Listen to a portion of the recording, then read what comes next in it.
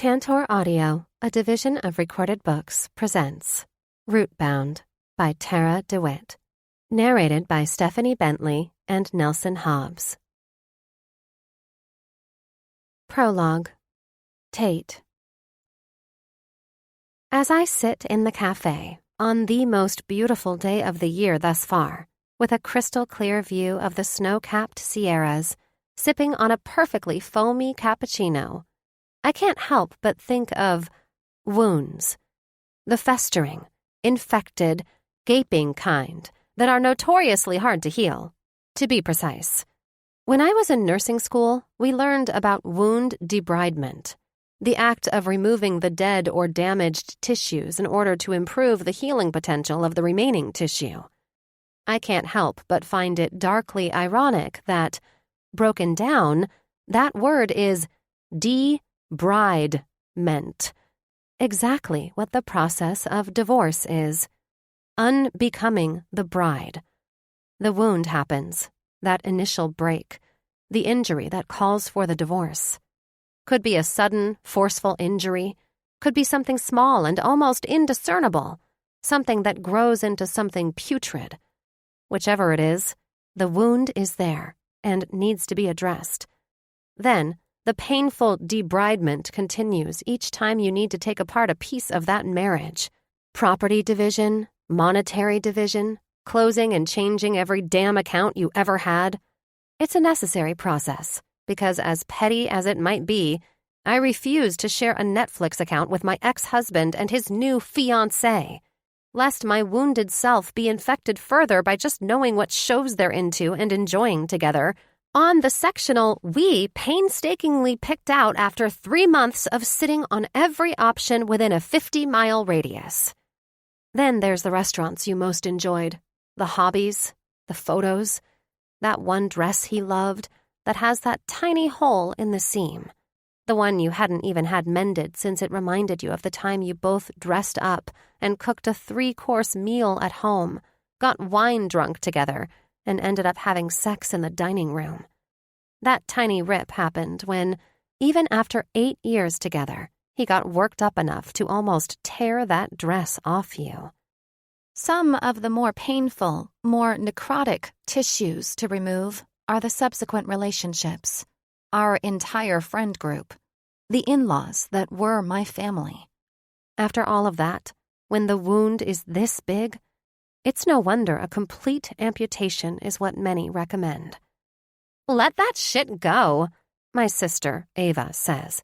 Cut them all off completely because you know that keeping them around will inevitably lead to them dumping info on you about him that you don't want or need. I know it's painful now, Tate, and I know how much you loved them, too. But you have to get protective of yourself here. You already decided the same thing with the house, that it's not worth the memories. I think you need to decide that with everything else, too.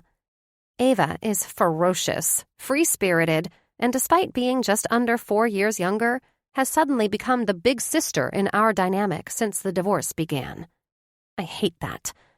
I hate that I haven't been able to hold my head high and push through like so many other things in life. With copious amounts of sarcasm, distractions, overeating, and then over-exercising, perhaps even some girls' nights mixed in. My girls are non-existent now. Sure, some still called and made an effort for a bit, but I knew it was out of guilt. After all, no one really wants to take the adulterer's side, so of course they wanted to seem like they chose me instead. But I'm not the witty, fun friend they once knew anymore, anyway. I was half of a whole, and now I'm just half. I can't even recall the last time one of them called or texted, and don't know what I would say at this point if they did. The old Tate can't come to the phone right now. Why? Oh, 'cause she's dead. Someone else's words to assign to the turmoil in my soul, maybe, since I barely know how to attach my thoughts to my feelings these days. As much as my family life may have lacked, I thank the universe that I was given a sister and that she has the family she has. I think we both had the same idea when we found the people we wanted to be with forever, that our family had been broken, and that the most cathartic thing for us was to relish in establishing our own. The only problem is that mine is no longer, and she has been forced to absorb me into hers. So, of course, she worries excessively and feels responsible for me now. She is actually responsible for my favorite person on the planet, my nephew, Jack. Jack was born the day after Cole told me he was leaving me. I was getting out of the shower, had not even wrapped myself in a towel yet, when he told me. I remember every word of that conversation vividly. I remember how it felt like my head was going to explode because of the blood rushing to it. I remember not absorbing his words entirely because I was blindingly fucking pissed that he couldn't wait until I was at least not naked to shatter my world. How, when the words did sink in, I bawled and yelled like a wounded animal. How he knew me and my pride well enough to just leave. The next day, my brother-in-law, Casey, called and told me that Jack was on his way, 2 weeks early. Because that's the singular constant in life, isn't it? That 1 minute you are completely obliterated by it, and then in the next moment, it carries you towards something else, regardless of whether or not you're still emotionally reeling. So, I took off the towel that I had managed to wrap myself in, got off the top of the bed that I had cried myself to sleep on, dressed, and went on my way. I arrived at the hospital, and as I walked into Ava's room, Jack made his screeching debut. He was a sturdy 8-pound boy in spite of his earliness, with dark brown hair, his father's nose, and his mother's ears. He stole the remaining shard of my heart instantly. He is now just over 1, and I'm absolutely certain he's the smartest and greatest 1-year-old to ever live. I let out a dark chuckle to myself, thinking about my whole debridement thing, when Cole shows up. "Care to let me in on the joke?" he says with complete sincerity. And while his tone is casual, he wears a desperate look on his face. I pause for a second, trying to get past the knee-jerk reactions that have not yet ceased taking place. We were together from the time that I was 16 up until 26, so I suppose it will take more time for them all to fade. There's the dip in my stomach when I see his classically handsome face, his broad shoulders and size, just over 6 feet and strong as ever, I'm sure, despite the fact that he's thinned out a bit. He looks more like he did when we met at 16 this way, still clean-shaven since he can't grow a great beard, black hair, kind brown eyes, strong nose, and a wide mouth that always looks like it's on the verge of a smile. He's in his station uniform, which I've always loved. Every time I see it, I can't help but be proud of him. The youngest battalion chief in our county's fire department history. Like riding a bike, I want to grab his hand as I would have before, yank him down, and plant a kiss on his lips, pulling out that dimpled smile. Taking a beat to return to present reality, I manage a closed-lip smile and say, "Hi. Did you want to wait for your drink?" "That's okay. I'm not going to order anything," he says, and sits. "Okay. Did you bring everything that you need me to sign?" I ask, trying for an easy, unhurried tone. He immediately looks uncomfortable, and I have to stop myself from saying something to ease it. "Tate, Yes, I did. I don't want to use up your time, but yeah, I did." "I have a pen this time," I volunteer. Won't ever make the mistake of not having one again. There's a time limit on how long one can keep it together during these things, and, like developing a substance tolerance, over time, that ability increases. But, in the beginning, not having a pen and having to frantically search for one, all to end up having to ask strangers around you while swallowing back tears? Well, it leads to a pretty pathetic scene. He hands me the documents, and I immediately proceed with the signatures. He's had the decency to mark everywhere with those little signature tabs to make it easy. I suppose it is the least he can do since I'm giving him what was once our home.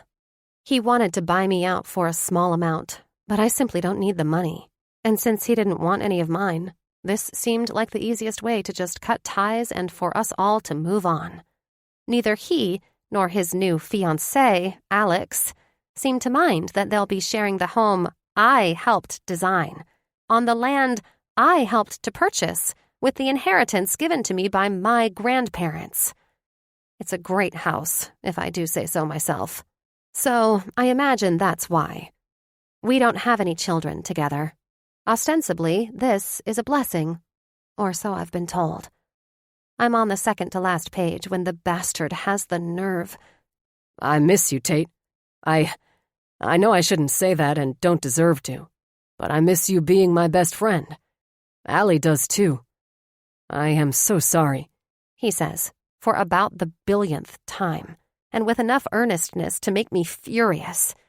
My ears heat, the anger catching in my throat. I have worked so hard to hide the anger and the bitterness. To just proceed with cleaning this wound, to do everything that I can to improve the healing potential of what's left of me. But the pain of it just keeps coming, and it blooms all over again at his words. I simply can't yell anymore, so I choke out a whisper. And how do you think I feel, Cole? Don't you think I wish that I could just be happy for you?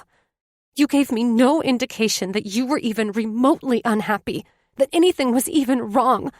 You just up and ripped my heart out of my chest and threw away over 10 years of being half of my soul, let alone my best fucking friend. I didn't know you were even slightly less than happy, Cole. I didn't know. Tears are falling freely from his eyes, as they normally do. I don't want to be angry anymore. I have moments of it, but I find that it's a useless emotion in this scenario. I'm just incredibly sad now. Sad beyond tears. The kind that goes bone deep, numbs you, and makes you aware of when you need to remember to breathe. I wasn't. We fell in love, and it was beyond our control. I don't want to hurt you more. I just can't stand the thought of you thinking you should have done anything differently. I know you, Tate. I know you probably think you missed something, but you just have to understand that you didn't. Please understand that. You're fucking perfect, and always have been. After Dad died, and then your mom right after, I realized that we only get this life. And I realized I was more scared to not let myself feel than to face the consequences. I owe my life to you.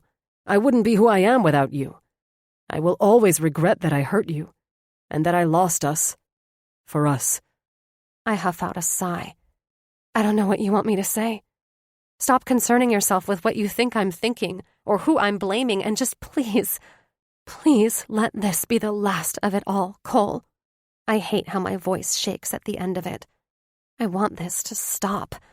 I send up a silent prayer to be woken up, if this is all just a nightmare. A tear wells over and falls out of my eye, and I hate that too.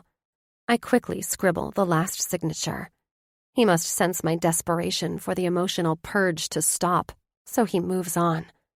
This was the last of everything for the house, so it should definitely be all of it now.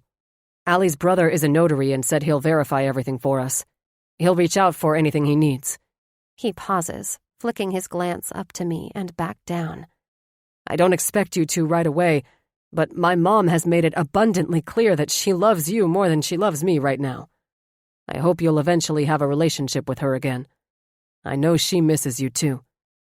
I can't muster up the emotional energy to address my relationship with Clara. I don't want to dwell long on how she has been more of a mother to me than mine was. How desperately I wish I had a mother to help pull me through this time, to eventually pester me about getting out there again.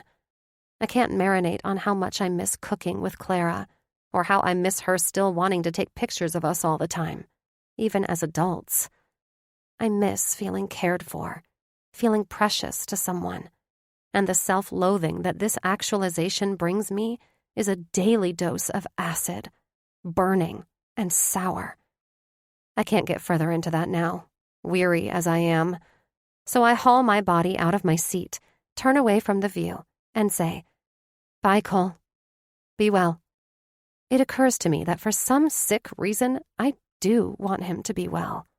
to grab his happiness and love with both hands and just go with it.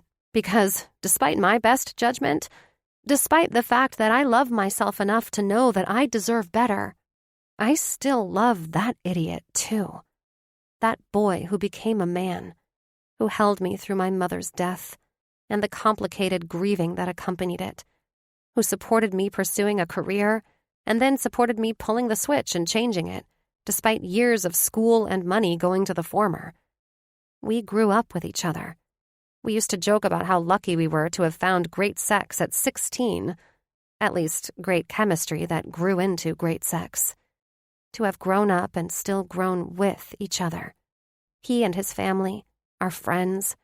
It was all so great. I never took it for granted.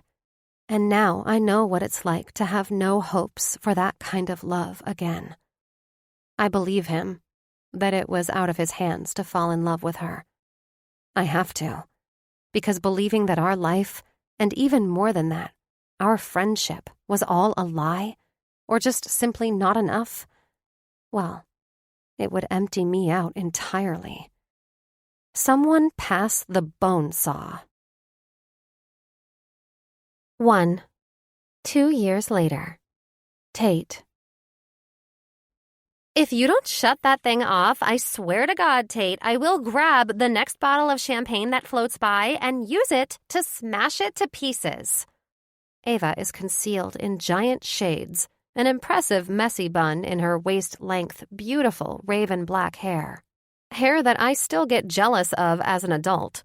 No makeup, and suffering what appears to be an impressive hangover. Well, well, aren't we chipper today? I laugh as I turn my phone on silent. It's just my boss. Couldn't possibly be important or anything. But since you were quite insistent that you wanted to continue last night's fun, here we are. She groans. I was a completely different person then. I clearly don't get out enough and let the evening get away from me. Also, you were keeping up with me. How are you so perky? I haven't gone to bed yet. I might still be a little drunk, I explain. To be fair, I'm rocking the same general look that she is.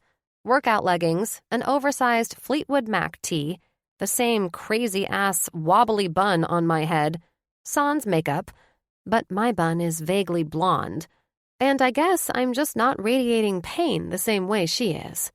Ha! Nice! More like you didn't have a 3-year-old riding the high of his ring-bearer power to wrangle into bed. He was on another level. Not that I'd share this with the bride, but he did steal the show, didn't he? Kid has some moves. I pay tribute and mime his little robot routine. She laughs. His enthusiasm for the Yin-Yang twins should probably make me reevaluate a few things. The waitress comes to the table then and offers a quick intro. Penelope or something, I think. Despite not being in quite as bad shape, I'm not exactly thriving at the moment either. Still, I can't help but poke the bear sometimes. Hair of the dog? I say to Ava. I know it's hard to get past the idea, but one more is usually the cure. She laughs darkly. You did not just quote our mother to me. Then, turning a little green around the gills. Fine. You order it, though. I'm afraid to speak it. I smile up at the waitress, a cute platinum blonde with bright red lips and pretty doe eyes. She's practically bouncing on her toes and is probably much too bubbly and bright to get stuck with the Logan sisters on this particular morning. Okay, we'll do a round of mimosas, and we may as well start off with a good starch. Hit us with the cheese tots. Great choice. I'll be right back with the mimosas, and just let me know when you're ready to order those meals, gals, Penelope exclaims. Okay. I wince and give her an awkward thumbs up in an effort to match her enthusiasm. Yup, definitely too bubbly for us today. I look back to Ava, already anticipating what's about to come out of her mouth. Gals, what are we, 85? She snorts. She's sweet and it's Sunday brunch. She's probably just excited for her tips. By the way, where are Jack and Casey today? They were more than welcome to join us. I know, but they were happy in the hotel room and nursing their own kind of hangovers, I think. They were both propped up in bed watching Paw Patrol when I left. I smirk at the mental image. Jack is a mini Casey these days. And, despite his jokes and various sarcastic comments about missing sports, I know Casey loves just about every kid's show out there. Except, apparently, something called Caillou, who is akin to the devil's spawn, according to him. Kayla was so grateful for how you came through last night. Thanks again. I've never gotten the warmest vibes from her, and now she's already texted me twice today to make sure I passed along her thanks. Kayla is Casey's cousin, and the bride from the wedding we're recovering from. Her photographer's flight was rescheduled so that she could attend her niece's birth, and then delayed last minute. She wasn't going to make the ceremony. There would still have been a videographer, and the photographer was there in time for the reception, but I get that it would have been pretty devastating for those memories of the rest of the day to go uncaptured. It's no problem. I'm glad it worked out. And I hope she's not still pissed. I know I wouldn't have missed Jack's debut for anything either, I say. The photographer offered her a full refund and still came for the reception. Plus, you're basically the best photographer upgrade ever and took her wedding photos for free, which I still don't agree with, by the way. If she's still pissed, she's an idiot. I dust my shoulder off sarcastically. True, I smile. The mimosas arrive, and since I know it'll end up doing us some good, I pour each of us a glass before second thoughts take hold. She likes a 50-50 ratio of juice and champagne in hers, where I prefer mine to taste like it drove by an orange grove and picked up an orange essence, so I make them accordingly. Ugh! I mean, what's even the point of the juice when you do it like that? She says, with more venom than I think she intends.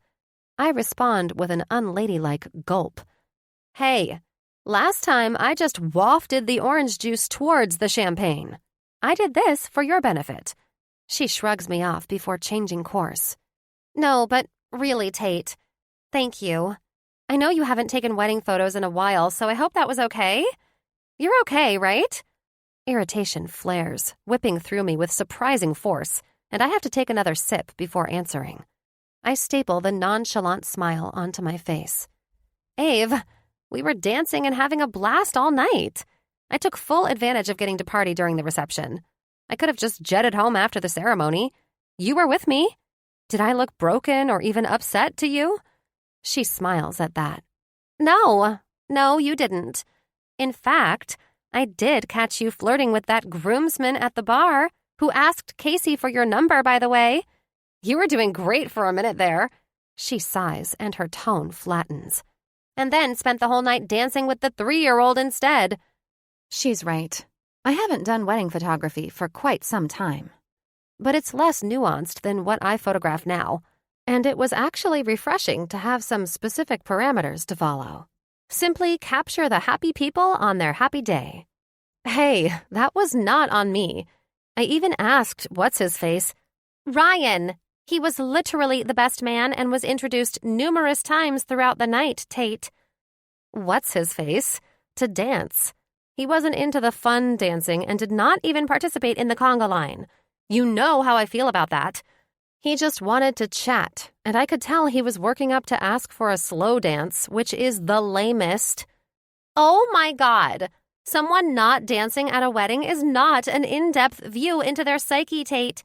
He was smoking hot, is single, has no baggage, and is a doctor for fuck's sake.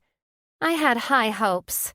I know you avoid the rugged ones these days, but we both know that's your type, and he is very outdoorsy. He seemed extremely nice, too. Did you actually ask him to dance? Our tots arrive then, and we both shovel some onto our plates a little too quickly to be dignified. Desperately wanting to change the subject and not having any great comebacks in my addled arsenal at the moment, I am disturbed that she has caught on to the fact that I avoid a type. I reply lamely, My, Ava Jean Pruitt. Such language. From a mother, no less. She tosses some food back and doesn't reward my dumb remark with a response. I don't blame her. The attempt was as subtle as a gun and about as sharp as a marble. Since I can't help but hate when she's disappointed, and wish she'd stop letting her worry over me take away from her own happiness. I give in. Okay, I may have just said that I was going to go hit the dance floor, but the invitation in that is implied. And it is a legit theory. If he can't fun dance at a wedding where everyone of all ages is fun dancing and there's zero excuse to be self-conscious, then he's probably just not that much fun. And you know that slow dancing doesn't count either. The combo of the wedding atmosphere, booze, music, that's just a dude trying to make a girl feel Twitter-pated enough to hop into bed. She rolls her eyes, the expression exaggerated as she attempts to chew an overlarge bite. I'm choosing to ignore the Bambi reference, but we will need to circle back to the fact that you need to start spending more time with grown-ups and probably less with Jack. Why is fun always your first and only priority, though? What about a genuine connection with another human? We both know that the moment they actually do have anything else going for them, you lose interest. I'm not saying it had to be Hot Dr. Ryan, but Jesus, Tate, there's always something. You need to break the dry spell. It's time. I sigh and decide to give one more shot at lightening the mood. Remind me to avoid hungover you next time. Booze takes you deep, where it leaves me floating happily in the shallows. I continue before she can protest. But I do get it, and I love you. I wanted to just have a good time. I'm glad it happened to be right by home and everything, too. And most importantly, I don't need a person to be happy or to have a good time. I'd hoped you'd have known that by now. She rolls her eyes some more at that, and I sense more of a lecture coming, so I press on. You know that I am now the proud owner of an air fryer. I am on a first-name basis with all 3 of my Amazon delivery drivers, Ave. My life is full of joy. Tate, be serious. You know your drivers' names, their wives and girlfriends, shit, probably even their dogs' names. But do they know anything about you? Le sigh. I was not prepared for this version of Ava this morning. I like shining a light on others. I like how I make other people feel important. I like keeping things light and without permanence right now. I chase these good and simple feelings. And, okay, sure, she might be right. I do avoid what I once may have considered my type. However, there's a real purpose behind that, too. I most likely only find that to be my type because I was with the same person for over 10 years, most of which my very formative years as far as all that is concerned. How do I know that's what I'm even really into? My ex-husband was my first and only love, but it went deeper than that. He, his family, our journey together, it created roots in me that I hadn't otherwise had, roots that were effectively ripped up. I am growing anew here. I am happy. So, yes, I avoid the rugged, blue-collar men, the ones who come home dirty and have calluses. I find them to be too direct. They try to cut too quickly through the getting-to-know-you part and elicit too strong a response for the comfort zone I've established. I also have a theory that they're generally just more self-aware than is good for me. I still need simple, uncomplicated distractions for a bit. Besides that, I have a sister, brother-in-law, and a nephew that I adore. I have a dream career.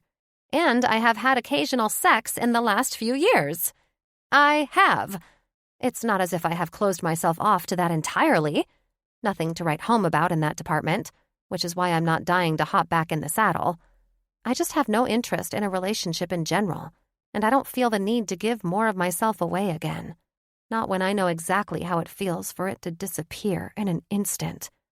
No thanks. Hard pass. Actually, it's a bit sad how easy the idea is to pass on. I have worked hard enough to become whole again and happy alone. I had the love story and the drama that came with.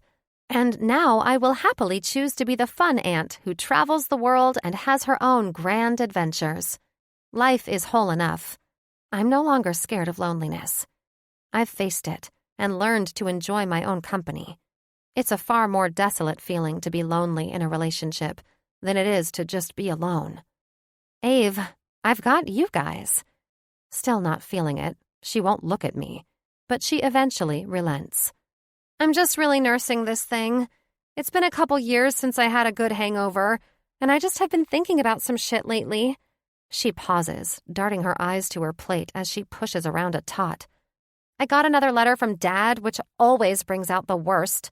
And I just want you to be happy because you deserve all the things. You deserve love and everything with it, more than anyone else. Something about that last part doesn't sit right with me. Wait, what's that supposed to mean? She gives me a quizzical look from behind her sunglasses. Huh? Just what I said. That you just deserve to be happy. Yeah, but what do you mean more than anyone else? More than who, exactly? She blows out a sigh.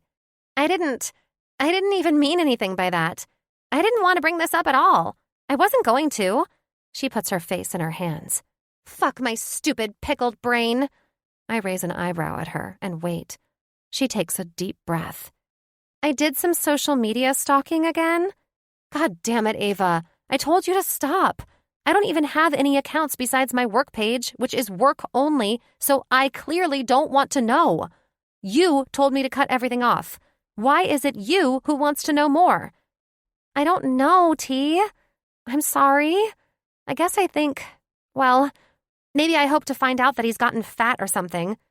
I know that's not all of it, not even close. But I understand to an extent. Cole was like a brother to her. We did grow up together through all those years. When our relationship ended abruptly, it effectively ended theirs as well, and just as much out of the blue. That being said, the last time she did this, it ended in complete disaster. She came across his wedding photos. It had been a wine-soaked night at my place, and against my better judgment, I ended up scrolling with her.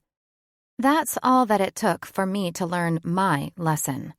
I would have hoped it did the same for her. Cole and Alex, known by her friends as Allie, had their wedding in their backyard, with all of our friends making up the bridal party. It was a small wedding by the looks of it. Perfect, really. The love radiated, almost cloyingly so, from the photos.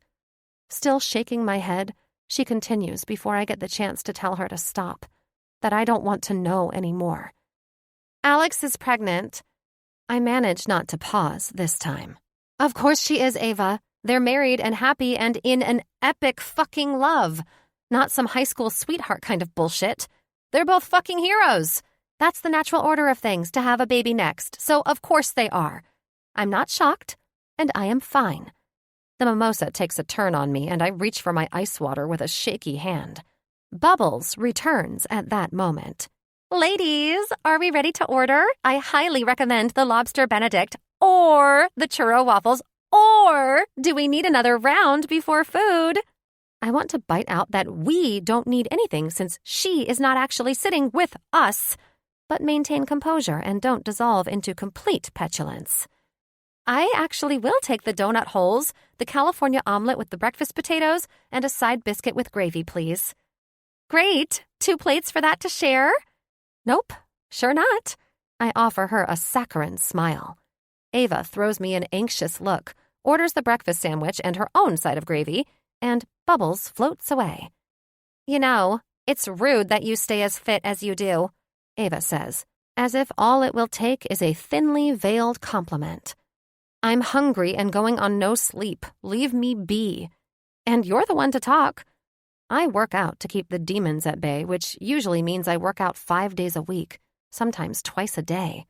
I'm an active hobby addict because digging into a dark place and sweating my ass off means I'm out of my thoughts, frankly. The subsequent endorphins don't hurt either. Still, I am equally passionate about good food, so I'm certainly not thin. Ava is 5'10" with long, willowy, graceful limbs, while still not lacking in the curves department. I'm 5'5", with a similar shape plus a healthy amount of muscle, just shoved onto a shorter frame. I'm not complaining. I am admittedly self-conscious about my legs at times, and would happily take a few inches from Ave, but I've got a trim waist and physical strength, and I do what I need in order to be happy in my own skin. I'll never deprive myself of a good meal. This world hands out enough shit sandwiches, so I'll enjoy a tasty one whenever I can get it. So, the letter from Dad, huh? Who actually sends letters still? The man can clearly afford a cell phone or send a damn email, I say. Yeah, it was a little different this time, but mostly the same as always. He thanked me for my response again, even though my responses are, again, mostly just short answers and telling him not to feel obligated to continue to write. He asked me to send my best to you. He still sent us all plane tickets, one for Jack to have his own seat and everything. He apparently set up an account for Jack and gave me all the info for that, which caught me off guard. I haven't looked at it yet or anything. The only thing different was that he actually asked if he could come here, if we would see him if he did, rather than just asking if we might consider visiting them. He stopped asking for your address a few letters ago. It was still him, but sounded a little desperate rather than mostly aloof like normal. He even signed it Dad this time. Wow. Reeks of desperation, I reply. She flaps a hand.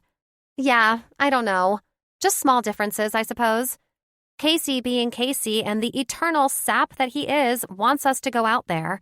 He tries to convince me that regardless of the awkwardness, it would still end up being a cool vacation. She includes the air quotes, which come off a bit forced, and I can't help but get the sense that she might actually want to go. I don't really have a response for that. I can't sort through my feelings about Ava and her family getting reacquainted with our estranged father, and I suppose it's not my place to even have feelings about what she decides with that anyway. I know my feelings and my experience, and that's all I need to know. My mother was never the happiest person, and she didn't always make the best choices. The consequences of those choices sometimes fell on us, to be sure. But she had been left too. She had been abandoned and never recovered. The only difference between her then and me now was that I didn't have two daughters to drag down into my despair with me. She moved us to California, putting a few states of separation between her and my father, and to be closer to our grandparents. I haven't seen Charlie Logan since. I was 7 and Ava was 3. He started writing to Ava and I when she was 14 and I was 18. At that time, I had no desire to write back. I didn't need to. Up until that point, I had craved a family environment, one with a mom who wanted to be involved, who was warm or just a bit more interested. Mom was damaged somehow, but did her best. I wouldn't be who I am if she hadn't been who she was. And she was there, which is more than I can say for Charlie. But at 18, I'd fallen in love and was busy making memories with a new family. I felt complete and excited about the rest of my life. Plus, I was still being a teenager. So I never wrote back. I was finally enjoying feeling like I had something good and whole in my life, and had zero desire to dwell in my broken home's past. Charlie occasionally called, but I never had anything to say, and he was stoic at best. I never wrote back to his letters like Ave did. Ava has always seemed to care more about her origins than I, though.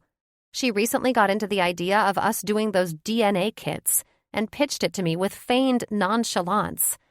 It was under the guise of knowing our ethnicities for Jack, but it occurs to me now that maybe she just has always cared more. I suspected that she was interested in it segueing into a connection with Dad's family. Like, maybe an online thread would lead to a real-life one or something.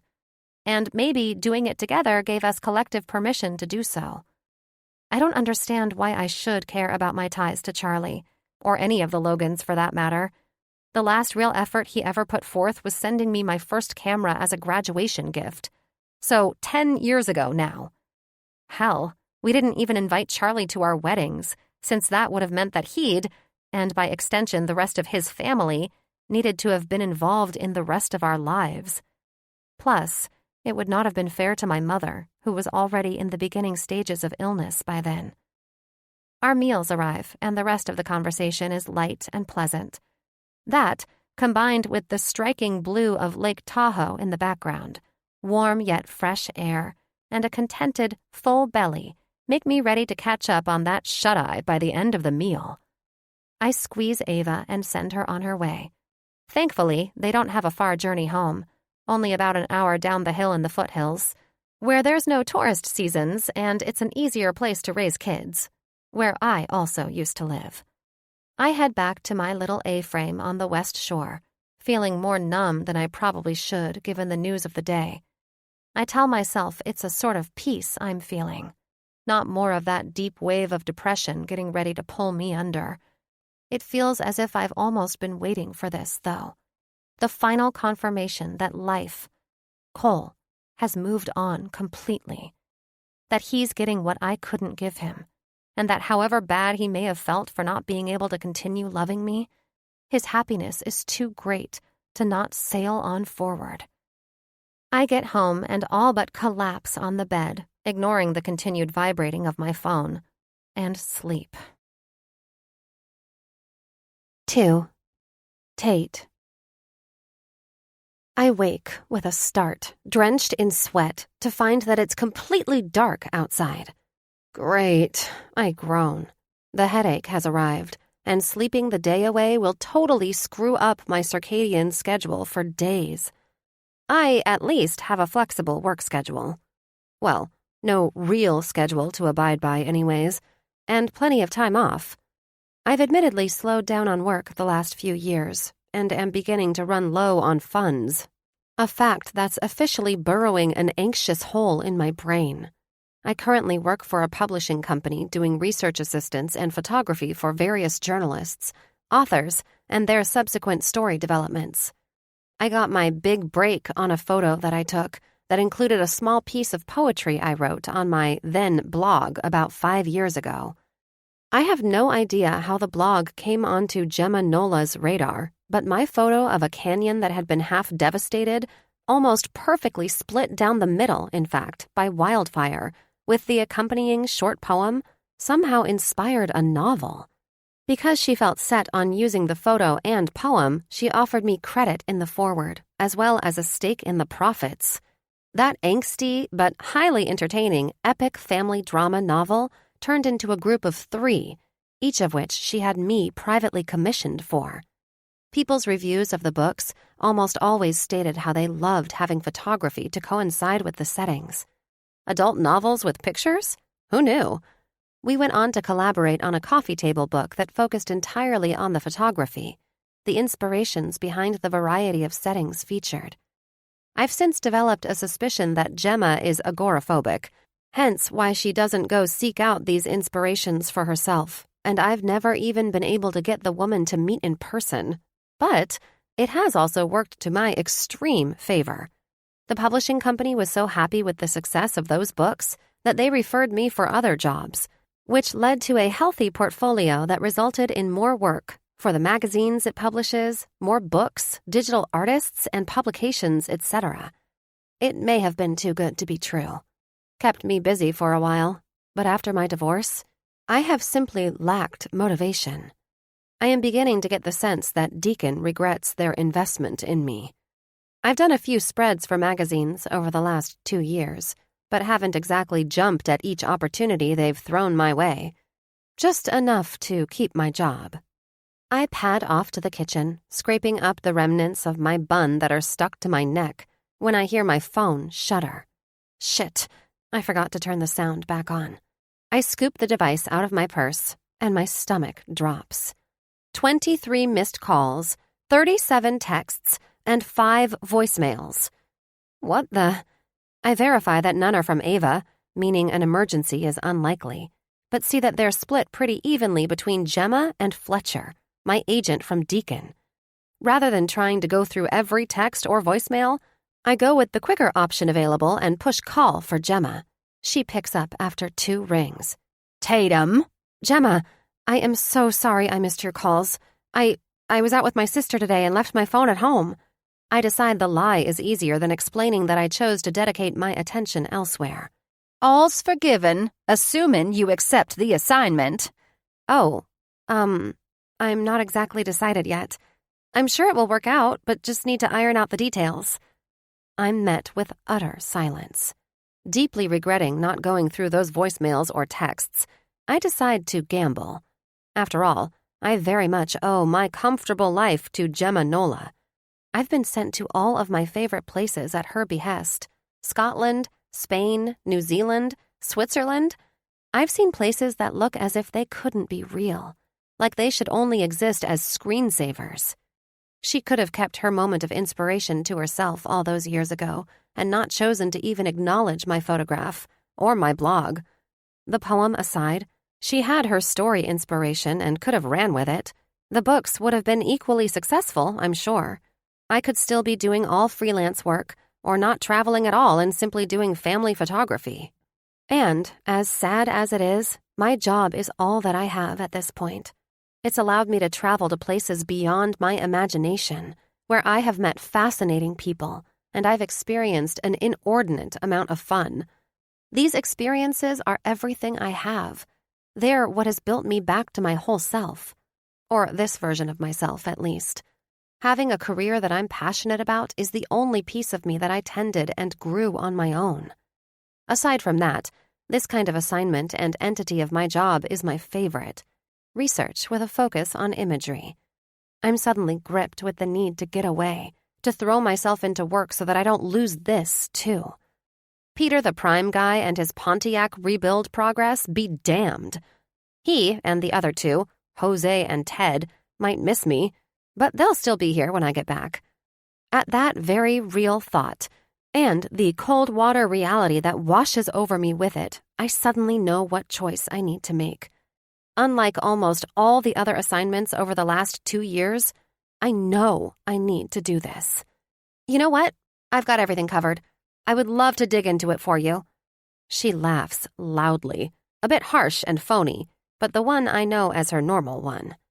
Oh, Tatum, I have such a juicy story brewing, and it's absolutely paramount that it revolves around this place. This family legacy of a ranch that continues to fight for its own existence. And I know you must think every angle has been seen with that show's infamy. Lord, that hot extra and all. Anyway, I know you and your keen vision will capture so much more than what has already been exposed to the masses. I need that inside view. I feel the blood beginning to rush to my head again, that all-too-familiar sensation that makes it sound like words are coming from a distance. I instinctively know the place she's referring to, but decide to hold out hope that I'm wrong. Remind me the name of the place again, Gemma? Logan Range, that marvelous ranch right outside of Sun Valley where they filmed that show, Dollar Mountain. Fuck. My father's ranch. 3. Tate. I manage half-hearted responses and wrap up the call as quickly as I can, missing every other itinerary detail I'm sure she was attempting to share, but desperately needing to get my bearings. So, maybe my confirmation on this particular job was just a tad premature. Shaking myself out of my stupor, I quickly decide to act. Gratitude aside, the anxiety over the would-be awkwardness of exploring my stranger-for-a-dad's ranch is far more potent than my pride. After quickly brainstorming my approach, I decide that I'd better just go directly to Fletcher to explain why I'll need to withdraw and flat-out admit the blunder. I'm sure I could share it with Gemma, but it seems like the more efficient option to come clean to the people who write the checks first. Gemma couldn't have known about my ties to the ranch, since she only knows me by my pen name, Tate Lee. Frankly, Tatum isn't even my name. I just don't correct her. Besides, even if she'd known my last name, Logan is common enough. Starting off in the blog world, being younger, jaded, and self-important enough to think that my name needed to be catchy to be recognized, I decided a pen name was for me. Also, my last name at the time was Van Rijikvorsel. So, yeah, there's that. Obviously, I will owe them an explanation on my flip-flopping, and since the further I let this go, the more details I'll have to give. I decide to call Fletcher when it occurs to me that it is, in fact, 12:30 a.m., and no one will be in their office until 9. I don't think it wise to blow up his cell phone at this hour, either. Panic continues to percolate, though, and I eventually give up any hope of falling back asleep. Instead, I attempt to pick up a book, do some yoga, look online at dog shelters for a dog that my laptop and I both know I won't end up committing to, and even complete an 11-step skin routine that consists of rubbing every sample I have amassed onto my face, before I finally concede to do some reconnaissance. Dollar Mountain is the newest hit show to take over the nation. It would have been impossible to avoid it being on the fringes of my awareness, with the various billboards, memes, and quotable one-liners constantly being shared or talked about, even without having a regularly active social media account. It is the highest-rated television show out there after 2 seasons. Ava confirmed that it was Logan Range after the first commercial for the pilot featured the same stone barn from our childhood. The barn looks like something that belongs on an old English estate rather than a working cattle ranch. But slightly behind and perpendicular to that is a sprawling white ranch house with a wraparound porch. All Americana. I decide that it seems sensible to watch a bit of the show so that I know exactly what I'm turning down. Plus, I hope I can glean some focus points to share with them for whoever they replace me with, possibly earning me a few forgiveness points. After all, it's not as if I'll actually be watching Charlie or his new family. Just about all the memories I have of the range itself are pleasant ones. It doesn't need to be personal. I'm not invested. I prop myself up on a mountain of pillows and start episode 1. 2 episodes into the season, around 4:30 a.m., I see the episode that sparked the hot extra phenomenon.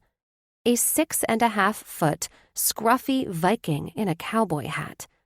He only sticks out like a sore thumb because he's standing as stiff as a statue in the background of a scene where Joseph Dollar, the patriarch of the family, is beating the shit out of one of his unruly sons. The entire aesthetic of the scene is thrown off by his looming and awkward presence in the background. I snort. You can't get a clear picture of his face. All you can discern is his size and that he's got dark auburn blonde hair that brushes the top of his collar and a closely cropped beard. When the camera pans over him, he even passes a quick, uncomfortable glance into the lens. The eyes are probably what all the fuss is about. They're a light gold, framed by the kind of lines that weather a man's face, but annoyingly make them more handsome. It couldn't be more obvious that this guy is not an actor of any kind. I imagine the television crew pulling him out of some diner booth out there, thinking that using him would add to the realistic atmosphere. It has the opposite effect. If anything, he eclipses the 2 pretty actors and actresses of the show. The ones with artfully distressed clothing and bodies manufactured in gyms versus digging posts and pulling barbed wire fencing. The show is, well, it's wonderful. A modern-day Western that pays homage to family and all the drama that entails, with entertaining and dramatic storylines that are rooted by breathtaking landscapes. There's artful symbolism, satisfying romance that doesn't feel earnest or phony, and enough dysfunction to be endearing. Still, from what I recall of Charlie Logan, I remain as confused as when I first heard the news that he allowed them to film on Logan Range, his family's legacy. The range is the real mistress that he loved so much, the one he left my mother and us for. There was another woman, yes, but long before she came into the picture, my mom had made it abundantly clear to my dad that she never intended to be a ranching wife or a ranching family. She wanted us to grow up with friends and extracurriculars and choices, not to be duty-bound to our forefathers' legacy. When my grandfather died, any one of my 2 uncles or my aunt could have taken over Logan Range, but Dad decided it was his to continue.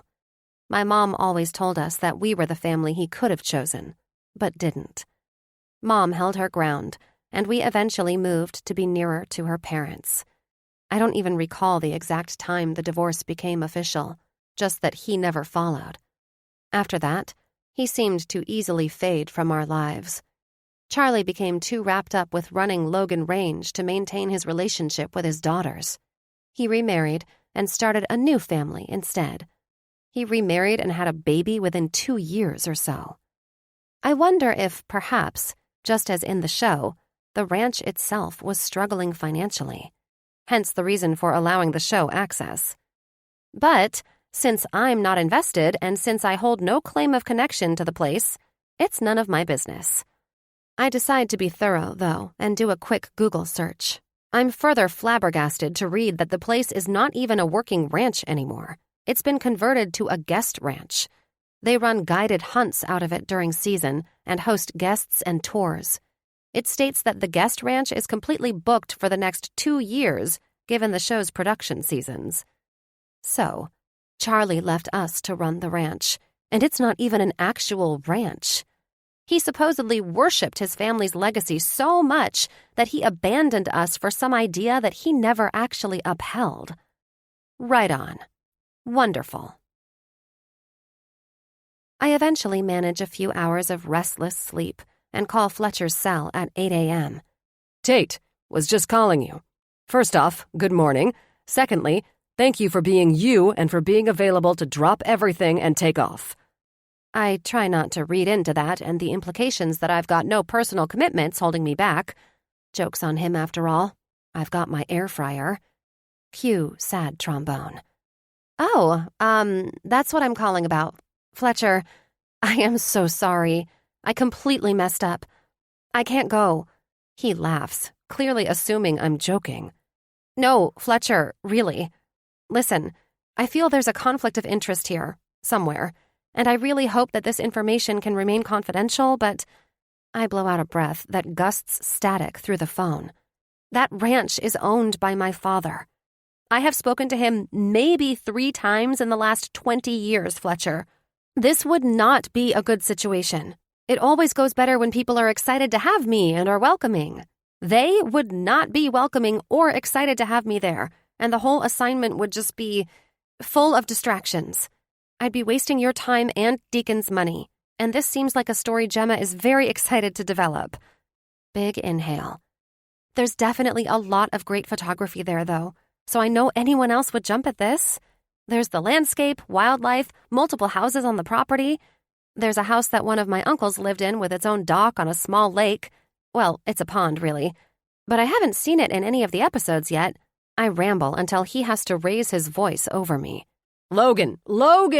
Tate! Listen, Tate, you clearly already have memories and an idea of the place and its surroundings.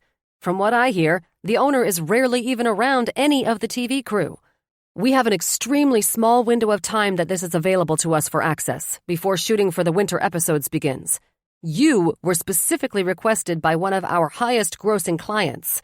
I already arranged for an entire coinciding article and spread to be done for our travel magazine and our entertainment magazine for the show, too. I had my assistant book your flight this morning. You're supposed to leave tomorrow. Why did you agree to this if you couldn't do it? I fess up to how I mishandled the situation. All right. He sighs, and I can almost hear him gearing up to pitch. While I understand that this is a difficult situation, why not try to look at this as an opportunity? Oftentimes, when art is emotional, we do our best work, or so I've heard, right?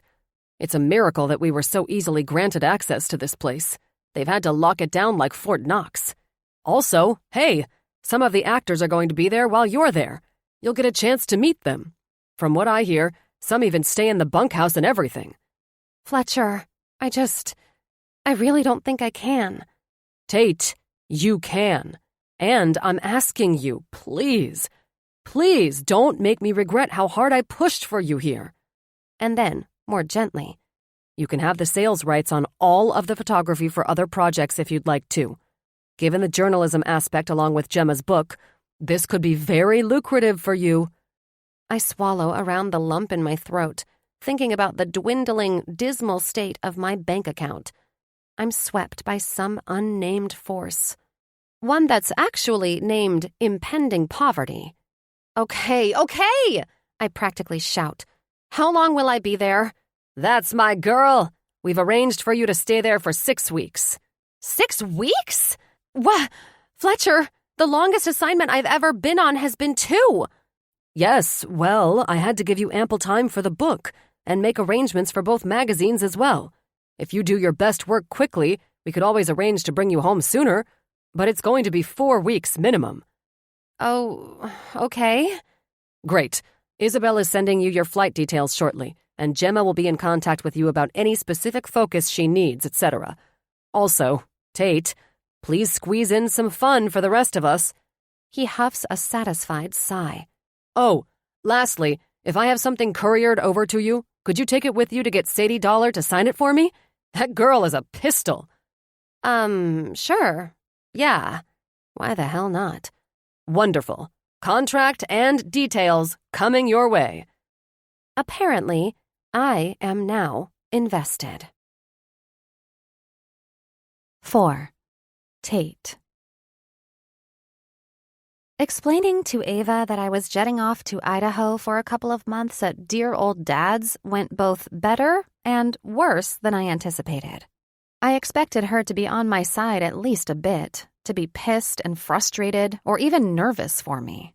I would have expected her to feel a little betrayed, perhaps, that I was breaking the unspoken agreement to still not allow him back into our lives after Mom's death. But after breaking it down to her, she laughs. I would pay money to watch this. You're lucky school already started. Otherwise, I would be taking off with you. I would pay good money for this. What? Why? My sister is a brilliant calculus teacher, has a notoriously good memory, and is what I imagine folks consider a traditional genius. However, her deep love for both trashy reality TV and lifetime horror movies makes me inherently suspicious of anything she would pay money to watch. I just would. Dad is, well, I'm not entirely sure he actually wants a relationship with us. I think he tries, but maybe just out of guilt. He and I have found our little comfort zone, but that's because we have Jack to use as our buffer. And that's all over letters. He will not know how to even start with you. And you have always managed to make every new surrounding look like it feels like home. And people always love how much you want to capture the whole essence of a place. Part of your charm and what makes people welcome you is how complimentary you are. I cannot imagine you going to our once family home and acting like it's nothing to you, yet still needing to poke around the place. You're going to have to be polite despite yourself so that they don't suspect you of wanting any claim to it, you know? It's the one place and group of people you won't bring yourself to charm to death, but you'll have to toe the line and not be a complete bitch either. I scoff, but she tramples on it with a laugh. They'll latch right on to any angry vibe and close you off fast. I can just see your whole, I don't even watch the show and I don't even want to be here act now. And Dad's reaction when he sees that it's you? Oh my God. I bet he has no idea what you even look like. I've sent him pictures of us, but mostly Jack, never you. Well, your sense of humor skews a little fucked per usual. And trust me, I'm just as aware of how easily they close people off. She sighs impatiently, letting me know I'm in for a lecture. Tate, listen. I've been wanting to have this conversation with you for a while, and I don't mean to come at you hard like this again, but you are constipated. Excuse me? I'm quite regular, thank you. No, you are dealing with some major emotional constipation. It's like you've clenched too long and turned it off or something. And trust me, I love that you come and stay with Jack as often as you do, and I love you as a friend and a sister, but I worry that you're really out of touch, or that you're just not all the way processed or something. Because I don't have a life of my own. I hear the implication in the unsaid words. Ave, God, I don't want to do this right now. She continues before I can cut her off, though. Remember when Jack went through that phase where he got scared of having to sit on toilets to poop? After falling in at the really loud movie theater one? It was barely, but the shock of the water plus the loud flush traumatized him, and he absolutely hated having to sit on the toilet after that. He held it so long that he developed encopresis, Tate.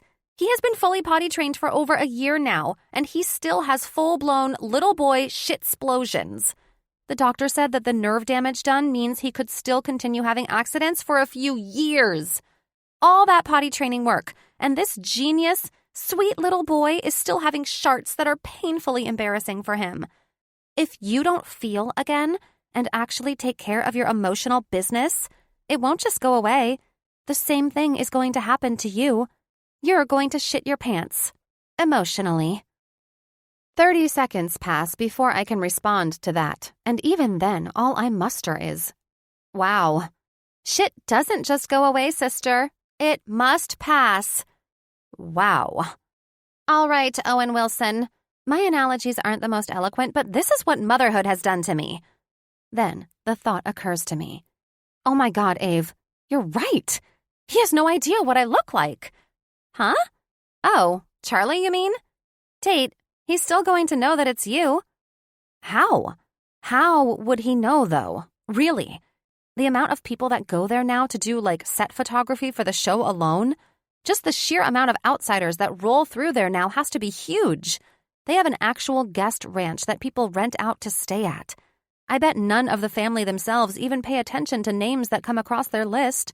They're probably just vaguely aware that someone from Deacon Publishing is coming. That's a lot of probablys, and Tate, I didn't mean any of that. I think this would be good for you. Mom is not alive. You are not being disloyal to her. You don't owe anyone anything. Jesus, we didn't owe it to her when she was alive either. I really think it is okay to reestablish this connection. No, Ave. I think you just made things way less complicated for me. I'm going to just give myself another name and he'll never even realize it's me. I decide to brush past that last part about connections. I have all that I need in her, Casey, and Jack. I'll get a dog. For real this time, when I get back. Or something, too. Maybe I'll agree to a blind date to really appease her. Tate, oh my God. Come on. Gotta pack. I love you. Kiss Jack extra for me, okay? Tell him he's not allowed to learn anything new until I get home. Crap. Okay, I love you too. Something pops into my head then, because there were no pictures on the website and no specific info about their family. So I text Ave. Me. Hey, I know you told me before, but what is our brother's name? Ava. I want to give myself credit and remind you that I really tried to remain the sullen, uninterested teenager in solidarity with you until Jack came around and softened up this hardened heart of mine. But his name is Grady. Ava. I'm actually a little jealous. I know you were being sarcastic with calling him brother, but I hope you will at least try. For me, it'll be good for you. Me. Love you. Ava. Don't think I don't see your non-responses here. Also, Charlie is going to know it is you, loser. Love you too. I quickly fire off a text to Fletcher. Me. I went ahead and checked into the flight. Just curious. I didn't see on the itinerary who will be grabbing me from the airport. Not sure Uber will take me that far. Fletcher. The range has offered transportation. Look for someone holding a Deacon Publishing sign. Me. Perfect. Thanks. I do a mental fist pump. They don't have my name yet. Otherwise, I'm sure I'd be looking for a Tate Logan sign. All I need to do is pick a different name to go by. Simple enough. I latch on to this hope. 5. Tate. 1 air fryer kissed goodbye, an Uber ride, 3 flights, and 2 layovers later. I'm in Idaho. Last-minute flights are never the most ideal, so my flight path was wonky, to say the least. I'd planned on brainstorming the name plan during the time, but the anxiety has my thoughts in disarray. A tangled mess of avoidance. I can't go with Tatum. That's too suspicious and might stoke an ember of a memory that'd have them looking too closely and spotting a resemblance. I can see catching on to responding to Lee, but that presents its own issues. Picking a fake last name is making me want to scream. Mentally setting it aside, I chose a less productive path and indulged in some in-flight cocktails in an attempt to calm my nerves. But as I'm riding the escalator down to the baggage claim area, I'm wishing I'd had about 3 more. The edge I had attempted to take off has been firmly put back on, and I'm no more settled on details. I wipe my sweaty palms on my jeans and scan the drivers with signs. It takes about a millisecond to find mine. Viking cowboy Thor is a head taller than the rest, even without the cowboy hat. He's wearing a baleful look on his face, haphazardly tapping the Deacon Publishing sign against his thigh, other hand firmly planted in his pocket. He looks about excited as I feel at the moment. I'm not shocked that he works for the ranch, since, even from his brief debut, it was blatantly obvious that he wasn't meant to be working in television. I am shocked, however, that he's been sent on this particular errand rather than being put to work back on the range. Surely they have other staff for this kind of thing now. Like calls to like, as they say, and his eyes lock with mine. I feel my features arrange themselves into my typical resting bitch face, hardening, shielding over. I refuse to be the first to break eye contact and manage to make my steps determined. His gaze turns from bored to stern, which only makes mine sharpen. Right as I'm approaching the proximity that I've mentally prepared to greet him in, a ponytail whips me in the face. "Oh my God! I totally recognize you! You were in Dollar Mountain, weren't you?" Ponytail exclaims. He nods and smiles tightly. Of course, the Neanderthal is mute. I decide to leave them to it and beeline for the luggage when I see one of my 4 bags dropping down the chute onto the conveyor belt. I grab the first bag and wait. Try to breathe through my nose and gain control of these anxious butterflies. Instead, to my shame, tears prick the backs of my eyes. I see the bag with my more precious camera equipment and step closer so that I can get it as quickly as possible.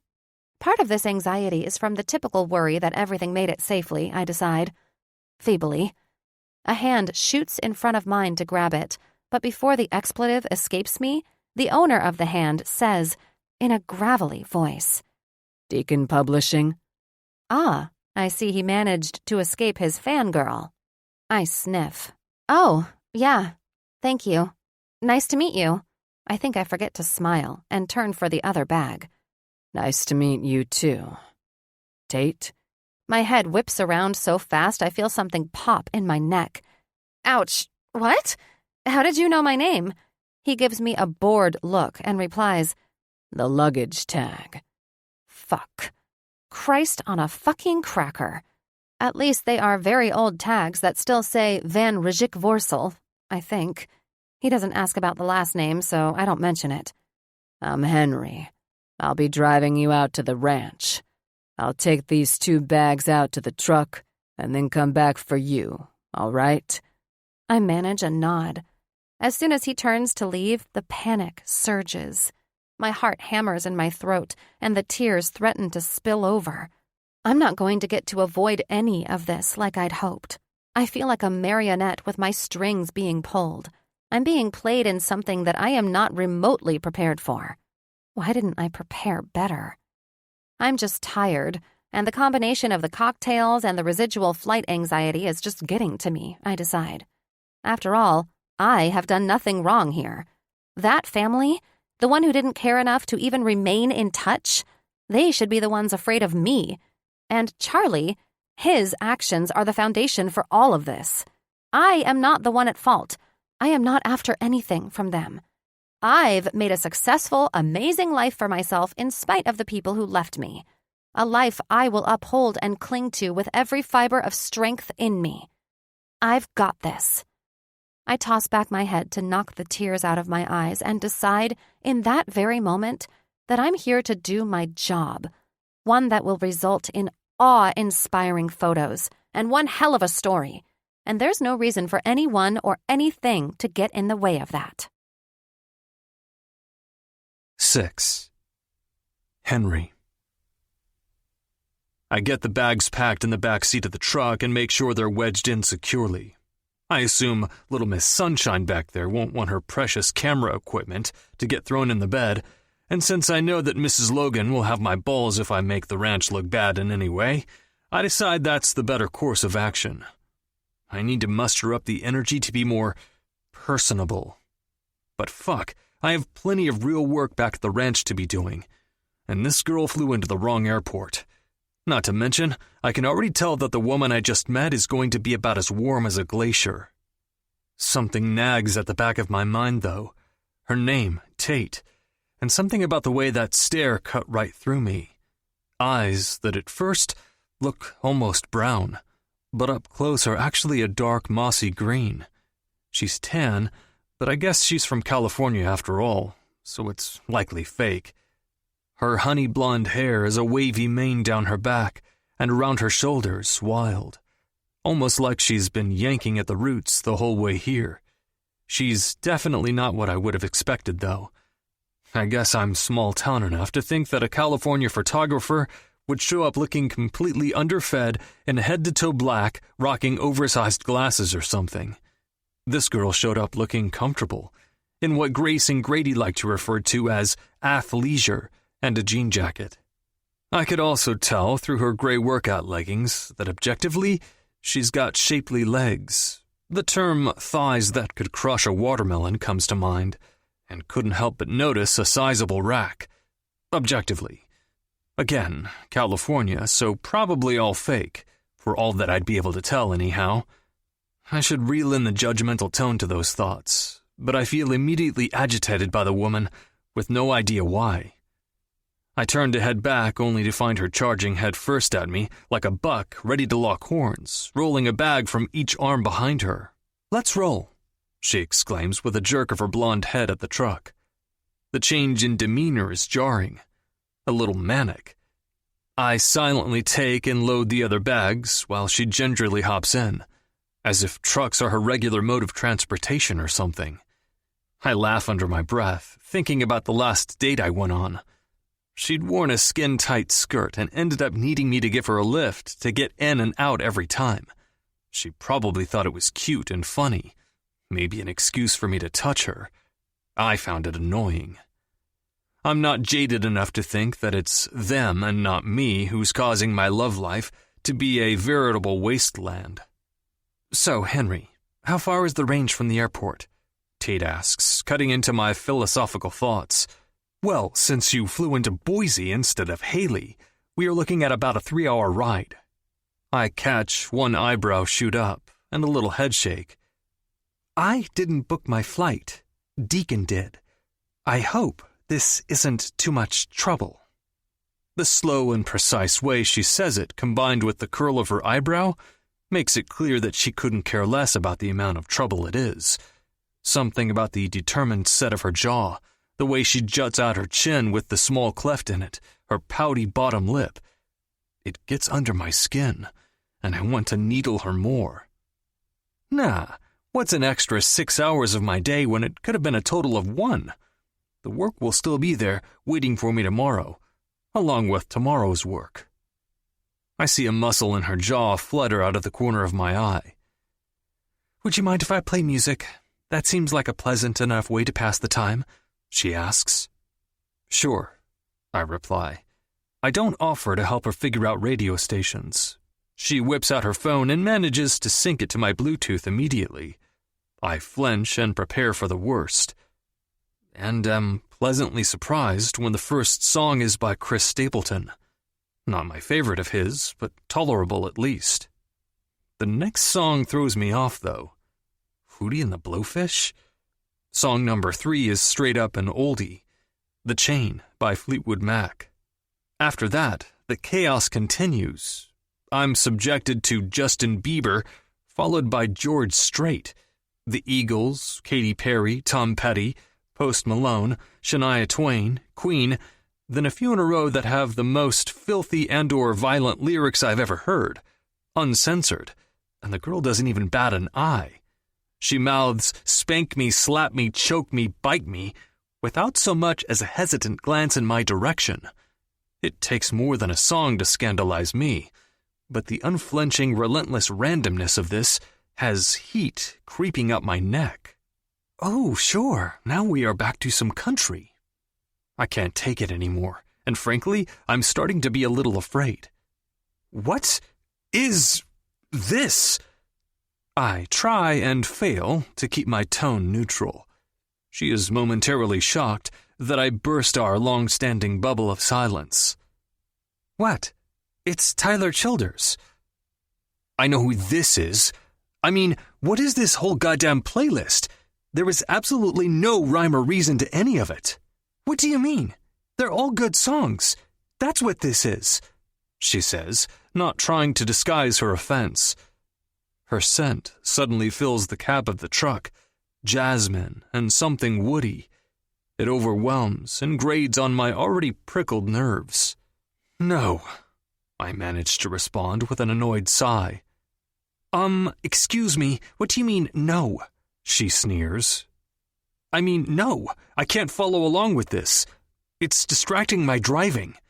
You need to group a playlist together by at least similar genres or something. This is different decades, different tempos, different genres, and different everything. This is psychotic. Oh, sorry, Deliverance. I left all my dueling banjo tunes back home. Are you for real? It's fucking music. Sure as hell is not fucking music. Not sure what kind of fucking you're into, but this mashup would not be good to fuck to. Whoa, what was that? What made me go there? But I press on. Also, really, Deliverance? You know you're in Idaho, right? Not exactly known for being backwoods or toothless. I know I got a purty mouth. I bare my teeth at her in the biggest smile I can manage. Her mouth hangs open at that, and it takes everything in me not to piss her off more and poke my finger in it. I know I'm being a dick, but I'm mostly serious, and seeing her temper flare is the closest I've been to hilarity in a while. She doesn't grace me with a response, but disconnects the phone and puts in her headphones. Relieved, albeit also a little let down she didn't attempt to come back. Not sure what that is about either. I go back to driving. The girl is attractive, there's no doubt about it. But I've been attracted to plenty of women before. Tate Von Frankenstein, or something to that effect, practically wears a fuck-off sticker on her forehead. She's either attached or not interested. Her face completely shifted when we locked eyes earlier. She came down the escalator looking a bit wide-eyed, and immediately shuttered that expression. I'm not sure if I should feel suspicious of this yet, or what it means. Something about her continues to pester my brain, though, and I'm determined to find out why. Maybe she reminds me of someone. I can't help but feel protective of the Logans. They took me in 15 years ago when I was just 16, gave me a summer job, and raised me up from there. I had a dad who loved me in the way he knew, which was to ignore me as much as humanly possible and tend to his own vices. While doing the latter, he got into a bar fight over who knows what, ended up accidentally killing a man and going to prison. After that, I was sent to live with my Aunt Grace, and by extension, Charlie. The Logans put me to work, caught me up on school, and changed my life. I sometimes could do without Charlie's brothers, namely the one that pimped me out to the TV producers as an extra. That shit has followed me since. They had a great laugh at that. Still do. For the most part, though, the Logan family is all the family I need. Helping maintain the ranch, working outdoors, guiding hunts, driving cattle for the ranchers who still lease out the land. It's what brings me contentedness. It's all I know how to do, and all I could ever want to do. And I never would have had the opportunity to know it, if not for them. They've made me a part of their family, and as a guy that never knew what that was before, they'll have my loyalty for life. Like me, like us all. They have their own skeletons and demons, though. I know Charlie has 2 daughters out there that he hasn't seen in decades. Only after a long whiskey night will he mention them. I slam on the brakes, forcing Tate to barely miss smacking her head on the dash. All right, dude, what the fuck? She whips in her seat to face me. Tate, that's a fairly unique name, I say. It's the eyes. I see the recognition on her face when she accepts that I know. Yeah, it is. What's your last name again? I ask. Logan. My name is Tate Logan. And yeah, I'm Charlie's daughter. 7. Tate. And the reason you neglected to mention that, along with why you're here, the book research seems like a pretty far-fetched excuse to operate under. Henry says accusingly. His tone is much less venomous than it was when it came to my playlist, but clearly suspicious. There's a very simple explanation for this, but can we pull over or something? I'd prefer not to get wiped off the road, I say. He seems to just take notice that we are stopped in the middle of a 2-lane highway and pulls over accordingly. As soon as he flips it in park, he returns his hawkish gaze back on me and lifts his eyebrows, prompting me to continue. Okay, I am the photographer for the publishing company. That's entirely true. It's purely coincidental that the author who commissioned me wants her story to revolve around the range. I tried to convince them that they'd be better off using someone else for the project, but with the scheduling crunch and short notice, they pushed me to. Honestly, when I told them, it only motivated them more. I hope that keeping it simple will get him off my back.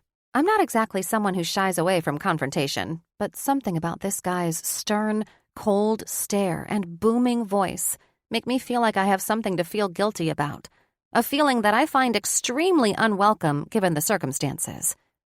So, you expect me to believe that some writer, someone who, it sounds like, has already seen the show, chose you to do her groundwork for her? That you didn't use the fact that it's your family ranch to get yourself the job out here? Now, of all times? He pauses, and then, as if that needed further clarification or coverage, when it's suddenly a famous ranch tied to a famous show? Fuck. Well, when you put it that way, I start to see how it must look. As if I took no interest in the Logan family until things suddenly appeared to be going quite well for them, as if I want a piece of that or something. I only ever considered how I only did not need to trudge through yet another emotional journey in life. I can't help but let out an over-loud guffaw, and he rears back at my weird laugh. Sorry, but no. I want nothing from the Logan family. I need nothing from the Logan family. I have never once asked for anything from them. I am here to do my job. You can believe me or not, I really couldn't care less. Also, I'm doing the photography for 2 different magazine articles too, not just the book. Lastly, is it actually any of your fucking business? It actually is. When I'm not busy chauffeuring, I have a real job. Security being breached makes that job much harder. You wouldn't be the first person who came sniffing around either, hoping to claim something, or someone, or to feel like they're a part of it. I bare my teeth. Well, if you can get the chauffeuring done without me leaping from this truck and into oncoming traffic, then I am sure you will find in no time that I am after none of those things. I want to do my job. That means taking pictures of the pretty things and being on my way. That's it. He doesn't need to know that my job is so much more than that. I always describe each photo. The smell of the air, the weathered feel of the stone, the worn hands of the people. I do my best to give clear inspiration and see the history of something, the craftsmanship and love that went into an old building, the wildness, the colors and contrasts of an untouched landscape. He doesn't need to understand that my work is the only thing that hasn't gone numb for me, that I feel every bit of it. What was with the last name? He asks. Huh? On the luggage tags. Did you make that up, hoping you could come here unrecognized? Seems a little nefarious to me. His brows lift in a facial shrug, and I struggle not to scoff. Clearly you're not into crime drama, Sherlock. Why would I use my real first name? Answer the question. It is my married name. Then where's the ring? I only realize that our voices have continued to raise when I feel the little balloon of tension begin to deflate. Then, I imagine I can hear the flatulent noise being expelled out of it, my indignation blowing out of me with it. I changed it back after I got divorced, I reply in control of my senses. Did you change it back after the show aired? He asks, clearly not one to give up. Oh my God! Will you please let up? I could care less about the precious show. I only just watched part of it to figure out what my boss's thought process might be. I promise you, I will be in and out and on my way. Then, hoping that some honesty might gain me an ounce of mercy here, I add, this is going to be hard enough for me. I'll be honest, I had hoped that they wouldn't recognize me. I figured that might make it easier to do my job. If you are any indication of how I'll be treated, then I can see that this is going to be a long 6 weeks, just as expected. That seems to land how I'd hoped. His expression softens and he blinks a few times, making me wonder if he hadn't through our entire exchange. I also can't help but notice that he's got nice eyelashes for a man. Because, of course he does. Sorry. Charlie is, well, sorry. He winces with a frown before finishing. But he's like a father to me. The ranch is my home. He hasn't had the easiest time with his family life lately, with all this going on. And since the show began, our whole MO has been bombarded. I feel a little overprotective, I guess. I'm not sure why this statement immediately fills me with rage. He's being genuine enough, and the man clearly has no social filter to begin with. I tamp it down as best I can, heat rising and burning my temples before I manage a reply. Well, it's all safe from me. Charlie hasn't been a father to me for the vast majority of my life, and the ranch will never be my home. I'm not interested in digging up the past. He studies me for a moment longer then, and I have to stifle the urge to throttle him. I hold his stare until he comes to some sort of internal decision, his expression smoothing before he says, Okay then. Would you mind if I called ahead? I don't want to just show up with this. He nods my way. Without warning. I roll my eyes at being referred to as this. Go for it. You'll save me the trouble of explaining all over again. He steps out of the truck and walks some yardage away. The man is big, probably 6.5 feet tall, I note, purely for the sake of being able to describe him to the police. And handsome, to be sure. Hemsworth-esque. But, as with many of his kind, he ruins it with speaking. I also decide that Wranglers are highly underrated on men, as are men's legs. There's something to be said about strong, thick legs on a man.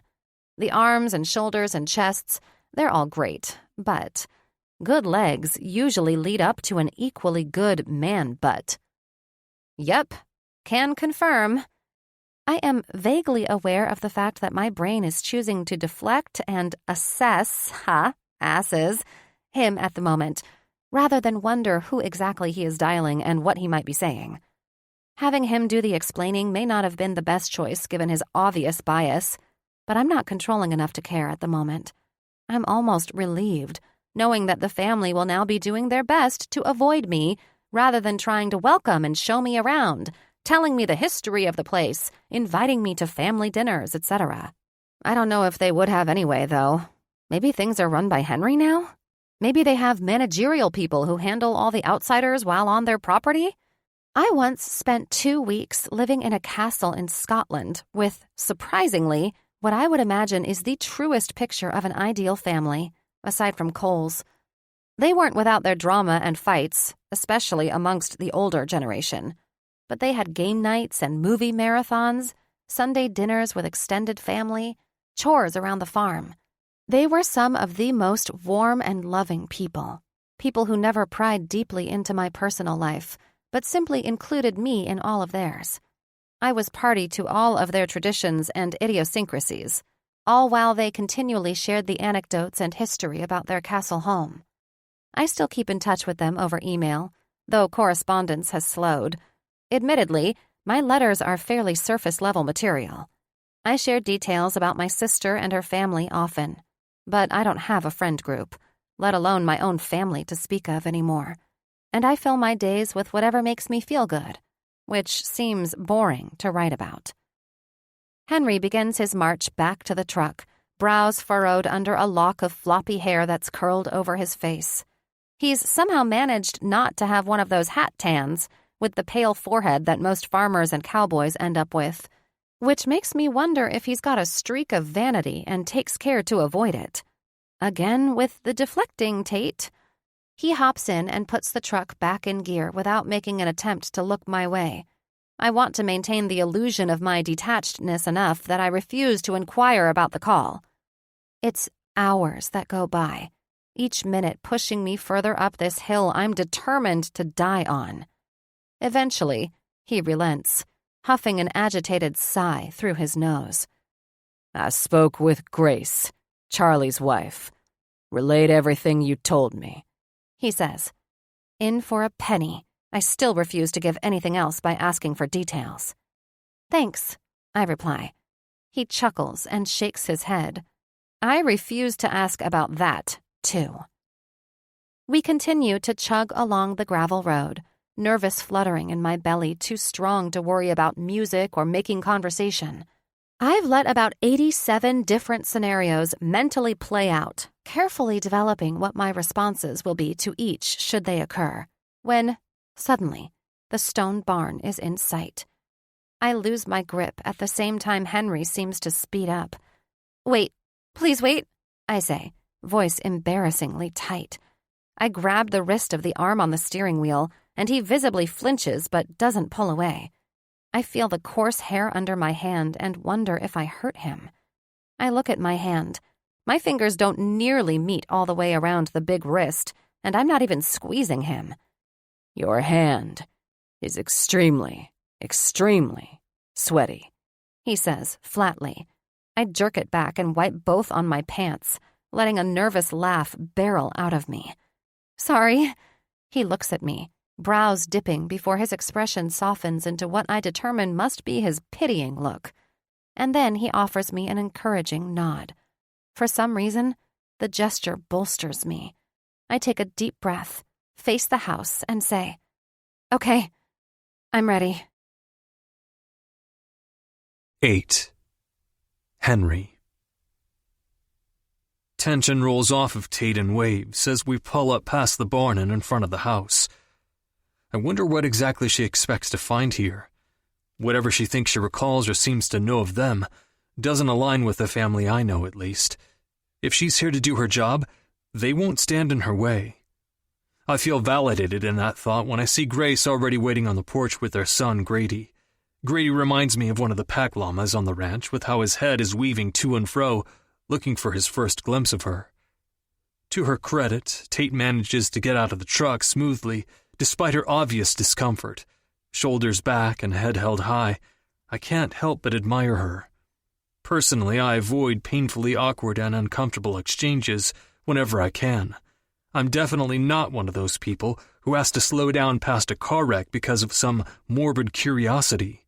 Shit, I'm tempted to fast forward through the awkward and embarrassing scenes in my favorite movies, even after seeing them numerous times. I don't enjoy secondhand embarrassment or discomfort, or other people's business in general. So, after she gets out, I immediately proceed with driving her luggage the 3 miles out to the cabin Grace told me she'd open up for her. It feels a little like abandonment, but not enough for me to stick around.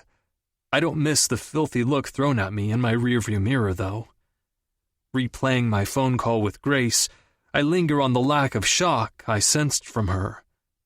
I suppose at this point, everyone really has wanted a piece of the place since it became famous, so perhaps she's been expecting Charlie's estranged family to come around.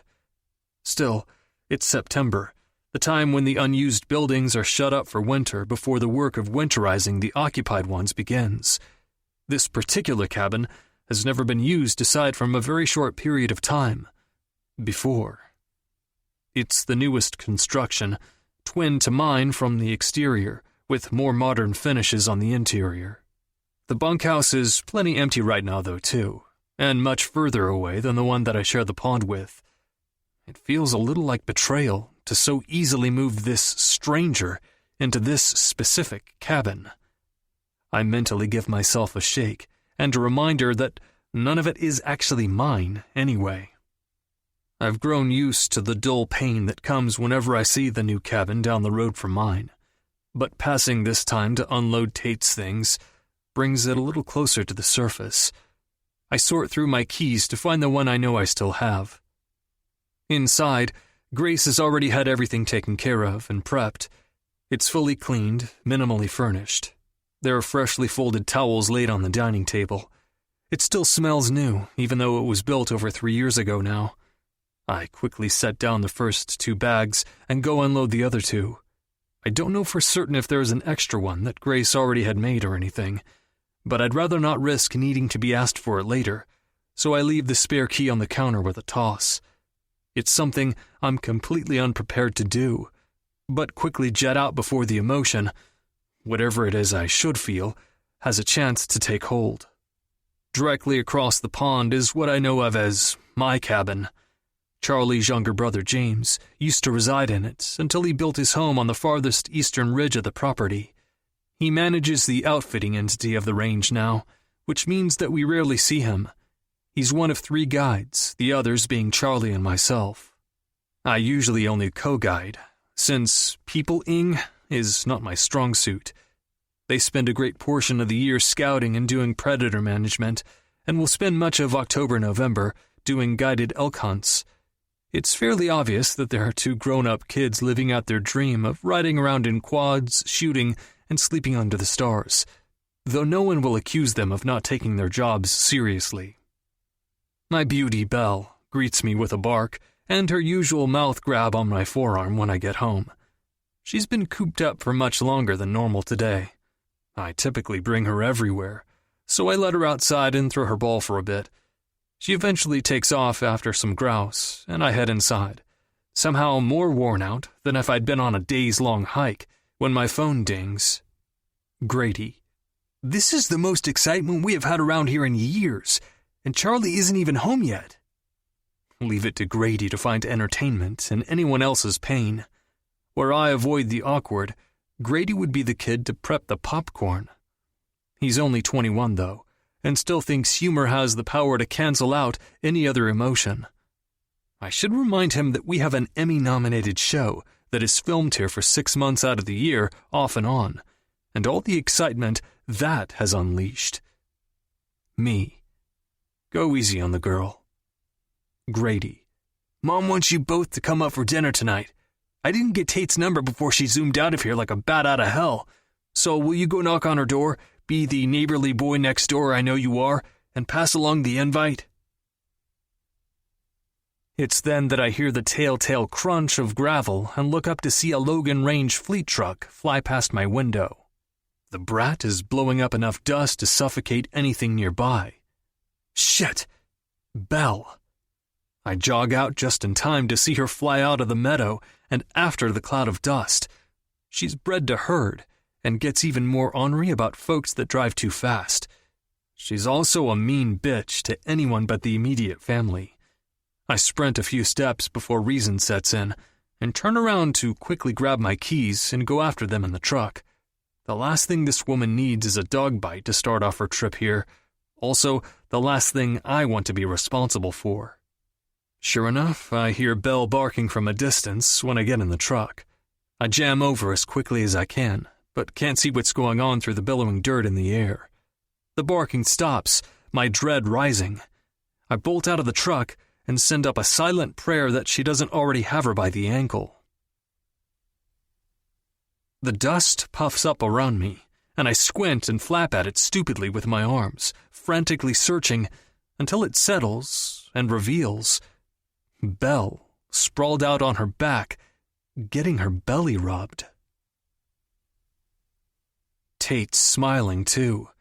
The first smile I think I've actually seen from her. She's got perfectly straight, bright white teeth. The smile completely transforms her face somehow. It immediately makes me think of the time that Leanne prepared a 5-course gourmet meal to celebrate Grace's 50th birthday. Leanne claimed she wanted to bring some culture to our hick asses. Instead of a traditional cake, we were each served a personal creme brulee, something I'd never tried before then. Grace commented on how they were so pretty. She didn't want to break them, to which Leanne exclaimed that cracking it with the back of our spoon was the most satisfying part. Tate's smile reminds me of that. It's a bit like cracking the top of a creme brulee. The top is great, but that's good shit underneath. Cracking it really was strangely satisfying, too. Almost more stunning than that is my typically badass dog, the one I've seen go toe-to-toe with a wolf before, upside down with her tongue lolling happily out of her mouth. "Is she yours?"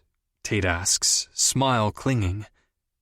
"I'm honestly not sure anymore," I mumble suspiciously. "She doesn't normally take to strangers." "Oh, well, I love dogs. Maybe she knew how sad I'd be if she didn't take to me. What's her name?" She makes a silly face and puts it up to her snout, and I flinch, about to call out, but Belle gives her a happy lick. I make a non-committal noise and call her to me before she can cause more chaos.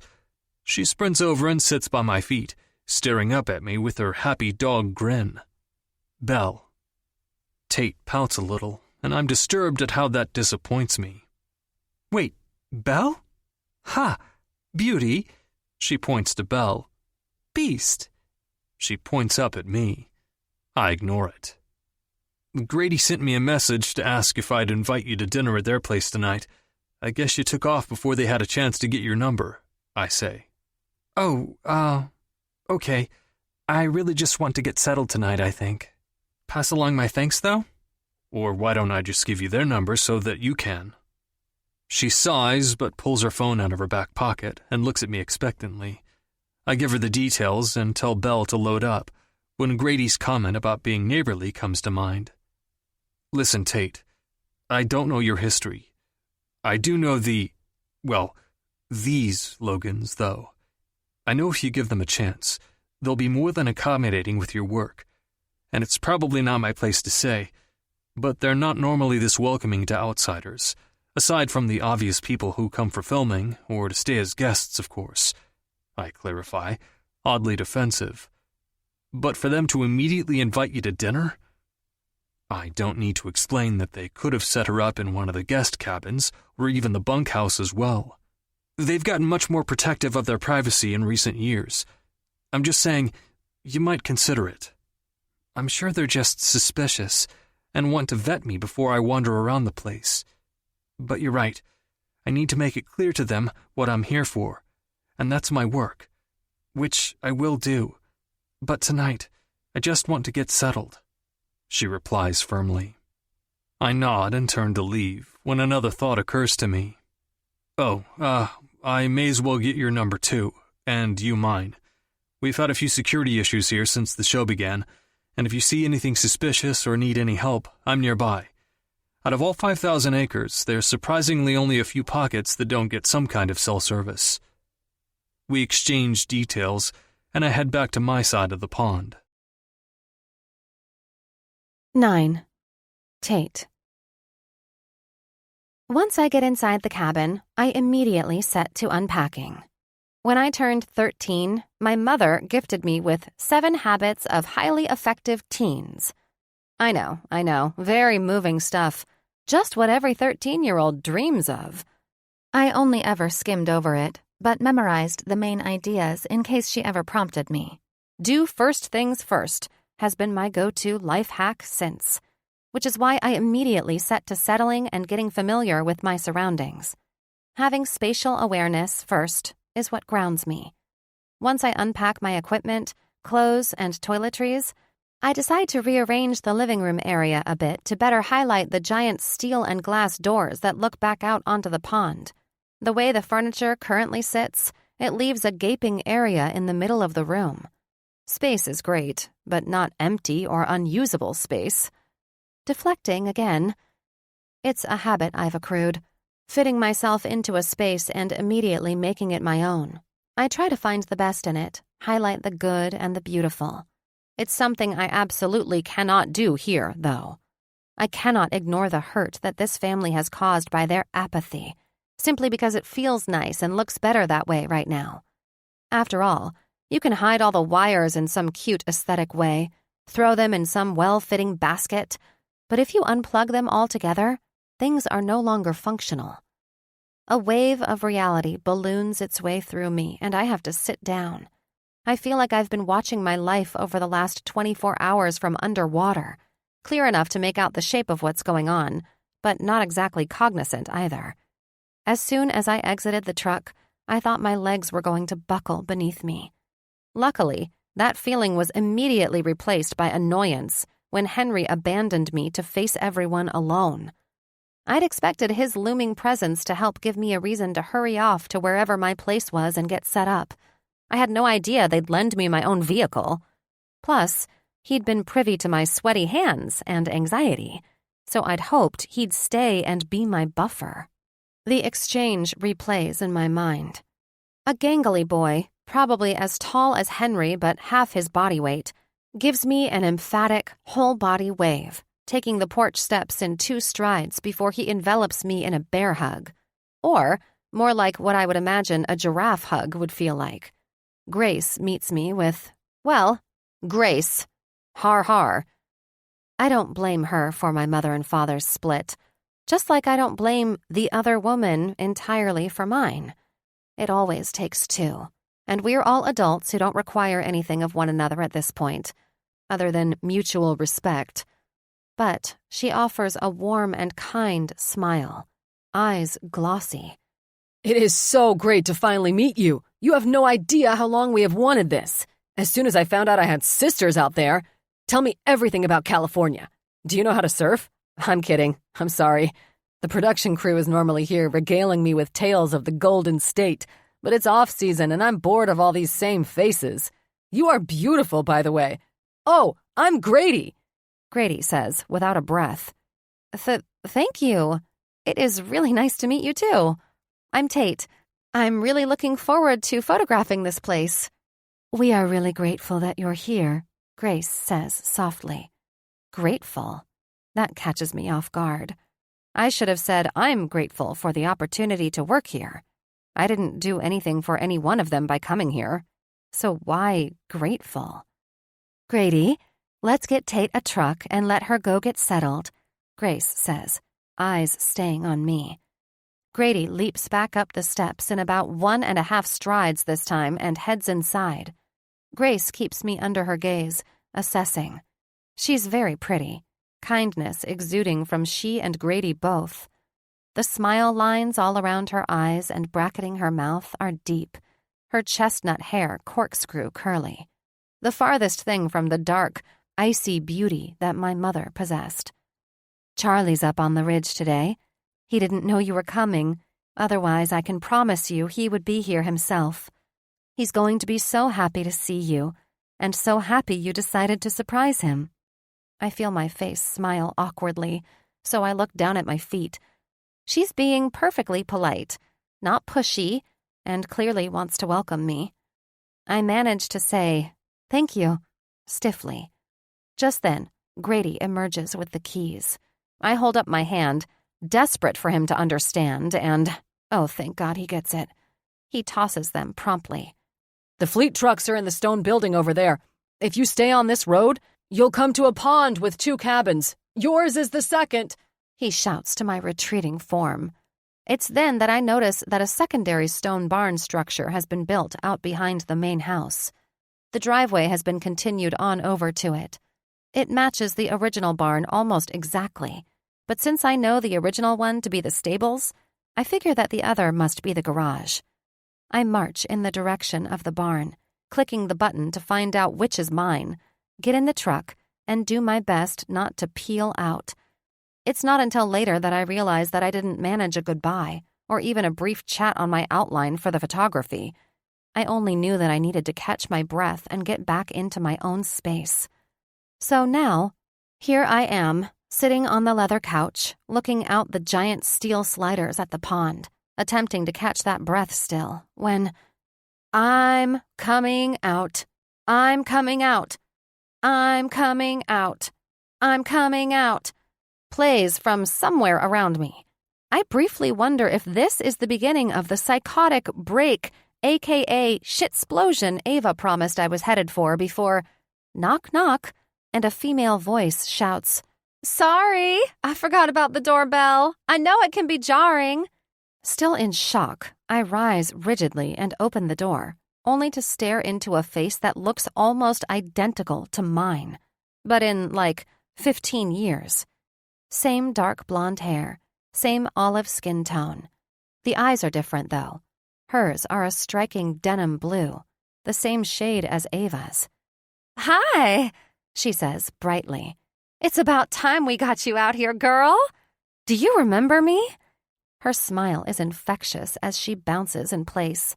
I feel my face smile back, but I'm still suffering from the shock of my mental breakdown a la Diana Ross, and she continues before I get a chance. "It's okay, honey. I forgot what I went to the grocery store for this morning, so I wouldn't either. I'm your Aunt Leanne. Can I give you a hug?" And she does. It's been so long since I've been hugged that I naturally fall into it. Don't get me wrong, I have hugged, but maybe it's only an older sibling thing. We are the ones who do the hugging. The last hug that someone held me in was when I ran into my ex-mother-in-law at the grocery store in my former town. I, of course, looked like trash, because one never runs into anyone one knows when they are put together, only when they are mid-3-day eating/sci-fi series binge, still wearing a spot of the previous night's wine, and still picking Oreo gunk out of one's teeth. I was only going out to replenish the necessary supplies. I was also clearly reflecting how I felt internally, and she held me tight enough for me to burst into tears in the middle of the chip aisle. I moved shortly after that, and discovered grocery delivery. Leanne is holding me that same way now, and it elicits the same response. I feel my throat thicken and break the hug before I let myself fall apart. "Leanne, of course I remember you. You taught me how to French braid in the same day you taught me how to shoot a compound bow," I say, and the smile that surfaces is almost genuine. Leanne is 7 years younger than Charlie and was always my favorite. Her grin warms, and I invite her in to sit down. No, I can't sit still for long anyways. Once Grady texted and told me you were here, I had to see you and catch up. And I thought I could show you around and get you reacquainted with the place. A lot has changed, but then again, a lot hasn't. Fancy a walk? Noting that she didn't say anything about making me join for dinner, I decide that this is my safest bet to appease everyone. My instincts aren't picking up any bad vibes from her, but guess that she's trying to feel me out as much as she wants to get me reacquainted. Knowing what I know of this family, I suspect that I'll need to quickly squash anyone's suspicions about my motives and goals from the jump. Leanne seems like a good enough place to start. Sure, let me change my shoes. Sneakers might be comfy, but you'll want some decent shit kickers for around here. I smile and quickly lace on my hiking boots. Shit kickers they are not, but they'll do. We head out in a silence that's anything but comfortable. Leanne keeps switching up her pace, but I don't know where to start with the conversation, so I am determined to sit back and let her take the lead. After about 5 awkward minutes, she begins. "So, our tater tot is all grown up, huh? What are you, 28 now?" "Yes, ma'am." The nickname was always the worst, and still is, but I refrain from telling her as much. She'd often watched Ava and I, and was always around from what I can remember, so I'm sure she's just trying to remind me of that and get us on comfortable ground. "Don't you have a birthday coming up?" "Yep, 29 in a little under a month." "That's right. You share a birthday with my daughter, actually. She'll be 21 in October. Lucy. She's at Boise State." "Wow, congrats. What's she studying?" "She's doing the pre-vet program. She was a lot like you growing up. Could spend all day with the horses. Have you gone to the stables yet?" "No, I just got here and wanted to get set up." "Of course. Well, we have a herd of wild horses that's been spotted over by the Eastern Ridge and Valley lately. They'd be awesome to photograph." "Oh, good. She knows what I am here to do. There's my pivot point." "That'd be amazing. Thank you for the tip." "No problem. I already know you don't need my advice, though. Your work is beautiful. I found Ava on Facebook a few years back and have seen some of what she's shared. And her family. That husband of hers is adorable. The The baby even more so. You and Ava are Facebook friends? I struggle to keep the incredulity out of my voice. Yeah. She never mentioned it? I think she and Grady are, too. They've done some messaging back and forth. Oh, yeah, that's right, I managed to say quickly, hoping I glazed over my confusion. The hurt that I feel is quickly overshadowed by the fact that it's obvious that Ava wanted this reunion, way more than she let on. She must have lied out of thinking that I'd chastise her or judge her. I don't exactly know, but leaving me here with egg on my face is still pretty unsisterly, especially when she knew I was coming here. Did she know about our cousin, too? Actually, what the fuck? Tate? My head jerks up, and I realize that I've stopped walking. Sorry, I spaced. It's okay, sweetie. It's probably overwhelming being back here, too. I'm just glad that you finally are, she says sympathetically. Maybe it's the exhaustion, the overwhelm, but the familiarity and earnestness has my nerves flaring again. The fact that everyone is being warm to me is utterly confounding. I'm sorry, but I need something to be clear here. I came here to do a job. I have an author looking for inspiration for one of her stories. I'm not looking to add a chapter in mine. I'm good on all of that. I really appreciate the kindness, but we haven't been family for over 20 years, Leanne, and I'm not looking to be now that it's suddenly convenient for all of you. I turn on a heel and start heading back to the cabin. Tate, wait! Will you wait, please? I stop and look at her. Tate, I understand that what you must think of all of us. I do. But Charlie made it explicitly clear that we needed to give you guys space. And with everything that happened, we just thought we were being respectful of the situation. Her hands flail while she speaks, a habit of mine, too. I won't say more than that, other than I don't approve of his methods and have made that abundantly clear over the years. But the idiot had good intentions. He didn't know how to navigate his way through by the time things got too far away from him. But it's always been obvious to the rest of us that he's never stopped thinking about you girls. And then I snap. How? How has that been made obvious? What has he done? He writes the occasional letter to Ava. We've had about 3 phone conversations since I was 7, and he came to see us 0 times. I make a 0 shape on one hand for emphasis. Tate, your mother wouldn't allow it. My mother has been dead for over 4 years, Leanne. What about then? Couldn't afford a plane ticket? What stopped him? Seems to me that he got so busy building a new, beautiful life for himself here that reconnecting with anything that reminded him that he tarnished the great Logan legacy just became too inconvenient for him. I can see her fighting to say more, but she doesn't argue with me further. My chest is falling and rising with anger, swiftly followed by bitterness at this anger. I don't want it, damn it! I jerk my shoulders in a shrug, like I can shake off the heaviness. Leanne lands on her words. I'm sorry you feel that way. Just know that we have all suffered, even when we've triumphed. You're young, but life, love, none of it is ever black or white, all good or evil. There's always more to the picture, she says. This is nothing that I don't already know. I had to realize that parents are people too, at a much younger age than most. My mother wasn't only my mother. That wasn't the entirety of her identity, and her struggles made that part of her life more difficult. She was an addict. She was angry. She was funny. She was sad. She was vain. She struggled with her insecurities. She just struggled, and she never fully recovered from her heartbreak. I learned before the age of 12 that I would need to be responsible for my own life's direction, and that I could love her without letting myself be dragged down or blaming her for some missing components in my life. Ava struggles more with her anger toward our mom. She's always resented that Mom's bitterness took precedence in our lives. I, on the other hand, hold tight to the knowledge that she was there when Charlie was not. I find the good in our memories, adjust my mental exposure to them to enhance their colors where I can.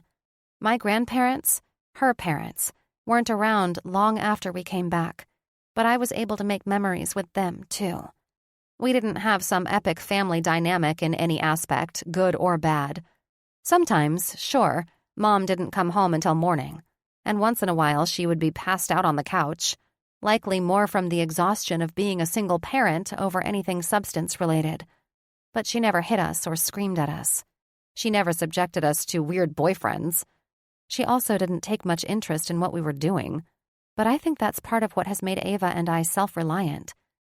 I always thought that when we grew up, had babies, that then maybe being a grandma would connect us in a new way, that we would get a chance to bond better.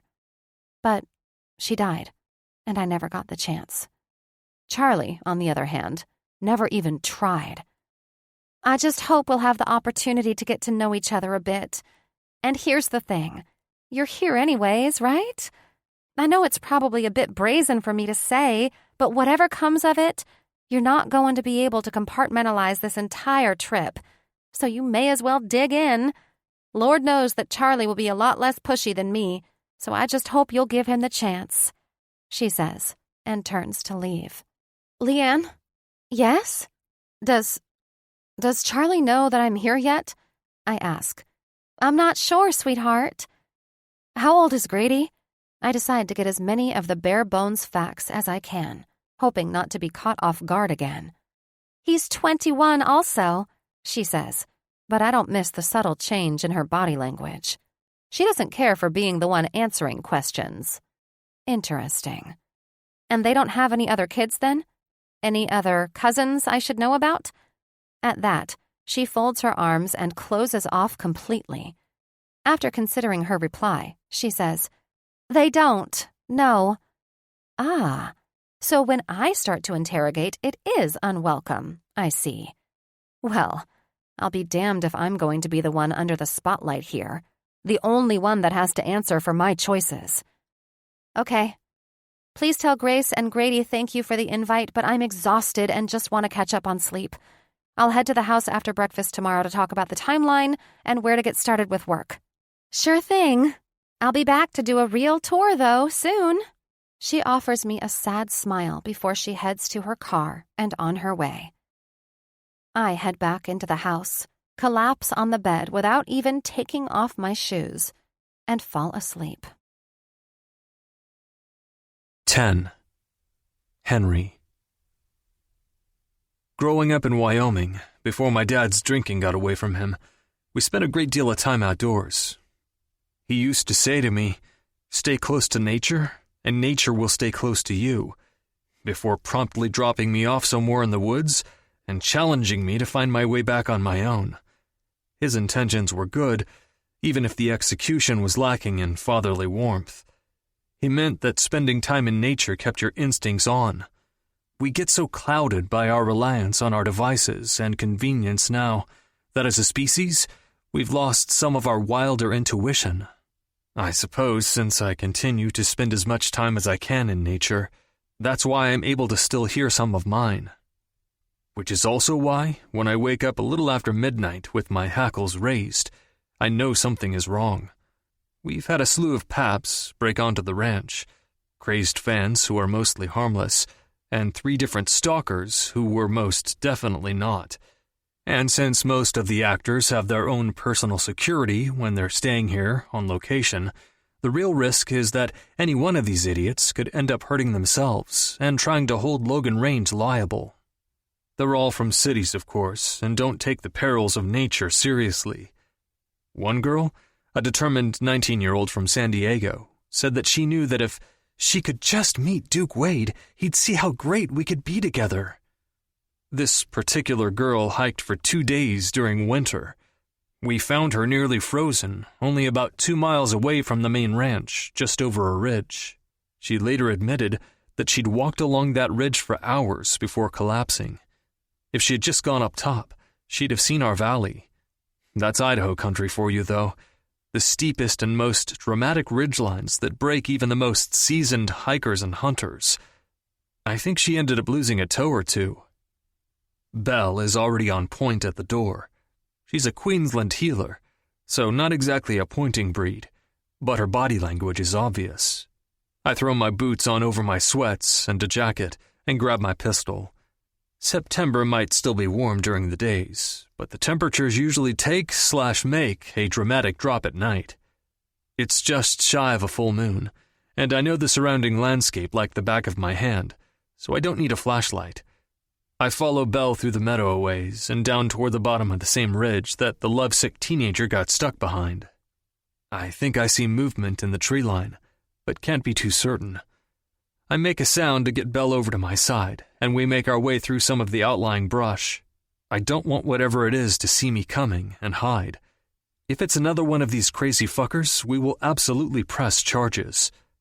We make our way around and catch up enough that I can make the shape out of the thing. It's moving on 2 legs, I think, but there's a huge hump where its back should be, and I can't make out the legs. It's obviously a human of some kind. It's huddled around something, taking short steps here and there. What the fuck? What the hell is it? A Wendigo? Christ, Henry, you're a 31-year-old man. Don't go getting yourself worked up thinking it's some made-up creature. The moon is shining in the clearing to our left, but through the trees it's too hard to discern the thing. I take the pistol out of my jacket pocket and lay it down on the ground, deciding that there's only one way to find out. I've got thoughts of killers and stalkers and ghillie suits running through my mind, and I refuse to make myself liable to some sue-happy asshole.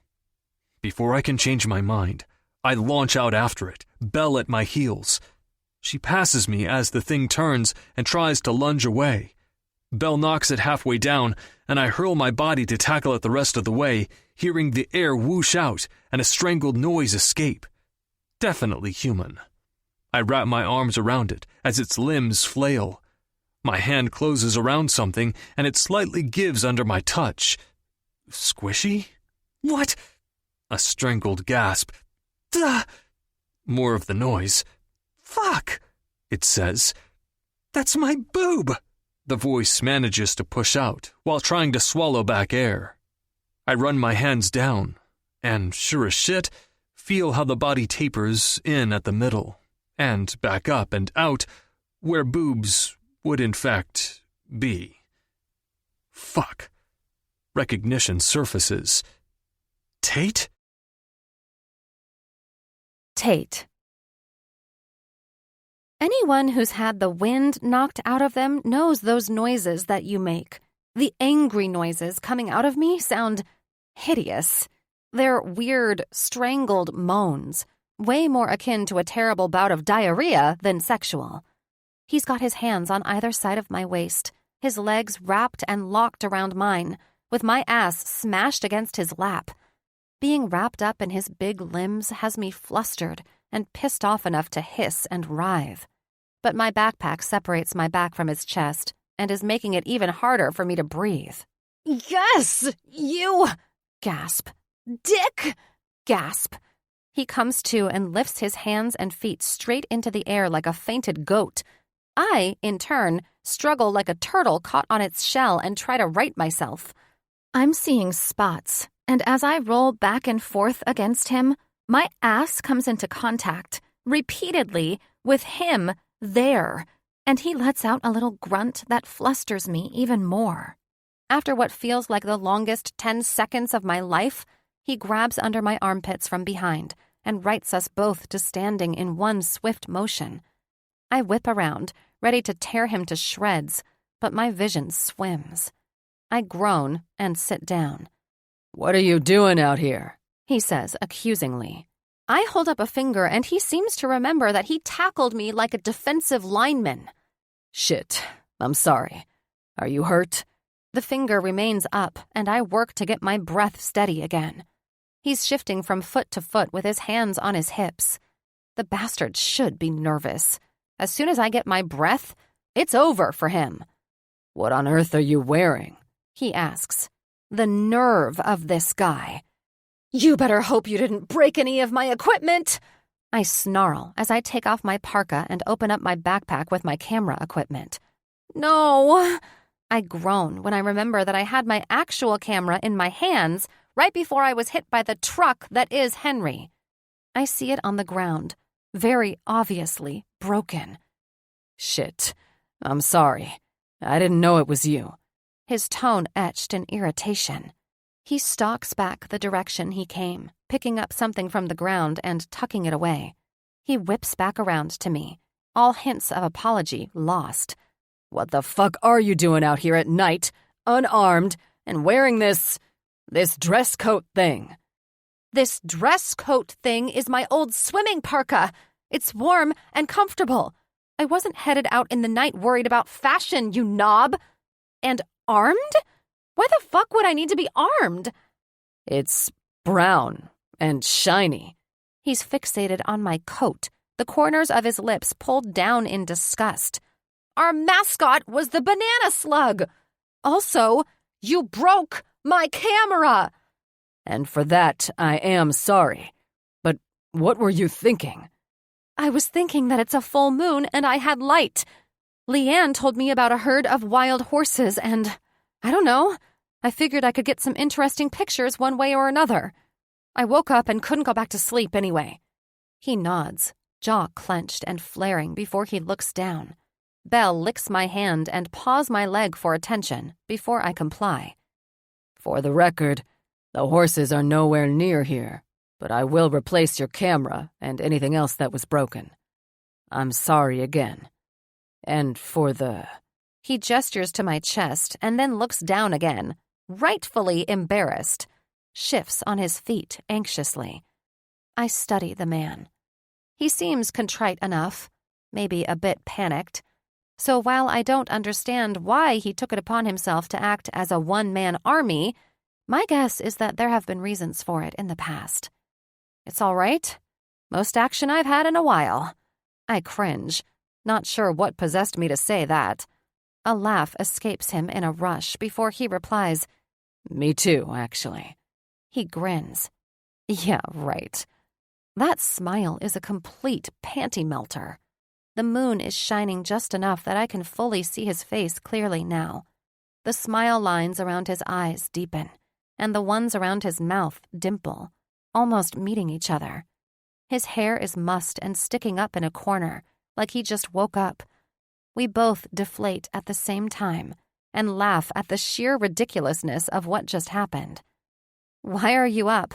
I ask, tension broken. He laughs at that, too. Oh, you know, some caveman instinct told me there was danger nearby. Clearly, I'm out of touch. He shuffles his hair back from his face and scratches the back of his neck.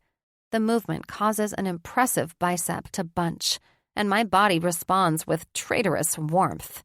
Why, all of a sudden, now my sexual appetite decides to make herself known on my hierarchy of needs is beyond me. Well, I guess we may as well head back now.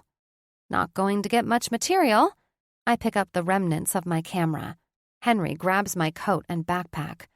I'll take tomorrow off and we can head into town to look for a replacement. Let me know what else. This is a $5,000 camera, just FYI, and it's insured for these kinds of reasons. Well, maybe not exactly this, but really, it's okay. It's fine. It's my fault. I'll cover it.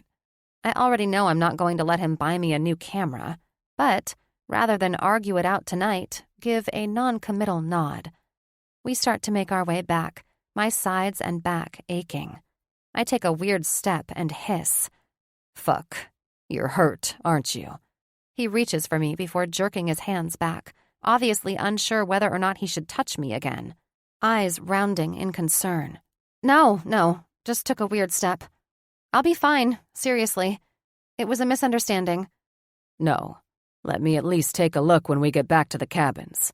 I'll just make sure nothing is broken or anything, he says. At this point, I'm so keyed up and sleep-deprived and can't start my work tomorrow anyway. I'm also starving, so I cave. Okay, but on the condition that you let me raid your food and your booze, I reply. I decided to go out and seek work when I woke up in the middle of the night and saw that my cabin was devoid of any kind of sustenance. Works for me.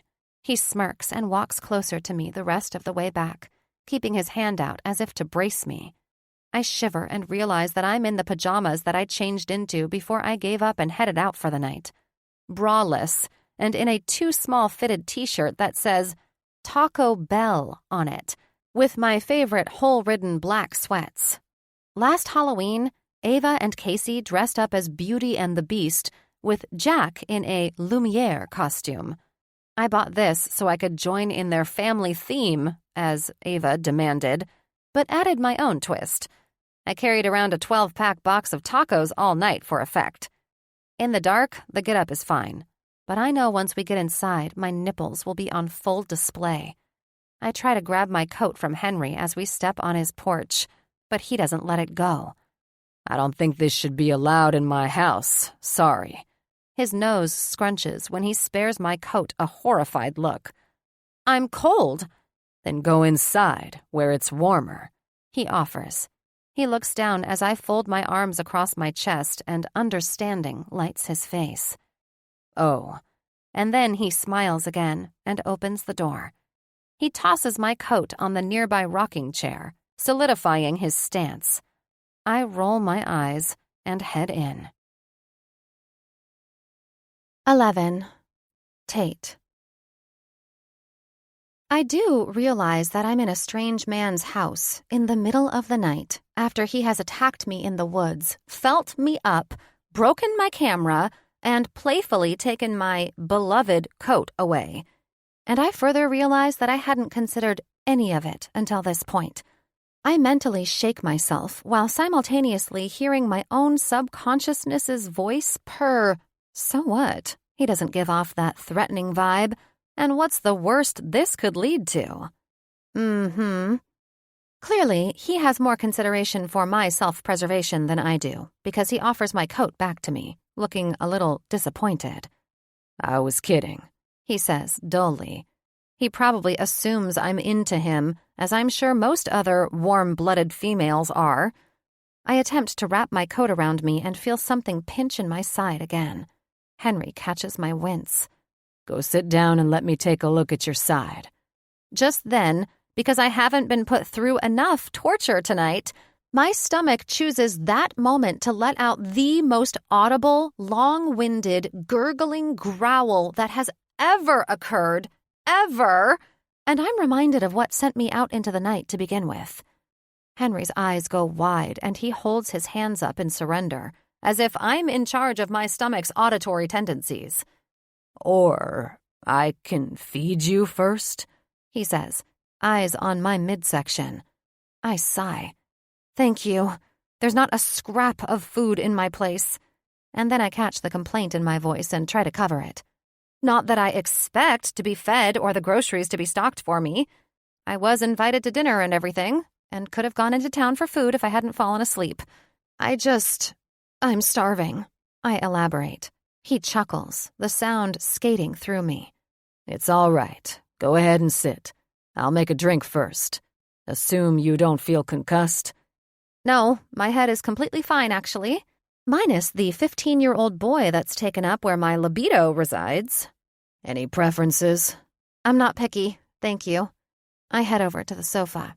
Everything is surprisingly tidy and nicely appointed. No detritus piled up anywhere. It makes me suspicious of how often he's actually here. He heads over to the kitchen as I'm mentally grappling with another wave of self-consciousness.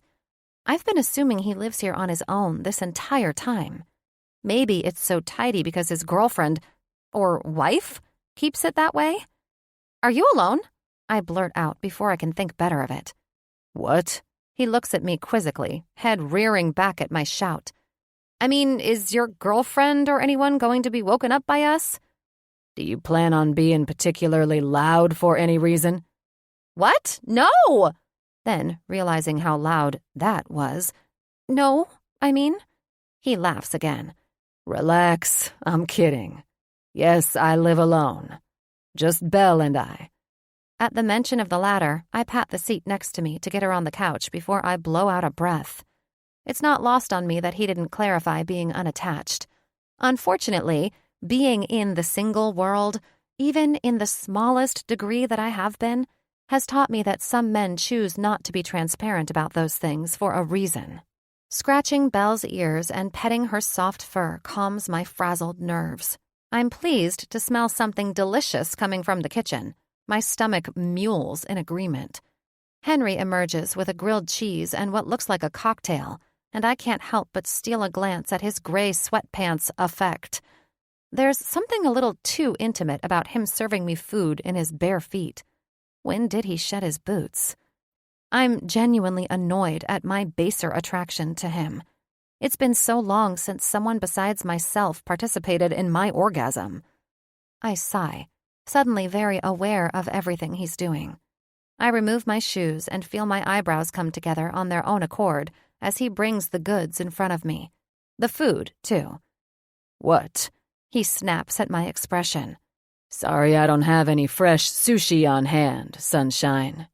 Ah, yes. There he goes, ruining it with speaking again. No. Sorry that my face made a face. It looks fine. Great. Really good. Thank you. I stammer. He plops the plate on my lap and the drink on the table in front of me before he sits on the end of the chaise. I'll wonder in a minute why he's sitting so close to me when I clearly exasperate him so. But for now, the smell of melted cheese and buttery bread steals my focus. I'm shocked when I bite into it to find something sweet and tangy. I must wear that expression on my face because before I can ask, he says, Apples and cheddar. Mrs. Logan always made them that way. It's delicious, thank you. I wash it back with the drink, a whiskey and ginger ale that warms me up from the inside. I have a swig after every bite, losing myself to the meal. The end comes too quickly, though, and I'm forced to look back up at Henry's sour expression. Which side hurts and where? I roll my eyes and lean onto my side, exposing the one that's pinched. A burp escapes me in the motion, but I'm either too sated or too immune to being embarrassed tonight to care. Sexy, he says flatly. I lift my arm to pinpoint the area, then use my opposite hand to lift up my shirt to look at it.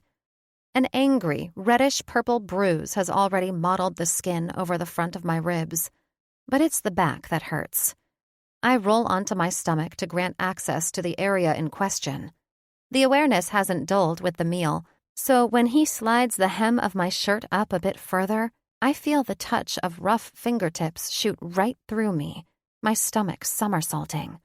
He gingerly prods at the area in question, eliciting an annoyed and muffled "ow" from me.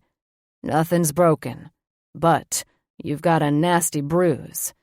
And he chuckles softly, chuffing out a breath of air that hits my side. It's in the shape of a perfect circle. What? Let me see.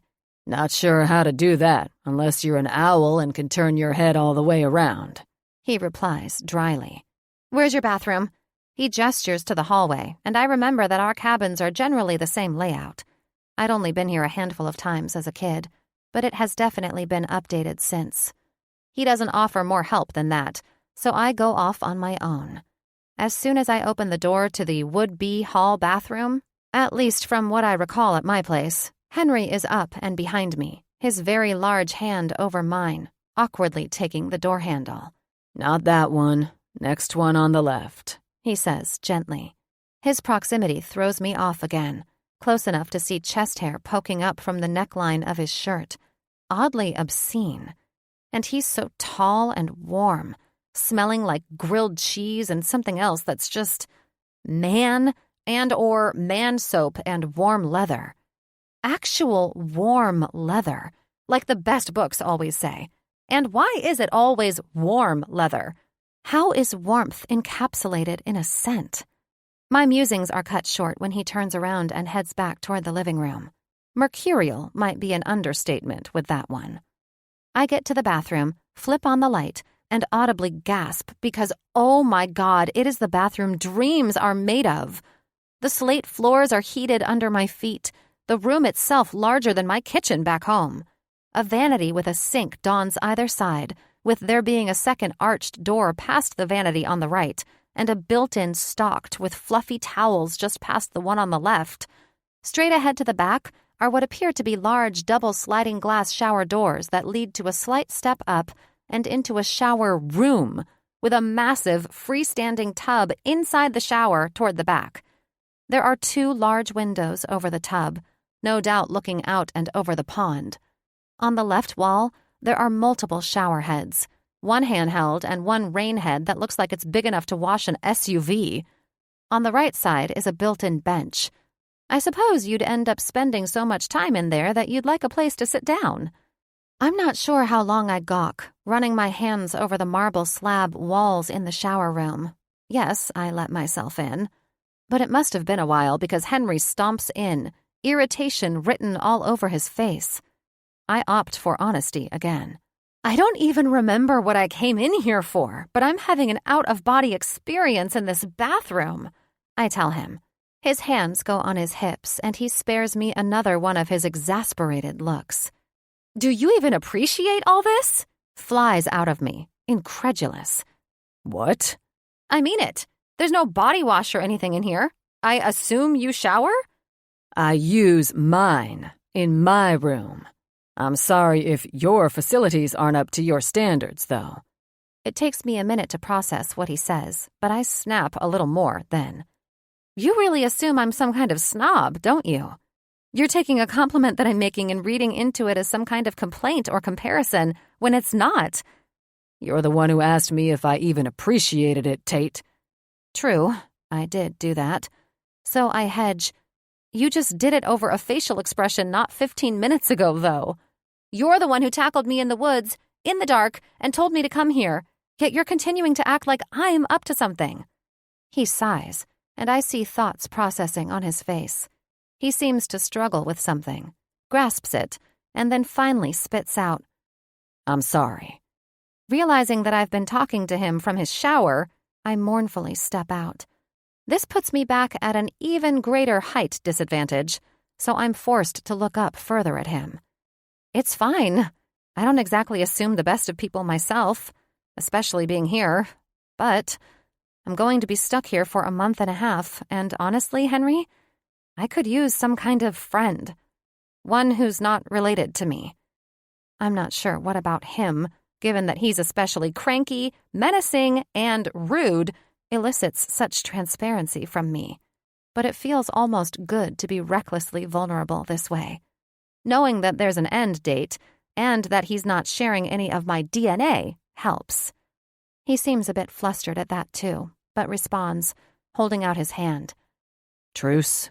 I take it, shake it firmly. Truce. I grin, not one to miss an opportunity. Especially if you let me have this bathroom to myself sometime for like 3 hours. I expect him to laugh at that, or even roll his eyes. He does neither, just intensifies his look and his grip on my hand, and says, I think I can do that. I inhale sharply when a vision comes, unbidden, of those rough hands on my bare hips, piloting me as I grind on his, him seated on the shower bench, steam billowing around us. His face and chest are covered in sweat or water or both, mouth open and brow furrowed in pleasure. You want another drink? He says, and I'm jerked back to reality, where I am still holding onto his hand and awkwardly slow shaking it. I whip away as if burned, but recover nicely with a 2-syllable yes. I go to leave when he grabs my arm with his obscenely large hand, and I have a very brief flash of wondering if the tension was felt mutually. But he says, Your bruise. Did you get a look at it? Oh, no! Overly loud and frantic, I hop over in front of one of the mirrors and lift up my shirt, turning around as much as possible. He's right. It is an insanely perfect circle, already welted and purple with red dots. Oh, God, I groan. It's from my lens, the one in my backpack. The hilarity of it all, the last 24 hours, the reality of where I am, the fact that I have yet to even see my estranged father. It all hits me then, harder than in the woods, and I bust out laughing uncontrollably. It's my ugliest laugh, cackling, bubbling, frothing at the mouth. Eventually, Henry grabs me, gives me a little shake, but when I look up at him, I see him fighting a laugh too, and it begins anew, this time with him losing it alongside me. His laugh is pleasant, though, deep and rumbling. Mine is a psych ward unto itself. Spent, Panting and wiping tears from our eyes, we eventually make our way back to the living room, with the occasional aftershock chuckle between us. It's the same feeling of old, the one like having a friend over for a sleepover, and staying up too late when you can't stop laughing even if it's at nothing. I decide to sit at the island this time and watch him as he makes us each another drink. Your laugh. It's awful, he says, but he smirks appreciatively at me. Thanks, I know. How long have you been working here? I ask, feeling like the ice likely broke alongside my camera. About 15 years now. Grace is my aunt.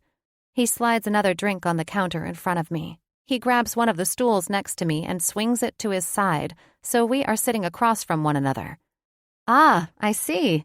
And then I recall something he said earlier. Wait, you call your aunt Mrs. Logan? I ask. He lets out a disgruntled noise and shoves a hand through his hair. No, your grandma, Emmeline. Emma.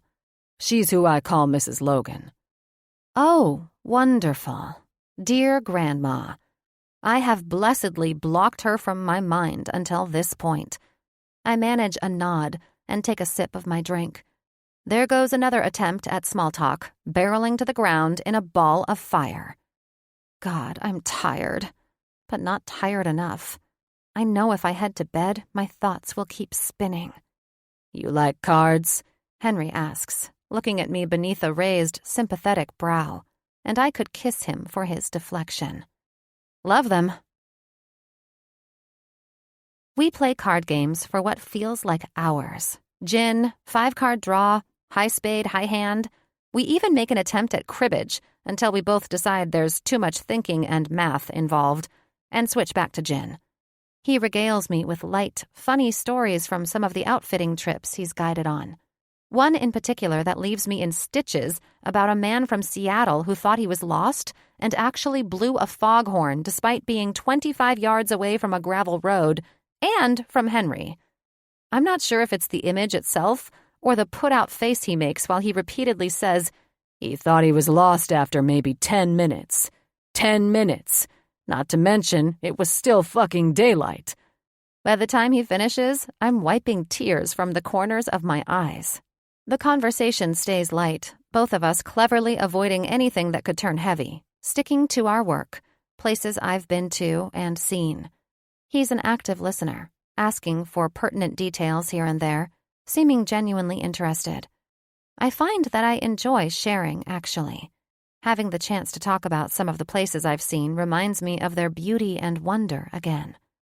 Eventually, I simply cannot hold my head up any longer, though, and put my face to the cool countertop.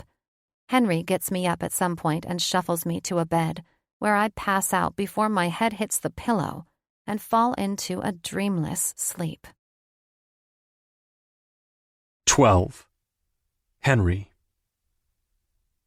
Despite only getting a few hours of sleep, my eyes shoot open at their typical 5 a.m. It's as if I just laid her down, though, for how very much aware I am of Tate's presence in my house. I could have listened to her happily prattle on all night, talking about some of her favorite places and experiences. Whenever she got to a particularly funny story or anecdote, her volume would increase more and more as she was telling it, until she was effectively shouting by the end, completely oblivious. She'd apologize when she'd realize that she'd been yelling, and instinctively, I know that someone's made her feel bad about it before. A fact that slides an angry, oily feeling through my skull. Yet, she's got a quiet confidence about her, never coming across as boastful or phony, just excited to share the things that I was, surprisingly, excited to listen to. As she got sleepier, her eyelids got visibly heavier, and her tired voice took on a husky tone to it that shot straight to my groin. The girl can't lose a card game sportingly, though, no matter how unaffected she tried to act. My mind drifts back to the conversations from the night before. And shit, I smile when I remember how good we both were at keeping it light, only once turning cringeworthy on my end. Grady got me to make a Tinder profile once, but it didn't last a week, I say. Oh, come on. You seem like the kind of guy who'd love getting to know new people. Very approachable you are." She laughs. "Har har, Yoda. What about you? Do you sign into a profile while trekking the globe and checking out the market in that area?" I wince because I was trying to keep it light, but I'm so out of practice that it came out harsh, judgmental. Her face falls, but she covers it with a sad smile. "Nah, the idea of dating anyone ever again sounds exhausting." I laugh through my nose, but look down at my cards, understanding her meaning, but also feeling sad about it. She continues on before I can come up with a subject change. "My sister Ava is married to her best friend, and he's incredible. Jesus, he loves her so much. But they've been together for 1 billion years now, and Ava always tries to tell me, 'God, Tate, I miss the newness. You get to have that exciting feeling again when you're infatuated with someone and want to see them all the time, when they want to see you all the time, and skip things and just be together. That's the best part.' She tells me she misses that part, but I know better. I know what comes with that. The idea of all that useless shit in the beginning just exhausts me. Always needing to look your best, smell your best, show your best angles, be hairless. Oh, but still be fun. Can't seem high maintenance or anything. Heaven forbid the guy knows I have a functioning butthole. And all those mindless, meaningless questions." She makes a disgusted face and groans. "What's your favorite color? Barf. Give me a fucking break. That's not the best part. The best part is when you get past all that and get to feel that peace, when you know the other person feels for you what you feel for them, and they've already seen you at your worst, smelliest self, or love the effort you've put into being high maintenance and can actually appreciate it. When someone's gotten to know all of that and still wants to get to know you more as you change and grow, to figure out the changing you and you them, that's the most intense and best feeling." Holy shit. Our eyes lock, and I hope she can see that I know what she's saying. It's on the tip of my tongue to ask how you get to that point without the other shit, though, and what the fuck you do when you get there and find out it's all a lie. When she laughs and makes a swiping motion with her hand. "Did I lose you when I said functioning butthole?" she says with another forced laugh and pleading eyes, and that's my cue for that subject change. "So, what's your favorite color?" The night stayed pretty surface level from there, but every time she laughed, it was all I could do to not immediately try to get her to give me another. I swear each one is different, full of unbridled, cackling joy. And while I'm glad to be on friendly terms, I'm in touch with myself enough to be annoyed at how much I look forward to seeing her again and spending time with the woman while she is here. Obviously, I need to get out and do some socializing. Maybe I'll make plans with Duke. Maybe she'd want to join? Fuck, idiot. Give her some space. You would pick the most unavailable woman to start showing interest in. She needs a friend, not some moron drooling over her, I say to my own reflection. She is, in the most literal sense, a woman of the world. She's traveled far and wide. She's obviously tenacious when it comes to her goals and aspirations. I'm confident in myself in plenty areas of life, but I'm way too simple for her. I decide I would rather not test our newfound friendship over awkward coffee, so I move to head out as quietly as I can to take on some of the earlier chores before I have to head into town with her. I'm confident that she can let herself out. As soon as I take care of my human needs and get my jeans on, I hear a banging on the door. I try to skirt down the stairs as quickly as possible, but as soon as I get to the bottom, I look across the great room to see Tate already there, opening the door. To Charlie Logan. He sucks in a breath and looks at her, then over to me, with my belt unbuckled and shirtless. I swear his eyes go back and forth at least 10 times. Tate glances over at me, and then must realize what Charlie is seeing because she does a double take, and then looks back at him and crosses her arms. Is she? Yep, she's going to go ahead and let him come to his own conclusions here. Something that immediately has me flustered. Shit, I haven't stuttered in years. Charlie, hey, this is not what it looks like. The look he spares me is humorless, though, so I give Tate a look that I hope conveys, "Please, for the love of God, help me, woman." She rolls her eyes and looks back to Charlie.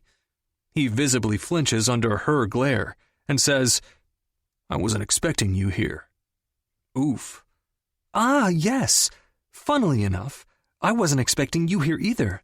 I didn't know if I should expect you anywhere at all, actually, since you didn't deign to come by yesterday when I got here, despite not seeing me in, what has it been, 20+ years?" She's not being completely unfair, I guess. He takes off his hat and shuffles awkwardly on his feet. To his credit, he meets her eyes again before he replies, "You look so much like your mother." Fuck. I've never been, nor do I suspect that I'll ever be, the guy that knows the right things to say to women at the right time. But even I know that this was the wrong thing to say. The rage on her face and the color change of it has me turning around to head back upstairs. "Don't you dare leave. I am," she says quietly, without turning my way. Shit, how do women do that? In one swift movement, she scoops up her coat and backpack and is out the door and on the march. I expect Charlie to head out after her, but he doesn't. Just eventually blows out a long breath and steps inside. "Well, that went about as good as I thought it would," he declares. I take that moment to finish getting dressed, not sure if I should admonish him for not going by, surprised that I feel a bit defensive over Tate, nasty retort or not. I come back out to find him wearing that same humorless look on his face from before, though. "What was she doing here, though? Grace told me you got her from the airport, but that should have been pretty early still." I fumble for the right approach to the story until I settle for the blunt overview. "I attacked her in the woods because I thought she was a trespasser, then invited her back here to check her for injuries. She crashed and I didn't want to wake her, to make her go back to her place." An eyebrow raise is my only indication that he heard me, so I offer up a few more details. Eventually I can see he's become lost in his own train of thought, so I go make coffee and a quick breakfast. I bring him a cup and offer some scrambled eggs and sausage, which he declines. He's normally such a jovial guy, someone opinionated to be sure, but one who normally can crack a joke and move on from tension pretty quickly. He's good at picking up on something, even when it is not exactly put down, always carrying on, making him a natural leader. So seeing him lost to his own mood and thoughts is new. "Charlie, what exactly is the story there?" That seems to get him back to earth. "It's complicated, and then again, not," he replies. "Well, she's an adult now. I'm sure she understands that. Maybe part of her took this job in the hopes of finding out," I offer. "That's the thing." He sighs. "I don't know if learning my side would make her want anything more to do with me anyway. Not after all this time." 13. Tate. Once inside the privacy of my cabin, I waste no time before taking a shower hot enough to match my temper. The shower might not be in its own spa-like room, but it's clear that the place has been done with high-end finishes. It took me a solid 10 minutes to figure out the various side jets and the handheld option. Something turned on a radio, another thing turned on some lights. Long after I was done, I stood under the scalding water, hot enough to hurt a bit, until it almost succeeded in melting the thoughts away. Look like my mother? If only. The man had to have been blind not to see how much I look exactly like him. Me thinking I could ever play him for a fool and have him not recognize me? It would have been futile. To be so aloof, and then to not even attempt to remedy the situation. I'd be lying if I said I didn't enjoy the confused, almost accusatory look on his face when he was drawing conclusions about me being at Henry's, though. As if Charlie Logan deserves any say in my life, let alone my sex life. I get out and catch my reflection in the mirror, looking like the heat miser with my reddened skin and steam curling off of me. I'm starving again, so I'm determined to get into town to get groceries as quickly as possible before I have to start the rigmarole of getting a new camera. I check the weather app on my phone, and in the process see multiple missed texts and calls from Ava, and one missed call from Gemma. Ava is going to have to wait until I am open to hearing her reasons for keeping me out of the loop, because for the time being, I'm oscillating between angry, confused, and hurt. I already know that I'm not in the place for hearing her side. The one thing that is unforgivable, that she is well aware of, is making me be the last to know. While she didn't necessarily lie outright, she never once shared her true feelings, which clearly leaned more open to rekindling with the Logans, since she's already established some form of connection. Not communicating this to me, though, when I've laid myself bare to her in the depths of my most vulnerable times. I'm at a loss as to why she felt she couldn't share. I steer my thoughts back to the present, back to what I need to do to get this all over with as quickly as possible.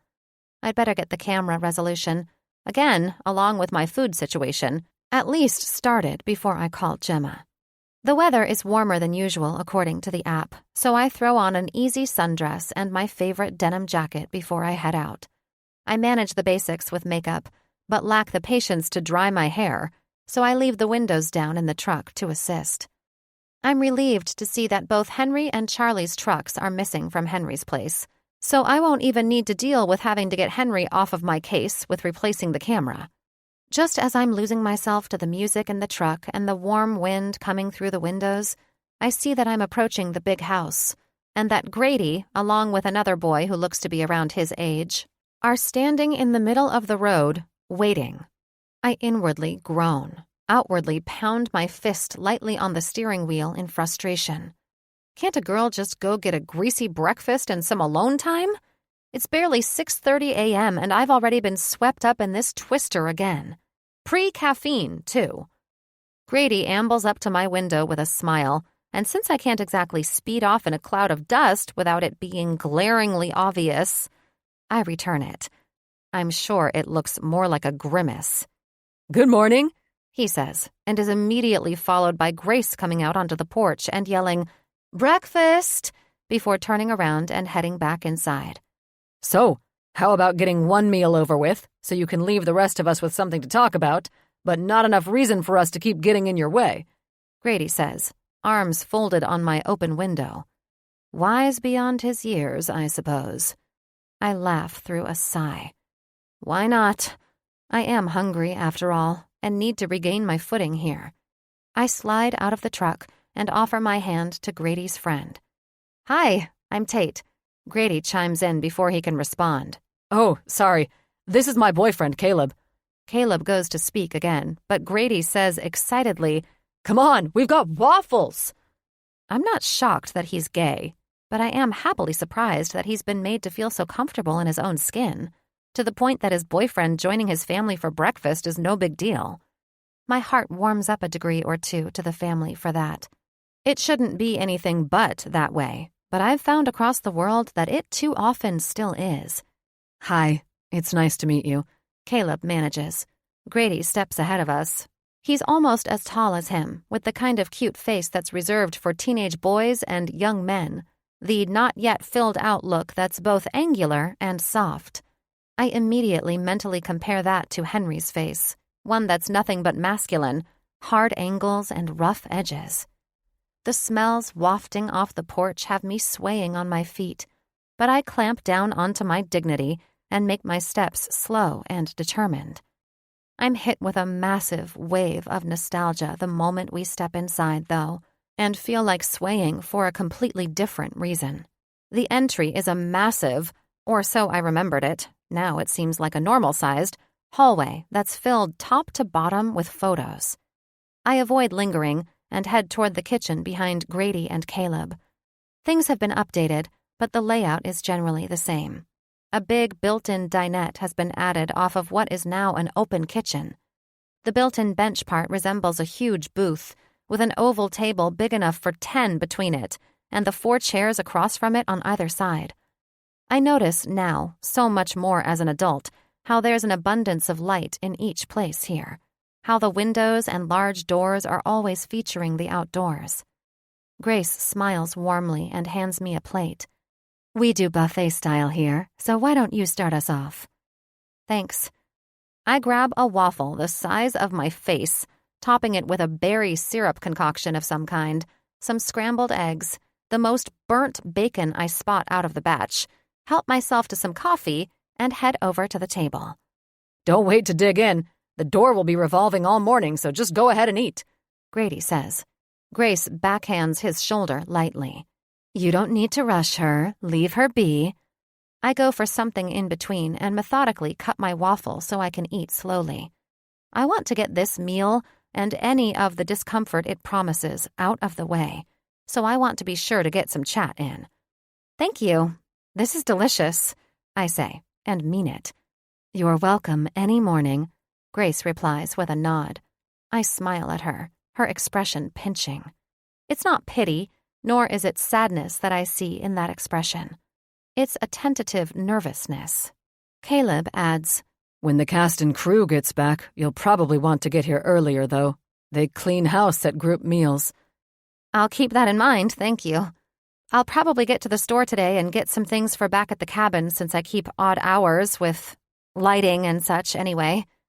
Bullshit, but this has already been enough for today. The familiarity slices. Grady, sporting a cat with a canary grin, says, Oh, Henry swung by on his way to the stables and told me he has to go to town with you for a new camera today. Hopefully that won't take too long for you. What happened to your camera? Grace asks, brow folding. I spot Grady chuckling out of the corner of my eye and realize that having a little brother would have indeed been as annoying as I'd suspected. I take a sip of my coffee before I launch into the explanation, but I'm saved as we hear the front door chime. Where is she? A loud, deep, and melodious voice chimes in. Where's my granddaughter? I don't know, Mother. I doubt the girl is even here. The last thing she needs is you barreling in at her. She's petrified as it is. I recognize Leanne's voice. Bullshit, Leanne. Jesus, that woman knows how to make an entrance, Grady mutters. Everyone's paused in their chewing, eyes wide and looking at me when Emmeline, Logan, and Leanne round the corner to the kitchen. Grandma Logan is the same intimidating woman from my memories. I don't remember being scared of her exactly, just anxious of her lack of fear and her lack of gentleness. She was always loud, always laughing or yelling. She was always squeezing us. I remember sensing my mother's tension around her the most, though. She must be over 80 now and looks exactly the same. Olive skin, white hair cut in an elegant sort of pixie cut. Think Princess Diana in the early 90s. Always in blue jeans and boots, even now. She darts her hazel eyes, the same shade as mine, to me, and her hand flies up to rest against her mouth. Her eyes immediately fill with tears, and she approaches the table, never once breaking eye contact. Well, stand your ass up so I can look at you, she booms, and I jump before I immediately comply. She's all of 5'2", but is as straight-backed as I am, and she commands the entire room. Everyone sits up a little straighter, pauses in their eating. I haven't finished chewing the waffle in my mouth, so I hope she doesn't ask to inspect my teeth or anything. She drops her purse abruptly onto Grady's lap and takes my face in her hands. Well, look at you. You finally made it. She seems so genuinely happy, and the gesture, her voice, that damn familiarity again, the sense of déjà vu, and the deceptive level of comfort all overwhelm and confuse me. Why now? Why after this long? It makes me desperate to return the love, desperate to live in the warmth of knowing that there is a group of people that might drive me crazy at times, but because of some shared DNA, want to love me and have my back. I hate how much I want to return it. I've been to enough therapy to recognize this as something hollow in me, seeking them out to fill a void. I've worked hard enough to build my own life to know that I shouldn't need it. Not if it's coming from a place of convenience or control. And what other reason could there be? I'm not some unknown illegitimate. They've always known I was out there. Why didn't they come sooner? I feel like I'd honed myself into stone, solid, steady, strong. But since arriving here, I've been continuously chipped away at from all sides. I swallow the dry lump of waffle and manage to smile back, feeling my eyes well up in spite of my efforts. The anger is already less sharp, her proximity filing it down immediately. But the confusion and the sadness settle in deeper. How is it possible that you look exactly the same? I manage. Oh, honey, if you don't use it, you lose it. And I use all of it. She winks, then gestures for Grady to move out of his seat. He rolls his eyes, but obliges. I take that as my cue to sit back down also. Well, let's get to it. Caleb, be a dear and go get me some fruit. Tate, she levels me with that stare again. Keep chewing, honey. We aren't picky about manners here. I'm old, and I have no time to beat around the bush. Mama, let her eat, Leanne pleads. Oh, shove off, Leanne. Tate, I want you to know that your dad forbid us all from you girls. He managed to keep your information hidden from us for years. I love my son, but he's a damn idiot for not standing up to your mother. While I used my own resources to keep tabs as best I could, I'm sure you can understand that, even as a grandmother, I needed to respect your mother's wishes. At this, Grace stiffens and interrupts. Emma, let Charlie. I cast her a grateful look. Absolutely not, Grace. I understand that there are parts of this that aren't mine to tell, but I am allowed to speak my piece here. Lord knows I've earned it. They exchanged knowing glances. Tate, I want you to know that we've never stopped wanting to be in your lives. And the moment that you were old enough that it was no longer up to your mom, we did what we could to keep track of you, while respecting the fact that you, as a grown woman, knew your mind and didn't want to be involved with us. I thought maybe when you were gifted your wedding present you might reach out, but, again, that's water under the bridge. Wait, she looks momentarily shocked to be interrupted, but I need to clarify something. What are you talking about? The money. The money we gifted you to go towards a house. It was $150,000, dear. I would hope you wouldn't forget. I search her face for a moment. I received $150,000 shortly after I got married, but I was told it was my inheritance from my grandparents, as in my mother's parents. The only stipulation on it was that it was to go toward a house. We'd used that to buy property and build the house that Cole and Alex currently live in. I suddenly can't be bothered with the rest of my meal, regardless of how good it is. I stand up, feeling my palms start to sweat and my throat beginning to thicken. Mom wouldn't have... Would she have lied like that? And why? What would the point have been? Still standing, all of their eyes on me, prickling every place they touch, I say, the only money I received was from my mom's parents. I was told it was inheritance. I don't know anything about that, but I know that we gave your mother money from your trust to gift to you as a wedding gift. Are you telling me you never received it? I don't know, but thank you, I think. I need to get going, though. I have a trust? Why am I here, then? I don't dare ask. It feels like I'm approaching the top of a roller coaster, about to see over the edge and just how deep the drop is. And I realize that I'm not ready. I start to rush out, but Emmeline grabs my arm. I need to run errands today, too. Could you give an old woman a ride? Leanne sighs. Mom, give her a breath. Jesus, Leanne, what has given them space accomplished so far? I'm 82 years old. I refuse to die without getting to know her for a bit. She snaps and gets up to go with me despite not getting a reply. I throw a desperate look at Grady, hoping he feels like he owes me one, and thankfully he gets it again. Sibling eye language extends to half-brothers, apparently. I should run out for a bit too. Can I tag along? He asks. Grace throws her hands up, but good-humoredly replies, All right. Well, I guess Caleb and I will get all the chores done ourselves then. Caleb grins, clearly unbothered. Leanne smiles apologetically, and I take my leave, with my grandmother and half-brother in tow. 14. Tate. For some reason, the close quarters of a vehicle always seem to press on a situation, or mood, which is probably why I love driving alone, most often with music as my only companion these days. Cole and I used to be able to sit silently for hours on a road trip.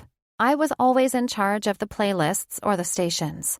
He'd occasionally reach across the center console and grab my hand, or squeeze my knee, knowing I hate it, just to draw out a laugh and an eye roll. Grady and Emmeline Logan are not comfortable, companionable passengers. Before we even get in, they argue over whether or not I should be the one to drive. Emmeline is adamant that he should drive, allowing her and I to talk without distraction.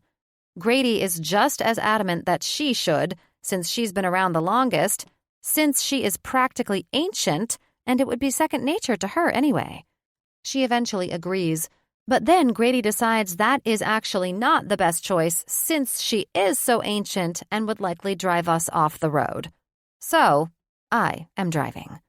Hands at 10 and 2 while being peppered with questions in between being given directions.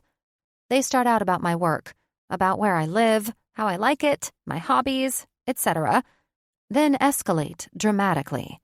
So, you're not married, Emmeline states more than asks.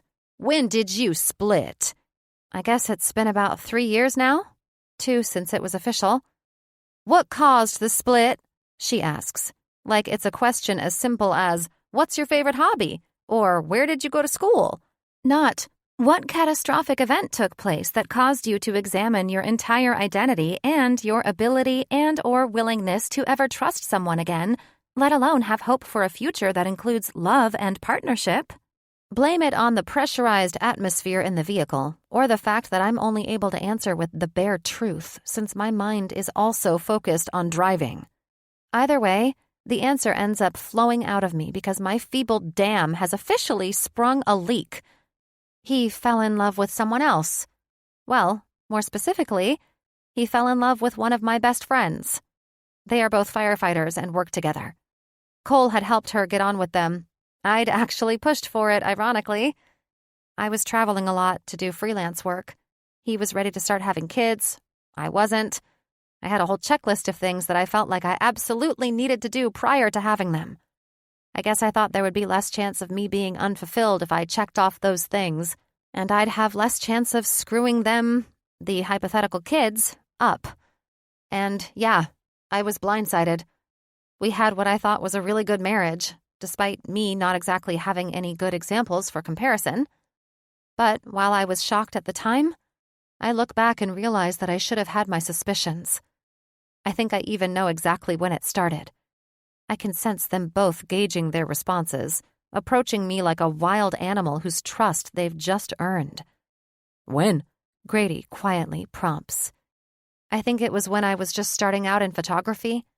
I was doing freelance work, but blogging on the side and really hoping to build a platform based on that.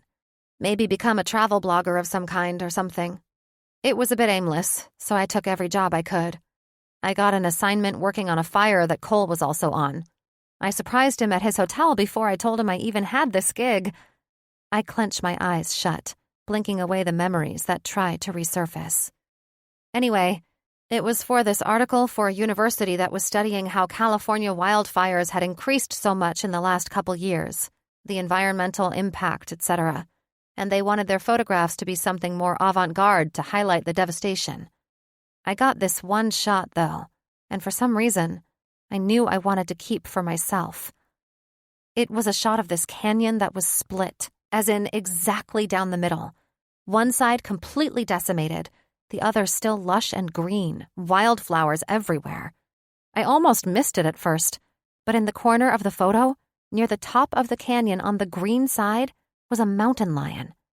She had her eyes closed and her face pressed toward the sun, sitting peacefully. My guess is that she'd had to outrun the fire, but still, she just couldn't be bothered in that moment to be skittish or scared about it anymore. It's like there was all this unbelievable devastation, and her home was ruined, by no fault of her own, but she still knew she could find somewhere safe, green, and warm. I clear my throat. I was excited, and just really moved by that shot. I showed up at his hotel that morning, and he was excited for me to stay there with him, to be there while he was getting his break at base camp. I thought it would feel like being at summer camp together or something. He'd seen some fucked up things on that fire. Burnt animal bodies, countless burnt homes, and a few people who'd been trapped in their vehicles. One was a kid. I inhale shakily. I guess he'd gotten separated from his family on a hike. They had barely escaped, but he had made a wrong turn. People don't realize how fast fires like that can move. Cole used to tell me the noise of them. The roar alone was one of the scariest parts. And he, this poor kid, must have gotten into the car hoping it would protect him. And then there I was, completely oblivious. I came back and told Cole all about this stupid picture, about what I saw and how I felt about it, probably sounding so ridiculous, so selfish and unaware. I just had to get home and get it edited and developed as quickly as possible. I remember him being supportive, but it seemed forced, you know? I was so caught up in my own bullshit that I think I just didn't think about his perspective. I remember Allie being there, being a wreck. She'd been the one to initially find the boy. So, I think that I took off excited about this damn picture I took, and they leaned on each other instead. They're both silent for a moment. I see Emmeline swipe across her face quickly before saying, "Well, sweetheart, you don't discount what you do and make excuses for what he did. He could have asked you to stay. He made choices too. When you're married or family and you need someone, it's on you to communicate that.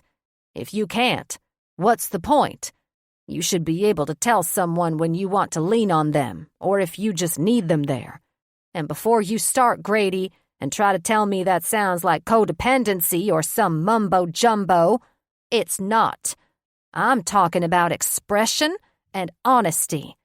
If you didn't let yourself be happy or successful, Tate, because of him, well, that would be codependent. Plus just a damn shame. Your picture could have inspired a whole other chain of events in someone's life for good. Maybe someone saw that and will now pursue a career in environmental studies or preservation, or even firefighting, who knows? A picture, a dream, a story, whatever it is that causes that initial inspiration, that tiny thing is the spark. It is absolutely paramount that you see that, and that you still be proud of pursuing your dreams. And also, turn left here." 15. Henry. The entire downtown hears the truck before we see it. My view is especially front and centered, though, from outside the feed store. The truck squeals and fishtails around the corner, then proceeds to creep to its destination, a poor attempt at being inconspicuous. I'm somehow not the least bit surprised to see Tate in the driver's seat, Emma, Mrs. Logan, and the passengers, with Grady's face poking up through the middle from the back. They all offer me a well-timed, singular wave in synchrony, and I can't help but laugh. I tip my hat and get back to loading hay. I wonder what all transpired to group these three together this early in the day. No doubt Mrs. Logan had a hand in it, but I realize Tate is probably here to get her new camera. I'll have to track her down in a bit, after I'm done here, before I need to meet Charlie and James up at Dwayne's to go over the season's schedule. Dwayne is the eldest of Charlie's siblings, and while he is my least favorite, he's been the one to spearhead the most profitable side of the range, negotiating and managing the production and schedule for Dollar Mountain. Charlie is the one who really steered it into a guest ranch versus a working cattle ranch and evolved the place to something everyone in this family can live with. But Dwayne has been the one to pimp it out to the big shots. He's had enough remnants of old cabins, areas filled with native artifacts, and random trees declared historical or protected at this point to keep the land intact forever. This meeting tends to be more of a formality since we know the overall production schedule, and since the next few months will give Charlie, James, and I an excuse to be gone for hunting season anyway. However, we still need to ensure none of our lines are crossed, and that they'll remain in their assigned areas so we can still hunt and guide without clashing. Dwayne thinks that's all second fiddle at this point, but Charlie remains firm. He believes that the land and its history and culture are what draw people of all kinds to the place, and will long after Dollar Mountain ends. Since the guest ranch is occupied by the various staff associated with the show, we need to maintain the outfitting entity. The Logans, even Dwayne in his own way, have a deep respect for their land and what it's always provided. It's just that Charlie and James feel that it's best appreciated in those real visceral experiences, not via a television. My mind wanders back to Tate and what she thinks of the whole evolution of the place. There's so many years of history. Does she think the show cheapens any of it? Does she even know the history and the incredible thing that they've managed to maintain in the first place? I put away the hay hook when I see her jetting into the grocery store next door, deciding I'd better catch up with her now before I end up being too late. I stuff my gloves into my back pocket and head inside. It takes me a bit to find her, but when I do, she's holding her grocery basket with her jacket in it, staring at chips. She doesn't give any outward sign that she's noticed my approach, but when I stop, continues her far-off stare, and does a sad sing-song, "Hey, Henry." "Hey, Tate. You doing all right here?" "Oh, sure. Just having my third existential crisis of the day." I know she's referring to something else, but since she's opting for humor, albeit a little dark, I jump in. "Yeah, I hear that. Do you go with the Ruffles or the salt and vinegar Lays? It's a loaded choice. My personal favorite are the cheddar and sour cream Ruffles, though. They might smell like feet, but artificial cheese is good for the soul." Her little half-hearted laugh makes something inside me squeeze. She grabs the Ruffles and we move on. I feel stupidly proud of her going with my recommendation. We both attempt to speak at the same time. "Did you..." and "So what's..." coming out a garbled mix, so I gesture for her to go first. "So what's on your agenda today? What is it you do exactly?" she asks as she throws some popcorn in the basket. It's an evolving job, honestly. Aside from the guest ranch and outfitting season, the main jobs revolve around the equine side of things. When the show came in, they brought their horses and their trainers, and I got lumped in with them a lot of the time. Plus, we have our own still. I guess I sort of represent the ranch's interests by making sure the animals' care is managed while they board with us, and before we have all their people staying on set with us 24/7, I explain. "I guess that lends itself to having slightly less people around that way, if they've got you overseeing it?" she asks, seeming genuinely interested. "Exactly. That was the simplest way we could figure to have less cooks in the kitchen, so to speak. First come the animals, then come the production crew, and lastly, the actors, their trailers, their harems." At this, she looks at me accusingly, and my stomach does one of those bastardly flips, thinking about the little kernel of jealousy I read on her face. Kidding. But by the time the whole swarm descends, it'll feel like a music festival in that valley. Thankfully, by that time, I'll get to be far away and on a mountain. I look down at her basket to see that she's also put in some fruit, a box of cake mix, some fresh herbs, and a rotisserie chicken that is balancing precariously on the edge. Plus, there's never a shortage of labor that needs to get done. Fences need mending, fire lines need maintaining. The family tries to keep staff small, so I usually do a lot of that. Well, Grady and Caleb, James and I do. Here, let me help you out. I laugh and take the basket from her arm and go retrieve a cart. I'm not sure why it feels pervy to touch her jacket and neatly put it in the top basket, but it does. Probably because you have pervy thoughts about her, and touching her clothes reminds you of those thoughts, you pervy fucking pervert. Thank you, she says when I return with it. She doesn't go to take it from me, though, so I don't feel like she's anxious for me to leave. We walk around companionably as she continues to add a random menagerie of things. I can't see a connection in much of them, but she seems to know what she wants. I can't help but snort as she appears to have an internal debate over green enchilada sauce versus red, given that I don't see a single other ingredient for enchiladas. What? I can feel you judging me, she says, eyes still on the sauces. Nothing. I just was thinking that your grocery shopping reminds me a little of your playlist organization. She tosses her head back and belts out a laugh, and just like every other time before it, I can't help but get drawn in.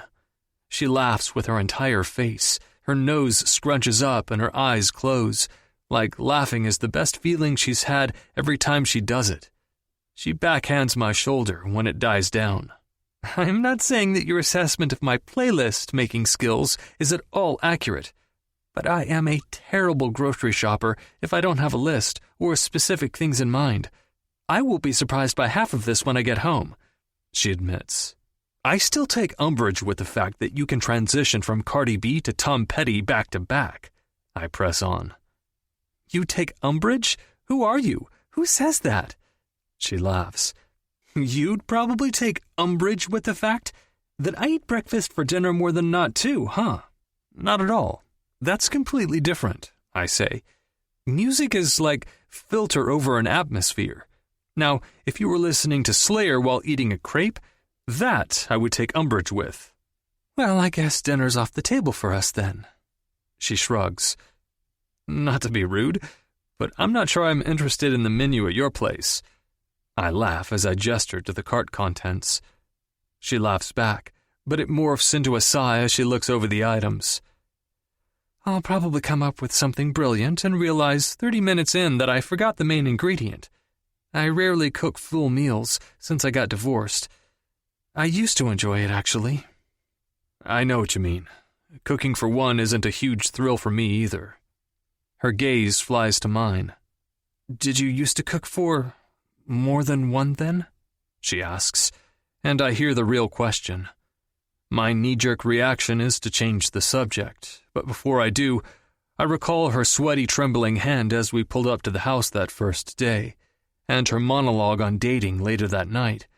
So I compromise. I did, for a little while. But I can't bring myself to elaborate further. She saves me after a brief pause. People always think that when you get skinny after heartbreak, it's from depression. I think a lot of times, it's just a matter of convenience, she says with a small snort. I level her with a look and a nod in agreement. At least it could be. It could also be that you're just already full of feelings, of questions. And then immediately, sorry, I'm not sure why I said that. Cole, my ex, he had an affair. She swipes her hand through the air like she's struggling for more clarification. He left me for her.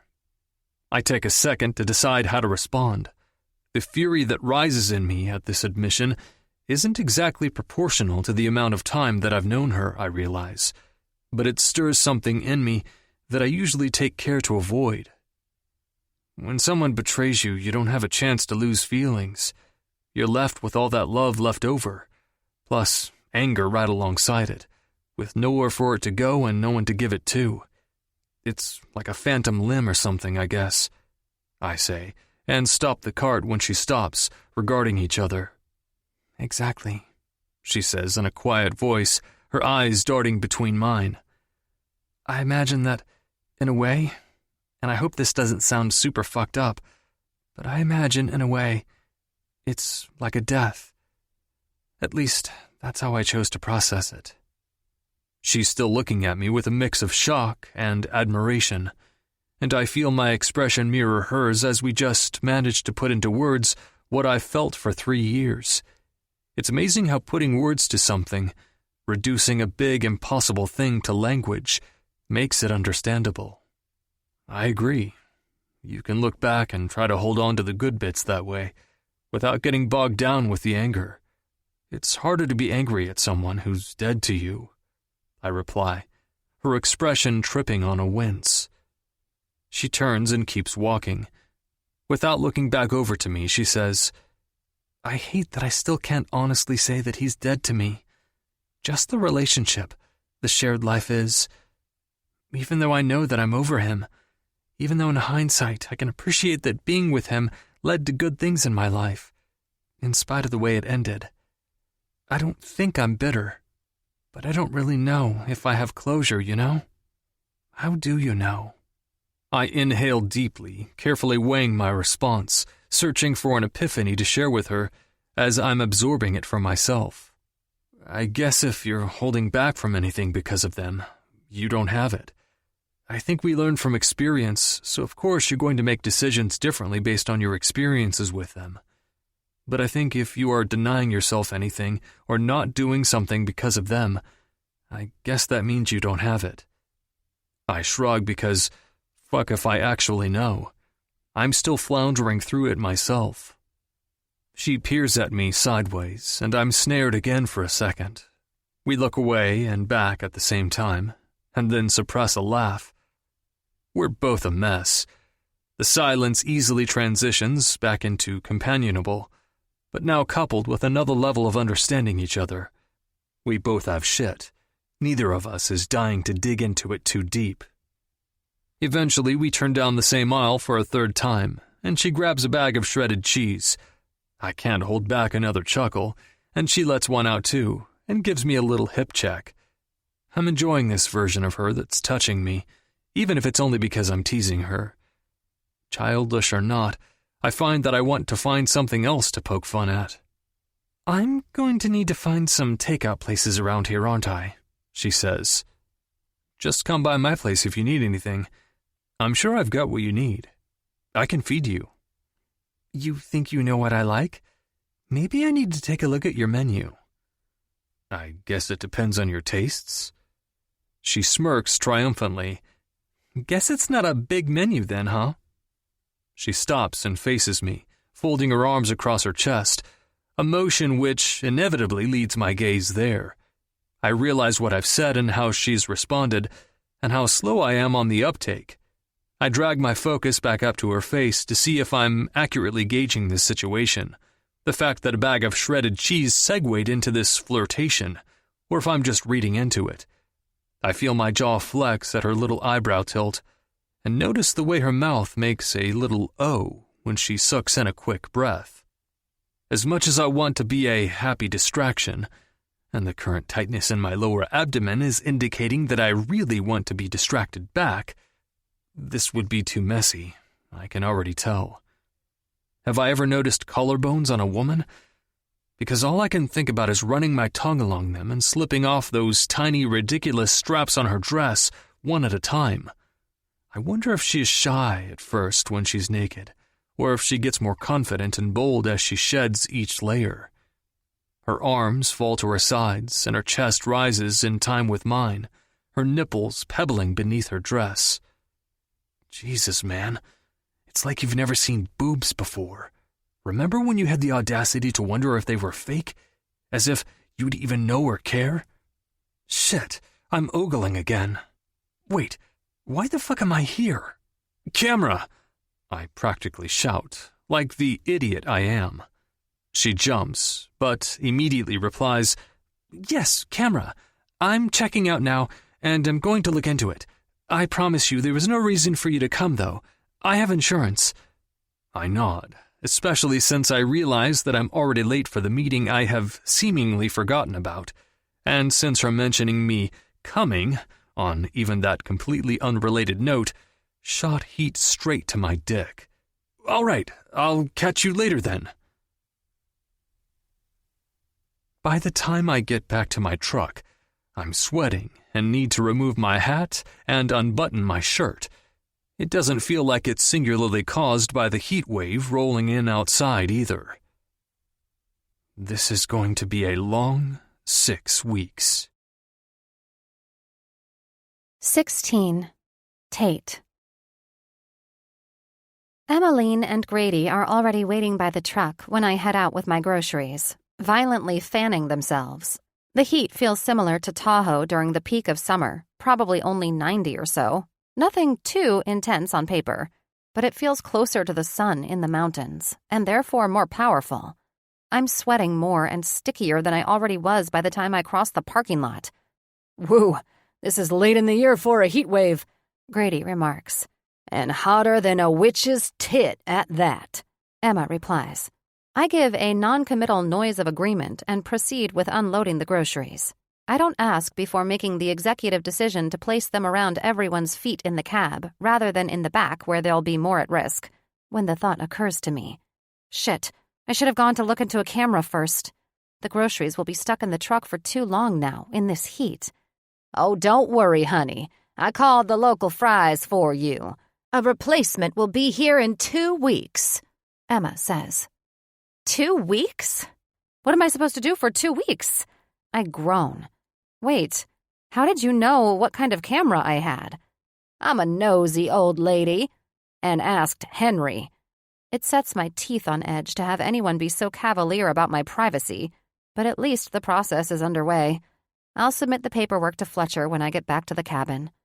By the way, the saying is colder than a witch's tit, not hotter, I inform her, not without snark.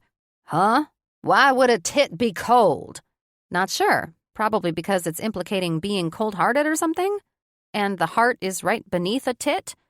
I thought witches were associated with hell, thereby meaning that their tits would be hot. Are you sure that's not it? I'm positive. I have the dual pack of Grumpy Old Men and Grumpier Old Men on DVD and have watched them 1,000,000 times.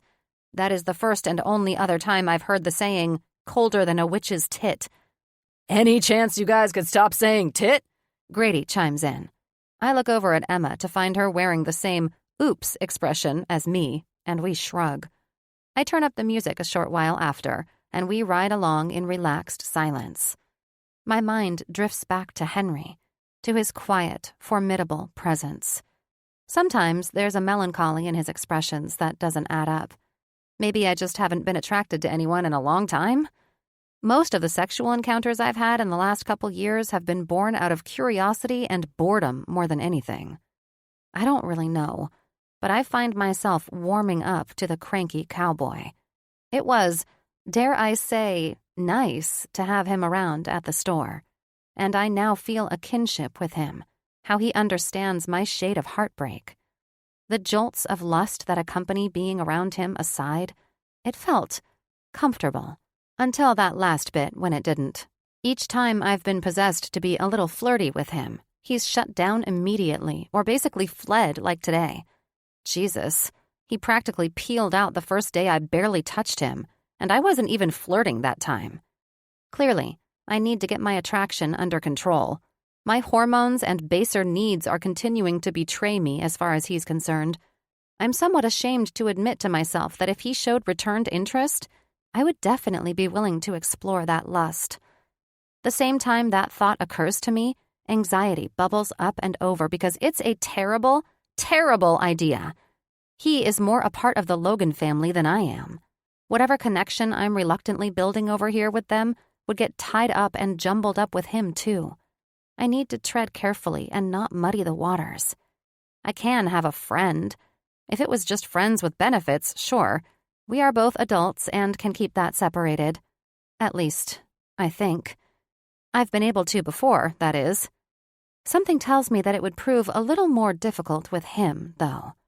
Oh my God, you do the exact same thing as Dad, Grady suddenly exclaims. What?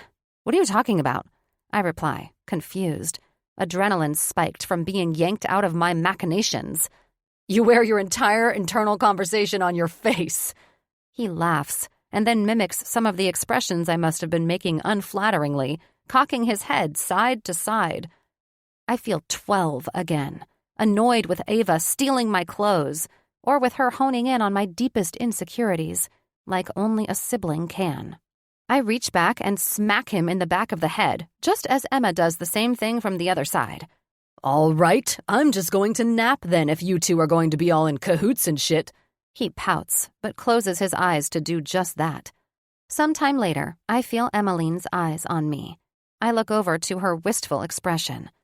I have a nice cannon you're welcome to use until your camera comes in, Tate. I feel myself chipped further, that offer so much more meaningful than I could make her understand. I don't want to feel trapped here, forced into this. Being able to do my work will be my saving grace. Thank you, Grandma? I feel her reach out and hesitate for just a second before she gives my shoulder a squeeze. The rest of the ride home is quiet apart from the music, one of us girls occasionally humming along, and Grady's soft snores. 17. Tate. When we finally pull up to the main house, I find myself easily agreeing to come over for breakfast again tomorrow. I don't recall actually getting anything in terms of breakfast foods anyway. I internally shake my head at myself. When I pull up to my cabin, I note another truck parked out front. Henry's is not in front of his, so I can't help but wonder. As soon as I park, though, I notice Charlie on the porch. He stands abruptly out of the rocking chair and bolts down the stairs a bit clumsily. I went and grabbed these fans from my mom's place so that you're more comfortable during this heat wave we've got rolling in. Oh, thank you. Won't the 80-something-year-old woman probably need them more, though? I say, letting a smile pull up my lips. He laughs as he grabs a few of my grocery bags. No, she shouldn't. Her deal with Satan means he keeps her core temperature regular. I raise an eyebrow at him, but can't stop a small laugh. And we installed central heat and air in her place when it was renovated 10 years or so ago now. Figured we'd get a lot more years out of her if we did. He adds. She threw a fit at the time. Said all these places needed was heat, never AC. And not even heat since she always heated her place with the wood stove. And she built her own fires, chopped her own wood, yada yada. She must not think we realize that she hasn't had a wood pile there since. Or that summers have gotten longer and hotter? Something like that, yeah. But summers aren't usually this hot even still, so it's rare for there to be a need for central air. Global warming and all that. He looks at me apologetically. No worries. My place in Tahoe doesn't have AC. Actually, the majority of houses don't there either. I trust that everything else is nice and comfortable, though? He asks. Yeah, absolutely. It's a nice place, I say, meaning it. Henry did a great job doing the right updates to the old place and building this to match. The plan was to do 2 more for other guest ranchers, but I think it works best like this. Henry built this? Yep, we all helped a bit, but he's the one who was able to translate all the old plans to a new reality. Guy's a bit of a savant, actually. Unsure why, some defensive feeling crawls into my chest. I hope they really do know how lucky they are to have good help like Henry. And I hope they don't take advantage of him. Building something on someone else's property with no chance for his own profit seems like too much of a stretch to me. Okay, well, I'll just bring these inside for you then, he says. I grab the last of the groceries and set them in the kitchen, only to find Charlie still shifting on his feet, a fan held at either side. Tate, I'm sorry I wasn't here to greet you right away. And for earlier. I'm sorry for a lot of things.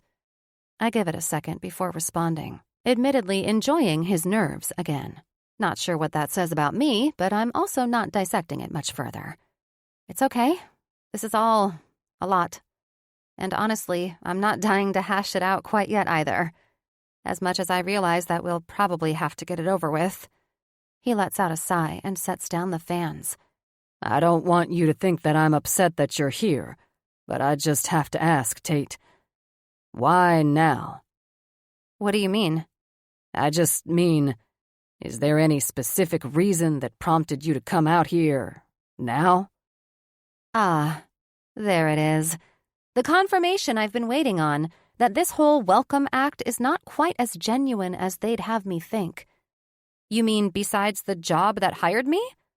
I guess I don't understand what you're getting at, Charlie. He flinches at his name, but I'm not sure what else he expected. To be called Dad? I think the fuck not. Okay. I had to ask, He says lamely. No, he didn't. Who do I need to get in touch with to discuss the scope of work and locations I should stick to? He regards me for a second, but accepts my redirect. Henry has the production schedule and can show you around until cast and crew start showing up. I nod in thanks and head back in, not sparing him another glance. A while after he leaves, and after I've nibbled on a few of the grocery items I was most excited and surprised to come across, I email Fletcher and his assistant and decide to go ahead and CC Gemma so that she is updated too. Isabel quickly sends me the appropriate expense report forms, along with the insurance forms to fill out. I fill them out immediately and knock them off of my to-do list. Gemma replies directly and almost immediately. Tatum, I have some ideas for you to focus on. I think they'll be good jumping-off points. I plan to be abstract enough, but I'd really like to know the family's history on the ranch to relate it to the story plot. I'd like photography of more of the place in action, rather than just the scenery. The people, specifically in action, doing everyday things. I'm struggling through a block on character development and deciding who I may be missing. Help me find them? Thank you, dear girl. G. I put my head in my hands and feel the dread morph into something else that crawls beneath my skin. A monster trying to take hold. The idea of putting in extra effort to get to know anyone when they never wanted to know me fills me with helpless rage. I need to find the divider in my brain that categorizes this as work, the one that might help me separate my own personal emotions about this place and these people. This is what I do.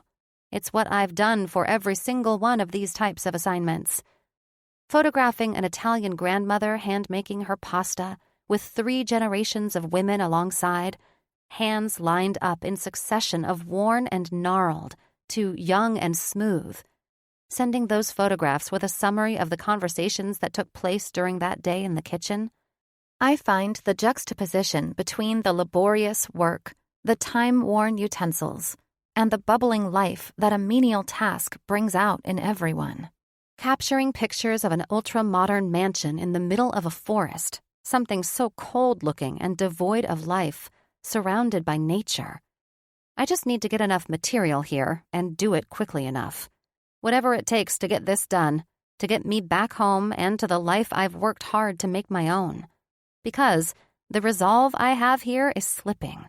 And why open myself up to this now? Why open myself up to wondering what life would have been when it's clear that they never worried or wondered? Before that train of thought gets away from me, I throw on my headphones and change into some workout shorts and set out to get a nice long jog in so I can mentally map out a plan. I start out running in circles around the pond since I'm not interested in breaking an ankle on any of the other terrain. On my 3rd lap, Henry opens his door and Belle comes out and jogs alongside me. I eventually lose track of how many circles I run in, the heat stifling. I even forget that Henry is sitting on his porch watching us. I definitely don't pick up speed whenever we are passing him or try to remember my form, nor do I try to not appear winded and ready to quit. I am definitely doing all of that. What is wrong with me? Dinner! He shouts, and Belle happily picks up speed and bounds for the house. I actually have worked myself into exhaustion, though, emotions replaced with the need to catch my breath. I slow to a walk. You too, if you're interested, Henry calls down to me. I look down at myself, covered in sweat and dust. I'm gross, but thank you. You're not, and it's already after 6. And whatever concoction you planned to throw together would probably take hours based off what you bought earlier. It's up to you, but I've got steaks and salad. My mouth waters. And since I need to go over my newly hatched plan of attack with him anyway, I can justify it. He sees me change directions to the stairs and throws me one of those smiles again. I'm sure I'm already red with exertion, but I feel the heat flood my face further. The warm-blooded female in me, that is just a sucker for a good contradiction. And those stupid dimples on his otherwise rugged face are what make my body react. It's a reflex. Like seeing cute, cuddly Jim from The Office as rugged smoke show Jack Ryan. Eclipsing these images together is effective. He looks freshly showered, in jeans and barefoot, with a white t-shirt on that once again shows off the nicest arms on a man that I've ever seen. A vein snakes the expanse of his left one, and my fingers practically itch with the desire to glide down it, to push on it and slide, feeling how much the flesh might give beneath my touch. I take another appraising look down at myself when he turns to head inside. I don't sweat cute, and the combination of the heat and the desire to run out the anxiety have resulted in a good mess. I do a quick, conspicuous nose swipe towards my shoulder and send up a prayer of thanks that I at least put on deodorant. I take off my shoes and peel off the sweaty socks, leaving them outside on the porch. His house is mercifully cooler, but all I see is one ceiling fan. He's got music playing from somewhere, the smells from the grill out back drifting in and making my mouth water further. "How is your place so much cooler?" I ask, which makes him wince apologetically. I installed an HVAC system in this one a few years back. Damn. Lucky. "I'm going to go wash up real quick," I say, and he nods, grabbing 2 beers from the fridge and tipping one my way in offering. "Sure," I say, before I pad off to the bathroom. The temptation to stay in the bathroom of dreams is immediately real, but I hear Grady's voice through the door. "I rang Tate's doorbell a couple times to bring her some of Em's cookies. I forgot about the Diana Ross, by the way, and I forgot how funny Gretchen thought she was. Sorry. Anywho, Tate didn't answer, but the truck's there. She's here. Oh, I see. Interrupting date night? What? No. You know, you can date. Everyone knows that you go off the ranch and get laid once a month. Since we never meet any of these lucky gals, I'm guessing they're one-offs." I can practically feel Henry's glare through the door, even when it's not directed at me. All right. I'm just saying is all. I choose that moment to head out and feign mild surprise at seeing Grady. "Oh, Tate. Hey, you look sweaty. Been exerting yourself?" Grady says with a wiggle of his eyebrows. Henry sets the knife down that he's using to chop up vegetables with an exasperated sigh and throws Grady another look. I brush past it. Did I overhear something about cookies?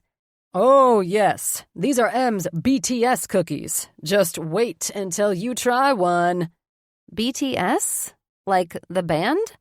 Better than sex, but color me impressed. Ah, that makes more sense. And sounds like her.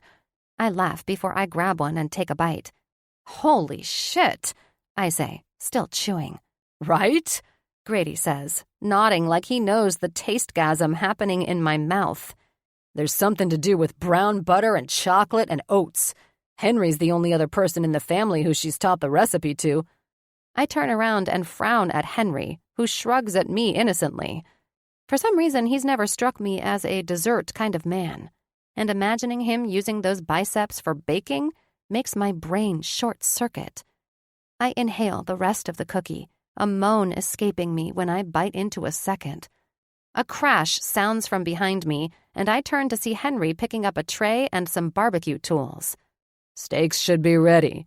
Don't spoil your appetite," he grumbles, annoyed, and then stalks out to the patio. Grady throws me a conspiratorial look. "What is with you guys?" "Nothing at all. The guy barely started being cordial to me." "Lies. You look at his face how I look at these cookies."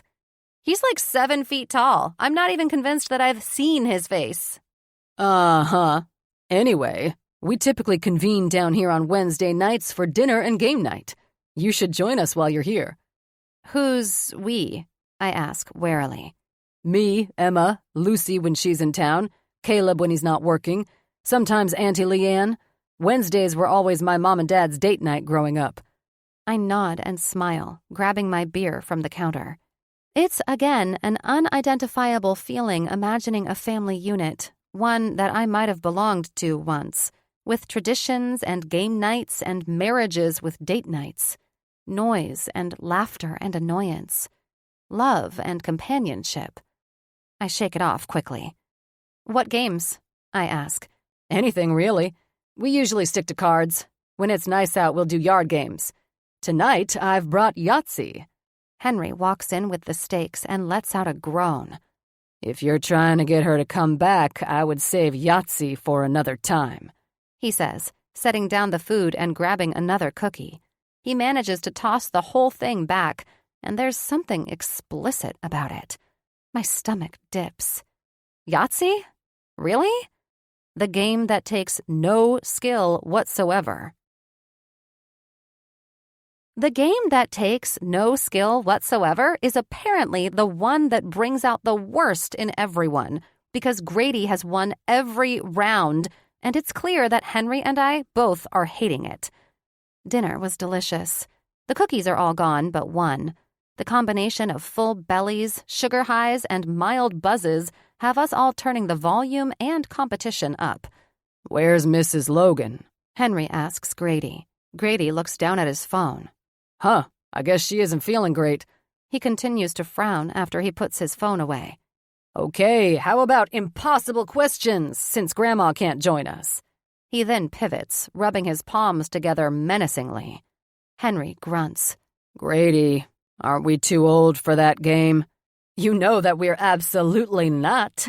Okay, Tate, you up for a drinking game? Sure.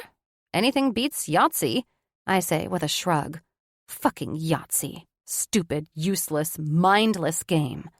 Grady claps once before he gets up and goes to fetch something from the buffet, vibrating with excitement. Henry looks at me in a way that can only be described as, "You asked for it," before Grady launches into his intro. The game is only fun if you are fun. It's very similar to Do or Drink, but with our own spin on it. The object is to ask an impossible question in one of 3 categories: this or that, yes or no, and vote. You'll draw a card, and depending on the category, pick a person and a question that fits in that category. You have to come up with the impossible questions for this or that and for yes or no, but the vote cards have pre-written dares on them. Example round. He picks a card. I'll pretend this is a this or that card. Henry, Bell, or Murphy? You have 5 seconds. He mock whispers over to me. Murphy is his horse. That's not even... How am I supposed to pick? Henry complains. 5 seconds. Grady shouts. They serve completely different purposes. Drink! Grady roars. Henry throws me a wink, one I am very unprepared for. My hand actually clutches my chest before I cover it with a feigned scratch. Then he takes a long drag from his cocktail glass, licking his lower lip to catch an errant drop. See? Fun, right? Grady laughs at my expression, oblivious, but proceeds to line up fresh beers and fills up 3 shot glasses with tequila. Good Lord. Also terrifying, I add, but the competitor in me doesn't want to turn down the challenge. Yes or no seems straightforward, but what's vote? If you draw a vote card, you need to read it out loud and immediately after say shot or vote. So either take a shot yourself or risk voting for someone at the table to do whatever is written on the card. If you, the person who drew the card, ends up losing the vote by everyone voting for you, you have to finish everyone's drink at the table and do the dare. If someone gets voted for and does the dare, everyone else drinks. Keep in mind that Grady wrote these when he was a teenager. When I was in love with you, apparently didn't care about our extremely distant shared lineage and tried to invent ways to make you kiss me and change your entire sexuality. See? He hands me the cards he retrieved from a cupboard in Henry's bar area. I made copies and laminated them for all the regulars. As we've gotten older and wiser, we usually just take the shot," Henry offers, trying to comfort as I look over the cards. Kiss the person to your left? Streak around the house 3 times? Send a dick pic to someone at the table? You play this with your family members? I laugh, horrified. "We have varying versions, okay?"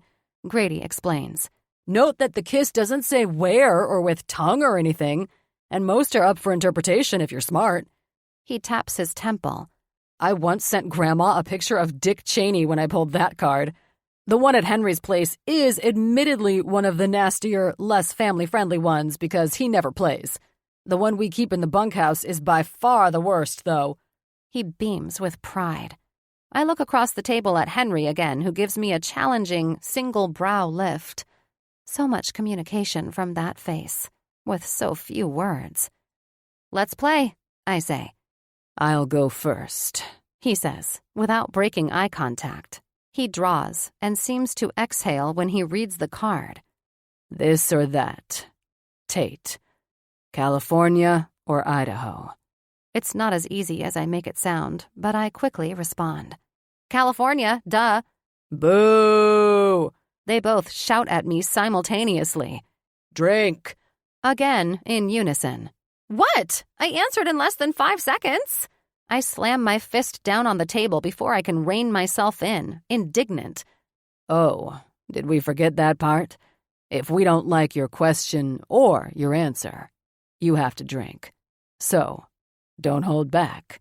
Henry tosses his head back and laughs, his hand in the middle of his ribs, delighted at my display. Uh-oh. 18. Tate. It's obvious within 20 minutes that the parameters for this game are constantly evolving and not meant to be confined, or therefore limited by being inebriated. Apparently, the game is also dependent on how serious the players take the questions. Henry pulled a yes or no and asked Grady, "Harrison Ford, yes or no?" which put Grady into a panic. "That depends. Are we talking Indiana Jones, Han Solo, or old Harrison like the one where the one-armed man kills his wife?" "Yes or no?" We both shouted at him until he drank, then stated, "Who am I kidding? Yes to all." I attempted to challenge when Henry asked me if I'd rather have no arms or no legs, because really? But my challenge was squashed. We've only come across 2 vote cards so far, the first of which Grady decided to put to a vote, a gamble that ultimately paid off for me when they both pointed at me. I had to sing the opening line to "I Will Always Love You" by Whitney Houston at the top of my lungs. It wasn't news to me that I am a horrible singer. They both drank. Henry pulled the second card and yelled vote, each one of us earning 1 vote. Grady declared that this meant we all had to do it. "Share your most embarrassing story," Henry reads, but his jaw immediately bunches, all traces of humor lost. Maybe we don't all have to do that one, actually," Grady says. "What? Yeah, we most certainly do." But then I take in the truly miserable look on Henry's face and decide to try and recover. Since it's split 3 ways, it's diluted. Just share a top 3 level embarrassing tale. I'll go first. Henry's glance meets mine, the corners of his mouth not tipping up exactly, but relaxing. There's heat in that gaze, unabashed. I lick my lips, suddenly in need of a drink despite the constant sipping I've been doing. "So?" Grady prompts. "What?" "So, Tate, you said you'd go first. Top 3 embarrassing story." Oh, shit. Oh, okay. Well, I sift through an admittedly lengthy mental catalog before I decide. Well, this one involves my sister, but she's not here anyway, so screw it. When she found out she was pregnant, she had an ultrasound early on in her pregnancy that I went to with her, since her husband had to work. In the early weeks, they do transvaginal ultrasounds, which means that there's a wand that has to go up your hoo-ha, not the kind that just roll around the outside of the belly. Nothing medical embarrasses me or grosses me out, really. It's why I originally went to school for nursing. I can deal with that sort of thing. Ava, on the other hand, cannot. She is horrified to be naked in front of a medical professional in any capacity, even as an adult. So I am sure you can imagine her excitement then when her sonographer walks in, and it's her ex-boyfriend. Henry and Grady start to laugh, and damn, I love how Henry splays his hands like that, this time interlocking his fingers across his abs as if the laugh is trying to burst from him, as if he wants to hold it and keep it close. So they catch up. Ava is sitting there with her bits out, a paper sheet between them. This guy was still so completely hung up on her, even with another man's child inside of her. He just kept chatting away, completely oblivious to her discomfort. I was dying in the corner, trying to keep in tears as her face just got more and more frustrated. And then she snapped, and she screamed at him, "Are you going to stick that thing up me or what, Anthony?" I die all over again, remembering, and fight to get the rest of the words out. He just looked at her with the wand held out, already lubed, and said, "Actually, you insert the wand yourself. I thought you knew that and just needed to stall or to be distracted." Her face was stricken, death by mortification. So I couldn't resist and needed to put this idiot back in his place on her behalf. I piped up and said, "Oh, Anthony, that's right. You just like to watch, huh?" Ava picked up on it immediately, stuck the wand up her crotch, and said, "Different Anthony." When I tell you that this man's face was so miffed, it was glorious, you guys. Grady swipes at the tears of laughter leaking from his eyes now. Okay, that one isn't actually embarrassing. It only makes me love you more. But it's better than either of ours, so next. I avert my eyes away from that comment because how is it possible that I already love him, too? Is there really some scientific, DNA-related thing that inexplicably binds us? No, I know that's not the case, more than most. I draw a card. Another this or that. Ooh, can I do more than 2 items? I ask Grady, since he, obviously, acts as the judge and jury here. Sure. He burps. 'Kay. Henry, breakfast, lunch, or dinner? Can't answer that one. He laughs and drinks. Seriously? That's not even a hard one. Grady hiccups and then laughs. I know why. I feel myself roll my eyes. Do we really need to take these questions this seriously? You forgot the best meal. Dessert. Henry explains, not making me wonder as he takes a sip of his drink. That's not a real meal. It comes out higher and whinier than I intended. I'm drunk. Dessert is absolutely the most important meal. I don't go a day without it. You're a liar. You don't look like that and eat dessert every day. Look like what? He smirks and folds his biceps on the table. I roll my eyes again at his feigned innocence. You know what? I think you need to expand on that for me.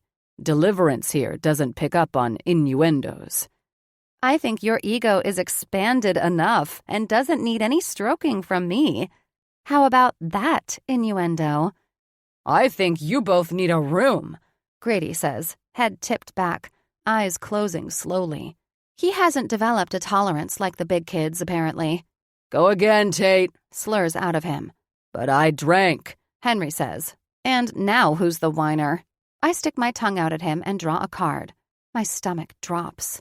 Vote is scribbled in big red letters. I read the card.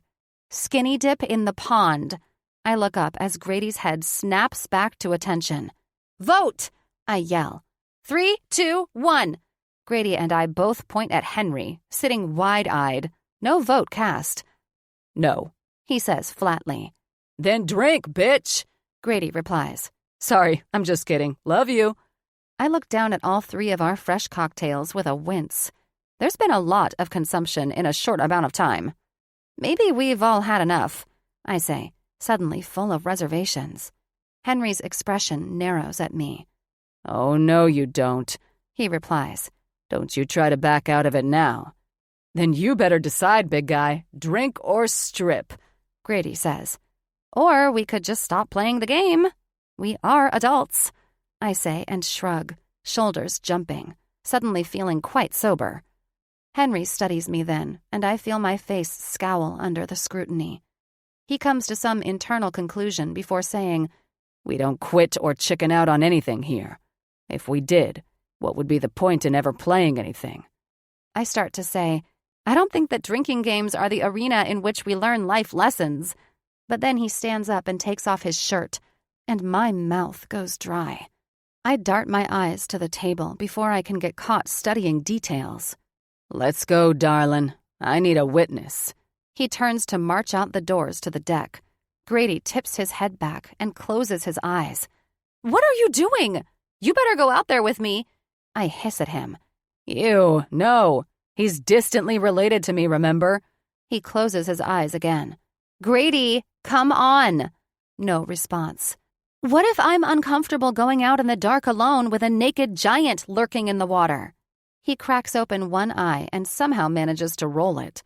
Something tells me that's not the case. But if so, don't go. He'll come back inside and that'll be the end of the game. No skin off anyone's back either way. Then, heh, not sure how that's a pun in this moment, but it must be somehow. Shit. Sorry, sis. This is your moment, your call. I really am down for the count anyway. And with that, his eyes fully close and his mouth falls open in a small snore. I act quickly and go snatch a towel. 2, actually, because I guess drunk me has lady balls. I catch my reflection in the mirror. The remnants of the mascara I hadn't already sweated off earlier are smudged beneath my eyes. I'm flushed. My ponytail has migrated, and the look in my eyes is a bit wild, but alive. I take a big breath before I head back out and proceed onto the deck. I start to call out, Henry, Grady's asleep. You don't have to. But the rest of the sentence dies as I turn just in time to catch a pair of strong-ass cheeks dive into the pond. The rest of the big body disappears underwater along with those cheeks, the only light coming from the patio, illuminating the dock and a small area around it. The rest of the pond encased in darkness.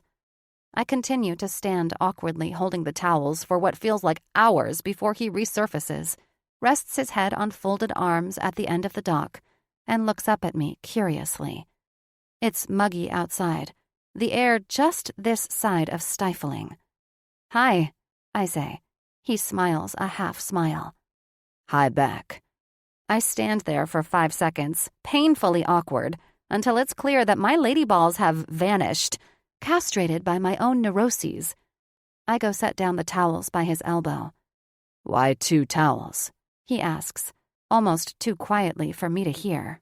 It's usually easy enough to be attracted to someone and to act on it. I am simply not one to deny myself when I want something simple anymore. I did the whole lead-up, the slow burn with the happily ever after. I did all the steps before, and where did that land me? Now, when I want to do something, to be with someone, I do it. I have to admit to myself that those encounters have typically left me wanting, while not actually wanting anything more from them. I suppose that I'm a ball of nerves over just how intense my physical attraction is to Henry without knowing much about him. And, despite living far enough away from one another, there's too much common ground that we share. Ground that feels more foreign to me than it does to him. Old insecurities creep in, making me wonder, making me, again, suspect, that this attraction is more one-sided.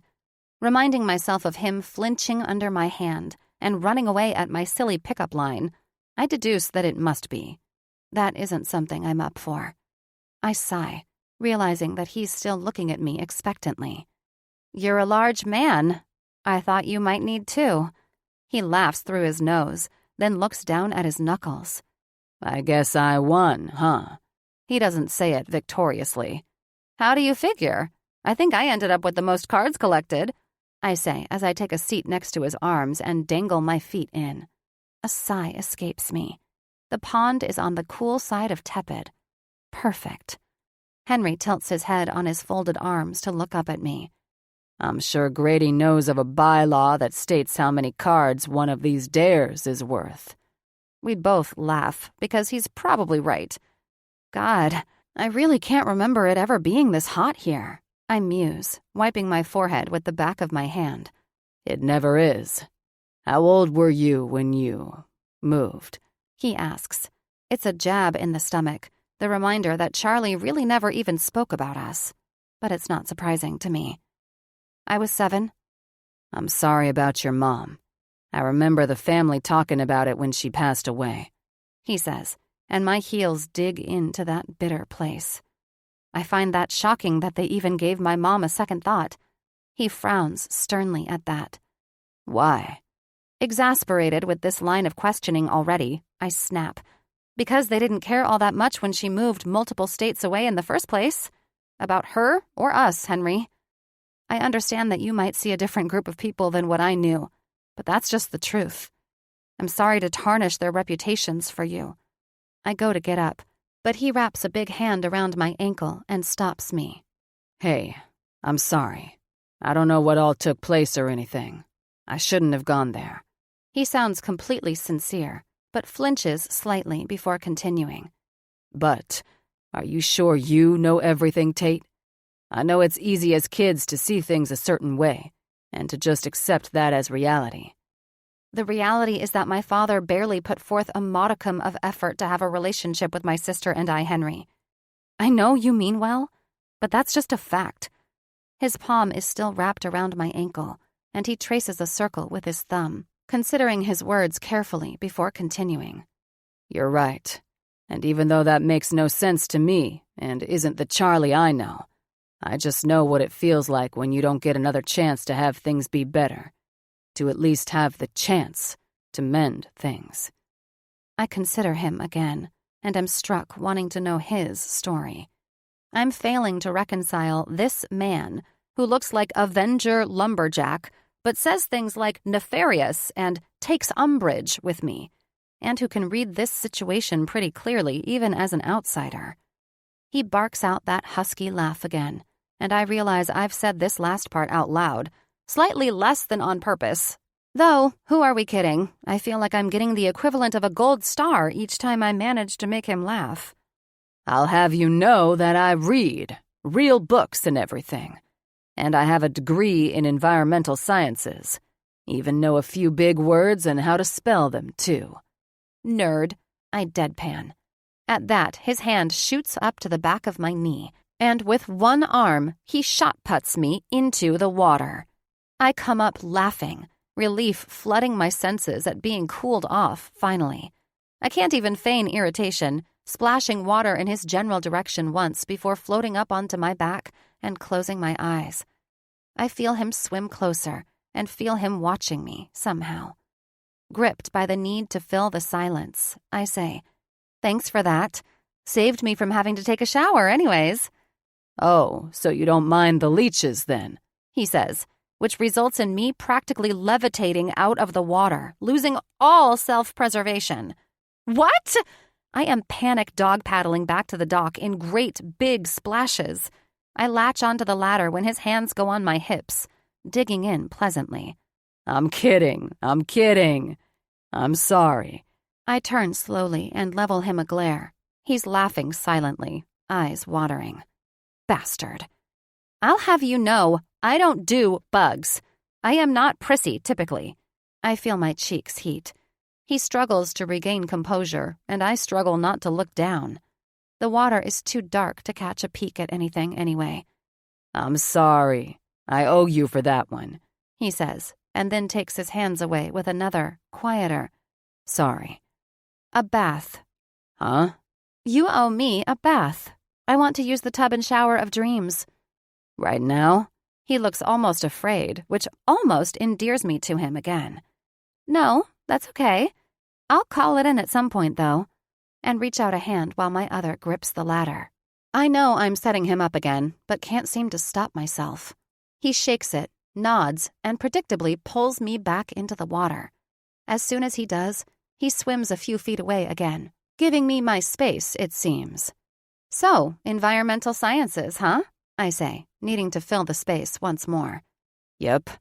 I stretched the truth, though. Never finished my degree. I was a few months shy. We circle each other now, moving around like magnets, an opposing force between. What stopped you? I ask, though I can tell he was hoping I wouldn't, which disappoints me more than it should. He stills, regarding me with gold, hooded eyes again, visibly struggling with his next words. He tucks his bottom lip in and runs his tongue back and forth over it a few times before deciding. Family drama. I laugh through my nose, humorless. What a perfectly vague response. I swim toward him and his eyes widen a fraction. I clench my jaw, knowing I'm probably hurting myself more than him in doing it, but still let my chest graze his as I reach past him to grab onto the side of the ladder. I'm not prepared for the jolt of sensation that zaps through me at the contact, though.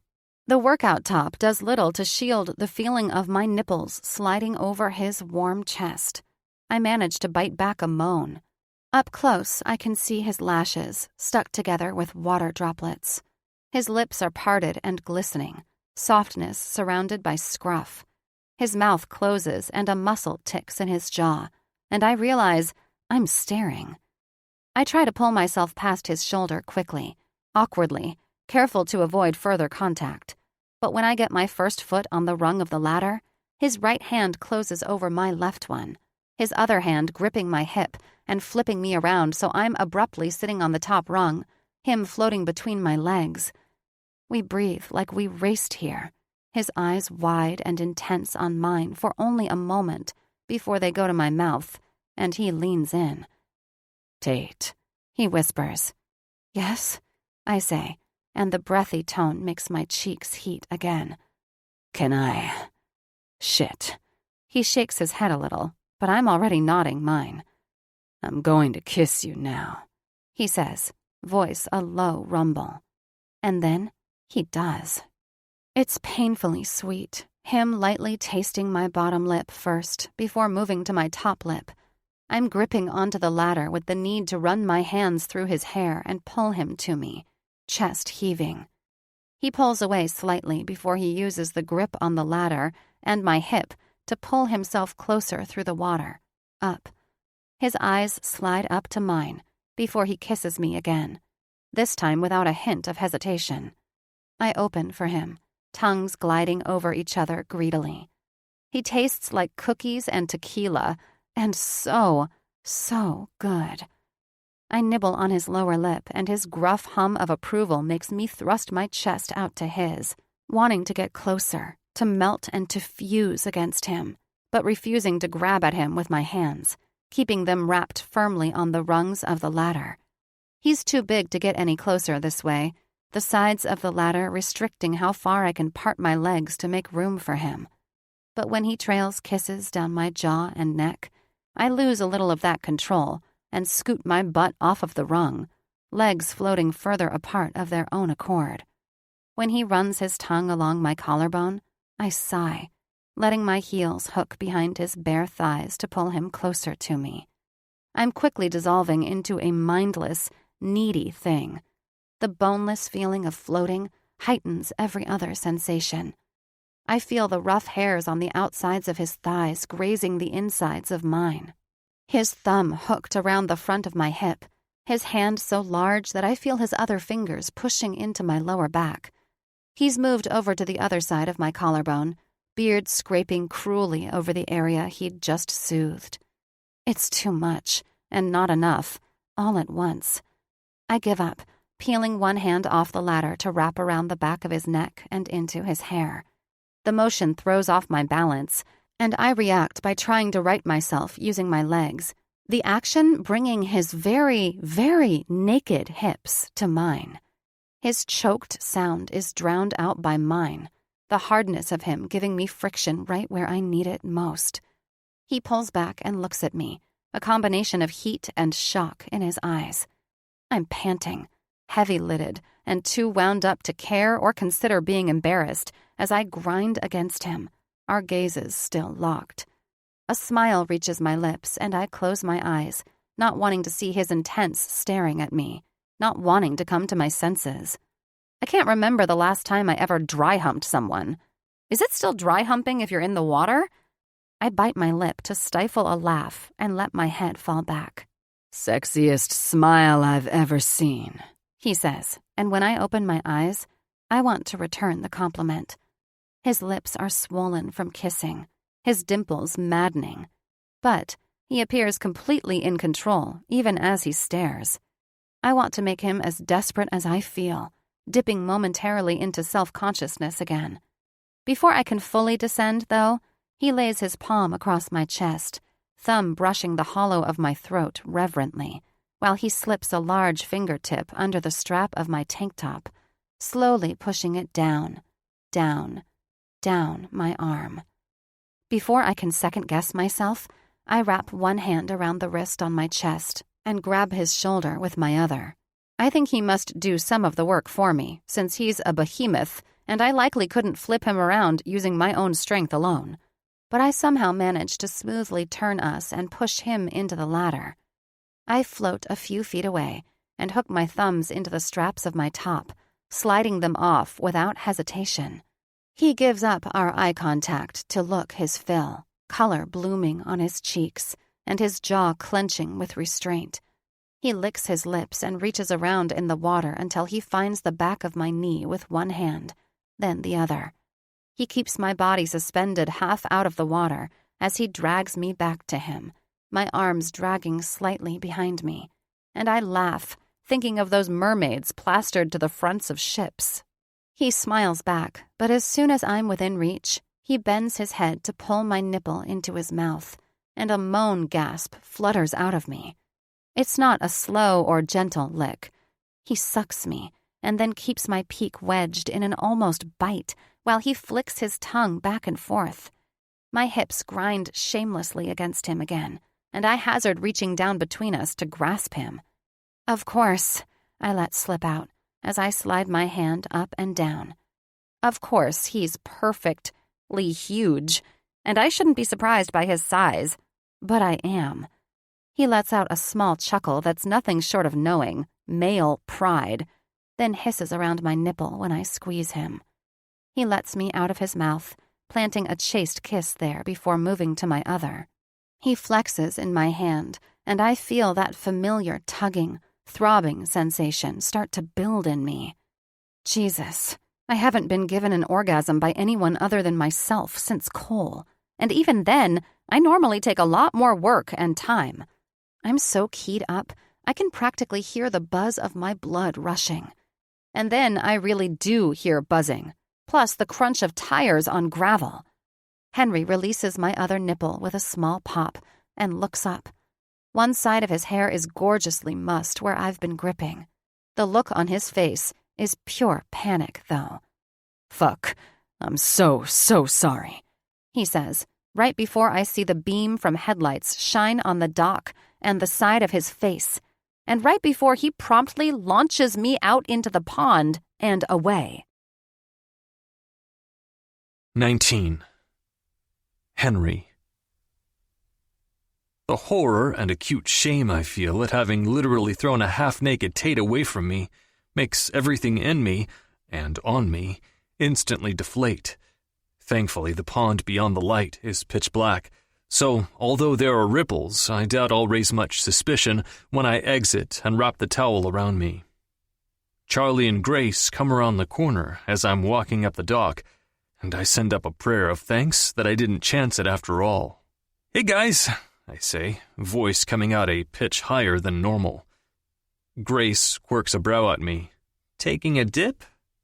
"Yeah, heat wave, you know." I do a weird hand shrug thing and try to herd them to the house. "Can I get you a drink?" "No thanks. We figured Grady couldn't drive and we'd grab him and take him off your hands," Charlie says. "I'll go drag him to the truck. Night, Hen," Grace adds. Charlie studies me for a second longer than is comfortable. "Did you see Tate tonight?" he asks.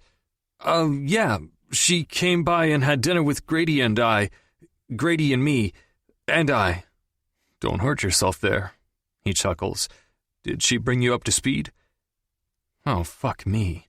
Why does that sound dirty? Shit. On what exactly? I told her you'd show her around and go through the production schedule with her. "Oh, okay, yeah, of course, I will. Are you sure she's okay with that?" He frowns at me. "She didn't take an issue with it when I told her earlier. Why wouldn't she be? You guys seemed friendly." "Yes, yeah, totally. We're good." Is Dwayne going to shit when I can't be around for all the pre-production setup, though? I'm not sure why I'm trying to find reasons not to, but it's clear that Charlie wants her to be looked out for, and all the plans I had for her a minute ago were not exactly what I would call nice, making me feel like an utter piece of shit at the moment. Oh God, I threw her across the pond. He'll be fine. He doesn't even know she's here yet. How is she? Probably spitting mad and ready to gut me at the moment. She seemed good. Good. Okay, thanks. I start walking toward the house when he steps around me and towards the end of the dock. Charlie, you forgot your other towel. He walks down and picks it up, pausing. He looks over at me, then out over the pond with a frown. He remains there for a second, contemplating. If he has any suspicions, he lets them lie, walking back and handing me the towel with a look I can't decipher. Good night, Henry. Night. Henry? Yeah? Don't let this heat wave get to your head. People always seem to do crazy shit during these. I nod, feeling my face tighten. Oh God, I fucking threw her across the pond. As soon as the truck is out of sight, I slip my feet into boots and rush over to Tate's. The light is on now at her place, so I know she must have snuck back. I almost burst through the door, but figure it'd be prudent to knock first. Tate? I call when she doesn't come. Finally, I hear footsteps, and the door swings open. She leans against the doorway casually, if not a little awkwardly, blocking me from coming in, and says, "What's up?" I'm sorry about back there. I just didn't want them to see you. I didn't think you'd want them to see you." "Probably for the best." She looks right at me with a shrug. "Ah, I see. That's how we're going to play this." I suddenly feel stupid standing here in my towel, flustered and panicked, while she is so unaffected. I let myself take her in again. She's changed into a Willie Nelson t-shirt that reaches down to her mid-thigh, each of which has a cute freckle in almost exactly the same spot, I'm now noticing. She's taken down her wet ponytail and washed her face, which now wears a look of icy indifference, instead of the undone one I was losing myself to just minutes ago. "Did you need anything?" she asks, pulling me out of my reverie, away from the freckles I'd veered off to again. Did I read things this wrong? I must have. I should have asked before I kissed her. But no way did I read her sounds, her returning kiss, or the way she grabbed me wrong. "Are you going to just stand there or brood, or do you have something you feel you need to say?" she says, shrill now. I am picking my words carefully. It takes me a minute sometimes, okay? I say. And it's the truth. But I repeat my apology. I am sorry. I didn't think before I did it. I just registered that you were half naked and probably needed to hide. At this, I see a blush creeping up her neck and her hand ball up in a fist. It's an odd combination of adorable and terrifying. "My tank top was around my waist.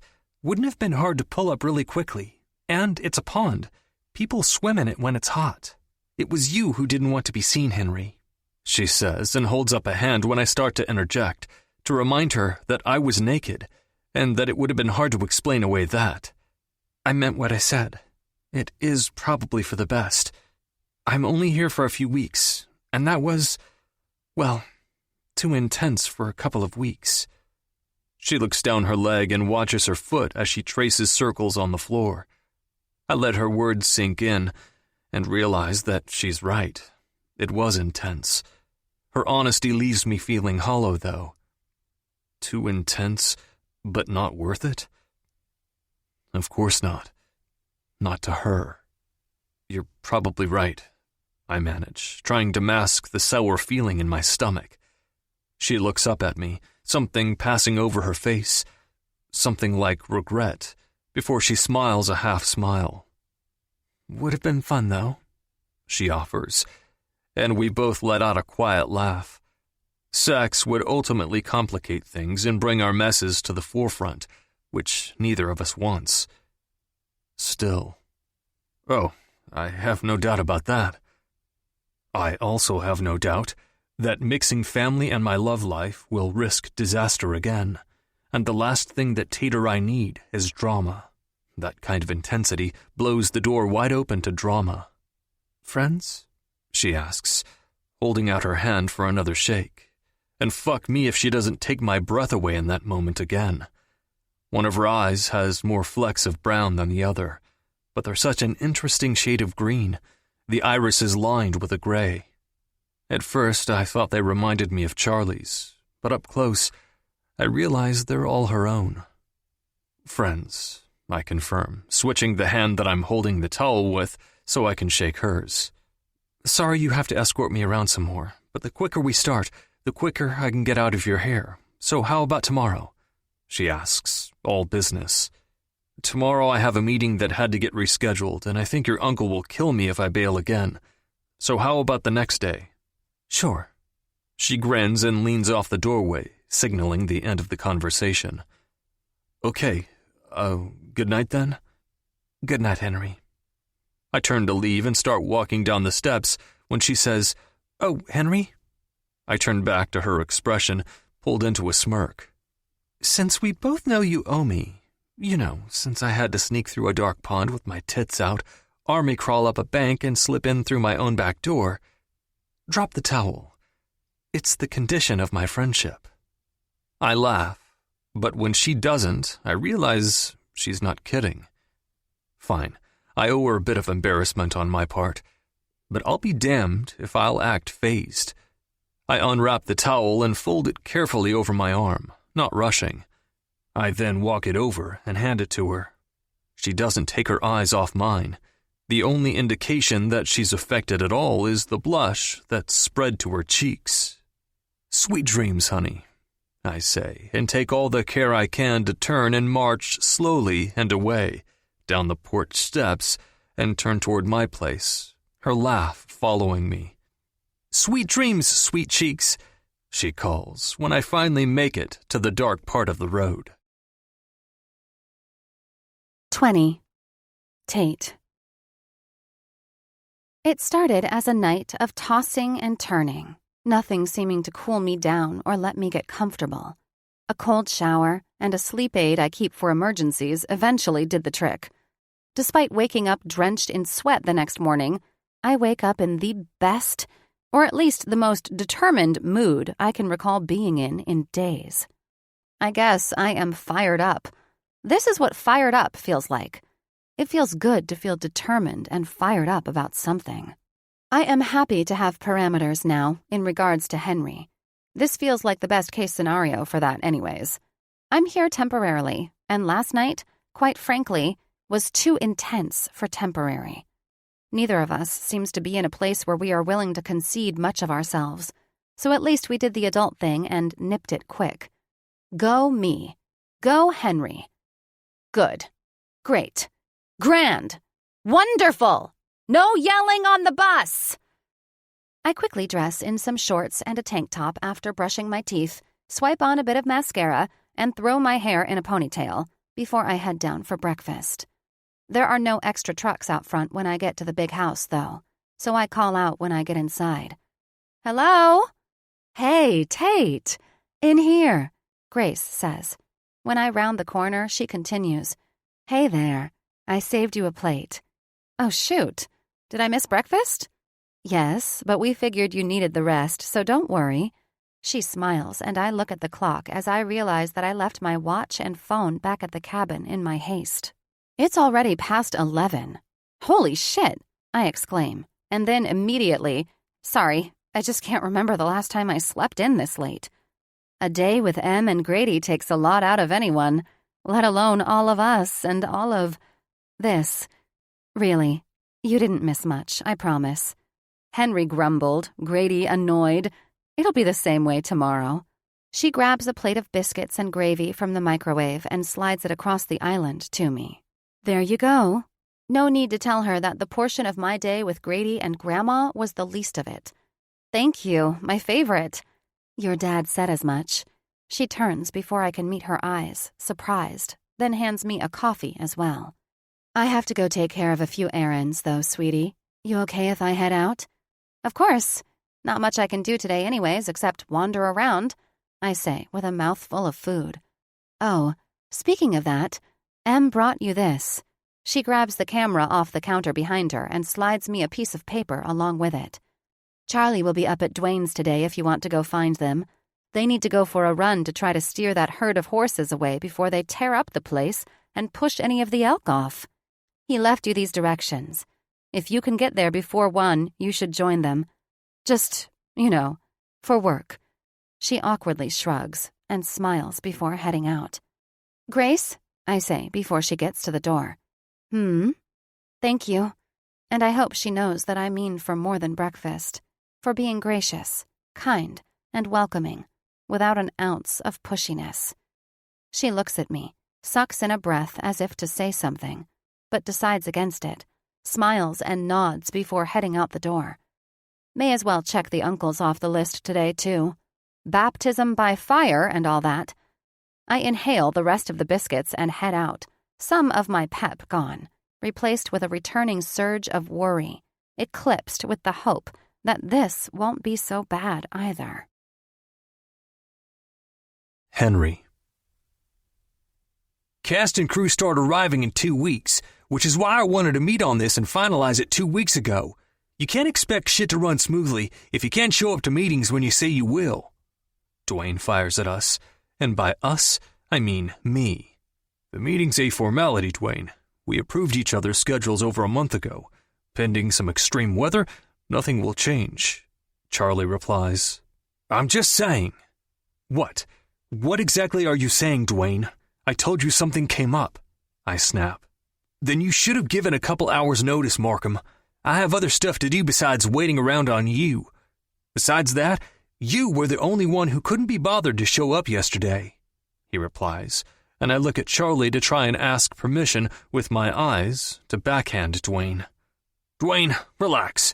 It's all covered. Charlie's right. This meeting is a formality to double verify something we have already verified.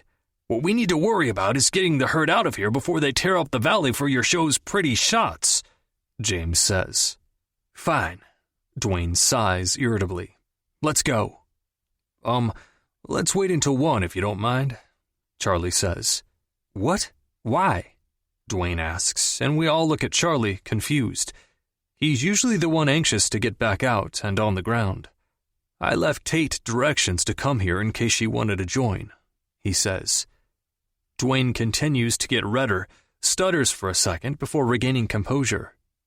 Tate's here? He asks, more quietly than I would have guessed, judging by his face. Yes, she is, and you are to treat her to the warmest and kindest version of yourself. Do you understand me? You owe us that at least. Charlie spits with surprising venom. Even more surprising is Dwayne's downward look and nod, not putting up any fight in return. At that moment, we all hear the truck coming up the driveway. Something somersaults in my chest. Well, at least she knows how to show up on time. Early, in fact, Dwayne says in my direction. I roll my eyes. I was on time after the morning chores, but he just enjoys lashing out at me for the moment. I take a deep inhale through my nose and step out the front door behind James, who is practically running to greet her. He picks her up in a hug and shakes her back and forth a few times before setting her back down. Grady's lack of boundaries may not come from Charlie, but clearly stem from somewhere in the Logan bloodline. Holy shit, look at you, kiddo. The last time I saw you, your teeth were as big as your eyes and pointed in different directions. They both laugh. James turns to me and says, Her teeth, not her eyes. I can feel her looking my way from behind her sunglasses, so I nod in her direction. Dwayne shoulder checks me as he passes. Tate, look at you, all grown up. What brings you here after all these years? Is your sister joining you?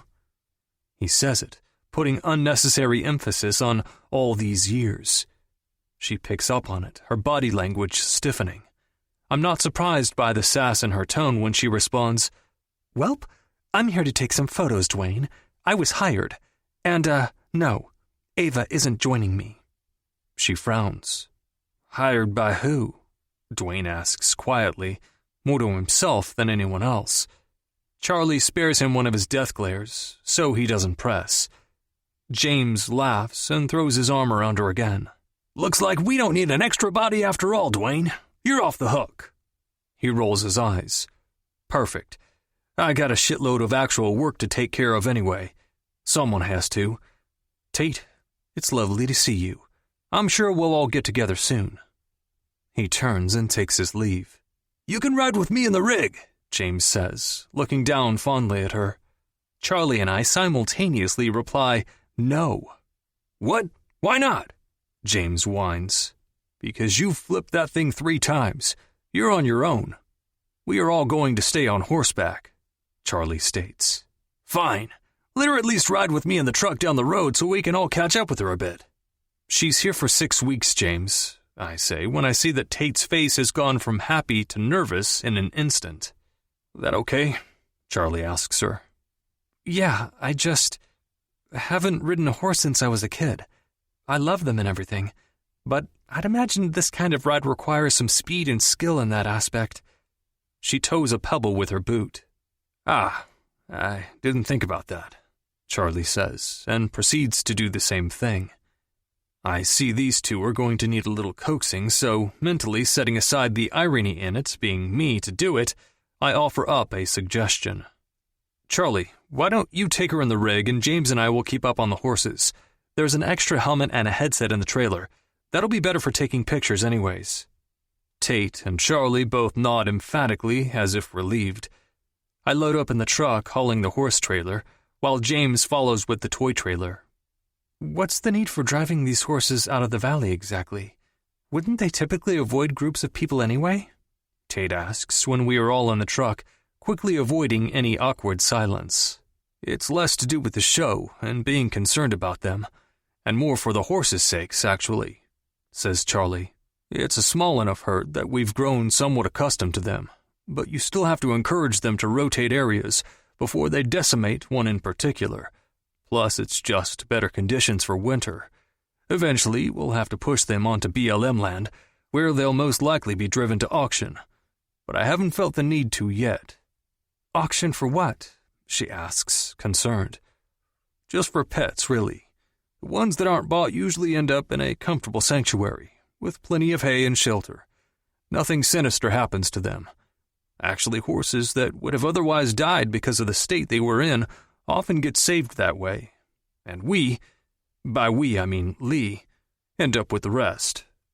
I had no idea that was even a thing still, or that there were still herds of wild horses out there, anywhere.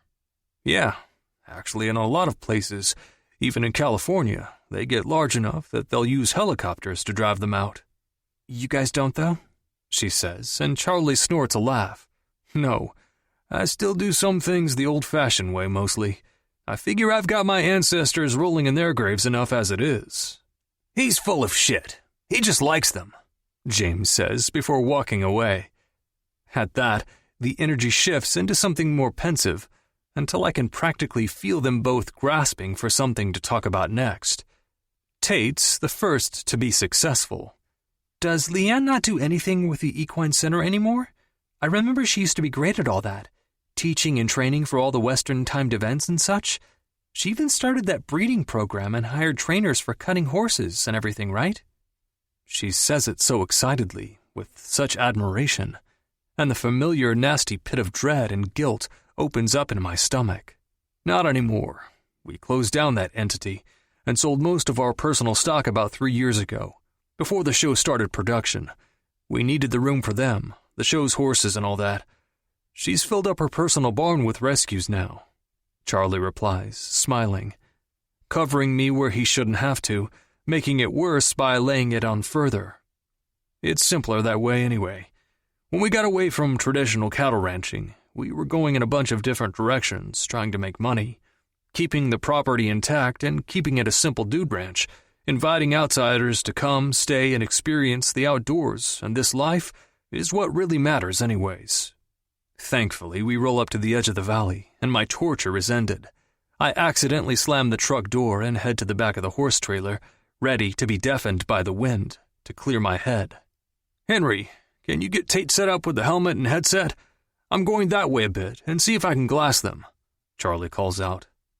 Tate grabs her camera and waits as I unload and ready the horses while James backs the rig out of the trailer.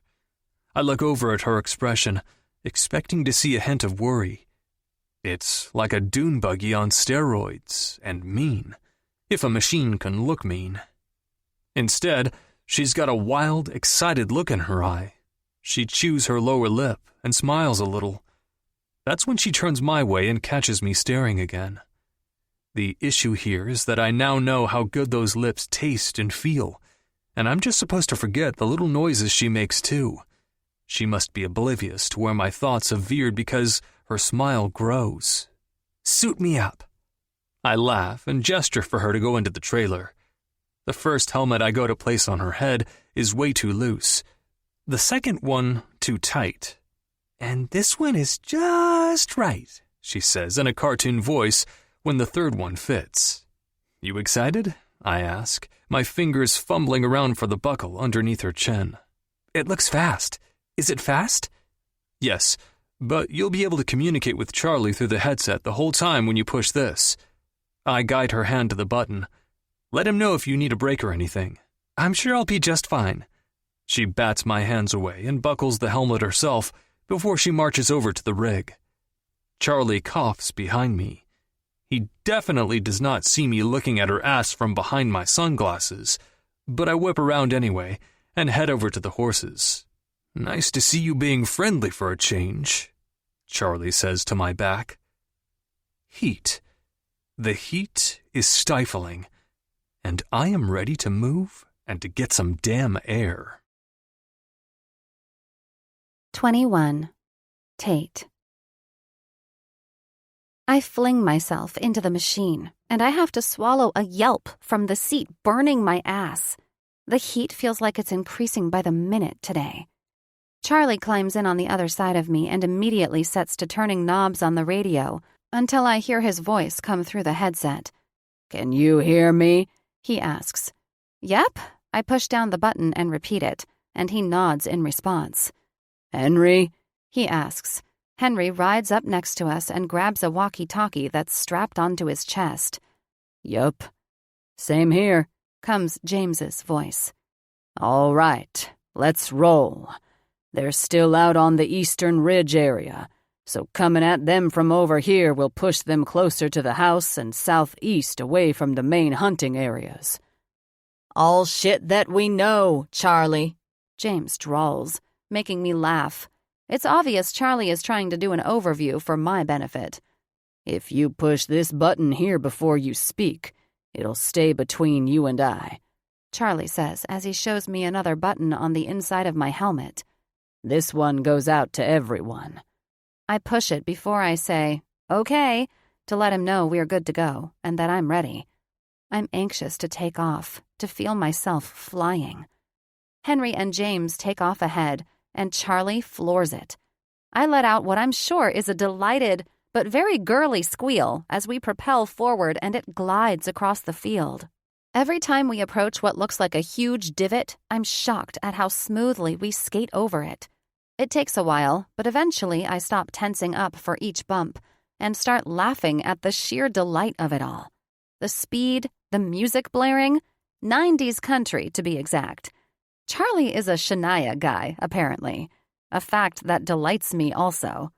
I'm singing along at the top of my lungs without the bummer of having to hear myself, the roaring engine blocking out the sound. I haven't felt so much pure, simple bliss in forever. The heat is intense, but the speed keeps it off of us and morphs it into a pleasant, breezy blanket that pours over my skin continuously in waves. I'm aware that the impending awkwardness of whatever this rekindling is should also be intense, but I feel an easy contentment settle on me, despite the chaos that carries us across the valleys and over hills. Sometime later, as I'm singing along to Brooks and Dunn, "Marie, oh my Marie, ah," loud laughter booms in my earpiece from 3 male voices as Charlie lets off the gas. I see Henry and James ride up, holding their sides, and trying not to fall out of their saddles. Tate, Gasp. your radio button is still on. Henry's voice gets out in between bouts of laughter. Honey, you cuss like a sailor on HBO. Comes Charlie's reprimand. Oh, God. All the sound effects. How long was it on? I ask. Henry snorts and starts dying again. The entire time, says James. Cool. Probably 45 minutes of me saying whoop, whoop at every little hump and singing directly into their ears when I couldn't even hear myself. That had to be gold. Oh, God. The singing. Were those Muppet impressions? James asks. Kill me now. All right, all right. Why don't we take a beer break here for a bit? Probably some good spots for pictures. Bless Charlie's heart. We pull over on the top of a hill, and it takes me a beat to get my bearings when I look out over the other side. It didn't appear to be a large or steep incline from the slope we crawled up on, but the dive down is a monumental canyon. It's an odd combination, looking over and seeing the places where fall has begun to take over, viewing it through ripples of heat. It makes it feel like I'm looking at a well-done version of the valley, sun-baked, overcooked, not one on the verge of autumn. Charlie and I remove our helmets before he undoes a tied-down ice chest in the back when Henry and James ride up. A pang of sympathy rings through me for Henry's mount. He's probably 250-ish pounds, a veritable mountain of a man. The mare herself is sturdy, though, probably close to 16 hands. I share my observation out loud when Henry dismounts in an easy swoop, and he replies, She's pushing 17, actually. This is Murphy girl. His movements and mannerisms are so swift, easy, and natural on him. An exhibition in contradiction, like watching a buffalo sprint or a bear scale a tree, and watching it does these jumpy things to my insides. Unfortunately, I now know firsthand what he's working with, and remembering the feel of his mouth on me has a fresh layer of sweat gathering above my lip.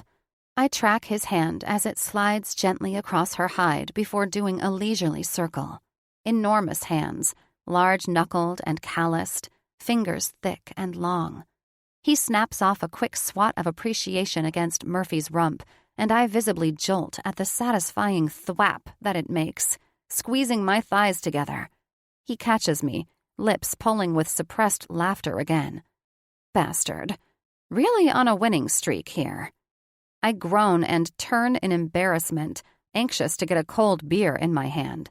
Charlie tosses me one, and Henry's giant hand jets out and grabs it before I can catch it. Don't worry, I'll get her a beer.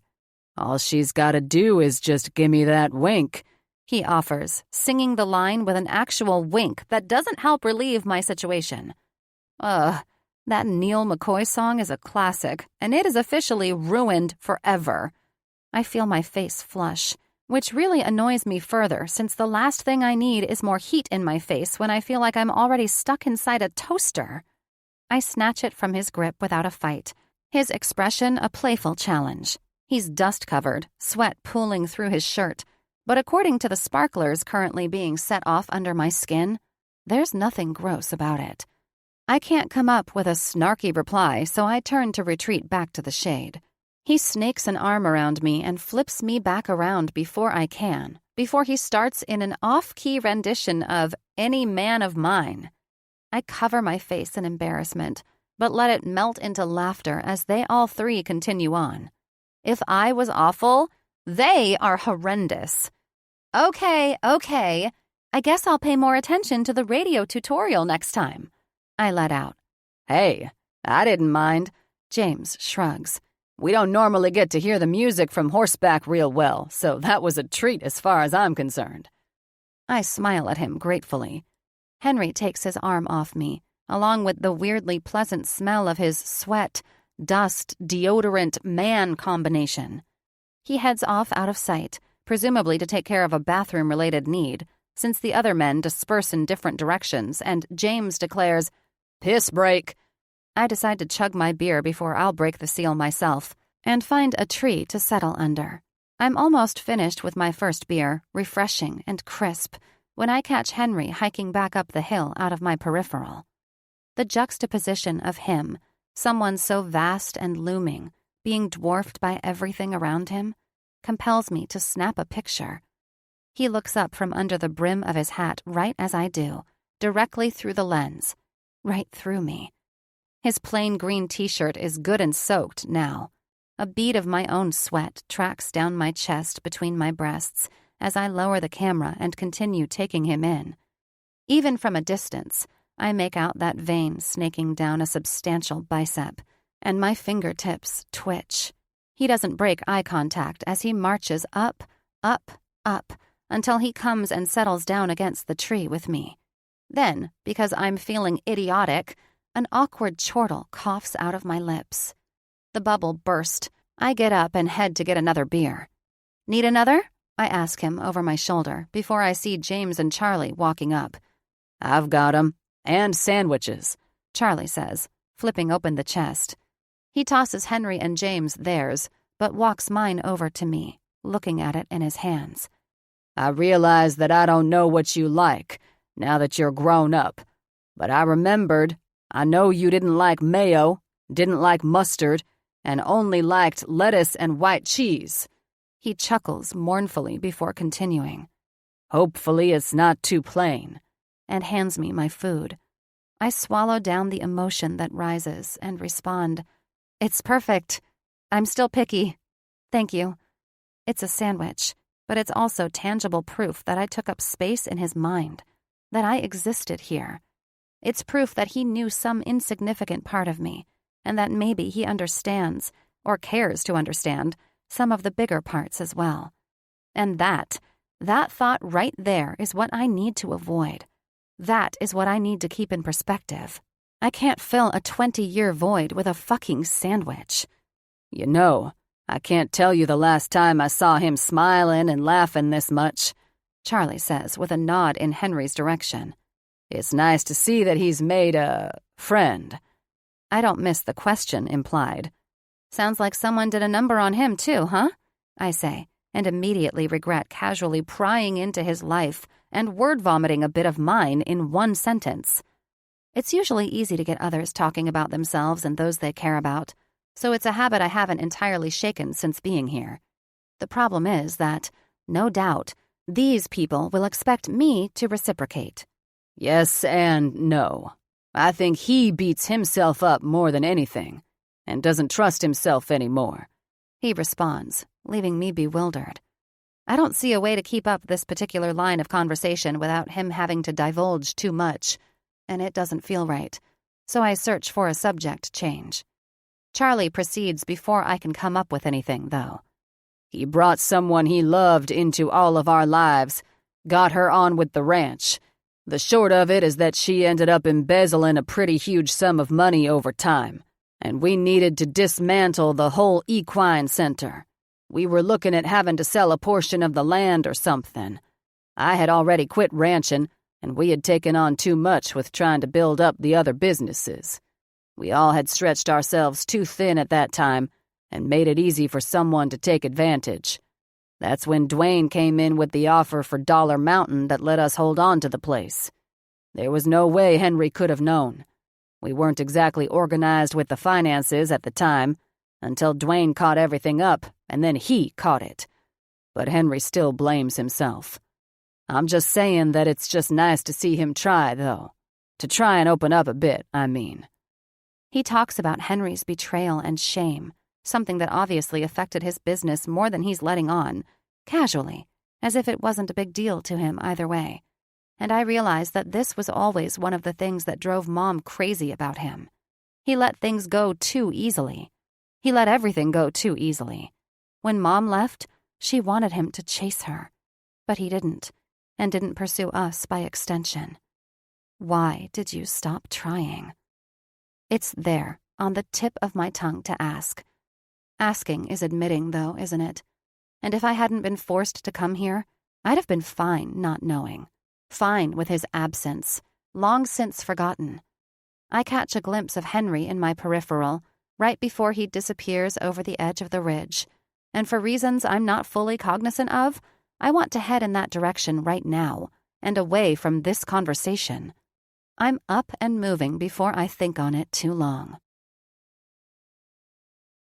22. Henry. I hear Tate before I see her, her steps somehow managing to sound agitated as they crunch behind me. I want to show you something, I say, a thought escaping before I could consider trying to be smooth about it. How'd you know it was me?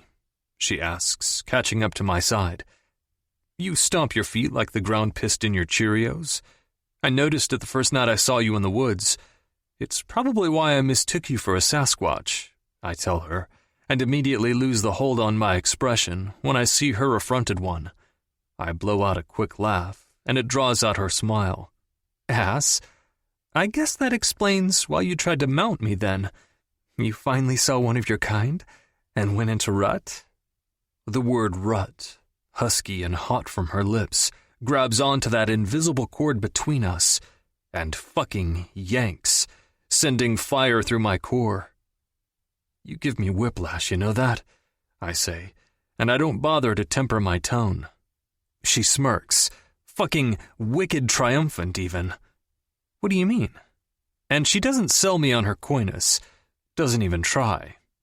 I scoff, frustrated in more than one way, and turn back to the trail, only now noticing that we'd veered from it. This time, I'm determined to stay on track, to stay on the path of least resistance. The path that, ironically, is resisting her. Hey, don't get too far ahead. One of your strides is like 4 of mine, she whines. Something tells me you can keep up just fine, Tate. Speaking of piss and Cheerios, geez, what's your deal? She laughs. I grunt in response. Henry! She grabs onto my belt loop from the back to stop me. When I turn around, she's looking up at me through her lashes, challenging, searching. She wants to be distracted, even if it's by a fight. Fine. She steps onto the raised edge that lines the side of the game trail, an indiscreet effort to size up, and this is the gesture that breaks me down. I've always been hyper-aware of my size, not just because most people have a propensity for reminding guys like me about it all the time either. The assumptions that I played elite sports are flattering, but there's always been an edge of, not insecurity per se, but wariness about it. I am wary, knowing that my size means that I don't have the freedom to simply get into a bar fight without restraint, because I am automatically a target and a liability. I could kill someone without meaning to. I always hold back to a degree. So when it comes to women, I have traditionally preferred tall ones, not for the physical aspect, but because of how they carry themselves. I can't stand simpering or diminutive, because I don't need to be made to feel like a big man. I already am. So when this woman, at least a full foot shorter than me, steps up, almost like she's trying to make herself bigger, it fucking works. I don't admire it in a condescending way. I admire it because she's a force. So I give her what I think she wants. I place my palm above her head on the tree behind her, crowding her space, meeting her challenge. Hey, you dismissed me last night, remember? So don't go acknowledging it and making me remember it. And definitely don't flirt with me unless you want me to do something about it. The look in her eyes wavers. She didn't expect me to say it out loud, I guess. She probably expected me to just act, fight her, or make out with her. I can't be sure. Our breathing's the only thing audible between us now, and I can see the pulse jumping at the base of her throat. She swallows, and I notice the dust that's collected where the helmet and goggles didn't shield her face. You have... I take my arm back and swipe at the area on my own face to show her, sparing her from responding. She blinks, then lifts the hem of her shirt to wipe it away. I turn quickly, but not before I catch sight of her smooth skin, along with another fucking freckle to file away in my brain on her ribcage, right below the underside of her breast, below one of her perfect, sweet tits. I grind my teeth as I walk away, as I refuse to acknowledge the silent laugh I feel from behind me. She likes games, apparently. Well, I'm up for them if they help create some common ground. I'm too damn overheated to play right now. Here, up over this ridge. I point with my free hand, a beer and my sandwich held in the other. I pop the lid off of the bottle on my boot, too impatient to wait until we reach our spot. Tate hisses a breath behind me. "Are you okay?" I ask, looking her up and down to see if she rolled an ankle or something. Besides the strange look on her face and her hand on her chest, she looks fine. I feel my face pull into a confused frown. "Yeah, just hot," she replies. No kidding. I continue on, only a few more yards left. I promise we typically get 4 seasons. "Yeah, the weather," she says dully. "You good?" "Yep, good, great, grand, wonderful." "Okay?" She smiles and shakes her head, entertained by her own inside joke, I gather. Sometimes she is easy to read, clear and open. Right now, she's a puzzle. "Oh my God," she says when we crest the ridge finally, and I feel smug at the look of happy awe on her face. Figured we could have lunch with a view. "The water is so green. I don't think I've ever seen a lake that color. I've seen turquoise water, cerulean blue, blue so dark it's black. Then, regular green pond, lake water. This is totally its own. I always thought this little valley itself was the cool part. If I would have known the color of the water would be this exciting, I'd have bought you some crayons and really blown your dress up." I chuckle. "No, it is. The valley is cool too, definitely. But I've just seen so many different bodies of water. I mean, I live in Tahoe. So it's really beautiful." The valley that surrounds the little lake is entirely rock, little bumps and ridges that lead and indent down to the center, to the water. The perimeter of the granite valley is made up of grassy hills. "Do you want me to ruin it for you?" I ask her as I sit. "Ruin it?" she asks, still standing and looking out. "Yep. I'll tell you what Grady used to call this spot when we were younger, and you'll never look at it the same again." "Well, now I have to know, obviously." "He called it the dinosaur butthole." I smirk up at her and take a bite of my sandwich while she looks back out over the view and cocks her head to the side.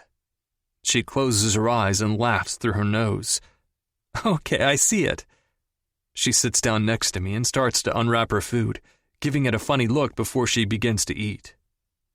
We continue this way for a bit, eating and sipping our beers, until curiosity and some kind of nosy feeling, one that's completely unfamiliar to me because I normally just don't give a shit about other people's business, prompt me to ask, "So, what were you guys talking about back there? Things going okay with you two?" She pauses in her chewing, hazards a glance my way. "Not a lot, actually. We haven't exactly gotten into the meat of things." She lets out a frustrated sigh. "I'm worried that his answers will leave me more angry, will make me bitter over something I didn't even know I missed." "Well, do you feel that way now? I mean, did you already feel a little sad or bitter about not having a relationship with him before you came here?" I decide to elaborate at her skeptical look.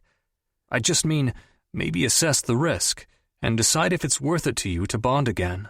You'll have to go through some of the negative crap, sure.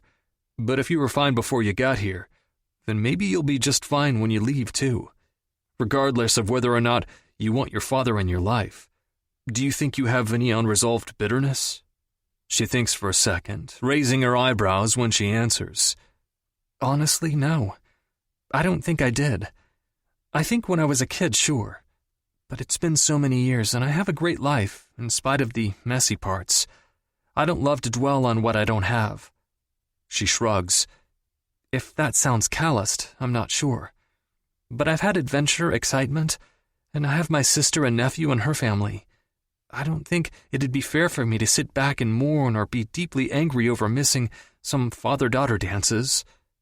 "Jesus, Tate, you are way more like him than you realize." I shake my head. Stubborn asses, both determined to plow forward and tell bad feelings to fuck off. What do you mean? I mean, to me at least, it sounds like you have an impressive ability to let shit go, or to convince yourself that you are over things, even if you're not. Her face drains of color at that, her mouth dropping open a bit before she recovers, and then she starts gathering up her trash as she stands. What did I say? I ask, panicked that some part of that was so upsetting that she's not arguing, not even attempting a sarcastic comeback. Nothing that isn't true, Henry, but I don't want it to be. I don't want to let shit go. And she starts her march back. 23. Tate. Henry's observation sets my heart racing at a new rhythm. Because when it comes to Charlie, I fucking deserve to know why. I shouldn't have to move forward until I get some goddamn answers to things. Shouldn't just be expected to be happy because of some obscure scale of blessings and hardships I've built for myself in my head. Because I haven't let it go. And if I did, then I want it back. I want to know why he didn't try to stay in our lives. And I want to figure out if I want the Logans in it going forward. I let my husband go. Let my friends go. Let my mom go. Taking her as I could when she'd be good to us, but always letting it go when she wasn't.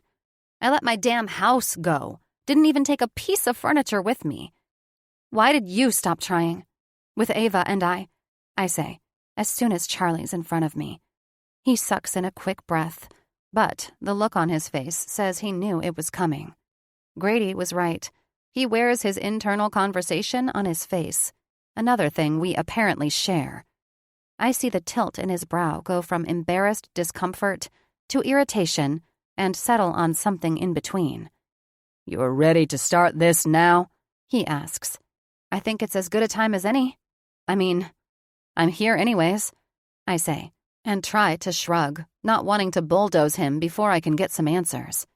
I guess I want to know why the split even happened in the first place.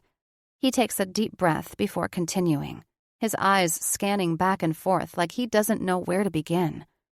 "Did Viv, your mom, ever tell you how we met?" he asks. No, but I don't see how that has anything to do with this. I feel my face frown. "Tate, I won't claim that I was a good husband when it came to your mother. Young, stupid, we couldn't ever get on the same page, it seemed. I feel like it's important for you to know how we began, though. Can you let me tell you? It's important, I think, for you to understand." He is talking to the ground, but I can hear the emotion in his voice. I nod, and he must see it out of his peripheral because he proceeds. "Your mother and I met for the first time when Dwayne brought her home with him for summer break in college." My mouth falls open in confusion, but he trudges on. "He was very clearly smitten with her, but she wasn't nearly as much with him. Still, I knew how he felt about her, and I didn't care. It felt out of our control. I can't explain it. It was like love at first sight, and the more we got to know each other, just felt like confirmation of those feelings." A ball of sadness and anger rolls in my stomach. The words, out of our control, so similar to what Cole once told me. "Dwayne and I were constantly at odds with each other. He had the brilliant business sense, was a walk-in calculator, and is, still good at everything he puts his mind to. But he hated it here. Ranchin' was never for him. And even now I think he would rather be in charge of his own separate thing.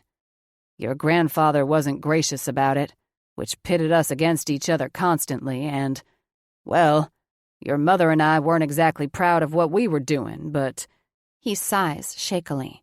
"We were in love, and then, well, then we found out about you." He shrugs. This is news to me, too. I'd never thought to ask about my conception. "Our plan was to give Dwayne time, to stay a secret until the sting wouldn't be as bad. But I knew how he looked at her. I knew it wouldn't help. Your mom, though, she didn't want to constantly live under the umbrella of being known as a cheater, or the one who broke Dwayne's heart. We had every intention of doing things as right as we could, so that we could have the best future together as possible. When we found out about you, our plan went to pot, obviously, and we needed to come clean." "Was Grandma awful to her?" I ask, unable to stop. He looks at me quizzically. "No, not at all. Not then. But your grandmother is a bear. She was determined to steer the whole family in a direction that she deemed fit, and bulldozed everyone else. But she and Dad really never held it against her, or me for that matter. I think your mother couldn't forgive herself, though, Tate. We married, and I needed to work, and to feel like I could provide, and could make her happy in this situation that I felt I put her in. Dad had his first stroke right before you were born, and I ended up taking on more responsibility at the ranch. But your mom wasn't having it. She was angry that I couldn't go out and do anything else, and I didn't want to. I should have listened to her. Should have seen that she was starting to become truly unhappy here. I guess I was willfully ignorant." He takes another deep breath, then looks over at me. "Do you remember anything about the split when it happened?" He asks. "Not specifically. I remember Grandpa passing, living on the ranch for a little bit after that. Then when we moved with Mom, she kept saying you would be coming soon." "Well, your mom didn't grow up in a volatile home or anything. Your grandparents were great people, but they also never fought, not even the good kinds of fights. They were passive-aggressive at best. So your mom hated fighting. I say that in the hopes that you understand all that came next. A part of me thinks that she didn't feel like she had a choice other than to leave. That she wanted to force my hand, maybe. When I needed to take this over, I needed time to figure out how to change things. And I did. I wanted to change it all so that I could make her happy. Wanted to make it into a thriving business so that I wouldn't be stuck running cattle and gone all the time, never able to take vacations. I truly tried, Tate, but I got swallowed up in running the place, and her fears probably all seemed like they were coming true. I didn't know how to expand when I was drowning as it was. She asked me to move countless times. She wanted me to leave it to James and Dwayne to run. But James wouldn't have changed anything, which means he would have eventually forsaken work for fun every time. Dwayne, well, I'd be lying if I said I didn't want to compete with him a little. I liked that this was mine, that it became my identity. It's probably why I was throwing myself into it harder when he got involved. He came home from his big-shot job and took an interest in investing in everything to help facilitate some of the changes we wanted to make. By the time things were starting to run smoothly, I had let Viv down in so many ways. I was already so sure that I was too shitty to her to ever make up for it. And that is what she started to tell me. She never seemed happy when I was around, but was angry with me for being gone so much for years by then. And all the while she was pulling more than her share of weight at home and with you guys. But suffice it to say, I just seemed to be the cause of her unhappiness, and it got easier to stay away. Eventually, she just had enough of not being one of my priorities. I thought that the work I was doing was to set us up, thereby making her my priority. He stops here and seems to consider something for a while, his foot shaking anxiously. "Is that when you met Grace?" I ask. "It is. And while nothing happened until after the divorce, I realize now that I was having an emotional affair, even if Grace herself thought we were just friends. For that, I am sorry. No explanation justifies it." I nod, appreciating the blunt honesty. And then, everything else just happened. There was already so much distance that by the time she decided to physically distance herself, I didn't have the fight in me anymore. He sighs a few times, agitated, before continuing. So, yeah, when she ultimately decided to leave, I was angry. And I wasn't exactly helpful. I was angry at her and refused to beg her to stay, or to at least stay near, to help me stay close to you guys. And when it became clear that neither of us could compromise, she was afraid that the life she could give you guys wouldn't compare to what we all had here, and she didn't want to compete. I realize now that we were young and making our decisions based on us, and not you guys. I can't tell you how much I regret that, or how sorry I am. Each time I did call, it seemed like it made it worse for you guys too. By the time I grew up and pulled my head out of my ass and realized that, years had passed.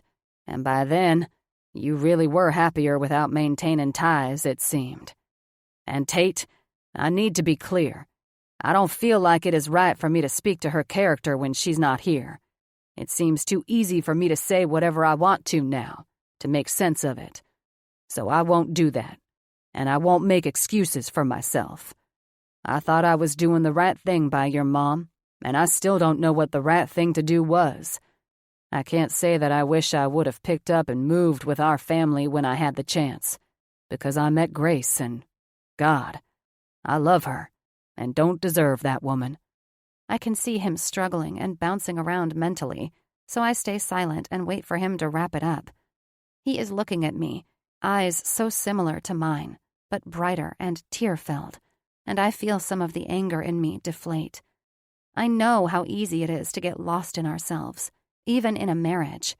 I know he's leaving pieces out, but this feels like an honest start. I can see how it might have been between them, laid out before me. Charlie with his huge family, loud and boisterous, affectionate and playful, with a mass of history and tradition between them. And Mom, subdued, mercurial, with two similarly dispositioned parents but no other living relatives, and the quiet suburban existence they led in comparison. I could see how it could become an insecurity, because I lived it. I just went into the opposite direction and decided to brand myself into Cole's family, ignoring the less desirable history of my own.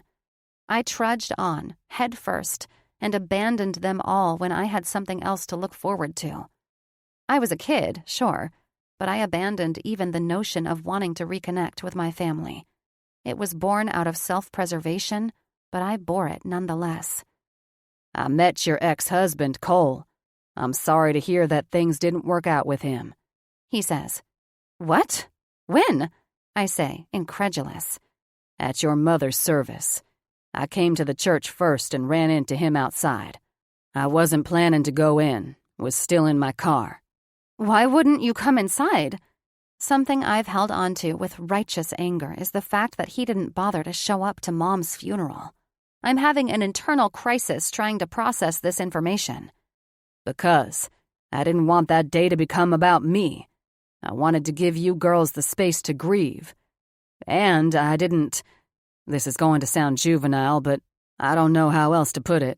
I didn't want to seem like I wanted to seem like I was only there out of convenience or something. I didn't want to show up and have you think I was going to pressure you for a relationship now that Viv wasn't in the picture. I didn't want that day to be about me. He looks away, radiating shame. He, Cole, knocked on my window. He must have recognized something because he introduced himself as my daughter's husband and then asked me to respect your privacy. I told him I intended to and that I would like to attend the burial as well, but would stay unseen. I waited until everyone was gone to say my goodbyes. I nod, not trusting my voice to speak, but wanting him to know I understood. I have probably recited this next part to myself 1,000,000 times over the years, so I'd like to get it out now if you're okay, he says, and I nod again. When you were born, Tate, and when it came to you girls, it was like Vivian found what she was put on this earth to do. She was so enamored with you guys, amazed. We both were. But we stopped paying any mind to each other, except to hurt each other by what the other did or didn't do. It's really not a unique story, I know. He takes a deep breath and looks at me nervously, like he's approaching the part that he knows he'll lose me on. Our marriage died the death of 1,000 little cuts over time. I had to carry on this family legacy that I wasn't ready for, that I knew she resented me for. But it was what I knew, and what I wanted. But I didn't have the balls to tell her. I was a selfish bastard, because I was so busy being wrapped up in myself that I didn't make sure I prioritized you. He takes a deep breath again. As parents, I think we think of our kids as a kind of extension of ourselves, and don't realize that they are their own human people, at least not right away. I think your mother and I had become so wrapped up in our bitterness towards each other to see you guys there in front of us. But Viv desperately wanted a family that stayed together, and when we failed, she felt like she failed. I hated the idea of making anything any harder for her, and yet I was so angry at her at the time. I know this sounds like a cop-out, but I felt like I was giving her what she deserved when she asked for it. The chance to be the best mom she could be to you. Because when I did come around, or when I called, all I did was disappoint her, and I could see it bleed into her other actions. And Tate, she was so amazing with you guys. When she asked for full custody, I felt I owed it to her. I was so stupid. I wasn't considering what I owed you. There's no excuse for me allowing it to go on as long as I did. I should have tried harder for you. I feel my face, wet with tears, hot and swollen. I don't know what I expected to hear, but the simple and honest explanation makes the kernel of sadness, the one typically wrapped in anger, bloom. I always expected him to blame her, to say that she kept us away. I expected him to keep things surface level, maybe to blame work and then distance. The fact that he is owning up to what it all boiled down to, selfishness, hurt, and bitterness, has rendered my carefully considered responses to be useless. I can't help but wonder how I would have felt if I had been in my mom's shoes. Cole's family was fun, wonderful, loving. How would it feel to have kids with Cole before the split?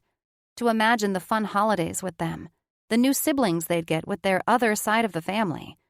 To constantly be compared to Allie, to swallow my personal rage and devastation so that my children could go enjoy their holidays guilt-free, to then come home to a quiet house and a broken-hearted mom barely keeping it together, scraping by, trying to hide any unhappiness from them. It's so similar to what still took place in my upbringing that I lose my breath. I am suddenly so grateful that I didn't have a baby with Cole, that I didn't take that decision lightly, because I know that kids aren't an accessory to marriage. They're not an extension to us. They just are. And I don't trust that some of my own selfishness wouldn't seep out onto them. I don't know if I'd have the strength that so many parents have. Thank you for sharing all of that with me. I manage. I think I'm glad that I ended up here. And even though I don't think I'll ever be okay with all the years we all missed together, I am still glad that I am here now. Charlie's eyes fill, and he says, Your mom did an amazing job from what I can tell. And I am too. James saunters over to our tree finally and asks if we are ready to go. We gather up our things and load back up. I feel Henry's eyes on me, but I don't glance his way, too raw and exposed as I am. We take off again, but this time I feel nostalgic, lost in memories, coming to terms with the fact that maybe, just maybe, everything did happen for a reason. After all, if Mom hadn't moved us, I wouldn't have met Cole. And even though that ended in disaster, without him bolstering me, I never would have pursued the career that I now love. I can stack the blocks of my life and make sense of them, this way. A Garth Brooks song comes on and I smile as a memory surfaces. I pull up in my Jeep to our little L-shaped house and immediately see Mom through the window. The smile plants itself on my face. It's a good day. She's in a great mood.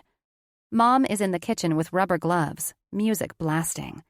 As soon as I walk in the front door and toss my keys on the hook, she whirls around, singing into her dish brush with abandon.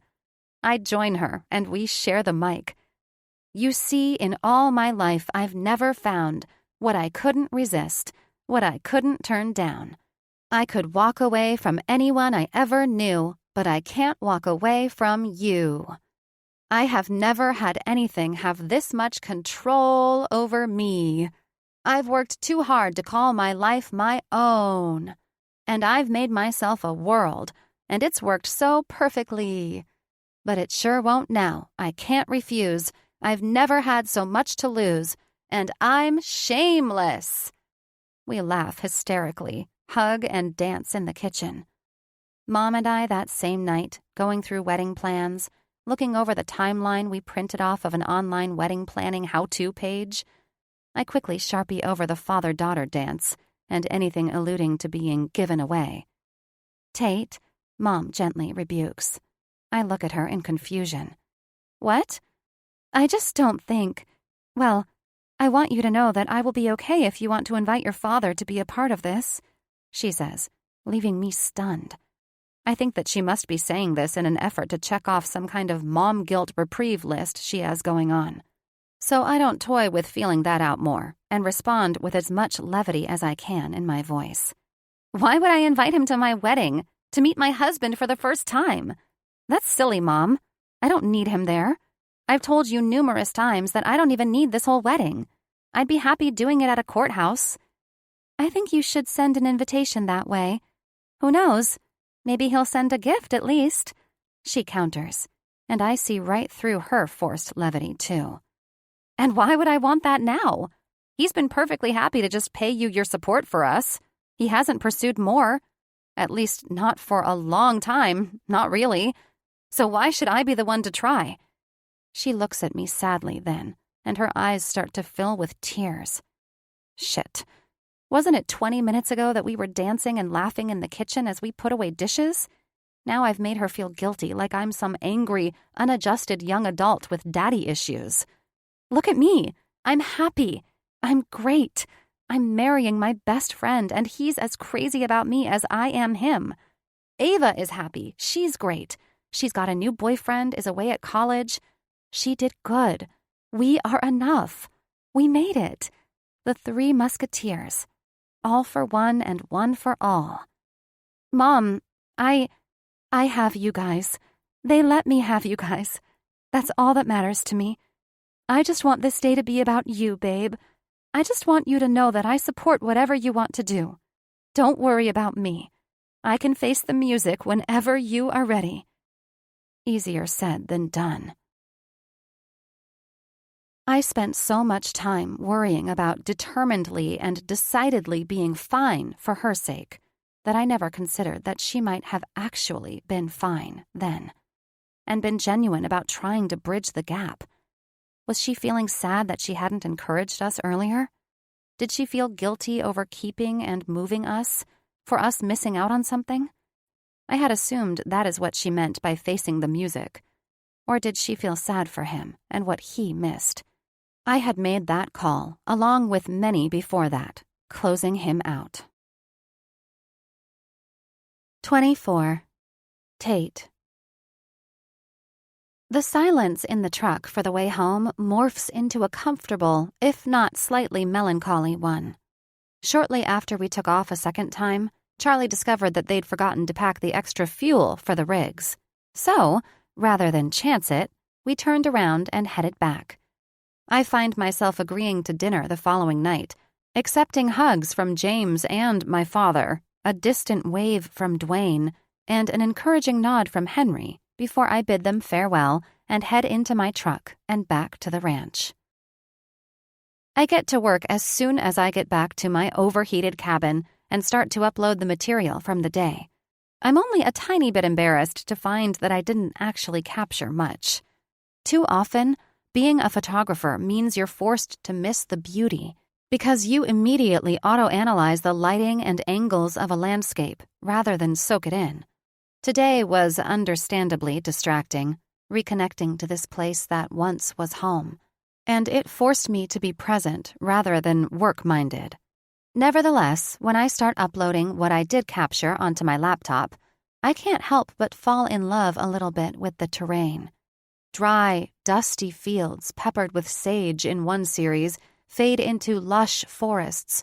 Mountainous views in another grouping change back to what looks like endless flat meadows. Just a small section of Idaho looks like it could instead be 3 different states altogether. And this isn't even my best work. And then there's the shot of Henry. I let loose a sigh and then shake my head to clear it, kicking myself for sucking face with a stranger so soon into this trip, wishing I could just take the edge off of this, whatever all of this is. My phone jolts me out of my trance, but I ignore Ava's call again. The reminder of the outside world makes me take pause, and I suddenly feel a bit spooked about the developments of the day. I should remind myself to remain cautious. Regardless of what all took place, actions speak louder than words, and at the end of the day, no one in this family has shown through action that they give a rat's ass about having a relationship with Ava or I. Besides calls that turned into letters, besides a large sum of money that I never even knew came from them, that they didn't even care to follow up on to get credit for, besides the fact that you now know that many of the details surrounding the split to begin with were kept from or misconstrued to you, and probably still are. Besides how welcoming and genuinely kind they've all been since you got here. I roll my eyes at that inner voice and set aside those details to continue to process over the course of the trip. On the heels of that feeling, there's guilt over continuing to ignore Ava. All other family aside, we have always and will always have each other. I'll need to get over it and quit icing her out soon. I opt to text. Me. Had it all out with Charlie today. I'm smoked and about to pass out. It's all good. Better than I would have thought, I think. Promise to call tomorrow. Love you. The text bubbles go up and disappear a few times before she ultimately goes with, Ava. Okay. Love you too. Miss you. I do the bedtime routine thing, then settle in, and ultimately on top of the covers with my laptop, making some pathetic people notes for the day to send off to Gemma when my phone dings again. I sigh, expecting a demand from Ava, but am surprised to see Henry Markham. Breakfast at my place or yours? Thinking mine if that's cool. Rotisserie chicken doesn't really hit right until noon or later. I snort and then look out my window like a dolt, as if I could see him all the way across the pond. And, oh, I can. His light is on, and he's pacing in his room, bare-chested, looking down at something in his hand. His phone? Warmth floods in my chest at the sight. Crap. I feel the stupid, traitorous smile plaster itself, too. Tate. I can be convinced to forego chicken, depending on the alternative offered, the time I'd be expected, and whether or not you're a coffee drinker. Oh, Jesus. He's smiling at his phone. Henry Markham. Omelets at 7 a.m. and absolutely. Me. Tits a plan, then. Sweet dreams. Henry Markham. Well, now that you've brought them up, I'm sure my dreams will be. Tate. OMG. Tits. Henry Markham. Yeah, I got that. Me. It's, or even tis. One of those. Me. You know what? I'm good with chicken. It's going to go bad soon anyways. Henry Markham. LOL. Bring it and we'll pack some for lunch. See you at 7. 25. Henry. I tell myself if I just don't open my eyes, I'll be able to sleep in. Instead, I toss back and forth for 30 minutes. I know because I keep checking my phone, and give up and roll out of bed at 5:30 a.m. I busy myself after showering with some cleaning, then debate for a few minutes on shaving before the doorbell rings at 6:15. I open up the door to a sleepy, grumpy-looking Tate, rotisserie chicken tucked under one arm. I saw your light on. I slept maybe an hour. She huffs before letting herself in. Coffee? I ask, adding as much cheeriness as I can into a single word. She plops down at the counter and nods. Why couldn't you sleep? Nothing sweet to dream about? Earns me a glare. It's 1,000,000,000 degrees on the upstairs, so I try to sleep downstairs on the couch, but I roll around too much. Here, hand me something to cut. I'm starving. I hand her the peppers and leftover steak. She easily finds a knife and a cutting board, and we work side by side in comfortable silence, which seems like the safest option before her coffee kicks in. What's got you smiling like that? She says grumpily, leaning a perfect hip on the counter and eyeing me suspiciously over her mug. "I don't think I'm smiling," I say, feeling my grin grow. "I just think I'm a morning person, and you're not. I'm so glad I continue to give you material to laugh at me with." "Honestly, me too." At that, she snorts, but finally cracks a small smile. "I can only imagine how funny the mental image of me being hurled across the pond would be," she says, giving me a light shoulder punch before reaching to refill her mug. "Trust me, that's not what I think of when the other night comes back to me."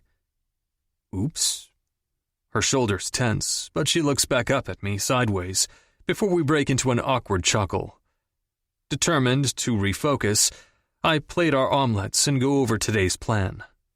"I thought you might want to see some of the more functional parts of the ranch first before exploring more of the property, and I need to help out over at the garden today anyways."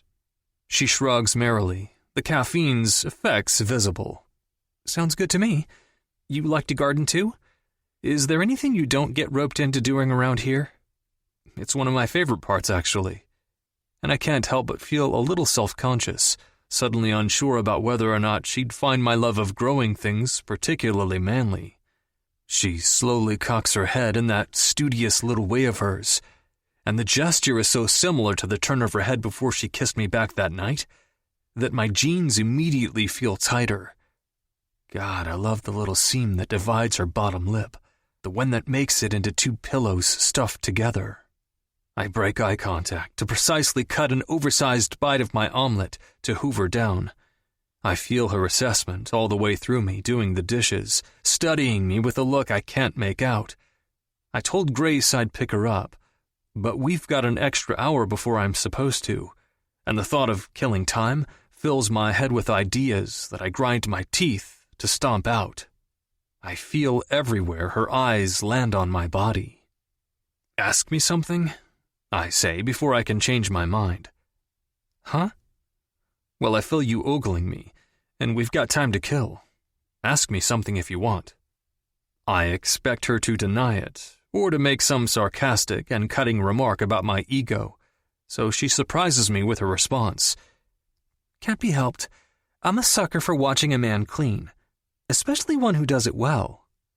She shrugs again and bends down to scratch Belle. Damn it.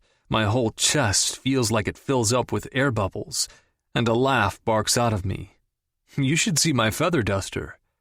I waggle my brows, to which she puts a hand on her chest in mock surprise, and bites her lip in an over-the-top, "Oh my." Nope, abort. Can't play pretend flirt with her while I remember the taste of her mouth and skin. Yesterday, I was prepared for her to call me on the bluff, but this early into today, I can't. My face must look horrified because she tosses her head back and starts laughing in victory, holding on to the counter for stability. And yet again, I get tunnel vision. Tate looks so damn beautiful in this moment that it hurts, laughing with her entire body, with that laugh that has no rhythm or predictability, tinkling out of her in chaos. I suck in a breath at the sudden realization that I, someone who is not inherently funny, want to be the one making her laugh like this for as long as I can. She wipes a tear from the corner of her eye as it settles. "Sorry, but I actually do know what I want to ask you." I swallow and try to pull myself together. "Go for it." "Can I see your playlists?" "What? Why? No." I scoff and clutch my phone through my back pocket, like she's going to try and rob me of it. Now, I think it is only fair. You were incredibly rude about my taste in music. I want to know what you're into." She holds out her palm. I can think of a lot of things I'm into that don't have a fucking thing to do with playlists. I try to search the inside of my brain, not thinking of anything particularly weird or embarrassing. It's music. Not like I actually made any of it, but it feels intimate anyways. "All right," I relent. "I gotta load up some stuff and we'll pack some lunch while you scroll." 5 minutes later, I hear her bellow, "Henry, get over here!" I take the steps a couple at a time and burst into a very red-faced Tate. "What? Are you okay?" I look her up and down. "You honestly made fun of my playlist choices when you were rocking with this?" She holds out my phone to me and breaks into a massive grin. "Fuck. Mamma Mia? You're into musicals? Come on, man. I'm trying not to judge here, but you've got both albums on here from both movies. And you judged me first. Explain yourself." I struggle for a cool explanation and come up empty. "Fine. Okay. Yes, I like it. It's Grady's fault, though." "Uh-huh. Sure, Abba man." She is way too delighted at this. "No, I swear. He got a bad case of something called hand, foot, and mouth when we were younger. I was old enough to watch him, and the only other person who got it, so they quarantined us together. Basically, I got stuck on babysitting duty while sick with him. He was a tyrant even then, and made us watch them, and Grease for a week straight while we alternated between ice cream and soup. I can't keep the smile from my face when I remember us both from way back then. I was 16, still felt like an outsider most of the time, but it was after that week I knew I had a brother." She hands me my phone with a flourish and a smile. "I am delighted more and more by everything I find out about you that is clearly so off-brand. You contain multitudes, Henry. I'm sorry to have ever called you Deliverance." Well, now I know what I want to listen to today. We finish loading her camera equipment and spend the ride over blasting the Mamma Mia soundtrack in hysterics. Her enthusiastic air drum solos are Oscar-worthy, and despite the bruise still left on my self-esteem from her dismissal, I find myself wanting to enjoy her presence more than worrying about my pride. The ride ends too quickly, and I drop her off at the house to get the rest of the group while I go check on the horses. By the time I head back to the house, I can hear Tate's laugh above the rest all the way from the porch. That smile falls when she sees my face, though, and the rest of the room goes awkwardly silent. Good morning," I say with a frown at everyone. "Morning, Hen. Muffin?" Grace quickly brushes over the weirdness and hands me a plate. That's when I notice Jake Lockhart, producer and asshole extraordinaire. Ah, that explains it.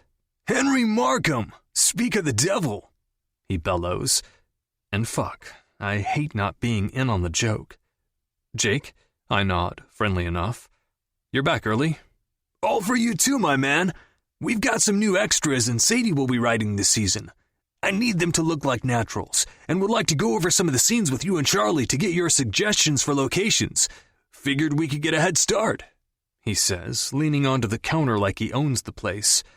He's wearing his overpriced, perfectly clean cowboy hat indoors, and doesn't go to remove it, even as he drags over a stool to sit on before diving into his breakfast. I share a glance with Charlie, who seems to be noticing the same thing, grinding his jaw before stabbing a bit of eggs. "I thought you guys already went through all of this with Dwayne. The locations, I mean," I reply, carefully monitoring my tone.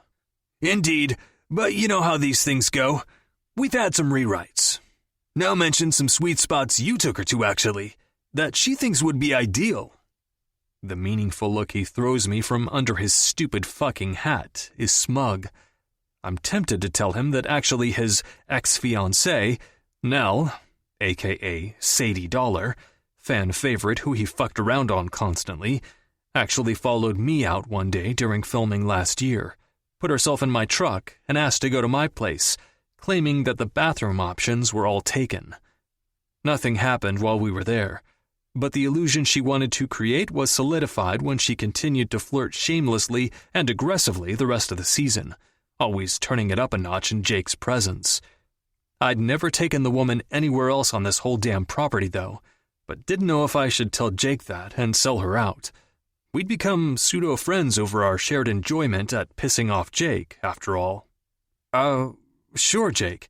I'm busy today, though." "Already got it covered. The lovely Tate can join us. Nell and the extras get here next week, and we'll make up the time during production as long as we get a plan together. he proclaims, smacking around an overly large bite of eggs. My eye twitches and I feel my lip curl, but I let out a grunt of agreement. I catch Tate's watchful eye as I sit down across from her with my muffin clenched a little hard in my fist, something in my face making her flinch. She must read me too well already and feel guilty. She confirms it by speaking up next. I figured we could all go. 2 birds with 1 stone, you know. That way you're not stuck carting me around extra, on top of advising for the show. I'm sure your time is stretched thin as it is. She throws in a few casual shrugs, but I don't miss the apologetic note. I feel my jaw clench, but quirk an eyebrow at her and shrug back. Sounds good to me. I quickly finish off the pastry, catching Charlie's shrewd look before he pipes up. Actually, Jake, why don't you go over the rewrites and the scenes with me today so we can have a solid game plan together? I'd rather be efficient with our time instead of wandering around in this heat. I need Henry to stick to some scouting today before our hunting trip. My face pulls into a frown because Charlie knows damn well that in this early season heat wave, the elk won't be moving around at all, and he can't stand Jake just as much as I can't. He has never treated me as anything less than a son, but we've got an unspoken agreement that when it comes to this side of the business, that it's typically on me to grin and bear it. All right. Well, ready to get started then? Jake asks, not doing a great job at hiding the disappointment in his tone.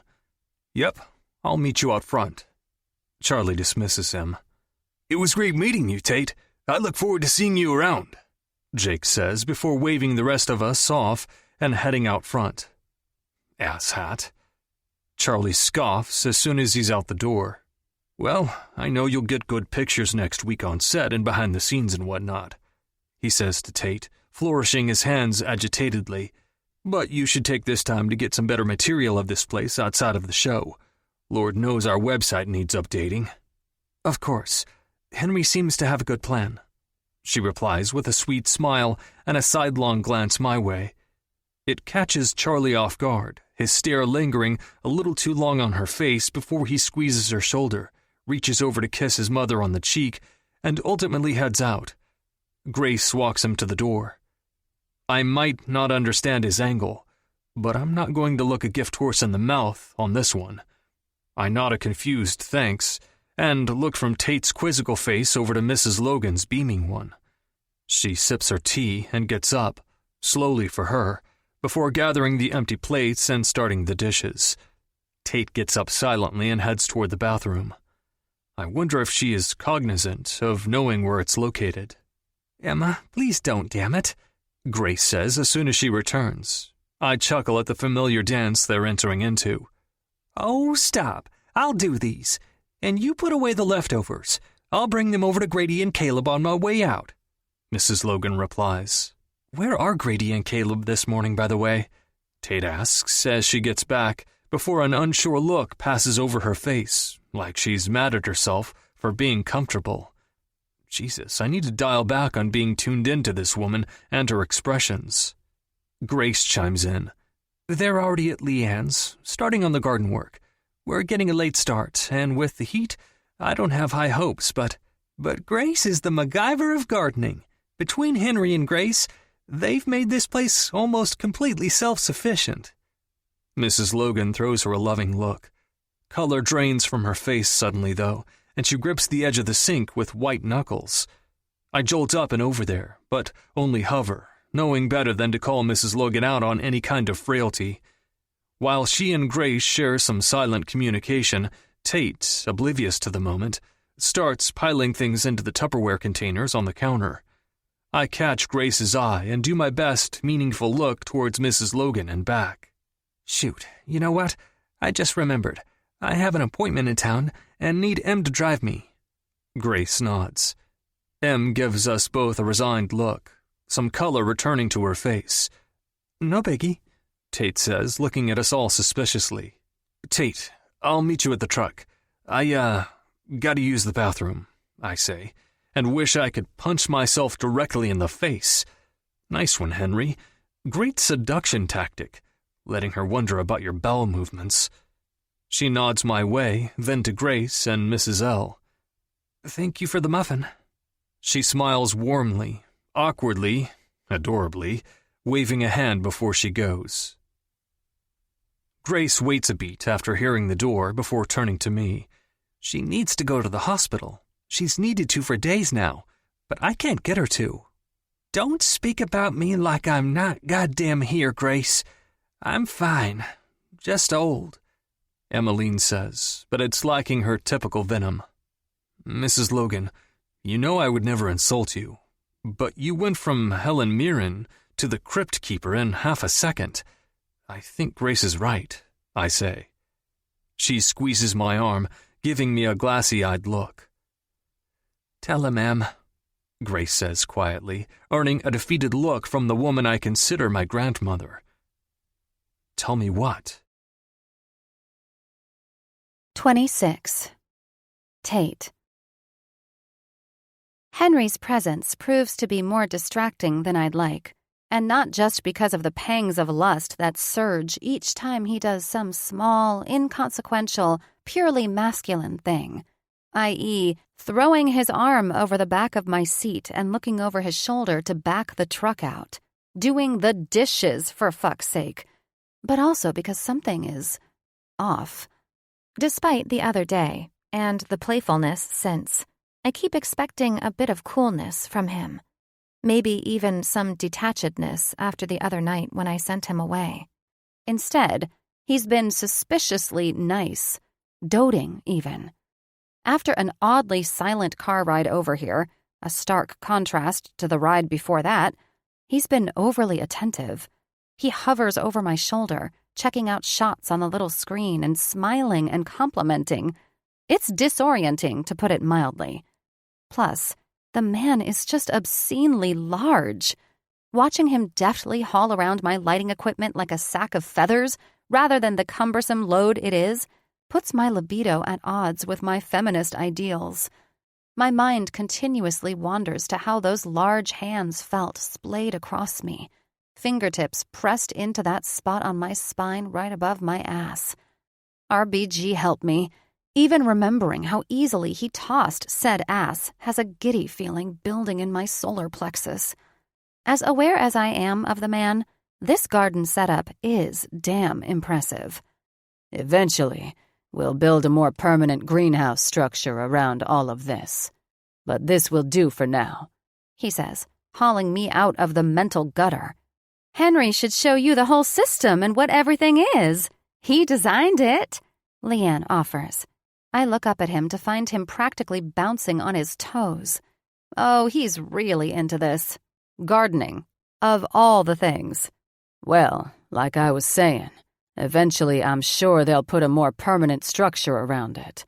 But this just is easy to add to for now, or adjust later, he says, walking me over to the area where I've been informed the fall garden will be popping through. Sure enough, there's a pumpkin patch sprawled out around a corner.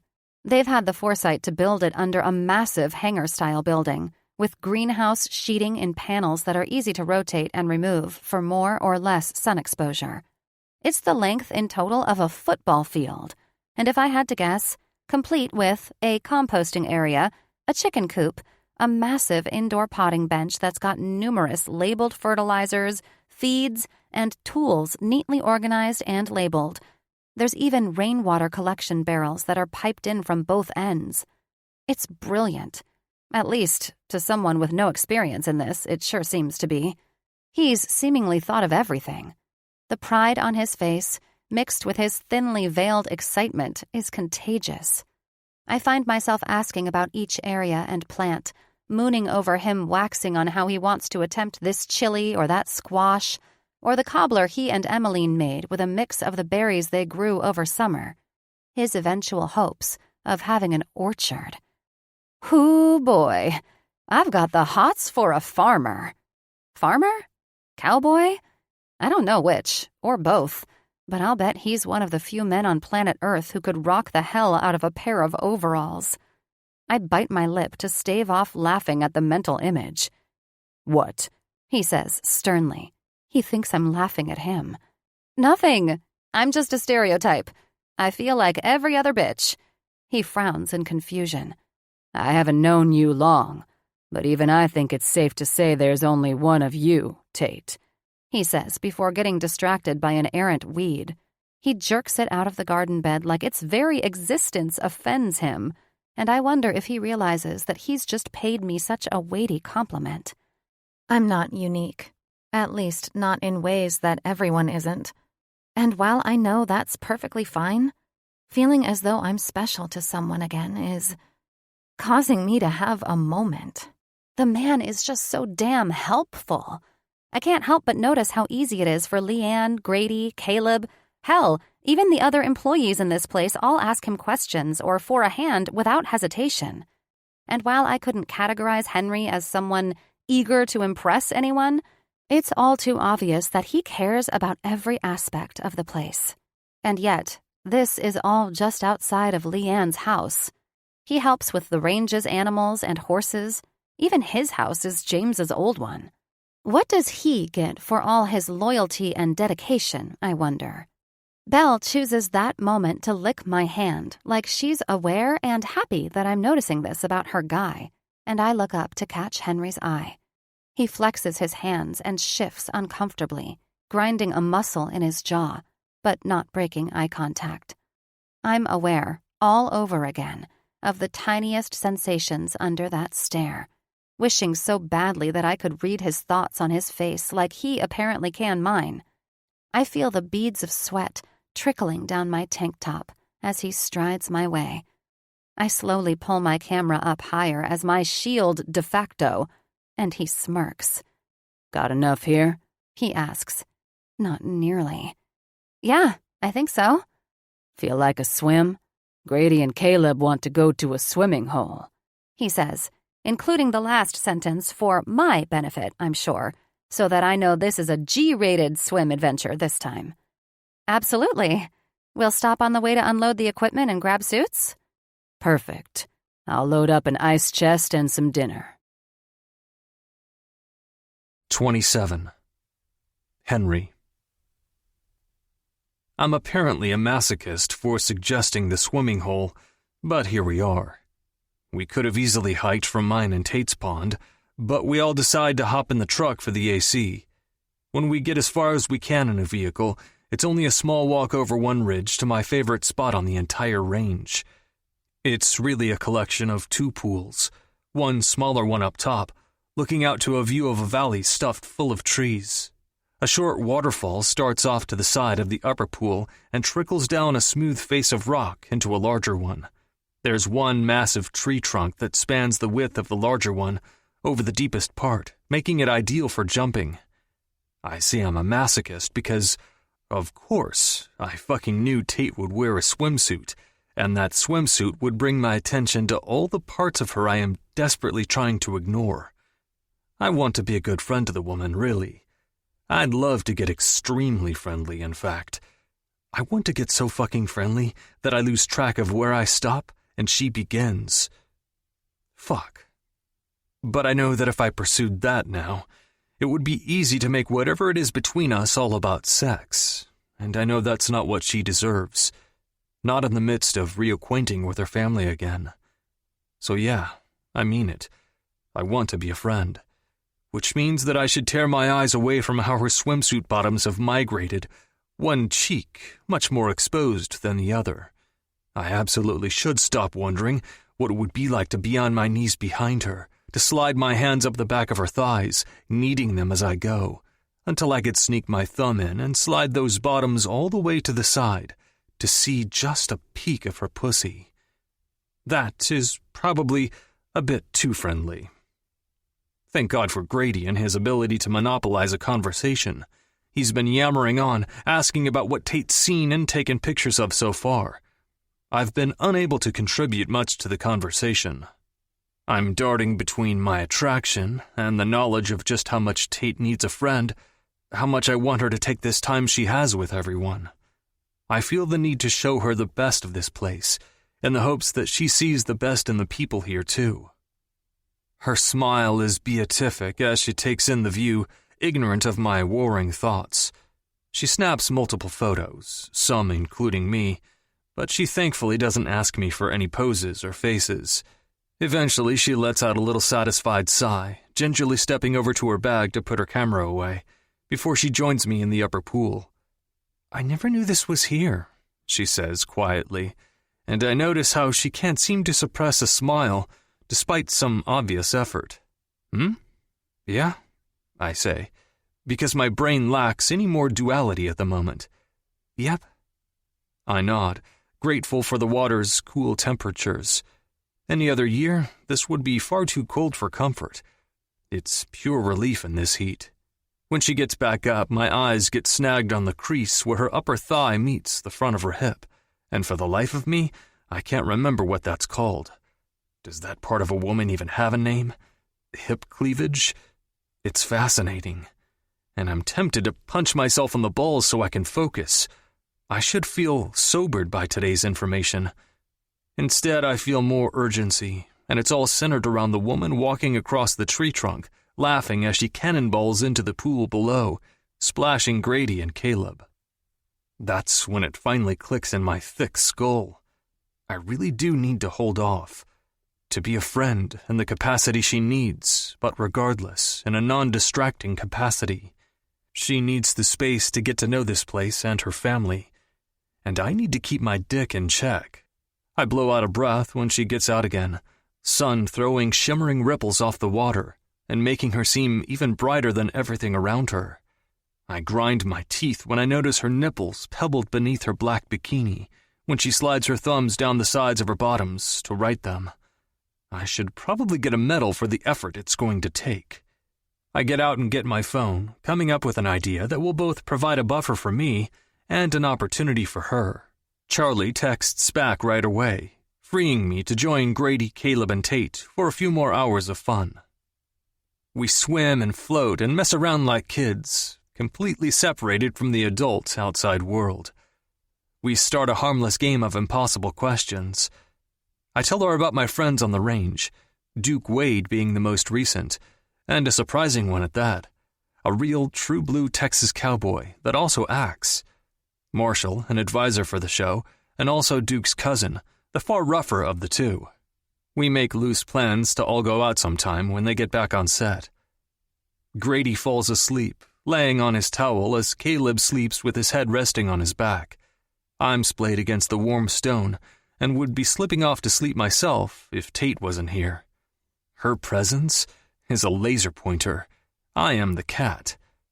As much as I'd love to curl up in the sun for a nap, I can't seem to resist her pull. "Do you mind?" she asks me, holding up a bottle of sunscreen. "Seriously?" Yeah. I take the UV index very serious, in fact." "That is the most California-sounding thing I've heard you say," I snort. She laughs back and sits in between my spread legs with her back to me, lifting her hair. I swallow forcefully, squirting the sunscreen into my palms. It spurts out way more rapidly than I'd have guessed, and I end up with a small mountain of it. My hands hover above her shoulders helplessly, feeling the warmth radiating off of them even before they meet her skin. "I didn't ask if you were serious in regards to the skincare aspect, Tate, and I think we both know that." "I meant, are you seriously asking me to put my hands on you, knowing what it will do to me?" We make eye contact over her shoulder, just as my hands land on her, and I begin to rub. It would take nothing to pull her back to my chest, to curl my neck around hers, and taste her lips. For a brief moment, I see it on her face when she registers this too. I think I hear the hitch in her breath. And then I recall who she is, why she is here, and I reel it the fuck in, knowing that she will have to take the reins for this to go any further. I tear my focus away from hers and put it into my hands, kneading and stroking and massaging.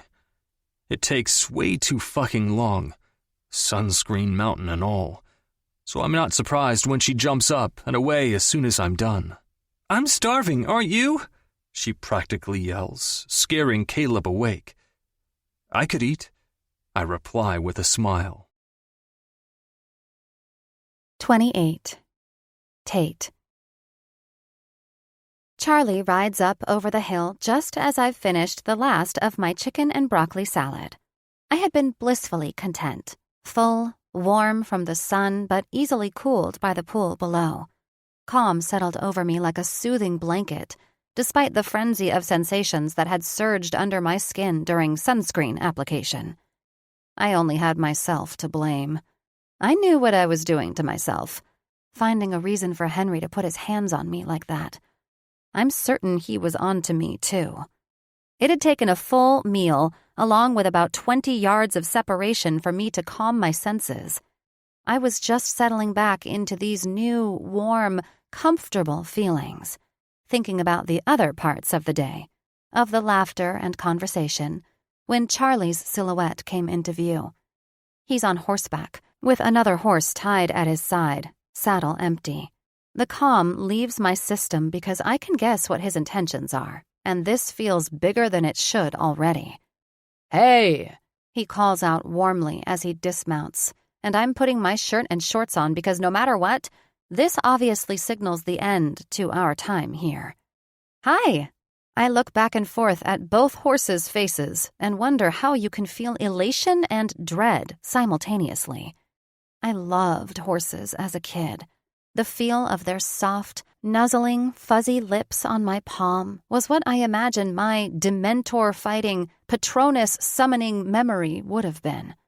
I have never had the opportunity to ride or even to have been near horses since we left here.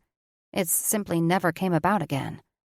I figured we could take the chance to give you a refresher tonight, Charlie asks, holding up the reins. Have you ever thought about just how terrifying it is to ride an animal? First off, who had that thought initially and just went for it? Second of all, there is some manner of control in any motorized vehicle, no matter how fast or dangerous or powerful. There are brakes that are controlled by a driver, a steering wheel. With horses, there are commands. Your safety is entirely dependent on that creature's willingness to abide by those commands. It's quite terrifying once you step outside of it and truly consider this. And yet, I'm already lacing up my boots because I know that I want to. Once I finish, I reach up and slide my hand down the horse's nose, letting him open and close his lips against my palm, letting the wistful feeling wash over me. I nod to Charlie and proceed to climb on, something I'm suddenly aware that I remember. Once I'm settled, I look down at Henry. He's holding the reins with a poorly suppressed smirk. Shit, I forgot to grab those on my way up, didn't I? He just nods and hands them up to me. I'll grab your camera and bring it back to your place, he says, squeezing my calf before he turns away. I wave off Grady and Caleb before I look over to Charlie expectantly. He gives me the quick refreshers on how to tell the horse you want to go left, right, forward, stop. What's his name? I ask, feeling rude and like I should offer an apology to said horse for foisting myself onto his back before even making his formal acquaintance. Charlie laughs, seeming to understand my train of thought. This is Ace. Ace is buckskin in color, with dark markings at the base of each leg, a dark muzzle, and a black mane. Gorgeous, powerful. And even with that voice in the back of my mind reminding me that he might not be so impressed back, I feel peace. We slowly turn and climb, side by side with Charlie and his mount, my weight rocking gently back and forth with his steps, until we crest the top of the hill and I look down. Behind me is a view of the forest, below the safety of the pools, the river flowing off and into it. Before me is a vast valley, the pond with the 2 cabins off in the distance, the rest of the range behind the ridge just beyond that. The few clouds cast peppered shadows all over the hillsides, as the whole thing is bathed in golden hour. Charlie spends the time asking me questions. He asks about my time in high school, in college. He asks about the places I've been to for photography. He asks about Cole and about everything that transpired. Ace's steady steps create a rhythm that I fill with simple, truthful, and honest replies, never once feeling the need to hold back or to check myself. I ask him about turning this into a guest ranch, about raising Grady. In turn, Charlie never holds back when I remark on how that would have been nice to have a father so loving and invested. He just apologizes again and again. We laugh at shared memories, and when each one of us shares a new one that the other missed. Hours later, when dusk has settled and we are back at the range, after we've unsaddled the horses and put them in the stables for the night, Charlie hugs me again and tells me again how glad he is that I'm here. I'll never get the time back, I know, but I'd be honored if you'd let me be a part of your life going forward, Tate, he says. I nod, smiling in agreement, because it's all I can manage when I feel as jumbled as I do. I mentally promise myself, more than him, that I'll try. Henry is outside the stables with a truck when we leave, ready to give me a ride home. We do so in silence, dark closing in rapidly. He doesn't ask how it went, not even how I liked riding again, which, I realized later, was likely because we didn't do any sort of challenging ride. When we pull up to my house, he gets out and walks me up the porch, though not quite to the door. Breakfast again tomorrow? He asks. Sounds good. 29. Tate. This becomes our routine for the next 2.5 weeks. It's 18 days of golden hour. Henry and I breakfast together at his place, followed by him taking me somewhere for a few hours of shooting, each day with a new family member in tow, if not a few. Charlie and James alternate keeping the producer busy, and we almost all manage to have dinner together every night. Emmeline retires before dinner on the days she hangs out, or comes for dinner on the nights that she doesn't. Dwayne is notably absent from almost everything. We all complain under the heat, but thankfully the evenings and mornings progressively get cooler, despite the afternoon's refusal to relent. The tension with Henry remains. I know he's caught me letting out the odd sigh when he does something particularly forearmy, and I'd be lying if I said I haven't seen that jaw muscle tick whenever I wear my cutoffs, or feel his gaze when it wanders and lingers. I've decided to let go of feeling suspicious of his kindness and have accepted his friendship, with the view that goes with it. Every night, I make arrangements for whoever we plan to join or bring along the following day. It feels a bit like arranging for my own chaperones. And while each anecdotal story about him growing up lessens my resolve, I know that there was originally a good reason, at some point, to have needed those buffers. On night 1 at the swimming hole, we start an ongoing game of impossible questions, sans the drinking and dares. I think we call it a game so we have an excuse to ask each other ridiculous questions, one-upping each other with their specificity. One of my personal favorite prompts comes from Henry, or rather, a radio show he heard once that asked listeners to design the 7 circles of hell, made up of only inconveniences. So far, we've determined 6, with some honorable mentions that we haven't nailed down. In no particular order. 1. Watching SPCA commercials on a loop. 2. Filling out those I'm not a robot picture grids online when the traffic light or bicycle or crosswalk has a tiny corner in another grid and you can't tell if it counts or not. 3. Your car forever stuck next to a bad parker in the lot. Apparently, this is huge for him and happens a lot with his size. He often has to crawl through the passenger side. 4. Mosquito bites. Self-explanatory. An itch that can't be scratched is the worst kind of torture after all. 5. Autocorrect and ducking. It is never ducking. 6. Forever getting the feeling of needing to sneeze but losing it right before. This was my proudest contribution. He agreed this would be the most hellish misery we could come up with within these guidelines. Honorable mentions. A. Ill-fitting shirts. Apparently, it's hard for him to find shirts that are long enough, while wide enough on the shoulders, but not too wide for his trunk area. I think this is a Henry problem and not list-worthy. Yes, I did let loose a crack about how he could just go without, which earned me a wink that made me need to cross my legs aggressively. B. working up the courage to kill a spider only to miss it. Henry was disappointed in my fear of spiders, but promised to come relocate the beasts should I find any at my place during my stay.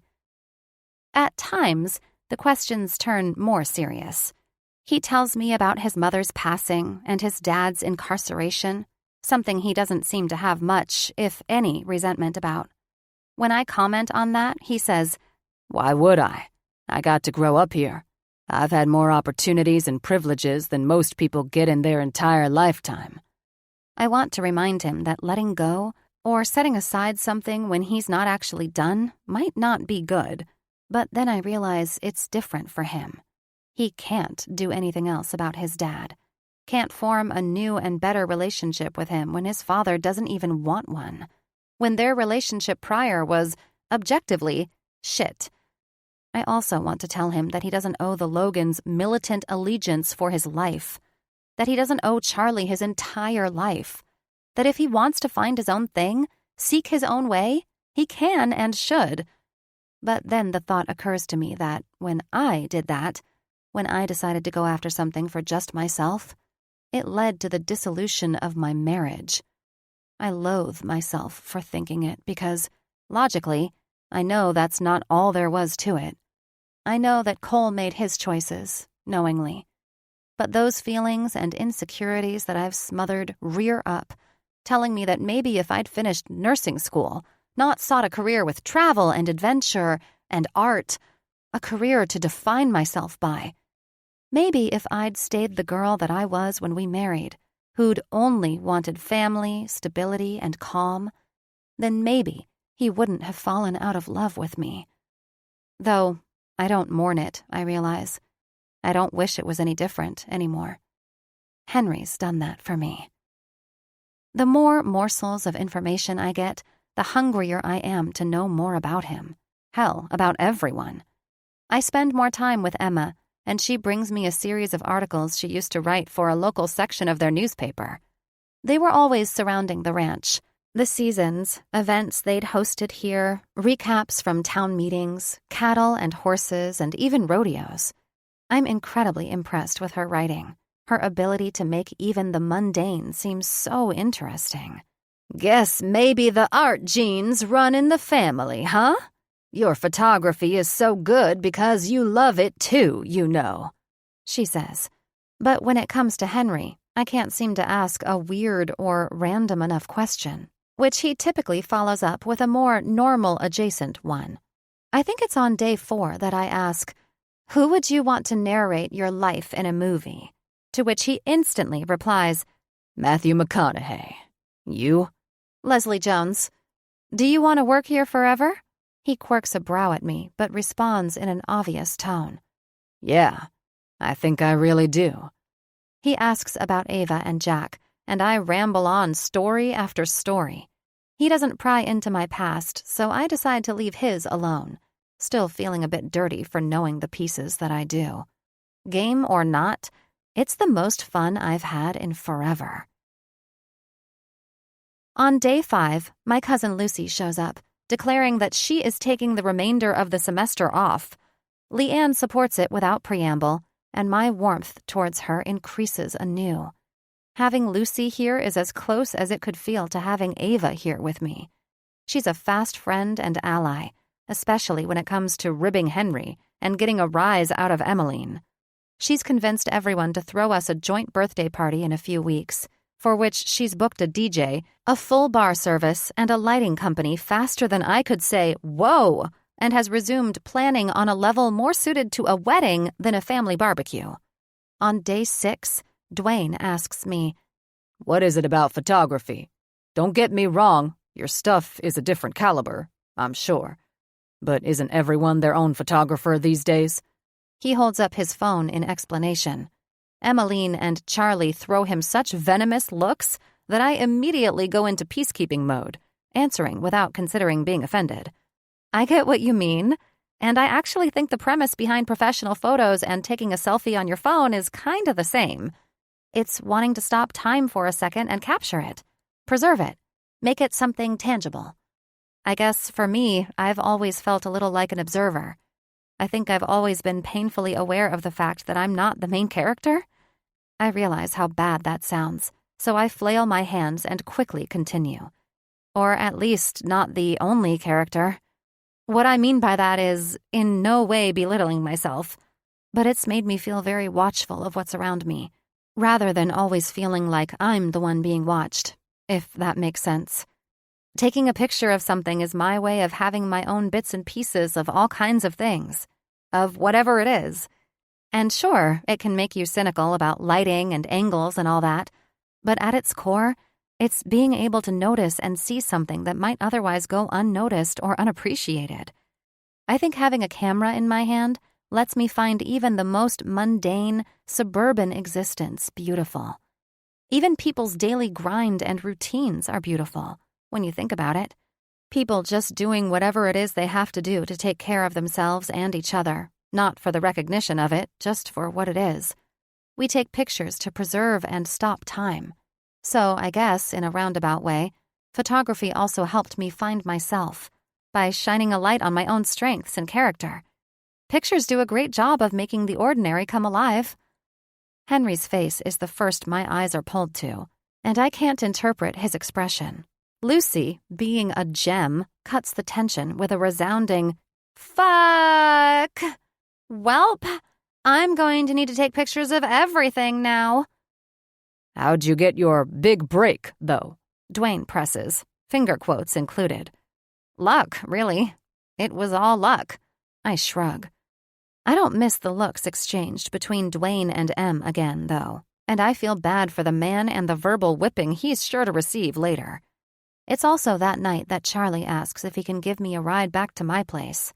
When he drops me off, he reaches across the truck to grab my hand and says, I am so sorry that you had to grow up thinking that just because you were observant enough to see what other people needed, that it was your responsibility to be considerate of that, or to ever put yourself second, Tate.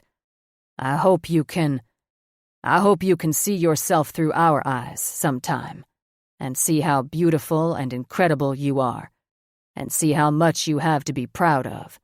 Not just your work, although you should be so damn proud of what you do, sweetheart, but be proud of yourself, of your life. In a wobbly voice, I say, I really, truly am. I promise, Dad. On day 9, Henry introduces me to the Teskey brothers, the new basement tapes, and vows to organize my music into appropriate playlists. I introduce him to Casey Musgrave's 8 out of 10 Cats, and make him promise to watch Star Wars with me, since he has never seen a single movie. I talk too much about my air fryer. For someone typically stingy with his words, I learn that he's easy to get babbling when it comes to gardening, desserts, and music. On day 10, he and Grady bring me to meet the llamas that they use to help pack out meat on hunts, and I understand why loving the creatures damn near becomes a personality trait for some people. I even let Henry take a few photos of me with them when he asks. He surprises me when he does so using his phone. We spend a few days dedicating photography to all the animals in residence, as well as the wild ones. We finally see the wild horses. We see herds of elk, wolves, even bighorn sheep out across the land. When I cry watching a barn cat give birth to kittens, Henry asks me why I don't have any pets. I brush it off with the explanation that I travel too much. When he continues to frown, I admit, I look at dog shelters online when I'm back at home, every single day. It's my not porn. His expression turns downright frightened. Please unpack that sentence a bit for me, Tate. Everyone has their not porn, a certain type of video or thing they have to look at online, something that's not porn but still addictive because it makes them feel something. Like videos of soldiers coming home and surprising their families, or pimple-popping videos. I just don't think it would be fair for me to do the rescuing if I'm going to turn around and leave all the time. On day 12, I ask Henry what his favorite dessert is. I think it might be creme brulee, he says with a smirk. But before I can question him, he asks me what my favorite show is, which leads to discovering our shared love of New Girl. On day 13, Em asks me to go with her to the nursery to buy some plants for around the property for fall. When we get back to my place, she startles me by jabbing into the bottom of the plant with a pair of shears and slicing through the dirt and roots. At my dumbfounded expression, she explains, "When you buy a new plant, you often have to cut the roots when it comes out of the pot. That way, when you put it into the ground, the roots will reach outward and it will thrive. If you left it in that plastic pot, in that compacted shape it's in, the roots would grow around and around in a tangled mess until it'd choke the life from itself. It would become too root-bound to grow." Cast and crew start arriving, with filming scheduled to start the following Monday. This is also when Charlie, James, and Henry are set to leave for 10 days for a hunting trip. I tell myself it will be good for me to have some distance from the attraction, to gather my wits a bit like I haven't been able to since arriving here. But the truth is, I'm not really fooling myself. I'll miss him. I'll miss Charlie and James even, too. Charlie and I seem to understand one another now at least, and whenever certain comments trigger my resentment, he takes his lumps in stride. It's day 16 that this cozy little slideshow of moments I've been mentally compiling, probably set to something by the Beatles, complete with snapshots and slow-mo clips, if we were to get specific, comes to a screeching, skittering halt. It's the first dinner that Henry and I are left to on our own. Everyone else has plans, something I did not account for when I made enough taco meat to feed 20. I don't know how to quantify portion sizes to begin with for cooking outside of one, but I stupidly assumed everyone would be free to join, being that it's a Friday night, and with the birthday party coming up on Sunday, I've only just finished shredding the meat when Lucy's text comes through. Lucy: "Sorry, meeting up with some friends in town tonight. Thanks for the invite, though." Shit. I should just text Henry and tell him I'm not coming. But he was probably planning on tacos. I talked up my crock-pot game already. It'd be an obvious cop-out at this point. It's fine. We manage just fine during breakfasts, after all, and we've had so many conversations where the others fade to the background anyways. It really should not matter. Still, my chest starts to hollow out and feel like a windy tunnel of anxiety, nerves, excitement. This thing with us has begun to feel inevitable. My phone jolts on the counter and I jump, but answer when I see that it's the man in question. "Hey," I say, overly bright, breathless. "Hi. Just making sure you're not going to come up with an excuse to cancel on me." Even his stupid phone voice is full of that warm, deep timbre. "What? Why would I do that?" "Because you'll actually be alone with me again." I suck in a deep breath. Swallow. "I'll head over in a few." I hang up without a goodbye. I take extra care with my appearance because, damn it, if I'm going to be tortured, then so will he. I throw on my olive sundress because I like how it looks with my hair and skin tone. It's a wrap style, with little short sleeves and vines in a pattern all over. It's a mid-maxi, but opens up along the leg all the way above my mid-thigh, and the neckline is nice and deep. Sexy, yet understated. It wraps around my waist in the best spot. It's only when I get there and knock, crockpot tucked unsexily under one arm, because how does one carry a crockpot without looking overly eager? Yes, this is how much I've worked myself up. That I realize that the effort was fruitless compared to the raw sex appeal Henry has, without having to try. He opens the door, looking freshly showered, in a solid black tee, soft-looking jeans, and, yes, his damn bare feet again. His beard-scruff combo looks like it's been trimmed, but I thank Jesus, Mary, Joseph, and all their carpenter buddies that he didn't cut it entirely. I have the explicit thought, wondering what that little beard burn he left on my chest weeks ago would feel like on the inside of my thighs. Thankfully, his expression is a bit wide-eyed back, which gives me the confidence to stride in. He clears his throat behind me as I start setting things down and immediately go for a glass in the cupboard where I've learned he keeps them. "New boots?" he asks, roughly, and I try not to squirm as I feel his eyes travel over me. Yeah, since you and Leanne have both pointed out that I needed some better shit kickers, I got them while I was out with them. Atta girl. Oh, fuck. I'm tempted to grab a tortilla from the package nearby and slap myself with it. An atta girl has me practically preening. I think one of my knees caves a little. Here, let me. Margarita? He reaches to grab my glass from me as I turn around, unable to meet his eyes yet. Yeah, that sounds perfect. God, get a grip, woman! Tate. He waits until I finally look at him. You look beautiful. I really like your dress. He smiles. It's not his full, crinkly one. This one a little more searching, those gold eyes assessing. His hair looks longer than when I first got here already, a piece falling forward to rest along his jaw. I reach up to tuck it behind his ear before I can think better of it. Thanks, I say, before grabbing my hand back with my other since she's apparently gone rogue. I scuttle out of the kitchen and around the island to put something between us. Sleepwalk by Santo and Johnny is playing from somewhere, and though the melody doesn't take the sex out of the air, I desperately will it to calm my nerves. He passes me my drink and says, Question time? Then, after I nod woodenly, Why'd you get dressed up tonight? I scoff, instantly annoyed. He knows why. You know why? Maybe I need you to say it out loud, though, just to be sure we are on the same page.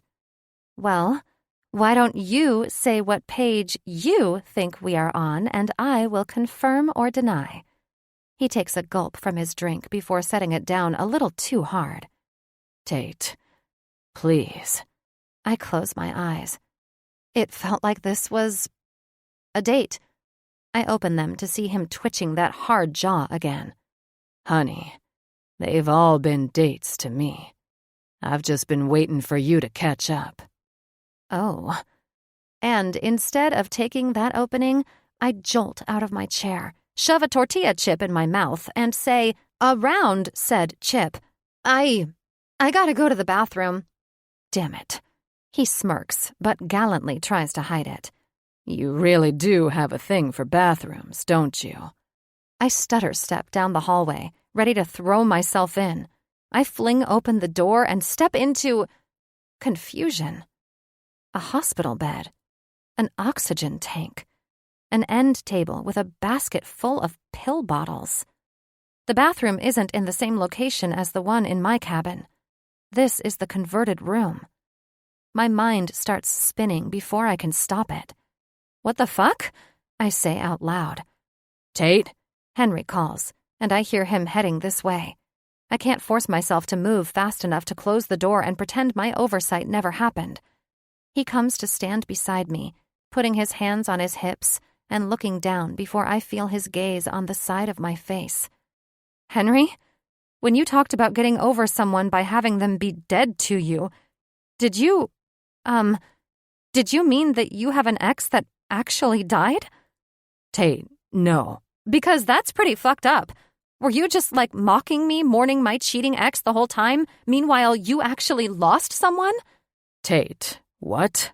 No. I wouldn't compare loss like that anyways. Being left by choice isn't necessarily easier. He has the good grace to wince when he says that, at least. Jesus, Henry, are you dying? Tate, let me explain this to you. Calm down. It's just weird that you never mentioned any of this, and that you kind of hid this room. Is this going to be some weird Jane Eyre thing? Do you have a hidden wife? He must realize that I'll continue to spiral out loud, so he shakes his head no to my badgering and just approaches me like a skittish horse, eyeing me gently, silently, waiting until I breathe. Jesus, I'm insane. You don't owe me an explanation for any of this anyways. I'm sorry. Can we sit? He says with a sigh. His defeated look is so forlorn that I squeeze my hands in fists to prevent from reaching for the poor man and holding him, especially since that would directly contradict the self-righteous badgering I just subjected him to. I feel my face wince in embarrassment. My mother, He says as his intro. My eyes meet his. I know I told you she died, and she did, but I never told you. She left when I was 3. Took off where no one could track her down, or at least my dad never tried to. Abandoned us to escape my father. I think I hear my heart crack for him. This kind man, who probably seems like a grumpy asshole to any outsider, but who lives for the ones he cares about. Asshole he may be, but I'd love for him to be my asshole. He's already become my favorite friend. I have a friend again. Friends, plural, I realize. I have to do this in bullet points and just fill in the blanks later, okay? He says, and I nod. Well, my mother, was dying. Ovarian cancer. And her caregiver, Gretchen, decided to track me down. Gretchen and I became close. She'd had a hard life, had grown up in foster care. She basically lived a parallel life to mine, but more the cautionary tale of what mine could have been if not for your family. They moved into your place. But then we all started getting close, and Gretchen was staying here so much that we just decided it would be easier to spend the rest of Mom's remaining time together here. So that's when I set up that room, remodeled so that her view was of the mountains. And my time with my mom, our time was so short. I still am angry at myself. The first half of it I wasted, still resenting the hell out of her for leaving in the first place. And Gretchen bridged that gap. By the time my mom passed, 7 months later, Gretchen and I were engaged. I asked Charlie to find her somewhere on the ranch to work then, and he did for me. And, well, she fucking stole a ton of money from them Tate. And I should have picked up on it. I think she tried to tell me what she was doing, talking to me about where we could move, always talking about traveling, because she knew that was something I wanted to do too. But she wanted to actually live abroad, move to another country, at least another state, someday. You do? I ask, sad that I didn't realize this. He frowns, confused. Do what? You want to travel? I ask, sheepishly. He sighs, running a palm over his face. I'd love to see new places, but this is home for me, Tate. I need that to be clear. I love this place. He searches my eyes, waiting, so I nod my acceptance. And yeah, then she left. She either was setting up for the long con the whole time, or building her own parachute knowing she wouldn't get me to leave. Charlie and Grace and the family wouldn't press charges or go after her without me. And I fucking couldn't do it. I didn't want to drag that shit out for a moment longer, and it was honestly fucking embarrassing. I'll never know if any of it was real, but I do know she helped me get that time with my mom. The only thing I was hung up on was that I wanted to make sure she wasn't some grifter trying to take advantage of other families with ill relatives. I hired a PI a few years back to make sure, and no, I guess she's part owner in a diner out in Rhode Island and used the money to set herself up with a hunky-dory life. Henry, Jesus, I really don't know what to say. I feel indignant for him. How could someone do this? To someone with more loyalty and generosity in his pinky than 5 average adults. Sometimes when you ask things, I can see you pitying me, or thinking that I am oversimplifying my life by doing what I do here, Tate. The truth is, I've done my penance to myself for my choices, and while it's simple work and a simple life, I love it here. I love doing work with my hands in beautiful country, and I love my family and friends. I love that it's not always the same. It's not experiencing an ancient culture, a castle in Scotland, or the Dolomites, but it's my home, and I see you falling in love with it too, Tate. Someone who's seen so much, even you can still appreciate it here. You might not be ready to admit that, but I'll be here when you are. It's not this place I'm falling for, I want to tell him. I'm sorry that happened to you, Henry. I'm sorry that people can be so shitty.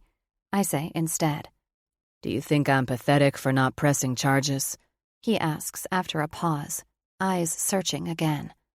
I doubt I could ever find anything about you pathetic, Henry. But no, I definitely get it. I gave my ex our house because I wanted to flee the scene, I admit bitterly. He smirks. I guess you got taken for way more than I did then. He chuckles, and I move to slap his chest. His hand closes over mine, holding it there. He takes a deep breath before continuing. I wish you could see how you glow, how you brighten a room here every time you enter it. I can't imagine anyone ever losing sight of that with you. And I'm glad you're here, and that you're not wasting your time with anyone like I did. I hope you'll continue to. And with that, I decide to waste no more time. I move in to kiss him. He blows out a frustrated breath against my lips, cutting the kiss short. He plays with the ends of my hair as he stands, but walks to the other side of the table, smiling in the face of my frown. At my puzzled expression, he says, I think we both need to go ahead and eat and finish our drinks before we continue.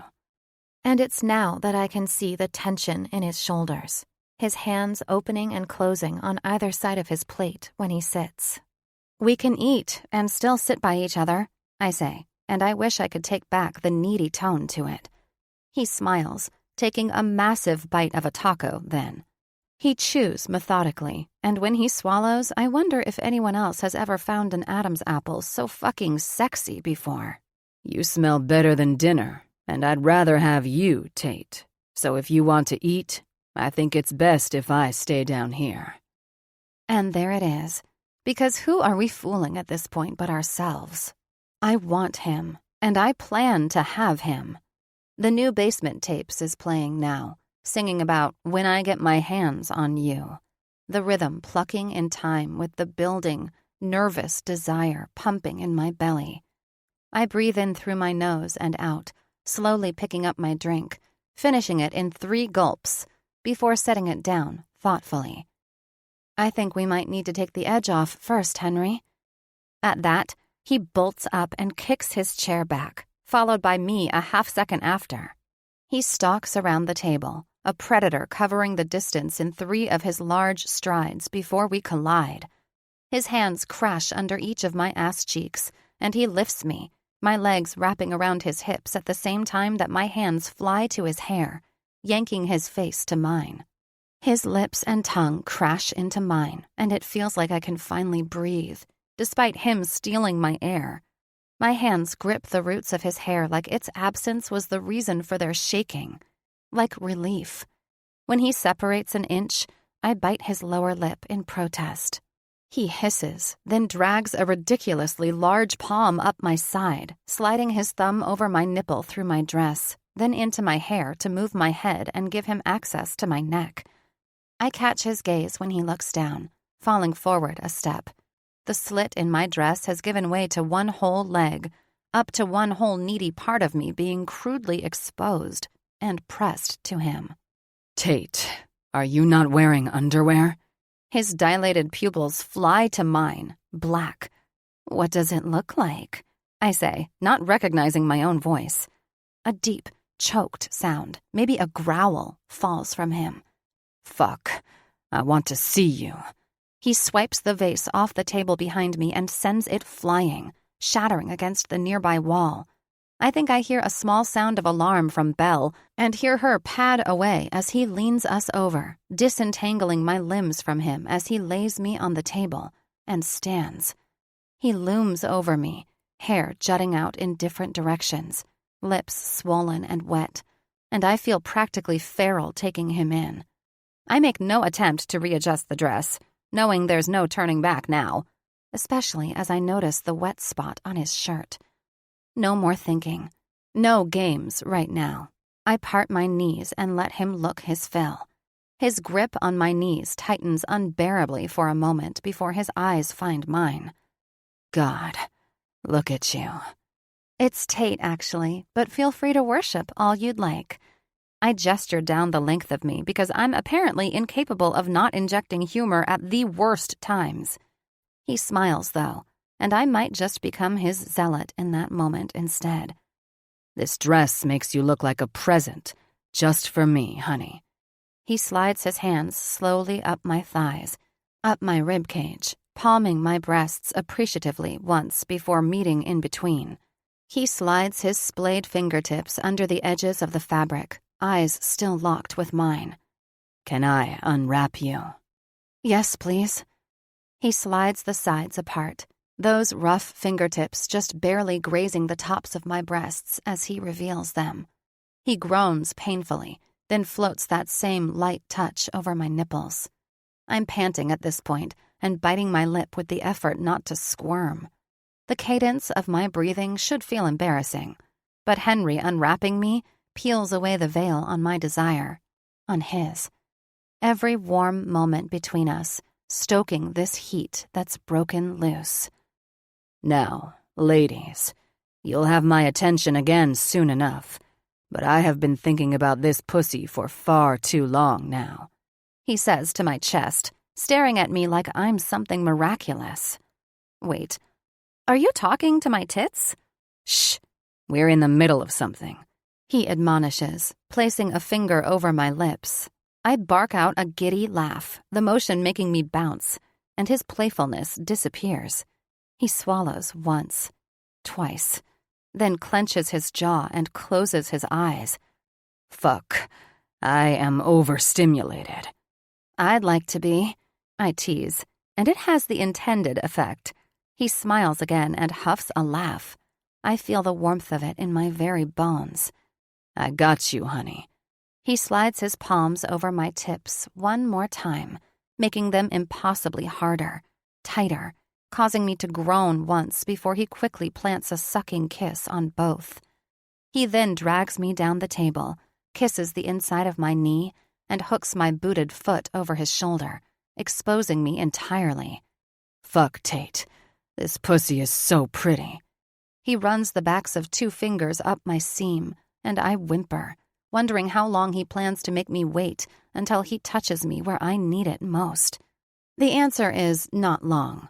He splays his palm across my pubic bone and thumbs my clit lovingly.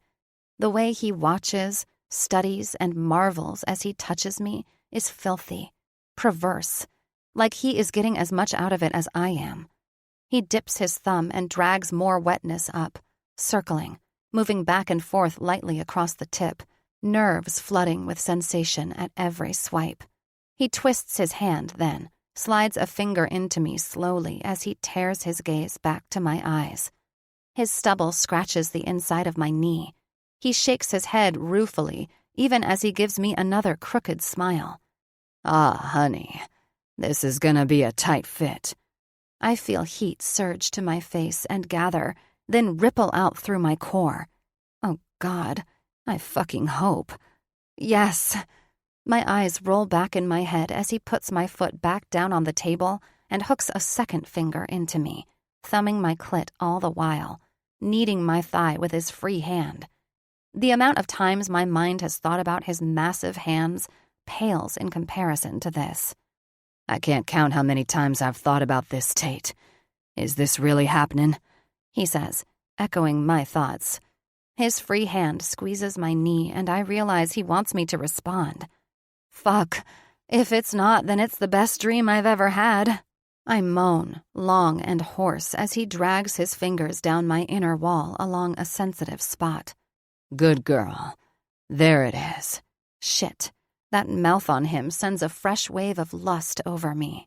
And then that same mouth licks my clit as his fingers continue to pump and drag. My back arches off the table and I prop up onto one elbow so I can watch what he does to me, winding my fingers in his hair with my other hand and grinding against his face shamelessly. That feeling begins to build, each lap of his tongue in time with that drag against that inner sensitive spot, piling on one another until I'm gyrating and trembling with need to come. I register his arm at the corner of my vision, forearm muscles working as he adjusts himself then, absent-mindedly rubbing himself to what he's doing to me, and my blood sings, rushing. I whimper, cresting that edge but not falling time and time again. I'm sorry, this is taking too long. He doesn't chuckle, just meets my gaze with his hazy one and says, Baby, I'm determined to finish a meal once tonight. I don't care how fucking long it takes. My eyes shudder, but fly back to his impaling gold ones as he sucks the whole butt of me into his mouth, the effect like pulling loose a lever that frees my orgasm. The wave crashes over me, sensation exploding down my limbs, and then thumping back up and through me. When I try to twitch away, oversensitized, he places a perfectly pressured kiss to my apex, while pushing that button from the inside again, and it crashes anew. I scream out as the second orgasm pumps out of me brutally. I come back down to earth to find Henry cradling the back of my head, planting tender kisses to the corners of my panting mouth, to the tears that have leaked out of the corners of my eyes to slide down my temples. God, oh my God, I whisper. It's Henry, actually, but feel free to worship all you'd like. And his smile is everything. All dimples and stubble and wet beard, swollen lips and flushed cheeks. I laugh like a cartoon mental patient again, sated beyond sanity. I might have to, I say, and I might mean it. It's the reverence on his face that ignites me again, though, so I drag his face back to mine and kiss him deeply. Take me to bed? I ask. You don't want me to feed you first? No, Henry. I want you to fuck me. I swear I see his pupils dilate again. He drags my body off the table and tosses me over his shoulder, my dress barely hanging onto any part of me, and I can't stifle a giggle as he runs us up the stairs. 30. Henry. There's a race going on inside my chest. That's the only explanation for this feeling. It's a marathon, one that began the moment I watched Tate Lee Logan descend down the escalator at the airport, one that's picked up the pace over the last weeks, galloping into a finish that I hope is just a beginning. Just being in her atmosphere is addicting. She's funny, she's smart, witty, moody. Hell, she's got a labyrinth of a mind, and working my way through it is how I'd like to spend my days. She pulled back before on us physically, sure. But now, instead of just knowing I'd love to get in her pants, to be her friend, now I fucking know I want into her soul. She's crawled beneath my skin, tattooed herself onto me with her wacky laugh, her kindness, her damn goofiness. She feels inevitable, and I have the desperate need to make her feel the same, to prove to her that this, whatever the hell it is between us, is worth seeing more of. I jettison us up the stairs and into my room, taking them two at a time. I note how small she feels compared to me, thrown over my shoulder like this. Yet every moment she's come to mind over these weeks, I realize how very abundant she has always seemed in so many ways. A force in the form of curves and edges, humor, warmth, and heart. And that poetic thought has me pausing a step. Back to the business at hand, Henry. I've paid special attention to her gorgeous tits, finally. But damn it if her ass hasn't made me want to put my head through a wall for the last weeks, too. I feel like an evil pirate, hauling my wench away with despicable plans, fucking giddy at the prospect of unraveling her further. I indulge myself with a smack on that ass, earning me a squeal. When we get to my room and I settle her on her feet, I have to remind myself to breathe again, though. Take this slow, drag it out, and savor it. I take a step back to take her in, her pretty dress entirely open and hanging from her shoulders. Before I can move to do it, she steals my breath by sliding it off completely, letting it pool around her feet. Damn, I love that confidence. I clench my fists at my sides, desperately wanting to be everywhere at once. Her eyelashes flutter, the same desire reflected in the flush on her cheeks. The gold glint of her earrings matches the flecks in her eyes and in the eyeshadow stuff she's put on her lids. And fuck, I'm noticing her eyeshadow now. I'm a goner. She keeps her eyes locked on mine when she slides her hands under my shirt and up. I'm too tall for her to reach to pull it off, so I finish that for her. I watch her, chest rising and falling as she undoes my jeans, the sound of the zipper sliding down blaring through the room. I thank God that the moon is full tonight, shining through all the windows and casting her in enough light for me to see her so clearly. I'm vaguely aware of Eric Church singing from downstairs, and I smile because I can't think of anything more accurate than wanting to rock some sheetrock and knock some fucking pictures off the walls with this woman. My jeans slide down, and her wide-eyed expression at the strained state of my briefs makes me feel like a Neanderthal. No more games.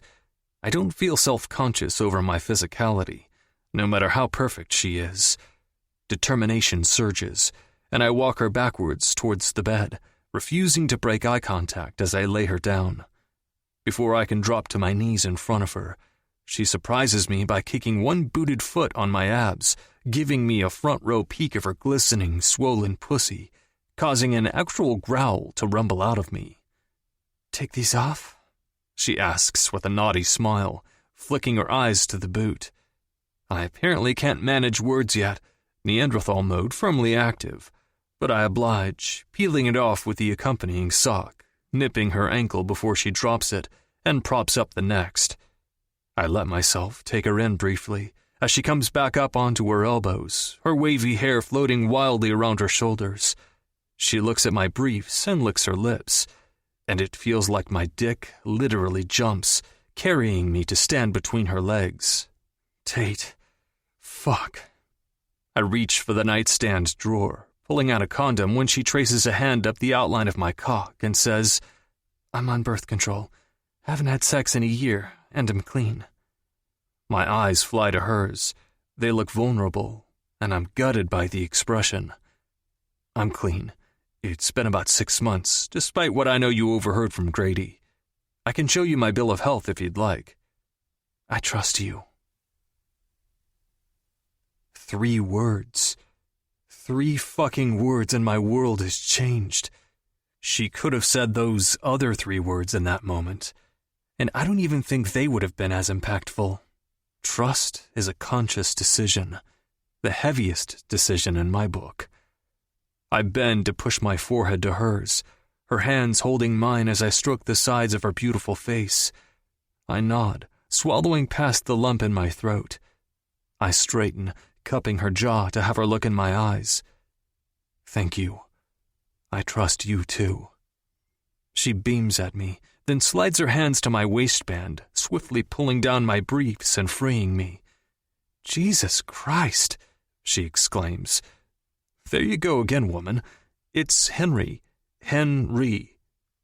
She smirks, but before I can laugh at my own joke, she squeezes me, running her hand up and swiping her thumb through the pre-cum beaded at the tip that I can't bring myself to be embarrassed about. Before my vision can get a chance to clear, she leans forward and swipes her sweet tongue between my balls. The world goes white, and I let loose a choked, very smooth, "Oh, fuck shit." A few moments and inches in her hot mouth tell me that this won't be conducive to me lasting long, so I cup her jaw and bend to kiss her again. "Honey, I gotta come in you for the first time." "Who says that wasn't my plan?" she says up at me. Lust blackens my vision for a second. "Keep talking like that, and I won't be able to go gentle, Tate." "Promises, promises." Fuck. I tip her onto her back and guide myself to her entrance with trembling hands. I push in a few inches, and fuck. She's hotter, tighter, wetter than anything I could have dreamt, and I tell her as much. Her hands slide up my chest as I retreat, hooking her knee around my hip before I push in further. She lets loose a sigh, and smiles in that way that stops my heart. She steals the words from my mouth, then saying, "You're beautiful." It overexcites me, and I thrust harder, just shy of all the way in. Her face looks pained for a second before she relaxes around me. God, Tate. Baby, it's the best. It's so good, love. So tight. I kiss the corners of her eyes, holding as still as I can so I can get my bearings. We rock and grind, push and slide until I'm fully seated, eventually pulled all the way by her, as I have been in all ways. I murmur to her all the things I love, eating up every sound and sigh and whimper, grinding against her until she's moaning incoherently. I can't look away, willing her to read my mind and every thought, willing myself to memorize every expression she makes. She keens out my name, and I become an animal, sliding us down the bed to the edge where I can stand. I fling her leg over my shoulder and slide a pillow under her, propping one of my knees on the bed to angle the way I notice Elit's little grunts of need. I see it play out in slow motion as her eyes roll back, her hair fanned out across the bed, her tits bouncing, body covered in a sheen of sweat. Her wrists are bound by my one hand above her, my other splayed across her belly as I touch her. She says my name when her pussy starts to contract around me, and I have the clear thought that this right here, is what I pray plays through my mind when I kick the bucket. I want this to be the last thing my mind ever remembers before I die. The realization loosens the last of my control, and I start pounding into her, the sounds of our bodies smacking together echoing. I come on a strangled sound that I can't withhold, my orgasm starting from the top of my skull, shooting through the base of my spine, and taking a piece of my soul with it. I stare down at her in awe, petting her lovingly as I pant. She turns to kiss my palm, and I don't know why, but it chokes something in me. I cover my expression by bending down to kiss her, sliding out of her regretfully. I can't manage words yet, so I get supplies from the bathroom and tend to her, cleaning her up with a warm, wet towel before wiping everything with a dry one. The sight of me on the insides of her thighs brings out the caveman in me again, and I wonder how long she'll smell like me and I like her. We can't seem to stop touching after that, but I worry that sharing what I'm thinking will just scare her at this point, so I tuck her back to my front after a bit, putting her safely under my chin. "Impossible question?" she asks me quietly. I nod against the top of her head. "Was that the best sex of your life, or—" I push her shoulder down to turn her to me. "Tate, I'm back here writing sonnets in my head about it. Yes, that was the greatest sexual experience of my entire life. Also, how do I keep you? Is it way too soon to feel like this? I think you're my soulmate, and I don't think I ever thought that was a real thing before I met you. You've turned my thoughts into an endless stream of cheesy rom-com lines that are somehow applicable and understandable now. You had me at hello." She laughs, and I laugh back, both sounding worn. Outside, it begins to rain. The last thing I remember before sleep takes me is kissing her shoulder, smelling her jasmine smell. Sometime in the night, I wake up to her mouth and hands and the curtain of her hair dragging down my front. My cock surges, hard to the point of pain. My eyes find hers just as she takes me in her mouth. She peppers kisses along my shaft in between words of praise. Sweet, sexy, beautiful, generous man. Stealing my lines, Tate. Sometime later, she slips back to sleep easily, but it evades me. I stare at her peaceful face, mentally walking myself through the last few weeks until we got here, stifling the odd laugh when certain moments come to mind. She's there, wrapped in my sheets, peaceful, beautiful, an angel, so sure of herself in so many ways, except in this, in trust, in letting herself be seen and loved, in letting herself love something back. The woman won't even let herself have a pet, despite how she tears up over the love of an animal. And she chose me. At least she chose me to trust, and whether or not she realizes this bit yet, it hits me that I know I love her. The feeling is nothing like the unfurling of a rose, nothing like the tentative, slow burn I recall. It's like busting open a can of biscuits. I know the feeling's there. I know what's going to happen every time I acknowledge it. But it shocks me every time. I should be scared about making myself vulnerable again. I really should. We live in different states, for fuck's sake. And even though I can see she belongs here, and I know that I do, I also know that she's in for a hairier turn in this journey, in finding herself again. I know it would be easier to let go. I know she'll question this every step of the way, and the last thing I want to be is another hardship for her. How do I make her see, though? Am I man enough or patient enough to give her the space to go through this on her own? To support her, reassure her, even when she inevitably tries to close me out? Will she even let me?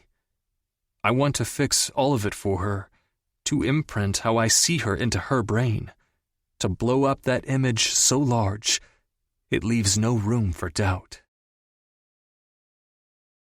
31. Tate. Sex with Henry is more. So much more than my dirty little imagination was capable of. There are more orgasms, sure, but there's also more laughter, more words.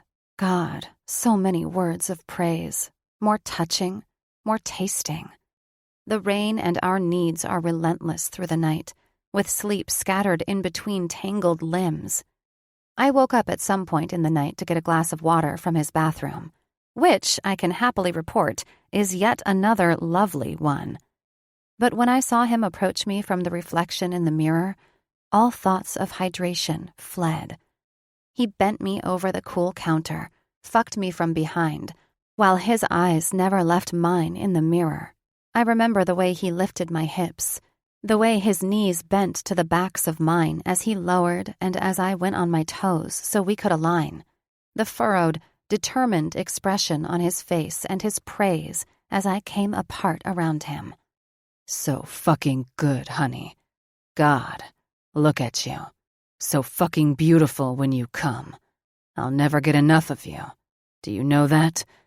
I open my eyes to a still dark sky in the early hours of the morning when I feel him reach for me again, kissing slowly down the column of my spine. He gets to my lower back and groans. Do you know you have 2 dimples in your lower back here? He asks against my skin, his voice husky in the morning, making my face smile into the pillow and my toes curl. He kisses them with smiling, wet, open-mouthed kisses, and I discover a newly sensitive spot, the sensations curling from where he kisses down through my center.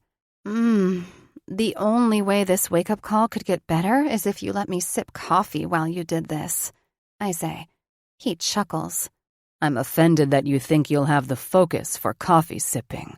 He mumbles, kissing over to the other side. Besides, we have all day to sleep. Can't set up for the party until this rain lets up anyways. He kneads my backside as he runs his tongue back up to my shoulder blades, and a little moan escapes me.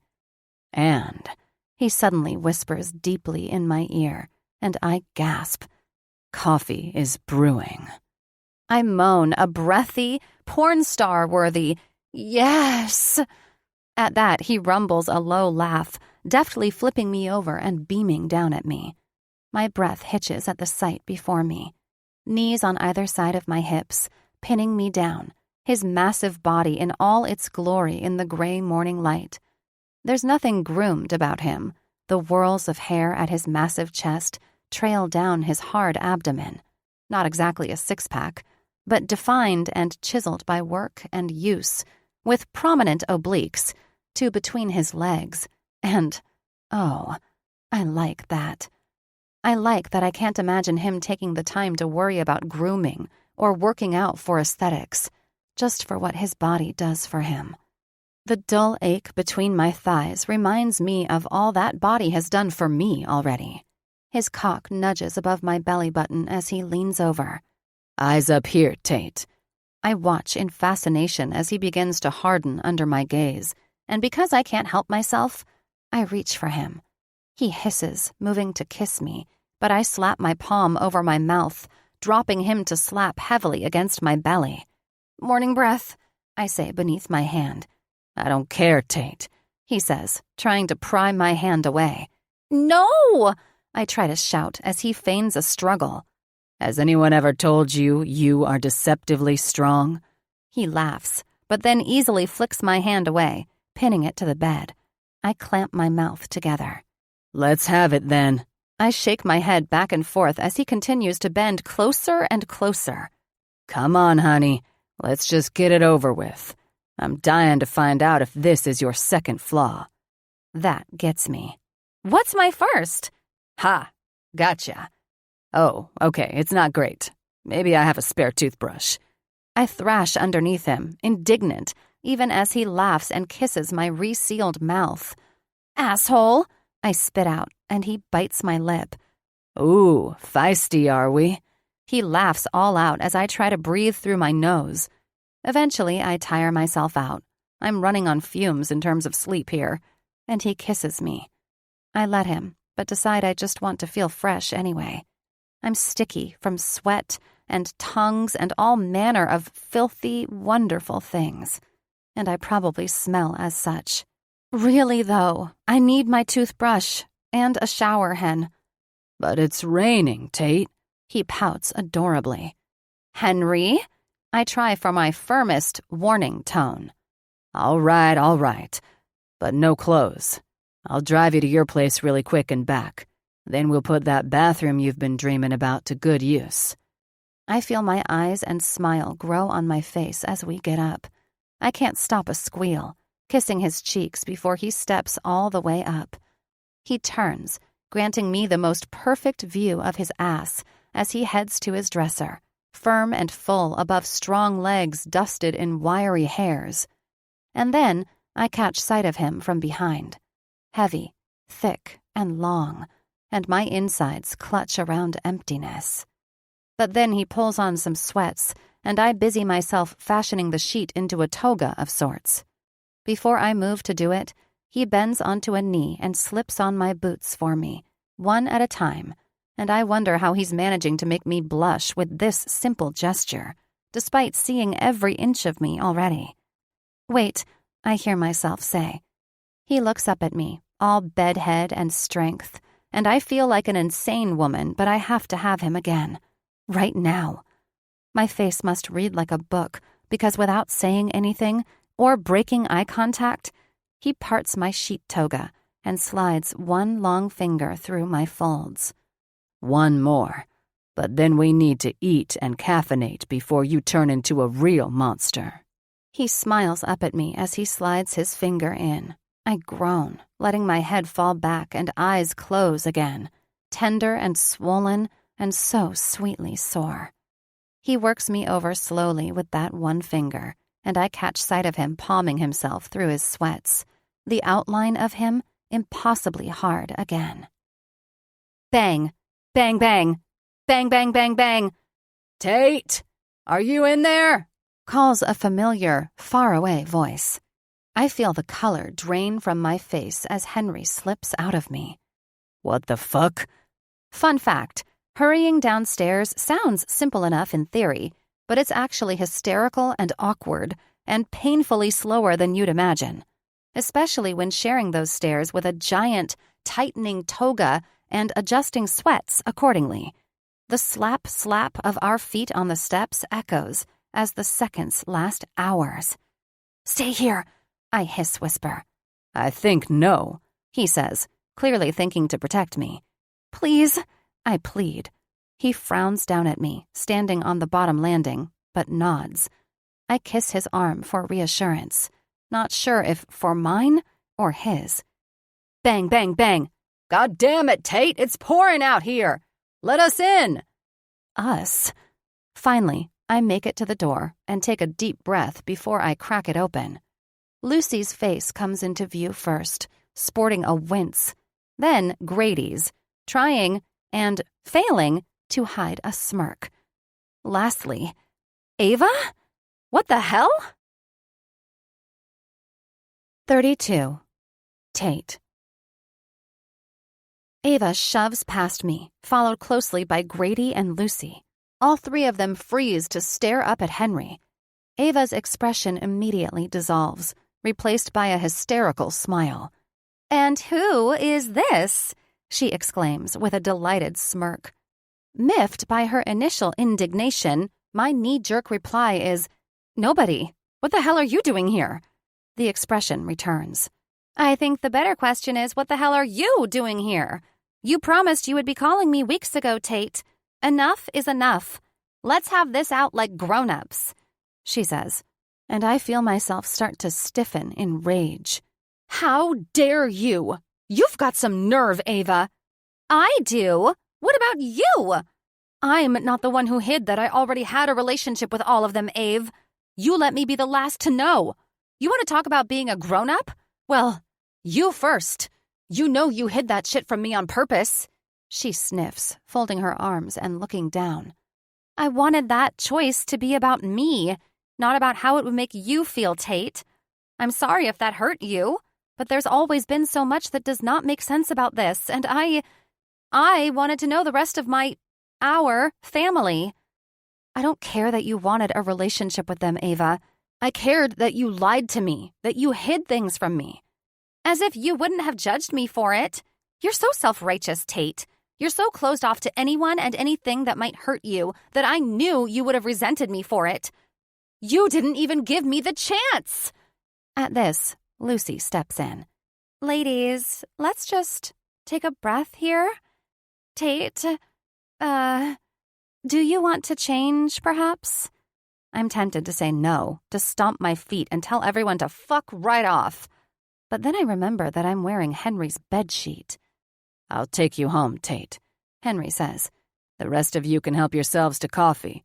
There's some Danishes in the fridge and anything else you want. He grabs a t-shirt from his laundry room and swiftly guides me out the door. The short truck ride over is silent, and I'm grateful.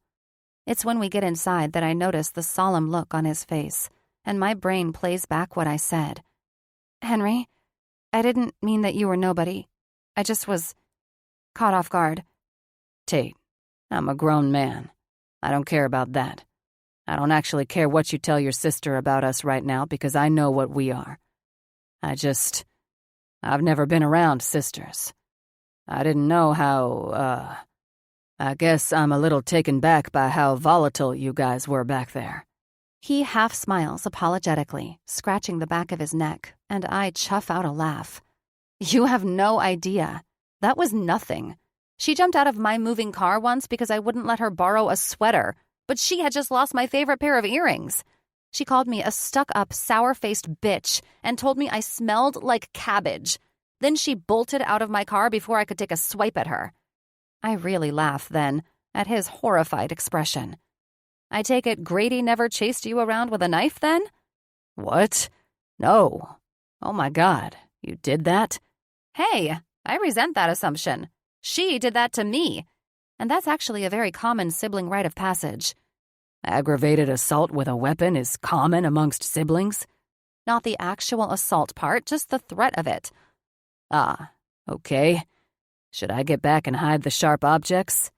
No, just make sure I know where the best ones are. He sighs.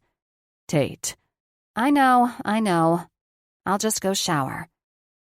I'm tempted to ask him to shower with me, but I sense that I should use the time to sort out my thoughts first. Instead of doing that, my brain starts doing this wonderful thing, oscillating back and forth between thoughts of him and last night, and violently pivoting back to Ava being here. By the time I get out of the shower, I feel a disturbing combination of annoyed and happy that my sister is here, and then horny over Henry again. Yikes. The dam is broken and I'm feeling all my feelings rush at once. I change into some leggings and a long-sleeve lycra top, seeing through my window that the sun has broken the cloud cover. I catch my reflection on my way out and notice the smile I can't seem to suppress, despite my annoyance. I know I need to get things sorted, to manage my own expectations, Henry's, and to keep my thoughts and feelings in check. To build a castle in the sky here would be a terrible, terrible mistake. But also, fuck it. I've got a few weeks to feel these good things again, and I want to just feel them, unapologetically. Maybe that's why Ava's presence here feels so annoying. I am not happy that she lied, no, but I've enjoyed getting to know everyone too. So her lie of omission hasn't had any true negative consequences. Her presence is just a reminder that my reality exists outside of here, though. And maybe I don't want that. "Henry?" I call out as I come around the corner of my room. I just realized something. "What's your middle name?" But when I get to the stairs, it's Ava on the couch waiting for me, not him. "Sorry to disappoint," she says with a knowing smirk. "But I bet it's something uber manly like Buck or John Wayne or Major or something." I reply with an eyebrow lift. "Sorry," she says. "It's fine. I need to make some coffee really quick before we get into it, though. Henry already brought over his whole pot, or what was left of it at least after the rest of us got to it," she says, cocking her head curiously to judge my reaction. "He grumbled something about yours being garbage before he left." "Oh, that was, nice of him." "Can't we just start with him and then have out the rest after?" She whines, letting her arms fall to her sides. "Ava, no, and not another word until I get some coffee, please," I say, but I feel my lips pull up more as I head to the kitchen. Properly armed, I head back out to the couch and sit. After a deep breath, I ask her to go first. "I had been wanting to talk to you for a long time about it, but I kept chickening out whenever it came up in conversation, and I just didn't know how to approach it. You always seemed to understand Mom a little more than I did, and while I've long since forgiven her, I just don't see why we weren't more encouraged to have a relationship with our father as kids, Tate. Since having Jack, that feeling has only intensified. I don't think there's anything Casey could do to me for me to not let him have a relationship with Jack. It'd be different if he did something to him, I guess. But Dad never did anything to me, Tate. To either of us. And we have a whole family here. I have my family and Casey's parents, but, well, I guess that's why I didn't tell you. I felt greedy with wanting more. You'd lost your whole family when everything happened with Cole, and you just caved in on yourself. So then when I started having a relationship with everyone, I didn't want you to feel like the one who was left out. I really just started connecting to some of them through social media. It was really just Grady. Well, I guess Leanne also. And Lucy. And yeah, I wrote back to Dad's letters, but you knew that already, Tate." She finally looks up at me with watery eyes. "I'm so sorry I hurt you, though." "It's okay. I think you were right in wanting to get to know them. They're all pretty great. This place is pretty great." I sigh. "And I'm sorry I left you hanging for so long. I think I wanted to punish you, but I took it too far. I hope you didn't have to take time off, Ava." "I did, but it's well worth it, and it's only a week. I'm here to celebrate your birthday, too." "Oh, shit. I have to help Lucy set up. She's invited all the cast and crew from the show, and they've got a huge tent and everything," I say, and move to get up in a panic. "They hired people, Tate. It's fine. Please, sit with me. Tell me everything." I hug her then, because I have missed her. I let a few tears fall, and so does she. But since we pride ourselves on not being overly mushy, we absolutely are, I sit back in a flourish, moving my coffee further onto the table and away from the danger of my flying hands as I launch into it all. I'm really glad I came," I finish. "Oh my God," Ava says, and she starts to cry. "Ave, what the hell? What's wrong?" But then I see her laughing as she cries. You sound and look like you again." "Don't be so dramatic," I laugh back. "No, Tate, really. I just have been so worried that the opposite would happen, you know? That all this would make you want to shut down and shut out more. But you're out here living life like a Tim McGraw song." I roll my eyes. "Stop. I mean, it literally sounded like that.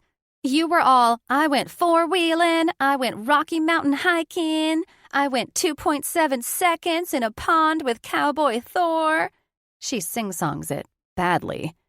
I'm truly impressed that you made that up, actually. I can't even be mad. Tate, I'm really happy that you're scoring with Hot Henry over there, but I do have one piece of advice for you, she says, ominously, and I nod for her to proceed. Always stay humble and kind. We explode and laugh our insane laughs until tears are streaming down both our faces, until I hear gravel crunching under tires outside. Oh my God, I have a good idea. Stay right there and follow my lead. I hop over to the kitchen and grab what I need, schooling my face into an appropriate expression. I hear boots hurry up the steps, and I can tell it's Henry by their heaviness alone. When I hear that he's close, I scream, "How dare you! Get the fuck out!" "No, Tate, no, don't!" Ava screams. Henry bursts through the door, pale and terrified when he sees me wielding the knife at Ava. He instantly hurls himself at me, but I drop it on the counter and snort out a laugh, followed by Ava. "We totally got you!"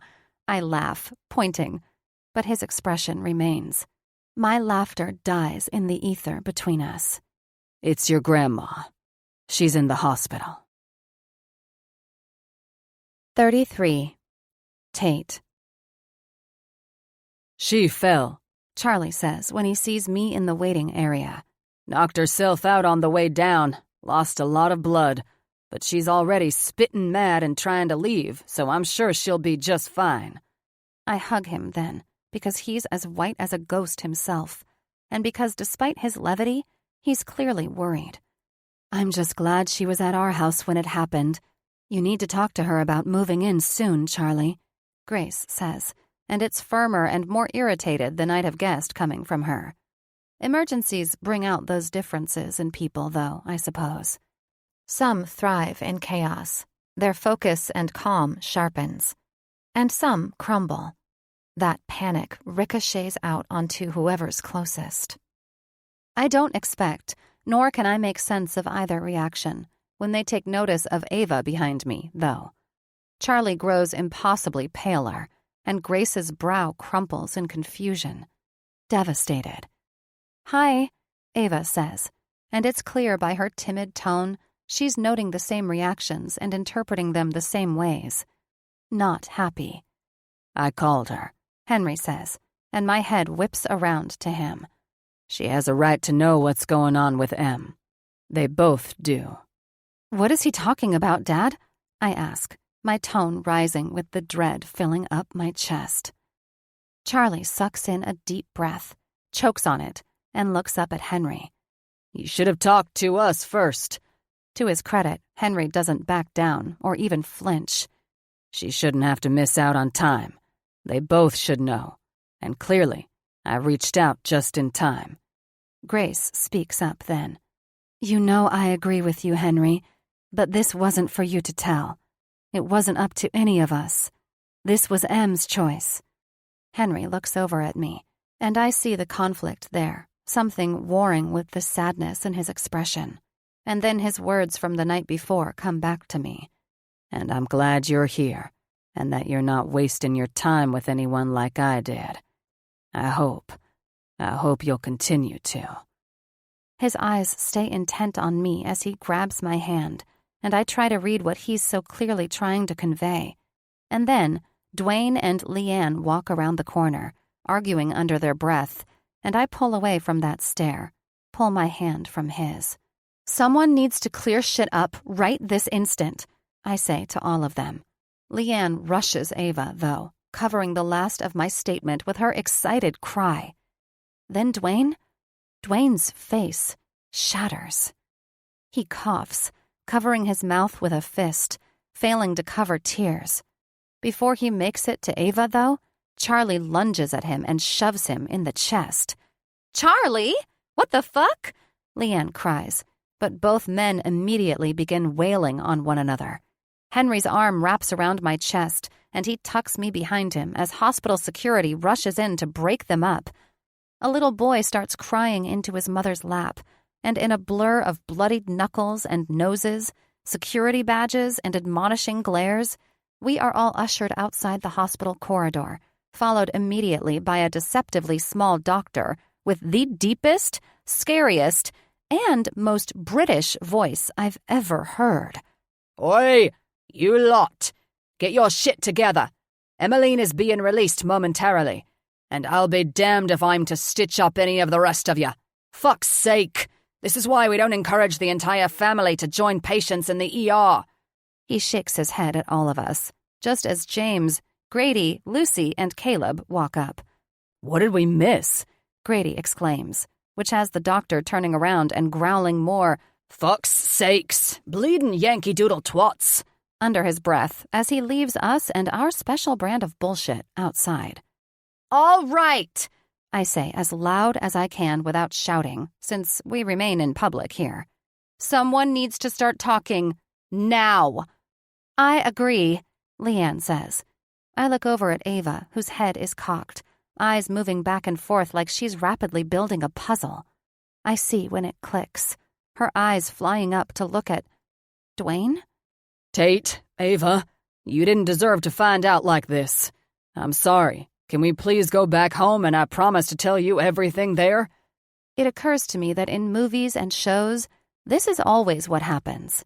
The scene gets cut, and they all leave for a more appropriate place to have their life-altering discussion. In this moment, though, I suddenly don't want to go anywhere with these people until I understand what the hell is going on. No! We need to know now, I say, and Ava nods her agreement. I grab her hand. Ava? Dwayne steps up, and Charlie begins to visibly shake. Don't you fucking dare, Dwayne. You don't get to take this from me, too. Dwayne sighs, and Charlie continues. Tate, Ava, I never told you this before because it wasn't right. Your mom was a good mother, and she loved you both with such a fierceness that I would never have dreamed of getting between that. We just didn't work anymore. I didn't want to lie to you, so I have tried not to. Tate, when I told you that your mom never knew how to fight, I meant that. She knew how to wound, though. And I'm sorry I didn't tell you before, but I just couldn't do it. It was my fault that she was so unhappy in the first place. Plus, here I am now with all my happiness. How could I risk taking away any of the respect you had for her when she's not even here to defend herself? I still can't. I need you to understand that this was still my fault. So, when I told you that I think, in a way, she wanted to force my hand, I meant that she had an affair with Dwayne. I don't know if she would have ever told me if he hadn't moved back at the time, though.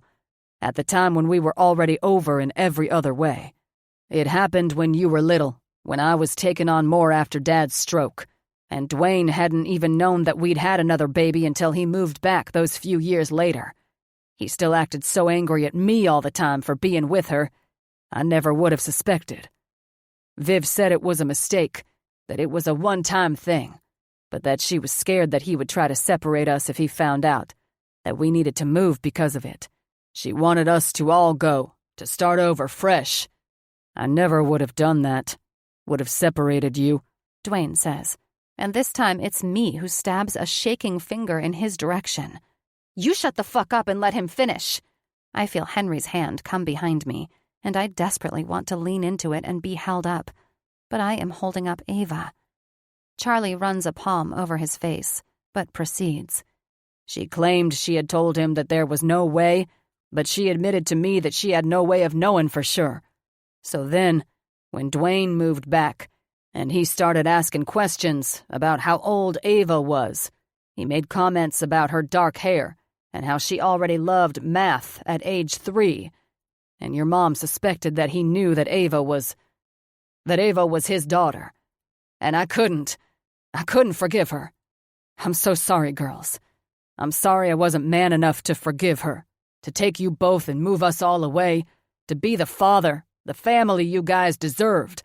But we were already so bitter towards each other. He swipes angrily at his eyes. We did some tests to confirm it. I remember that, Ava says. I got to stay home from school one day and you guys called it our science day. You took me to ice cream after. Charlie nods. Your mom didn't want you guys to be subjected to questions, to ridicule, and I didn't either. Obviously, she didn't want the ridicule either, Ava says, to no one in particular. Charlie continues. So she took you and kept you as hidden away as she could. She knew that if Dwayne found out, that he'd push for a relationship with you, Ava. And yes, she didn't want that shame on her shoulders. But more than that, she didn't want you guys to suffer any unintended consequences from all of our actions. She didn't want to cause you any more confusion than the split already would. She moved you away, and I demanded that we all leave you both girls alone. And I want you to know, I wanted to call so much more than I did. I was angry at your mom, yes. Angry at this whole situation, yes. But I didn't want to hurt your mother anymore. I'd already hurt her with a lack of love, so much so that she'd sought it out. He sighs, deep and weary.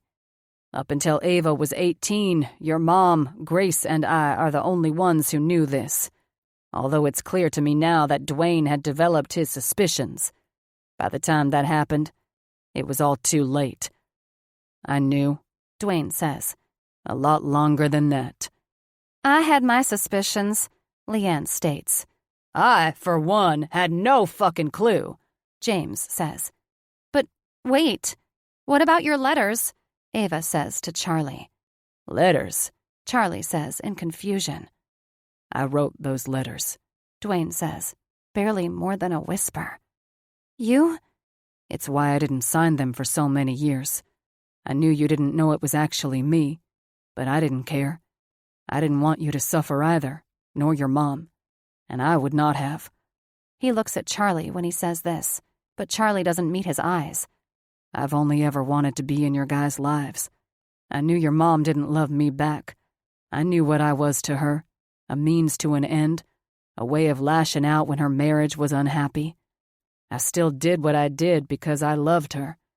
Even still, I wasn't about to go against her wishes later on. But I've been punishing myself for this since, by not actively pursuing you. But then you guys grew up, past the years where it'd have been confusing and shameful. Well, more shameful, I guess. And I simply wanted to know you. That's why I started asking you to come visit. I wanted to tell you everything. I look to my sister then. I take in her dark hair, her tall frame, her blue eyes. And of course, it's true. Her expression turns to me, taking me in and mirroring all my thoughts. Then Caleb, quiet, reserved Caleb, who rarely gets a word in, who I think I've actually heard speak only 3 times in the weeks I've known him, says, "This is some Jerry Springer shit right here." "Maury, dear, you're thinking of Maury," Emmeline says from her wheelchair. Scary Doctor Who has brought her out without us noticing, dumbfounded expression on his face. "You know, Maury, you're not the father," Em elaborates.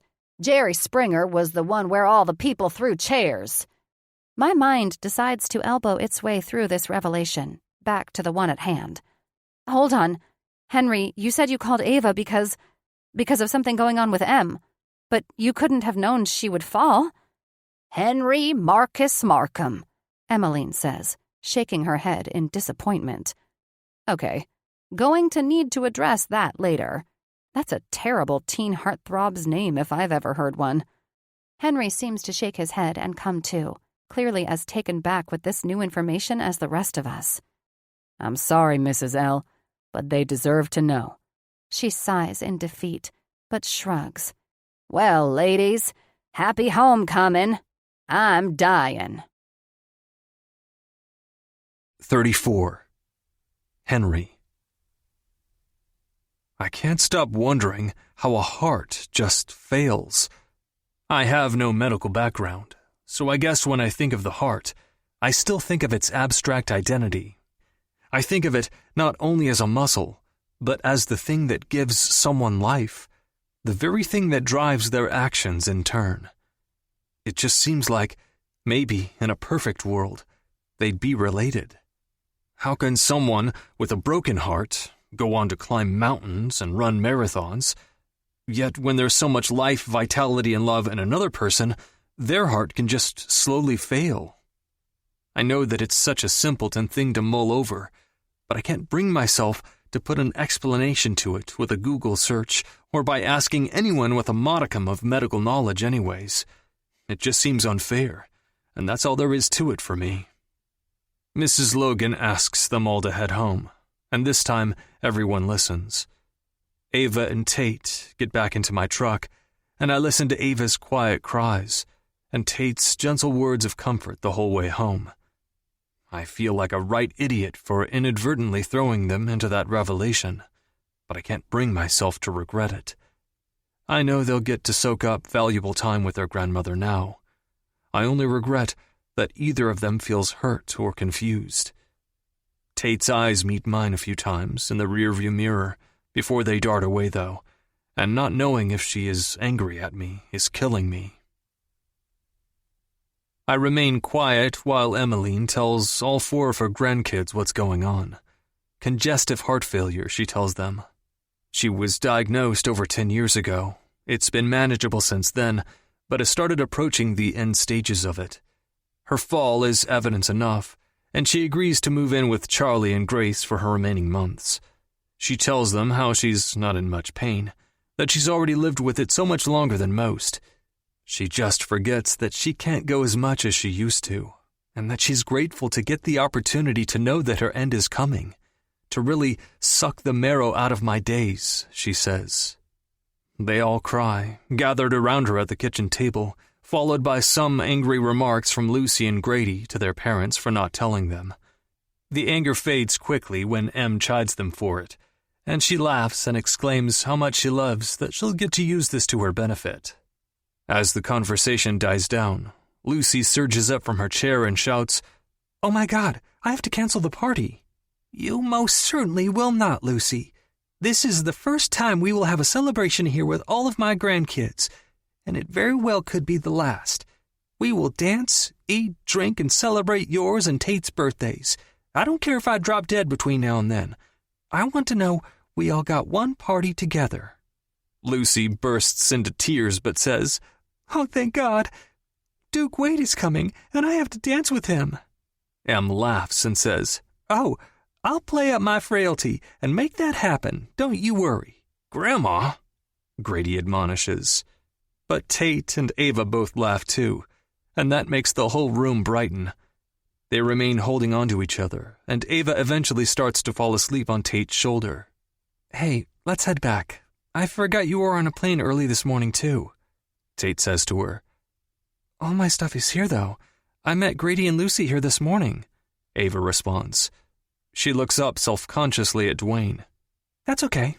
Let's both go stay in our old room tonight," Tate says, and they head upstairs. I never manage to catch Tate's eyes before she disappears. I hang around until everyone leaves, with only Charlie, Grace, and Em remaining. I'm sorry that I disrespected your wishes, or if you feel I betrayed your trust. I should have, at the very least, given you all a heads up that I'd reached out to her, I say, and moved to leave. It was the right thing to do. We know that. I hope. Charlie seems to struggle with something. I hope today gave you some explanation as to why I was the kind of father I was to them. It doesn't make any of it right, but I hope it makes a little more sense now.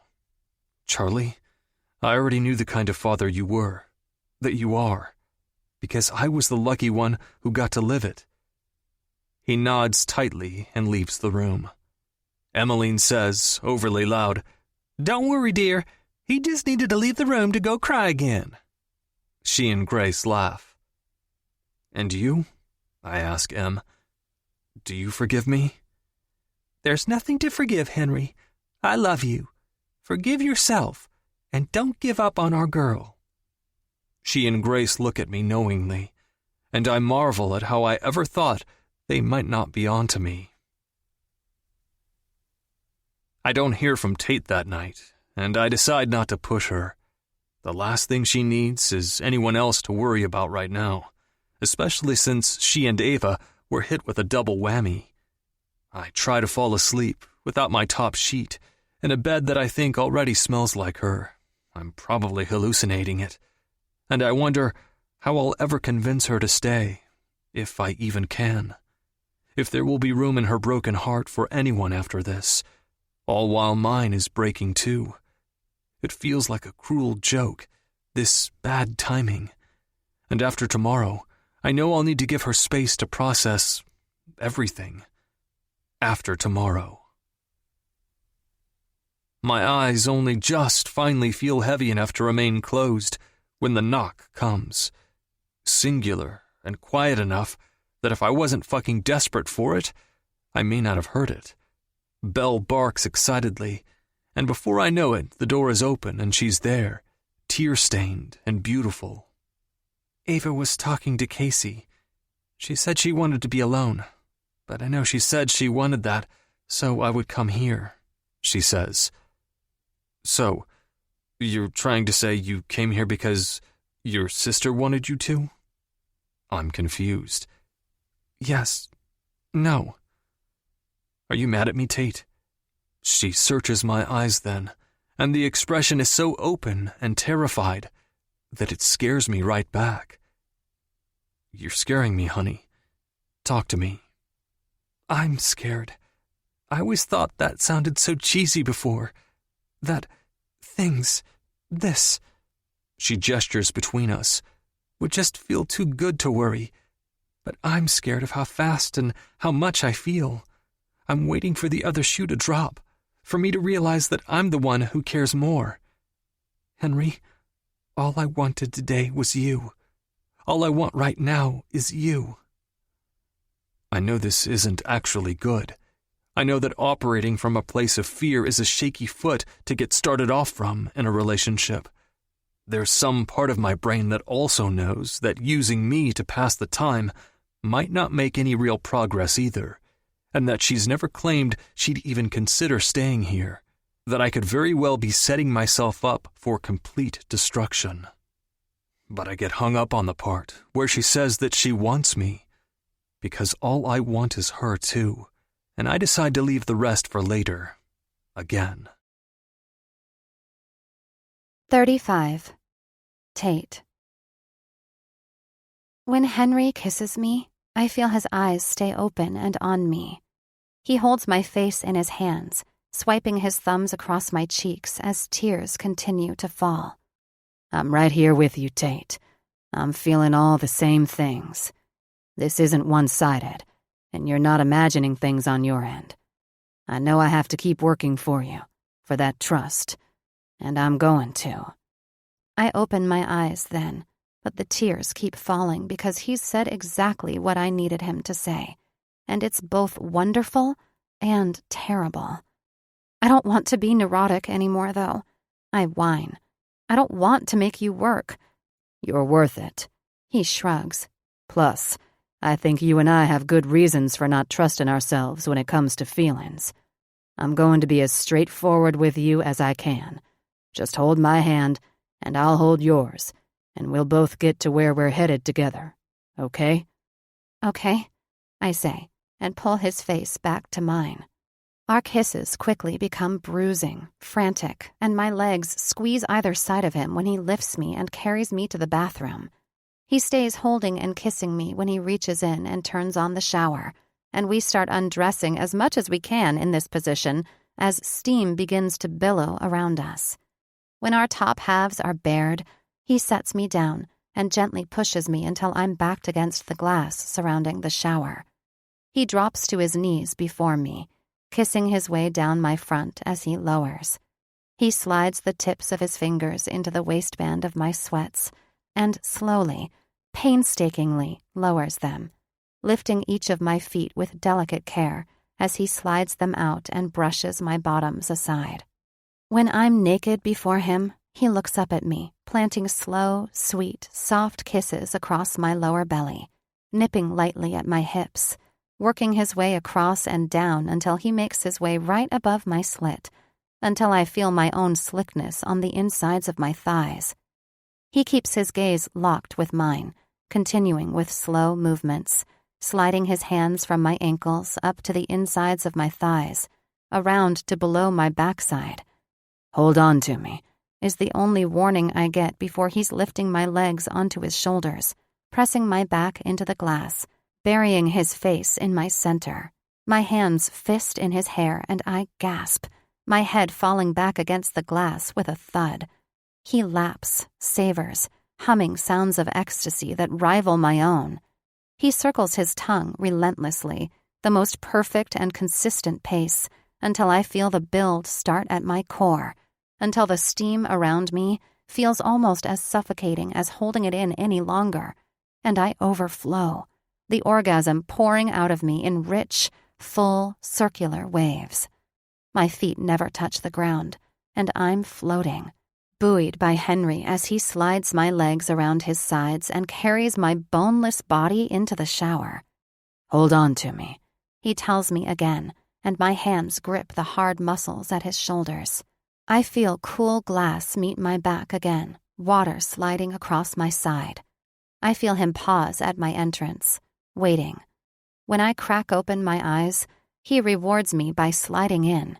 It's slow, deliciously long thrusts and retreats that make my jaw ache in tension, until I feel his name ripped from my throat like a sob. I've never thought the idea of saying someone's name was necessary, but with Henry, it is. He's relentless in seeking and holding that connection, twining his fingers with mine and holding them against the glass when his shoulders grow too slick for me to hold on to. His face breaks when he finally does, his mouth falls open and his eyes fall closed, and we pant into each other's necks until we start laughing again. I almost tell him then. I almost tell him that I love him. But I get stuck in the vortex of my mind again, not wanting him to think I love him for what he's just done to me. He might not do that to everyone, but he does everything else for everyone, and I want him to know I love him for simply existing. Later, in bed, with him curled against my chest and my fingers in his hair, I tell him that I'm sorry he's losing Em too. We both cry. 36. Henry.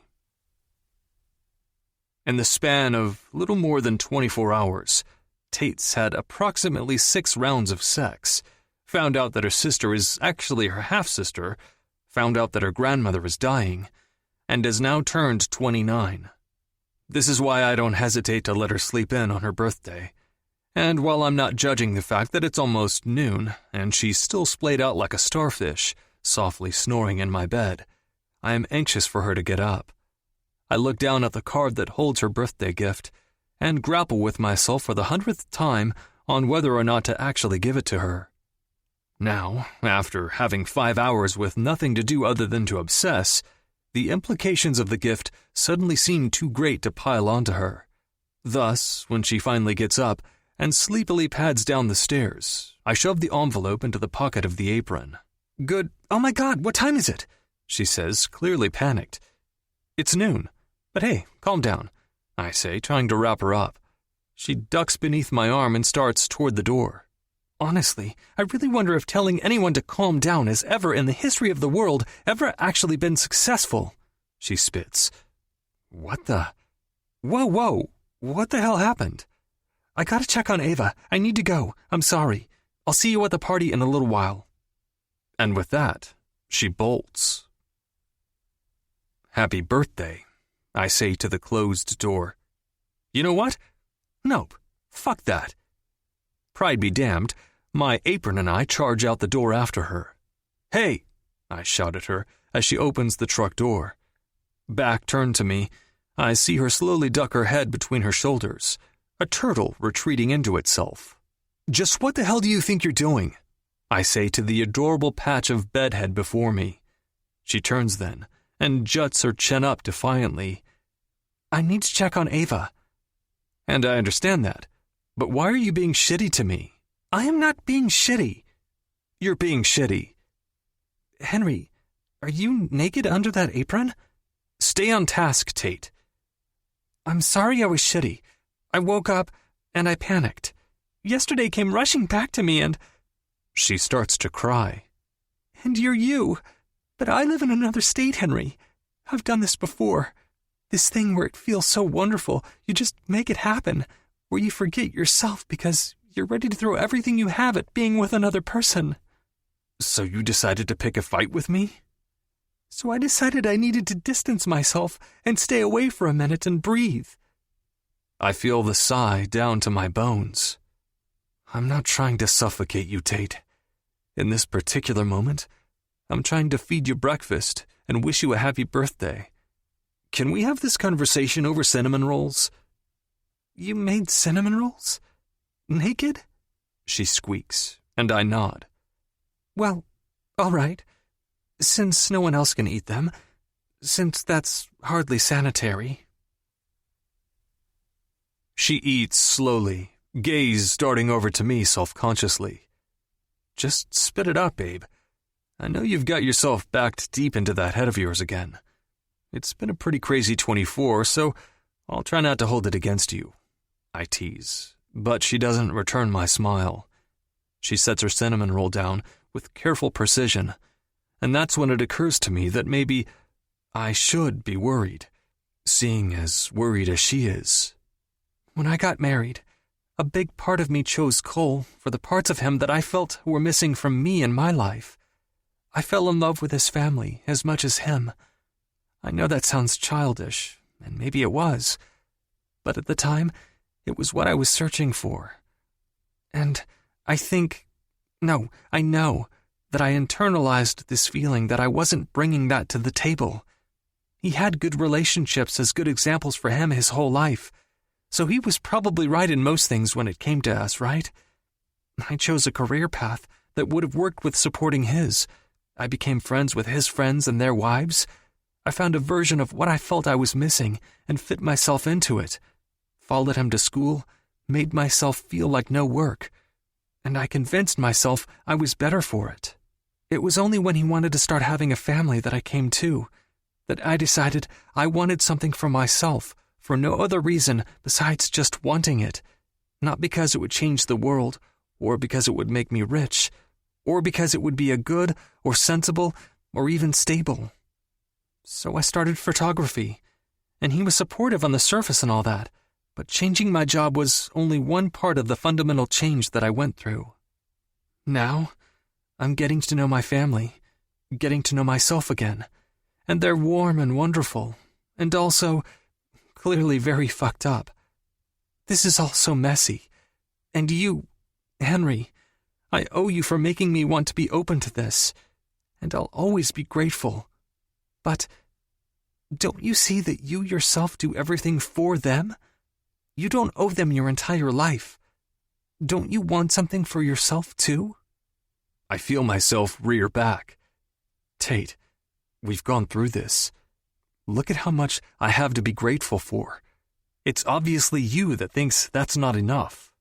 I think things can be great, that you can be grateful for your life, and you can still want something more for yourself, not related to money or even a job. But you guys are all plenty well off now. Why haven't you traveled anywhere? I haven't had time, Tate. You could have made some time. And why didn't you finish your degree? Christ, maybe I decided I didn't need it. But that's not what you said. You said you were short because of family drama. Yeah, because my mother showed up out of the blue. And I had already spent years dicking around at school by that point anyways. Why is it dicking around when it comes to something that's for you, though? I breathe in through my nose, out again, and play back all that she's saying to me. And that's when it clicks. Jesus, you think I want you because you're part of them, don't you? I say, incredulous. I think maybe that's part of it. I think that you are so loyal and devoted to this place and this family, and that I might just be a very convenient piece to that puzzle. She waves me off before I can interject. But I also think that it took me years to find a sliver of myself, and I don't think that diving into a life here, fleeing even the small life I managed to build for myself, repeating history in a roundabout way, is what I should do without some serious time and consideration. I'm trying not to let go too easily. I nod, not trusting myself to say or do much else. Henry, she says in a watery voice, can you see yourself building a life here? Someday, maybe? I ask, still not able to look up. Can you see yourself building a life in California? Is her answer. And damn it, she's right. At this stage, I can't. But I love you is on the tip of my tongue. But it's not fair, to her or to me. If she doesn't want to set roots down here, for herself, I can't be the reason for her to. I'm not enough of a reason. I think she very well could be enough of a reason for me, though. I think if she asked me to go with her, I couldn't deny her. And that realization terrifies me enough that I need to get out of the same room as her. I need to breathe. Christ, this must have been what she was feeling this morning. I get up, with as much dignity as a man can, while naked and in an apron, kiss her on the cheek, and head upstairs. At some point, I hear her leave, and I eventually work up the energy to get ready for the party. I'm unsuccessful at keeping my thoughts on a leash, and let my mind wander to the future. There's no doubt that Tate is in my life, and will be in one form or another now, forever. We'll have to see each other at holidays, at minimum. I'll have to meet the guy she ends up bringing home one day. I'll have to swallow this love like glass, and I'll have to be her friend. While the thought of not loving her rakes its claws down my brain, the thought of not knowing her at all clogs my throat. And shit, this is not how I remember heartbreak. I remember wanting it to be done, to be far away, to be the proverbial kid pushing away his peas at the dinner table because they're nasty. That's how silly that heartbreak felt compared to this. I can't catch my breath for a second, for 30 seconds, for 30 minutes. Until I remember what I do have, and that's now, today. Until I remember that I need to be man enough to allow her what she needs, while she needs it. Until I know what I have to do. 37. Tate. Lucy helps Ava and I get ready, cajoling us with 90s pop and lemon drops to pull us out of our funks. I ask Ava how she feels enough times that she eventually snaps, tossing her drink at me. I feel like the man I thought I was getting to know as my dad is still the man I was getting to know as my dad, damn it. I feel like I'm fine. I feel like our mom was a spiteful but sad woman, but that she tucked us away because she didn't want us to pay the consequences for her actions and have people call us sister cousins our whole lives. I feel like I am still your fucking sister, and I don't care that there's been a name change to the faceless man I've always thought of as dad anyways. I feel like I miss my son and my husband, and I feel like you're being fucking annoying. Now stop it, and let's let ourselves enjoy a fun party for you and for Lucy and for our grandmother. I stare at her, with my face full of makeup running down in rivulets, and say, okay. And we all dissolve into laughter to the point that she pees herself and has to change her dress while I reapply. The party is beautiful and way too over the top. It's the first real glimpse I get of Logan Range with its Hollywood glamour vignette. There are trailers everywhere behind the largest barn, the fanciest outdoor bathrooms, cannot be considered portable potties when they have stairs, mirrors, and actual flushing mechanisms. Lights strung up from the open barn and across a blacktop dance floor through the surrounding pines. There are great long banquet tables, small pub-style ones dotting the area between, a bar with a full cocktail menu blocking the entry to the barn, and a DJ booth operating from a stage in the far corner. The night is cool, but dry, despite the other night's downpour, and Lucy even thought to set up multiple fire pit areas with Adirondack chairs, blankets slung over their backs. Lucy, this is incredible. You could do this for a living, I say in awe. No, thank you. Party planning usually involves planning for other people. I only like to plan for my own, she responds. I meet the majority of the cast members, who all seem so much smaller in real life, but who also all seem surprisingly down to earth and kind. Duke Wade is handsome in a disarming kind of way. Big brown eyes, the color of milk chocolate. Tall and lean like you'd imagine an actor to be, with black hair that waves to his shoulders and lips that would be feminine on anyone else, but that work with his sharp-boned face. Lucy may have feigned a brave interest in him before, but she loses her hold on the act the moment he greets us and sprints over to the bar. Producer Jake is wheeling Emmeline dramatically in loops across the dance floor to Purple Rain, still wearing his cowboy hat with a three-piece suit. I'm delighted to find out that the journalist for the entertainment article who I'll be working with for the next few days is a woman named Jessa, who I've worked with before and adore. James flirts shamelessly with Jessa, convincing her to dance when she starts bobbing her head to "shut up and dance," shocking us all when he whips and swings her around with expertise. There are dips, there are swaying hips, swift spins in and out of his arms. Her face stays locked in permanent delight, while Ava and mine wear twin expressions of stupefied.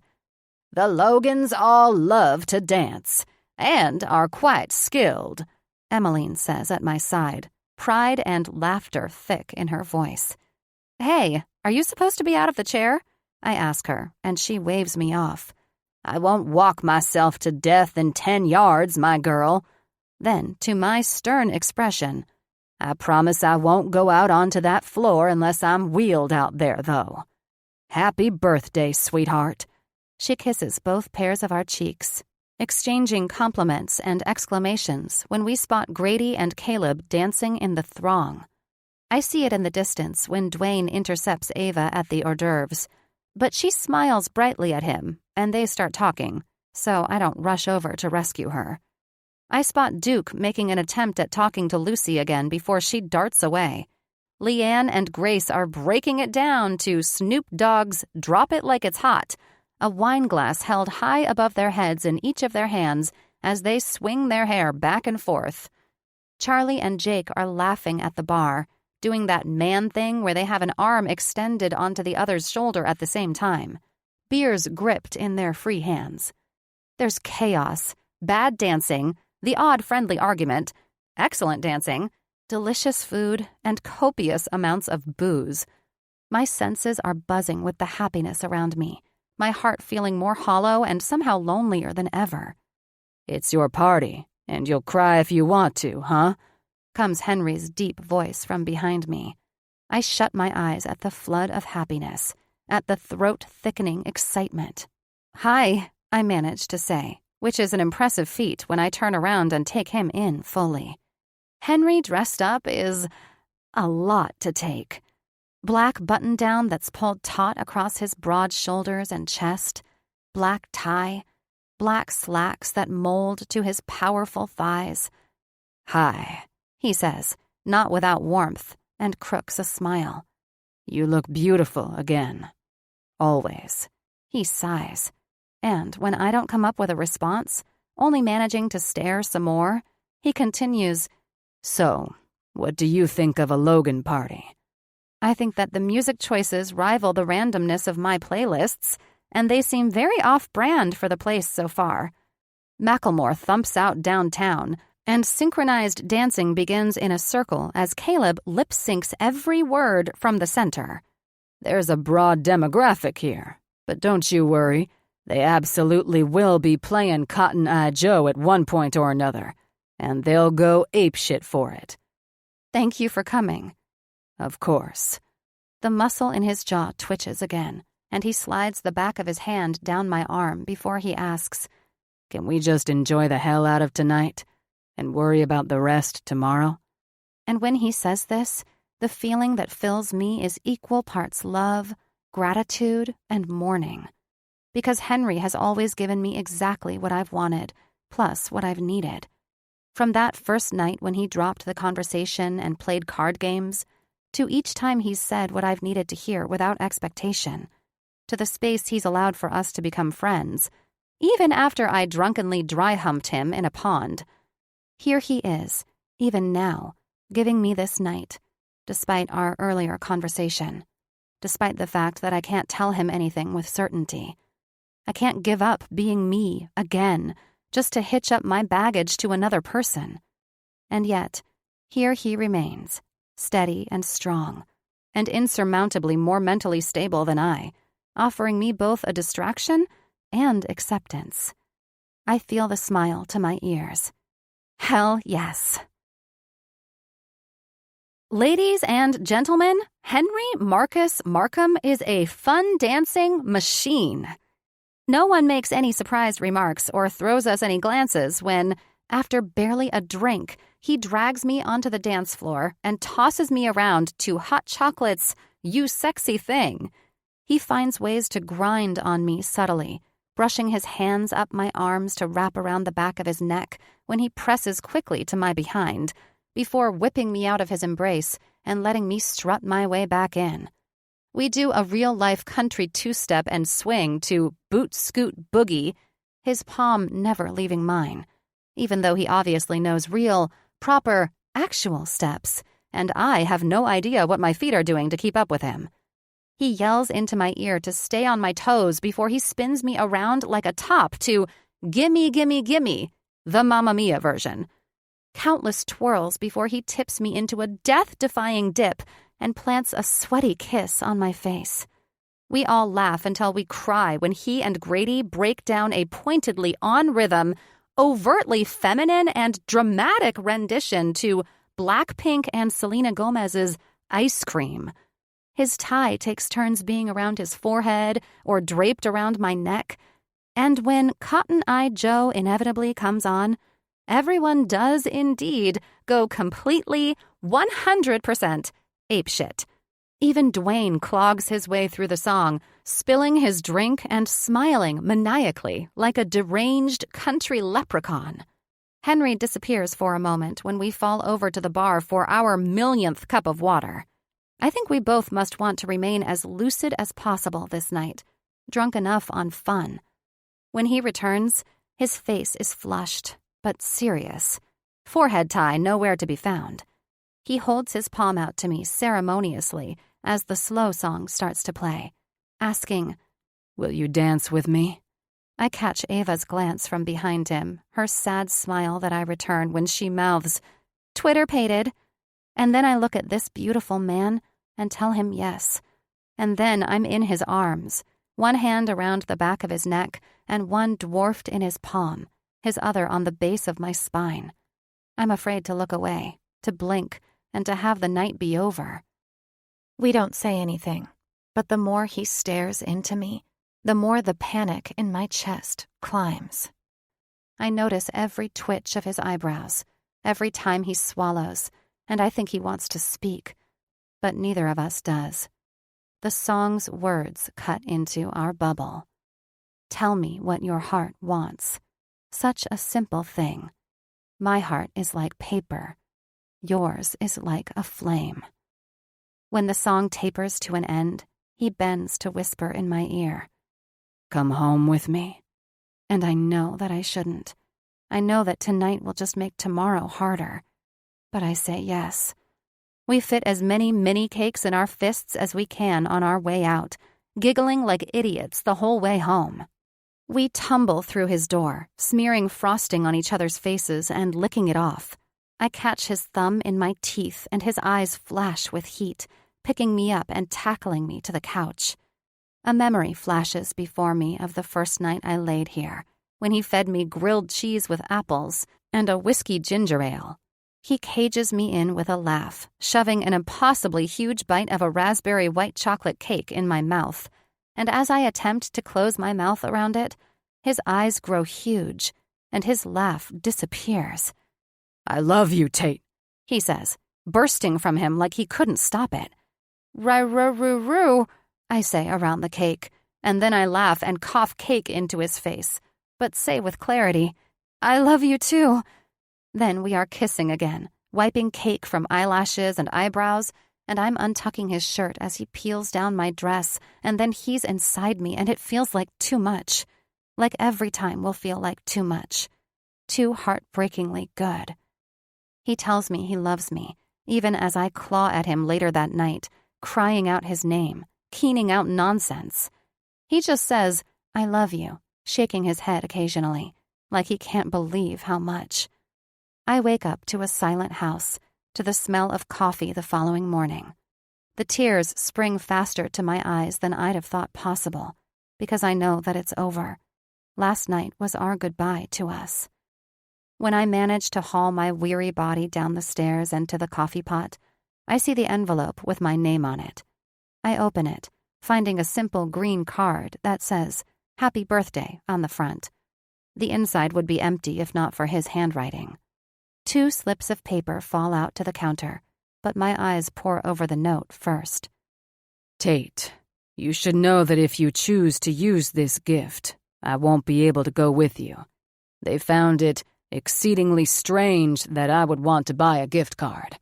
Apparently, that's not something they typically sell there. They also didn't like that I wouldn't take any of the merchandise. I think you should nab like 6 of them, though. Don't be afraid to commit to something.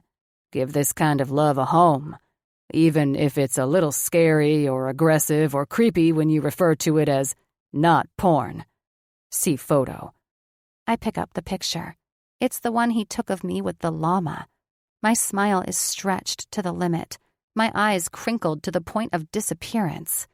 I smile looking at the creature's furry, ridiculous face, even still.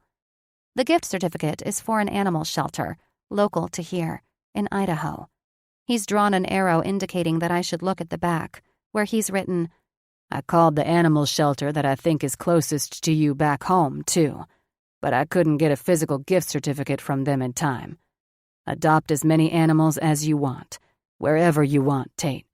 In California, in Idaho, just grab any and every bit of happiness you deserve. Any living thing that has your love is the luckiest thing on the planet. I want you to know that no matter where this goes with you and I am just happy to know you and want you to do whatever it is that will make you as happy as you've made me, regardless of whether or not that includes us. I want you to know that you've made me want to be a better, happier man for me.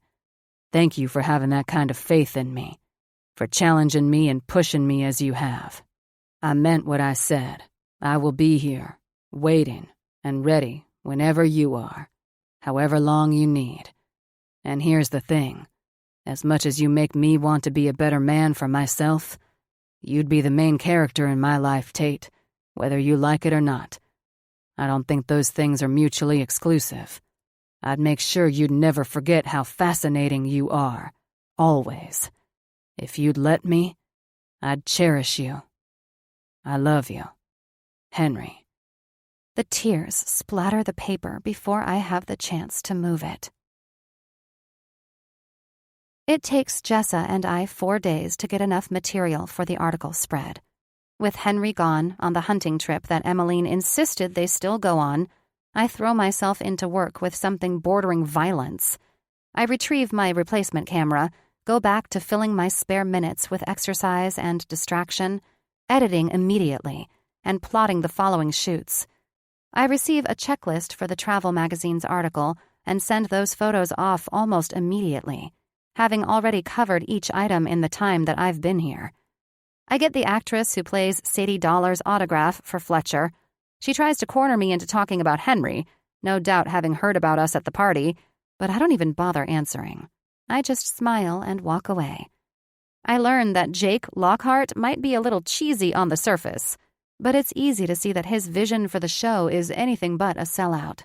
He highlights difficult, uncomfortable, relevant social issues, finding a way to tie those in with the plot line surrounding the Dollar family. Ava spends the nights this week in her old room, but spends the days getting to know Dwayne. Charlie sends photos and texts from different spots on their trip, so I know they have at least intermittent service, despite not hearing from Henry. I know it's for the best. Emmeline remains stable, so when I finish up the majority of editing, I call Deacon and make arrangements to go home early.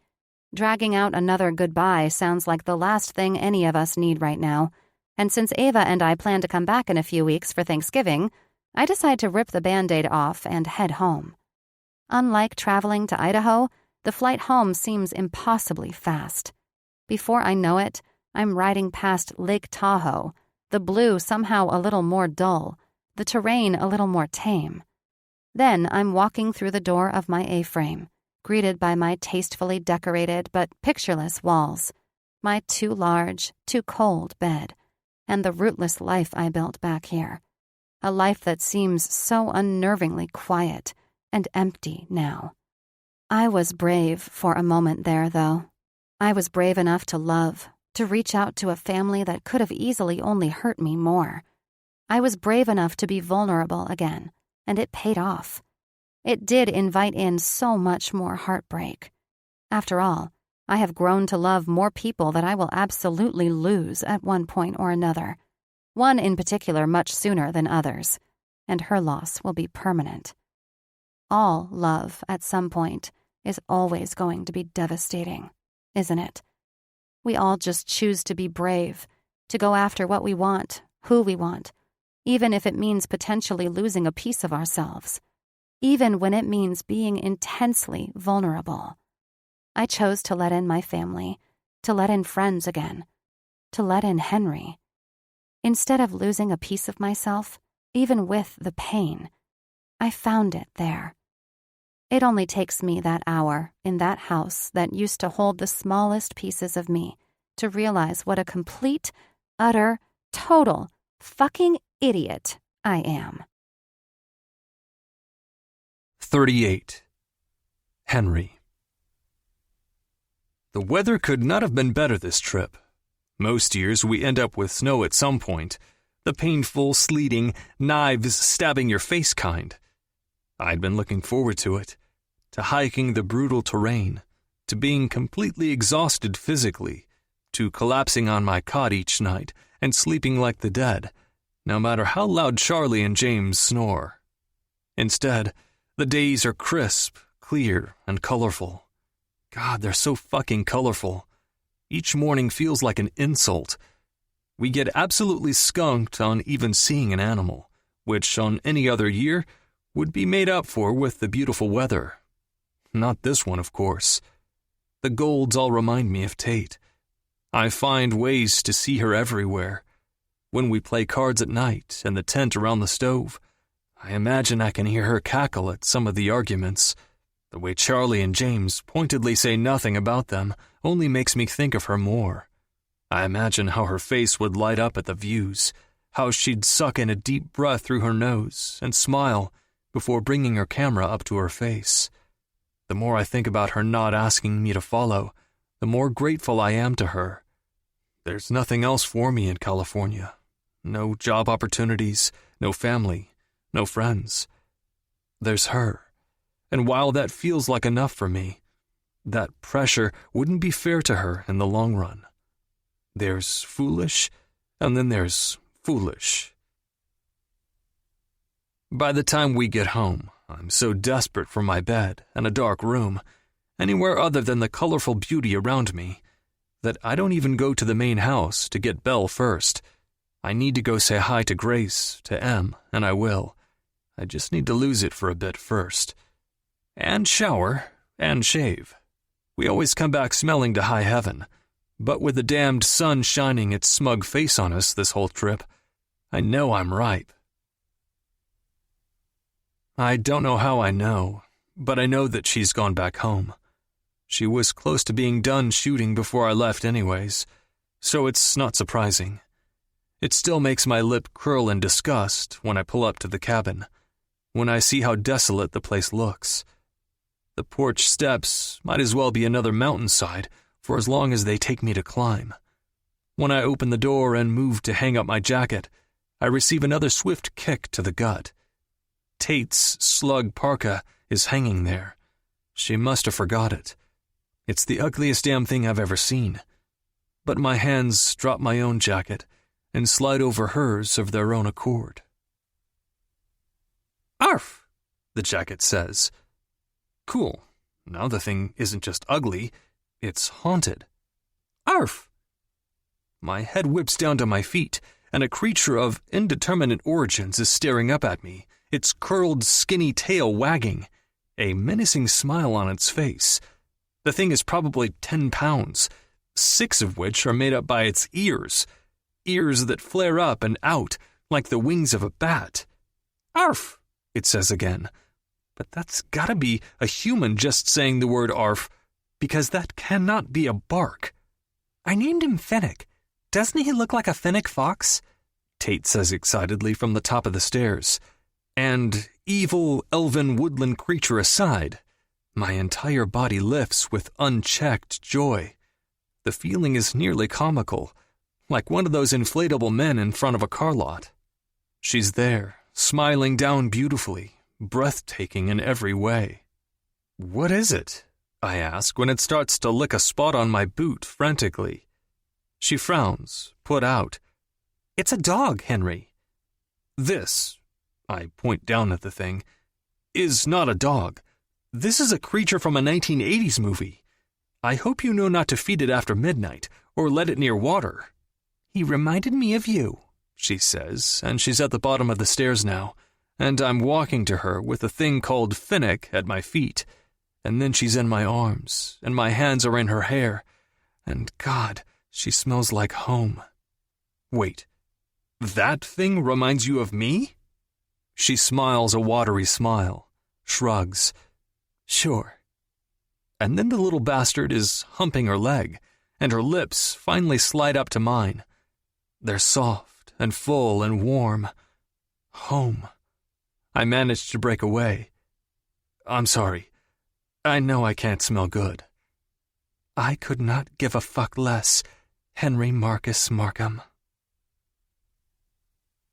Later, after the longest, most mind-blowing shower of my life, followed by a long, soapy, messy bath, Finnick and I have a heart-to-heart about his humping ways.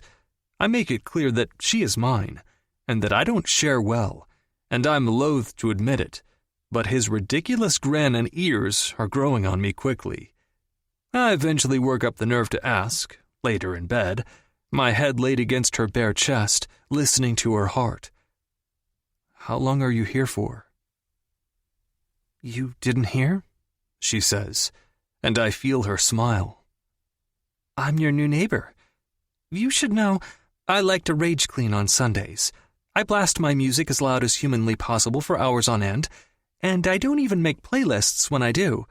I just hit shuffle on all my songs, which means there will be Christmas songs that come up in the rotation, Henry, regardless of the month. You might hear a Doja Cat song, followed by Pentatonics or Celine Dion or something. I also expect to be able to borrow sugar whenever I want, in any amount I want. I want to be invited to any and all game nights. And you make really good coffee, so I'll probably be here every morning. When I look at her smiling face, she's beaming. But I have to ask before I dare to hope. Are you sure you're okay with that, Tate? Moving away from your sister? Her face turns more serious before she replies, Yes, because you know what I realized, Henry? She sits up and pulls the sheet up with her, a boon to my focus. I realized that, no matter what, this is going to end devastatingly. Okay. Did not expect that. My face falls. She flails her hands around. Let me explain. What I mean is that this is a risk I've calculated and decided that it's not even a risk. This place feels more like home because it's where I've been able to grow back into myself again. You helped me do that, and I'm happy about that, Henry. And a house or estate, a career, or even this ranch isn't home, just because of its location. My life is me and you, and this chaotic family that I don't even have to worry about scaring you off with, since you already know how insane they are and love them anyway. My home, my life, is with the ones I love. What I also mean is, even if this ends up being forever, at some point something will happen, and it will end.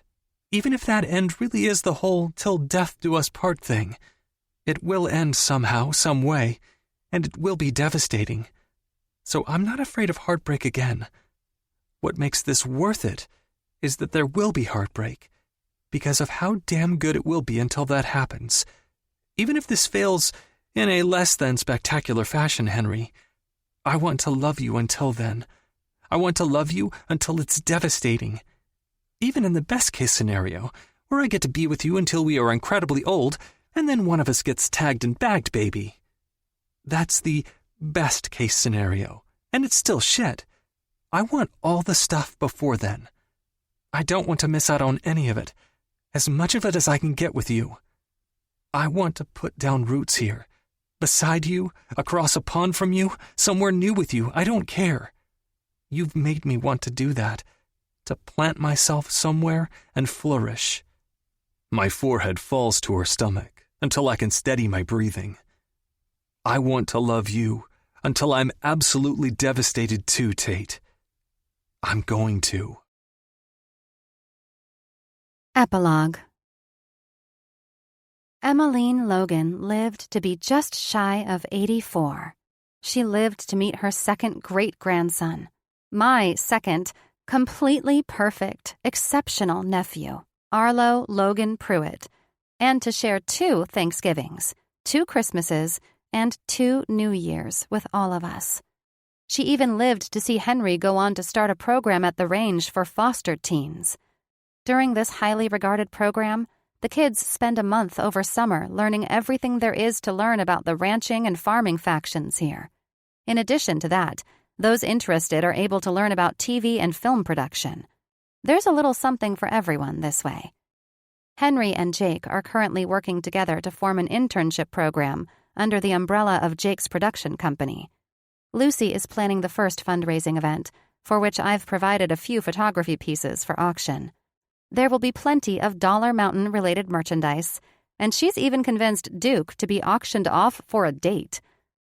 Grandma passed away in her sleep on the night of mine and Henry's engagement party, after a particularly raucous celebration. She defied the odds in almost every way in life, even in disease and death, having far outlived her doctor's expectations. The entire cast and crew for Dollar Mountain attended her memorial, and even some from Deacon Publishing came in support. We spread her ashes over the mountainside where she and her husband were married. Henry and I made it all of a month in our pseudo-neighbor situation before I gave up the ghost and moved in permanently. Belle tolerated Fen for the first few months, but he won her over like the rest of us, and they've been inseparable since. What's been done in terms of wedding planning has been a breeze. Neither of us even wanted one, but when Lucy found out about our courthouse plan, she staged a coup. Still, we want a day for and about ourselves, so we're in talks over destination spots. Henry is the most entertaining and thoughtful travel companion, in quite unexpected ways. Everything is a new wonder, and seeing the world through his eyes will never get old. He spends weeks learning key phrases in the appropriate languages before we go anywhere, then proceeds to charm cultures across the globe. I don't miss how his smile relaxes and settles to its permanent, natural place each time we fly into home, though. Today is the beginning of our big move, and I can't help but feel suspicious over how smooth it's been. Our things are all boxed up, ready to go. We've admittedly been putting off clearing out Em's, however. She's left her house to Henry and I, even going so far as to state in her will, "If I'm still alive, this part can be ignored, since they'll be getting my house as a wedding gift. Hopefully I'm dead so that they can't argue with me about taking it, though." Henry and Charlie plan to add more cabins around the pond for the summer program's use. We'll have plenty of excuses to visit there frequently. We pull up to Emmeline's place, and I laugh because, of course, she's had the best views all to herself all of these years. It's been maintained since she moved in with Grace and Charlie, so even the landscaping looks quaint and tidy. Henry holds my hand up the porch steps, like he always does, and he pulls me to a stop, kissing me sweetly before we head inside. It's simple and tasteful, a mostly open floor plan with a giant dining room and wet bar area. I don't worry about anything being old or outdated anyway, because my guy loves a project. The hallways are lined with shelves that are lined and layered with pictures. So many pictures. A full and beautiful life reflected on every free surface. I pause when I come to one of my mom and I, she with a heavily pregnant belly, smiling softly into the camera, crouched behind a dirty-faced, tiny me. I've got pigtails and am holding a giant toad, grinning from ear to ear. Tate, Henry calls to me from somewhere in the house, and I set out to find him. Towards the back of the house, through a pair of glass French doors, is what appears to be an office. The entire room is wrapped in windows, aside from one wall above a desk and a surprisingly high-end computer. Henry wraps me up and says something about the view, but it's lost on me because I can't make sense of what I'm seeing on that wall.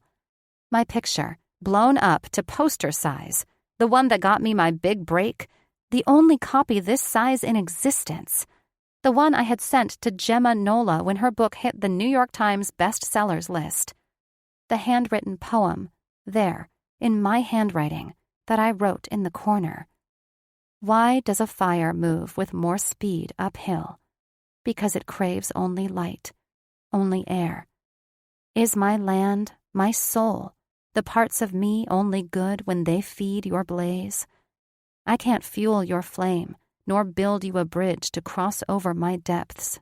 So you move on to higher ground, destruction in your wake. But I will face the sun on my own, having traveled and climbed. There are parts of me that are safe, untouched, wild, and free, and it will be that much more beautiful. My mouth remains suspended open when Henry walks over to the picture, plucking down the envelope with Tate written across the front. I open it with trembling hands, bursting into a sob the moment I open it and recognize my mother's handwriting. I ask Henry to read it to me when it's clear that I won't be able to. Tate, I am sick, and the doctors now say I've only got a few months at most. If you're reading this, then I can only assume I am long since gone, and you've been back home, because let's face it, that is your home, and I'm guessing that you've learned all that you needed to about me. You, however, are so very full of life, baby, more so than I have seen you in so many years. A mother, even a very average one like myself, can see it when their child is struggling. You've struggled to settle, love. For a while, I probably would have thought that settling was a great thing to try to force yourself into, honestly. After all, I couldn't seem to settle in my life. Couldn't manage to feel happy when I tried to. Instead, I lashed out on those around me, expecting them to fix it for me, to be my answer. And look where that landed me. I still ended up broken-hearted and lonely. Maybe I wanted to ruin that life so we could have an excuse to start a new one. I truly don't know. And instead of looking into myself and ever finding that answer, I lived in perpetual distrust. I can't trust myself, Tate, so why trust anything else? I didn't have to be so lonely. I had you guys. Too often I forgot that. I've been selfish, though, and now it's almost too late. You, my beautiful girl, are bursting at the seams with excitement for something new for yourself. And God, I am so in awe of you. Did you know that your grandma was a writer? You must have inherited some of that artistic soul from her, because your passion is already contagious. I want you to keep that zest for life, Tate. I want you to see things that I'd never even have dreamt of seeing. I pray you are still taking pictures of it all.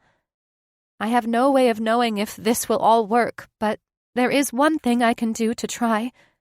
I have written to your grandmother, and, sparing her the unnecessary details and trusting her to use her own artistic license for panache, have asked her to write something based on this poem you've written and this picture you've taken. It reminded me so much of, well, me, of the destruction I have caused. I wrote to her about a story of a young woman who loved two young men in very different ways and for different reasons, and the lives affected by her choices.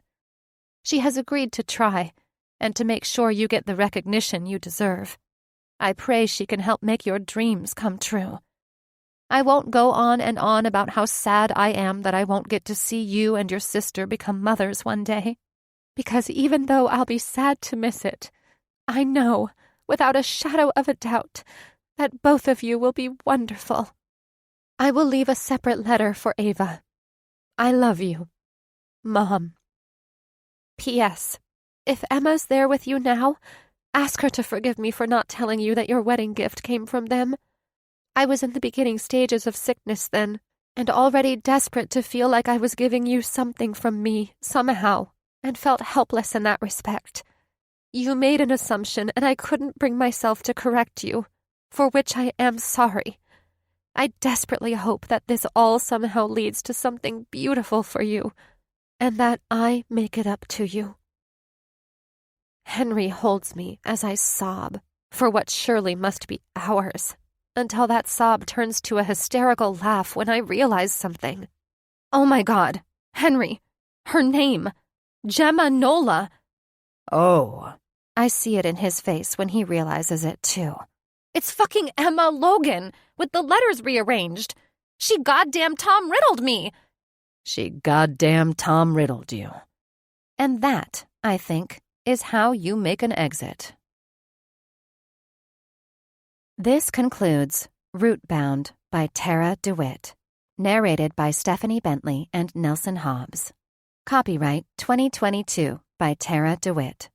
This unabridged audiobook is published by arrangement with Tarah DeWitt and was produced in the year 2023 by Tantor Media Incorporated, a division of Recorded Books, which holds the copyright thereto. Please visit tantor.com for more information on our growing library of unabridged audiobooks.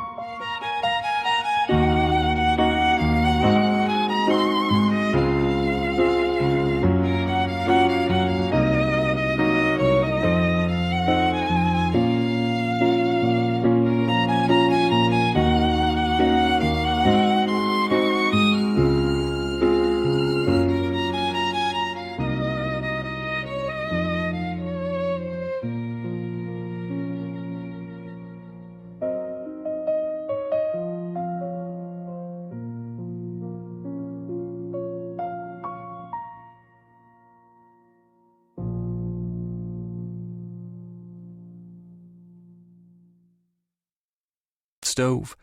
I imagine I can hear her cackle at some of the arguments.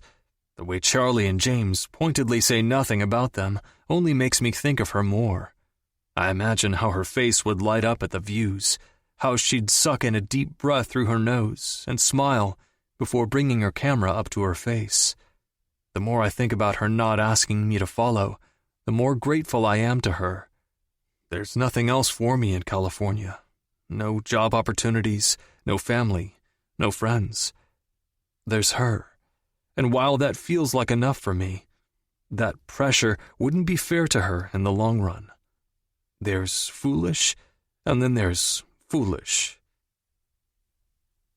By the time we get home, I'm so desperate for my bed and a dark room, anywhere other than the colorful beauty around me, that I don't even go to the main house to get Belle first. I need to go say hi to Grace, to Em, and I will. I just need to lose it for a bit first. And shower, and shave. We always come back smelling to high heaven, but with the damned sun shining its smug face on us this whole trip, I know I'm ripe. I don't know how I know, but I know that she's gone back home. She was close to being done shooting before I left anyways, so it's not surprising. It still makes my lip curl in disgust when I pull up to the cabin, when I see how desolate the place looks. The porch steps might as well be another mountainside for as long as they take me to climb. When I open the door and move to hang up my jacket, I receive another swift kick to the gut. Tate's slug parka is hanging there. She must have forgot it. It's the ugliest damn thing I've ever seen. But my hands drop my own jacket and slide over hers of their own accord. "Arf," the jacket says. Cool. Now the thing isn't just ugly, it's haunted. "Arf." My head whips down to my feet, and a creature of indeterminate origins is staring up at me, its curled, skinny tail wagging, a menacing smile on its face. The thing is probably 10 pounds, 6 of which are made up by its ears that flare up and out like the wings of a bat. "Arf," it says again. But that's gotta be a human just saying the word arf, because that cannot be a bark. "I named him Fennec. Doesn't he look like a fennec fox?" Tate says excitedly from the top of the stairs. And, evil, elven woodland creature aside, my entire body lifts with unchecked joy. The feeling is nearly comical, like one of those inflatable men in front of a car lot. She's there, smiling down beautifully, breathtaking in every way. "What is it?" I ask when it starts to lick a spot on my boot frantically. She frowns, put out. "It's a dog, Henry." "This," I point down at the thing, "is not a dog. This is a creature from a 1980s movie. I hope you know not to feed it after midnight, or let it near water."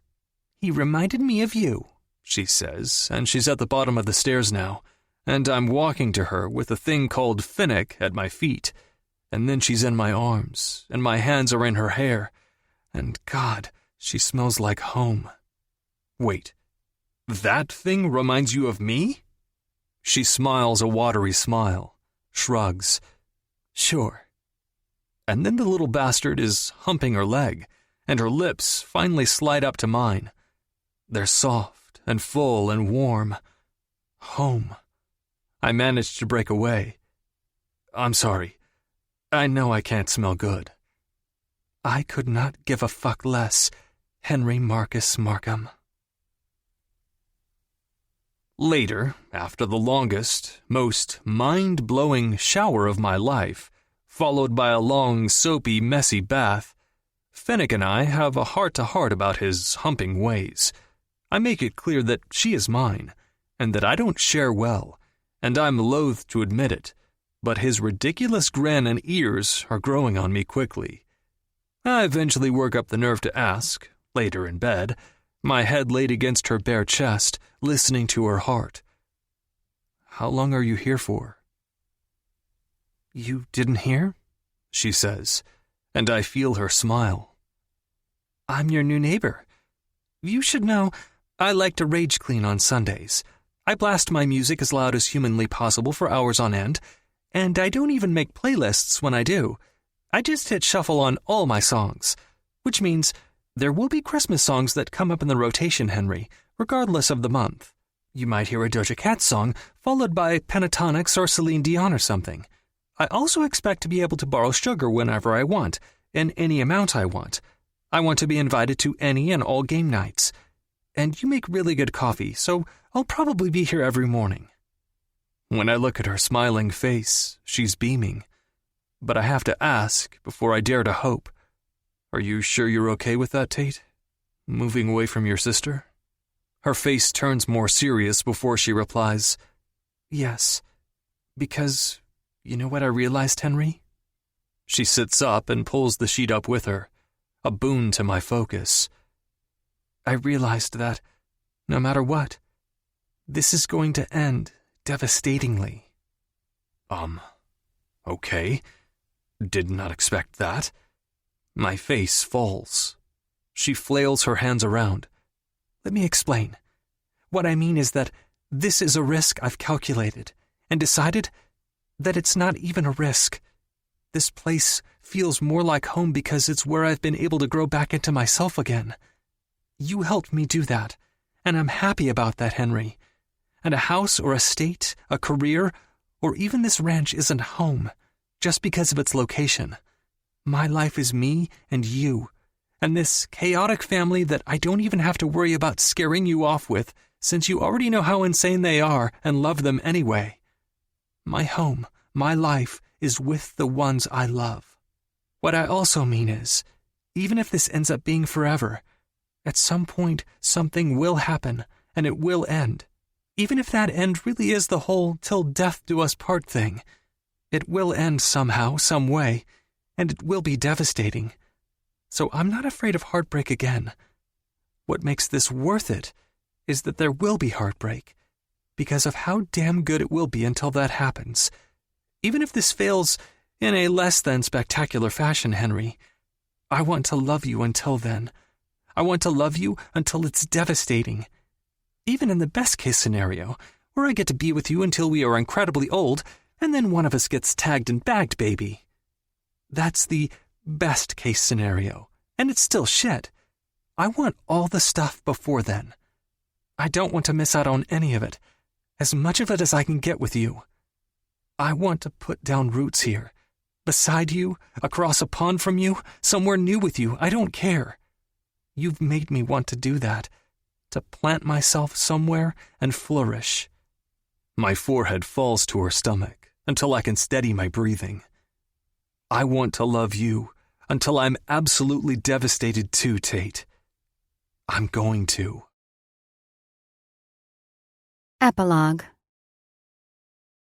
Emmeline Logan lived to be just shy of 84.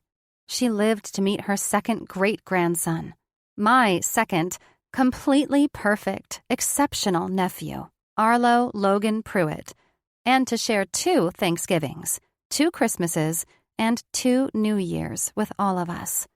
She even lived to see Henry go on to start a program at the range for foster teens.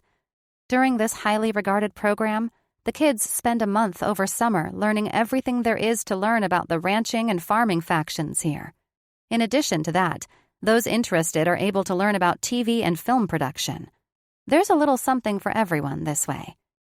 Henry and Jake are currently working together to form an internship program under the umbrella of Jake's production company.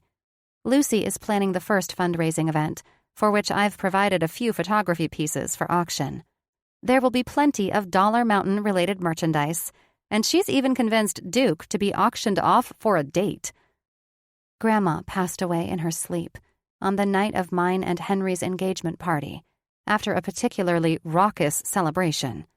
She defied the odds in almost every way in life, even in disease and death, having far outlived her doctor's expectations. The entire cast and crew for Dollar Mountain attended her memorial, and even some from Deacon Publishing came in support. We spread her ashes over the mountainside where she and her husband were married. Henry and I made it all of a month in our pseudo-neighbor situation, before I gave up the ghost and moved in permanently. Belle tolerated Fen for the first few months, but he won her over like the rest of us, and they've been inseparable since. What's been done in terms of wedding planning has been a breeze. Neither of us even wanted one, but when Lucy found out about our courthouse plan, she staged a coup. Still, we want a day for and about ourselves, so we're in talks over destination spots. Henry is the most entertaining and thoughtful travel companion, in quite unexpected ways. Everything is a new wonder, and seeing the world through his eyes will never get old. He spends weeks learning key phrases in the appropriate languages before we go anywhere, then proceeds to charm cultures across the globe. I don't miss how his smile relaxes and settles to its permanent, natural place each time we fly into home, though. Today is the beginning of our big move, and I can't help but feel suspicious over how smooth it's been. Our things are all boxed up, ready to go. We've admittedly been putting off clearing out Em's, however. She's left her house to Henry and I, even going so far as to state in her will, "If I'm still alive, this part can be ignored, since they'll be getting my house as a wedding gift. Hopefully I'm dead so that they can't argue with me about taking it, though." Henry and Charlie plan to add more cabins around the pond for the summer program's use. We'll have plenty of excuses to visit there frequently. We pull up to Emmeline's place, and I laugh because, of course, she's had the best views all to herself all of these years. It's been maintained since she moved in with Grace and Charlie, so even the landscaping looks quaint and tidy. Henry holds my hand up the porch steps, like he always does, and he pulls me to a stop, kissing me sweetly before we head inside. It's simple and tasteful, a mostly open floor plan with a giant dining room and wet bar area. I don't worry about anything being old or outdated anyway, because my guy loves a project. The hallways are lined with shelves that are lined and layered with pictures. So many pictures. A full and beautiful life reflected on every free surface. I pause when I come to one of my mom and I, she with a heavily pregnant belly, smiling softly into the camera, crouched behind a dirty-faced, tiny me. I've got pigtails and am holding a giant toad, grinning from ear to ear. "Tate," Henry calls to me from somewhere in the house, and I set out to find him. Towards the back of the house, through a pair of glass French doors, is what appears to be an office. The entire room is wrapped in windows, aside from one wall above a desk and a surprisingly high-end computer. Henry wraps me up and says something about the view, but it's lost on me because I can't make sense of what I'm seeing on that wall. My picture, blown up to poster size, the one that got me my big break, the only copy this size in existence, the one I had sent to Gemma Nola when her book hit the New York Times bestsellers list. The handwritten poem, there, in my handwriting, that I wrote in the corner. Why does a fire move with more speed uphill? Because it craves only light, only air. Is my land, my soul, the parts of me only good when they feed your blaze? I can't fuel your flame, nor build you a bridge to cross over my depths. So you move on to higher ground, destruction in your wake. But I will face the sun on my own, having traveled and climbed. There are parts of me that are safe, untouched, wild, and free, and it will be that much more beautiful. My mouth remains suspended open when Henry walks over to the picture, plucking down the envelope with Tate written across the front. I open it with trembling hands, bursting into a sob the moment I open it and recognize my mother's handwriting. I ask Henry to read it to me when it's clear that I won't be able to. Tate, I am sick, and the doctors now say I've only got a few months at most. If you're reading this, then I can only assume I am long since gone, and you've been back home, because let's face it, that is your home, and I'm guessing that you've learned all that you needed to about me. You, however, are so very full of life, baby, more so than I have seen you in so many years. A mother, Even a very average one like myself can see it when their child is struggling. You've struggled to settle, love. For a while, I probably would have thought that settling was a great thing to try to force yourself into, honestly. After all, I couldn't seem to settle in my life. Couldn't manage to feel happy when I tried to. Instead, I lashed out on those around me, expecting them to fix it for me, to be my answer. And look where that landed me. I still ended up broken-hearted and lonely. Maybe I wanted to ruin that life so we could have an excuse to start a new one. I truly don't know. And instead of looking into myself and ever finding that answer, I lived in perpetual distrust. I can't trust myself, Tate, so why trust anything else? I didn't have to be so lonely. I had you guys. Too often I forgot that. I've been selfish, though, and now it's almost too late. You, my beautiful girl, are bursting at the seams with excitement for something new for yourself. And God, I am so in awe of you. Did you know that your grandma was a writer? You must have inherited some of that artistic soul from her, because your passion is already contagious. I want you to keep that zest for life, Tate. I want you to see things that I'd never even have dreamt of seeing. I pray you are still taking pictures of it all. I have no way of knowing if this will all work, but there is one thing I can do to try. I have written to your grandmother, and, sparing her the unnecessary details and trusting her to use her own artistic license for panache, have asked her to write something based on this poem you've written and this picture you've taken. It reminded me so much of, well, me, of the destruction I have caused. I wrote to her about a story of a young woman who loved two young men in very different ways and for different reasons, and the lives affected by her choices. She has agreed to try and to make sure you get the recognition you deserve. I pray she can help make your dreams come true. I won't go on and on about how sad I am that I won't get to see you and your sister become mothers one day, because even though I'll be sad to miss it, I know, without a shadow of a doubt, that both of you will be wonderful. I will leave a separate letter for Ava. I love you. Mom. P.S. If Emma's there with you now, ask her to forgive me for not telling you that your wedding gift came from them. I was in the beginning stages of sickness then, and already desperate to feel like I was giving you something from me, somehow, and felt helpless in that respect. You made an assumption, and I couldn't bring myself to correct you, for which I am sorry. I desperately hope that this all somehow leads to something beautiful for you, and that I make it up to you. Henry holds me as I sob, for what surely must be hours, until that sob turns to a hysterical laugh when I realize something. Oh my God, Henry, her name, Gemma Nola. Oh. I see it in his face when he realizes it too. It's fucking Emma Logan, with the letters rearranged. She goddamn Tom Riddled me. She goddamn Tom Riddled you. And that, I think, is how you make an exit. This concludes Rootbound by Tarah DeWitt, narrated by Stephanie Bentley and Nelson Hobbs. Copyright 2022 by Tarah DeWitt. This unabridged audiobook is published by arrangement with Tarah DeWitt and was produced in the year 2023 by Tantor Media Incorporated, a division of Recorded Books, which holds the copyright thereto. Please visit tantor.com for more information on our growing library of unabridged audiobooks.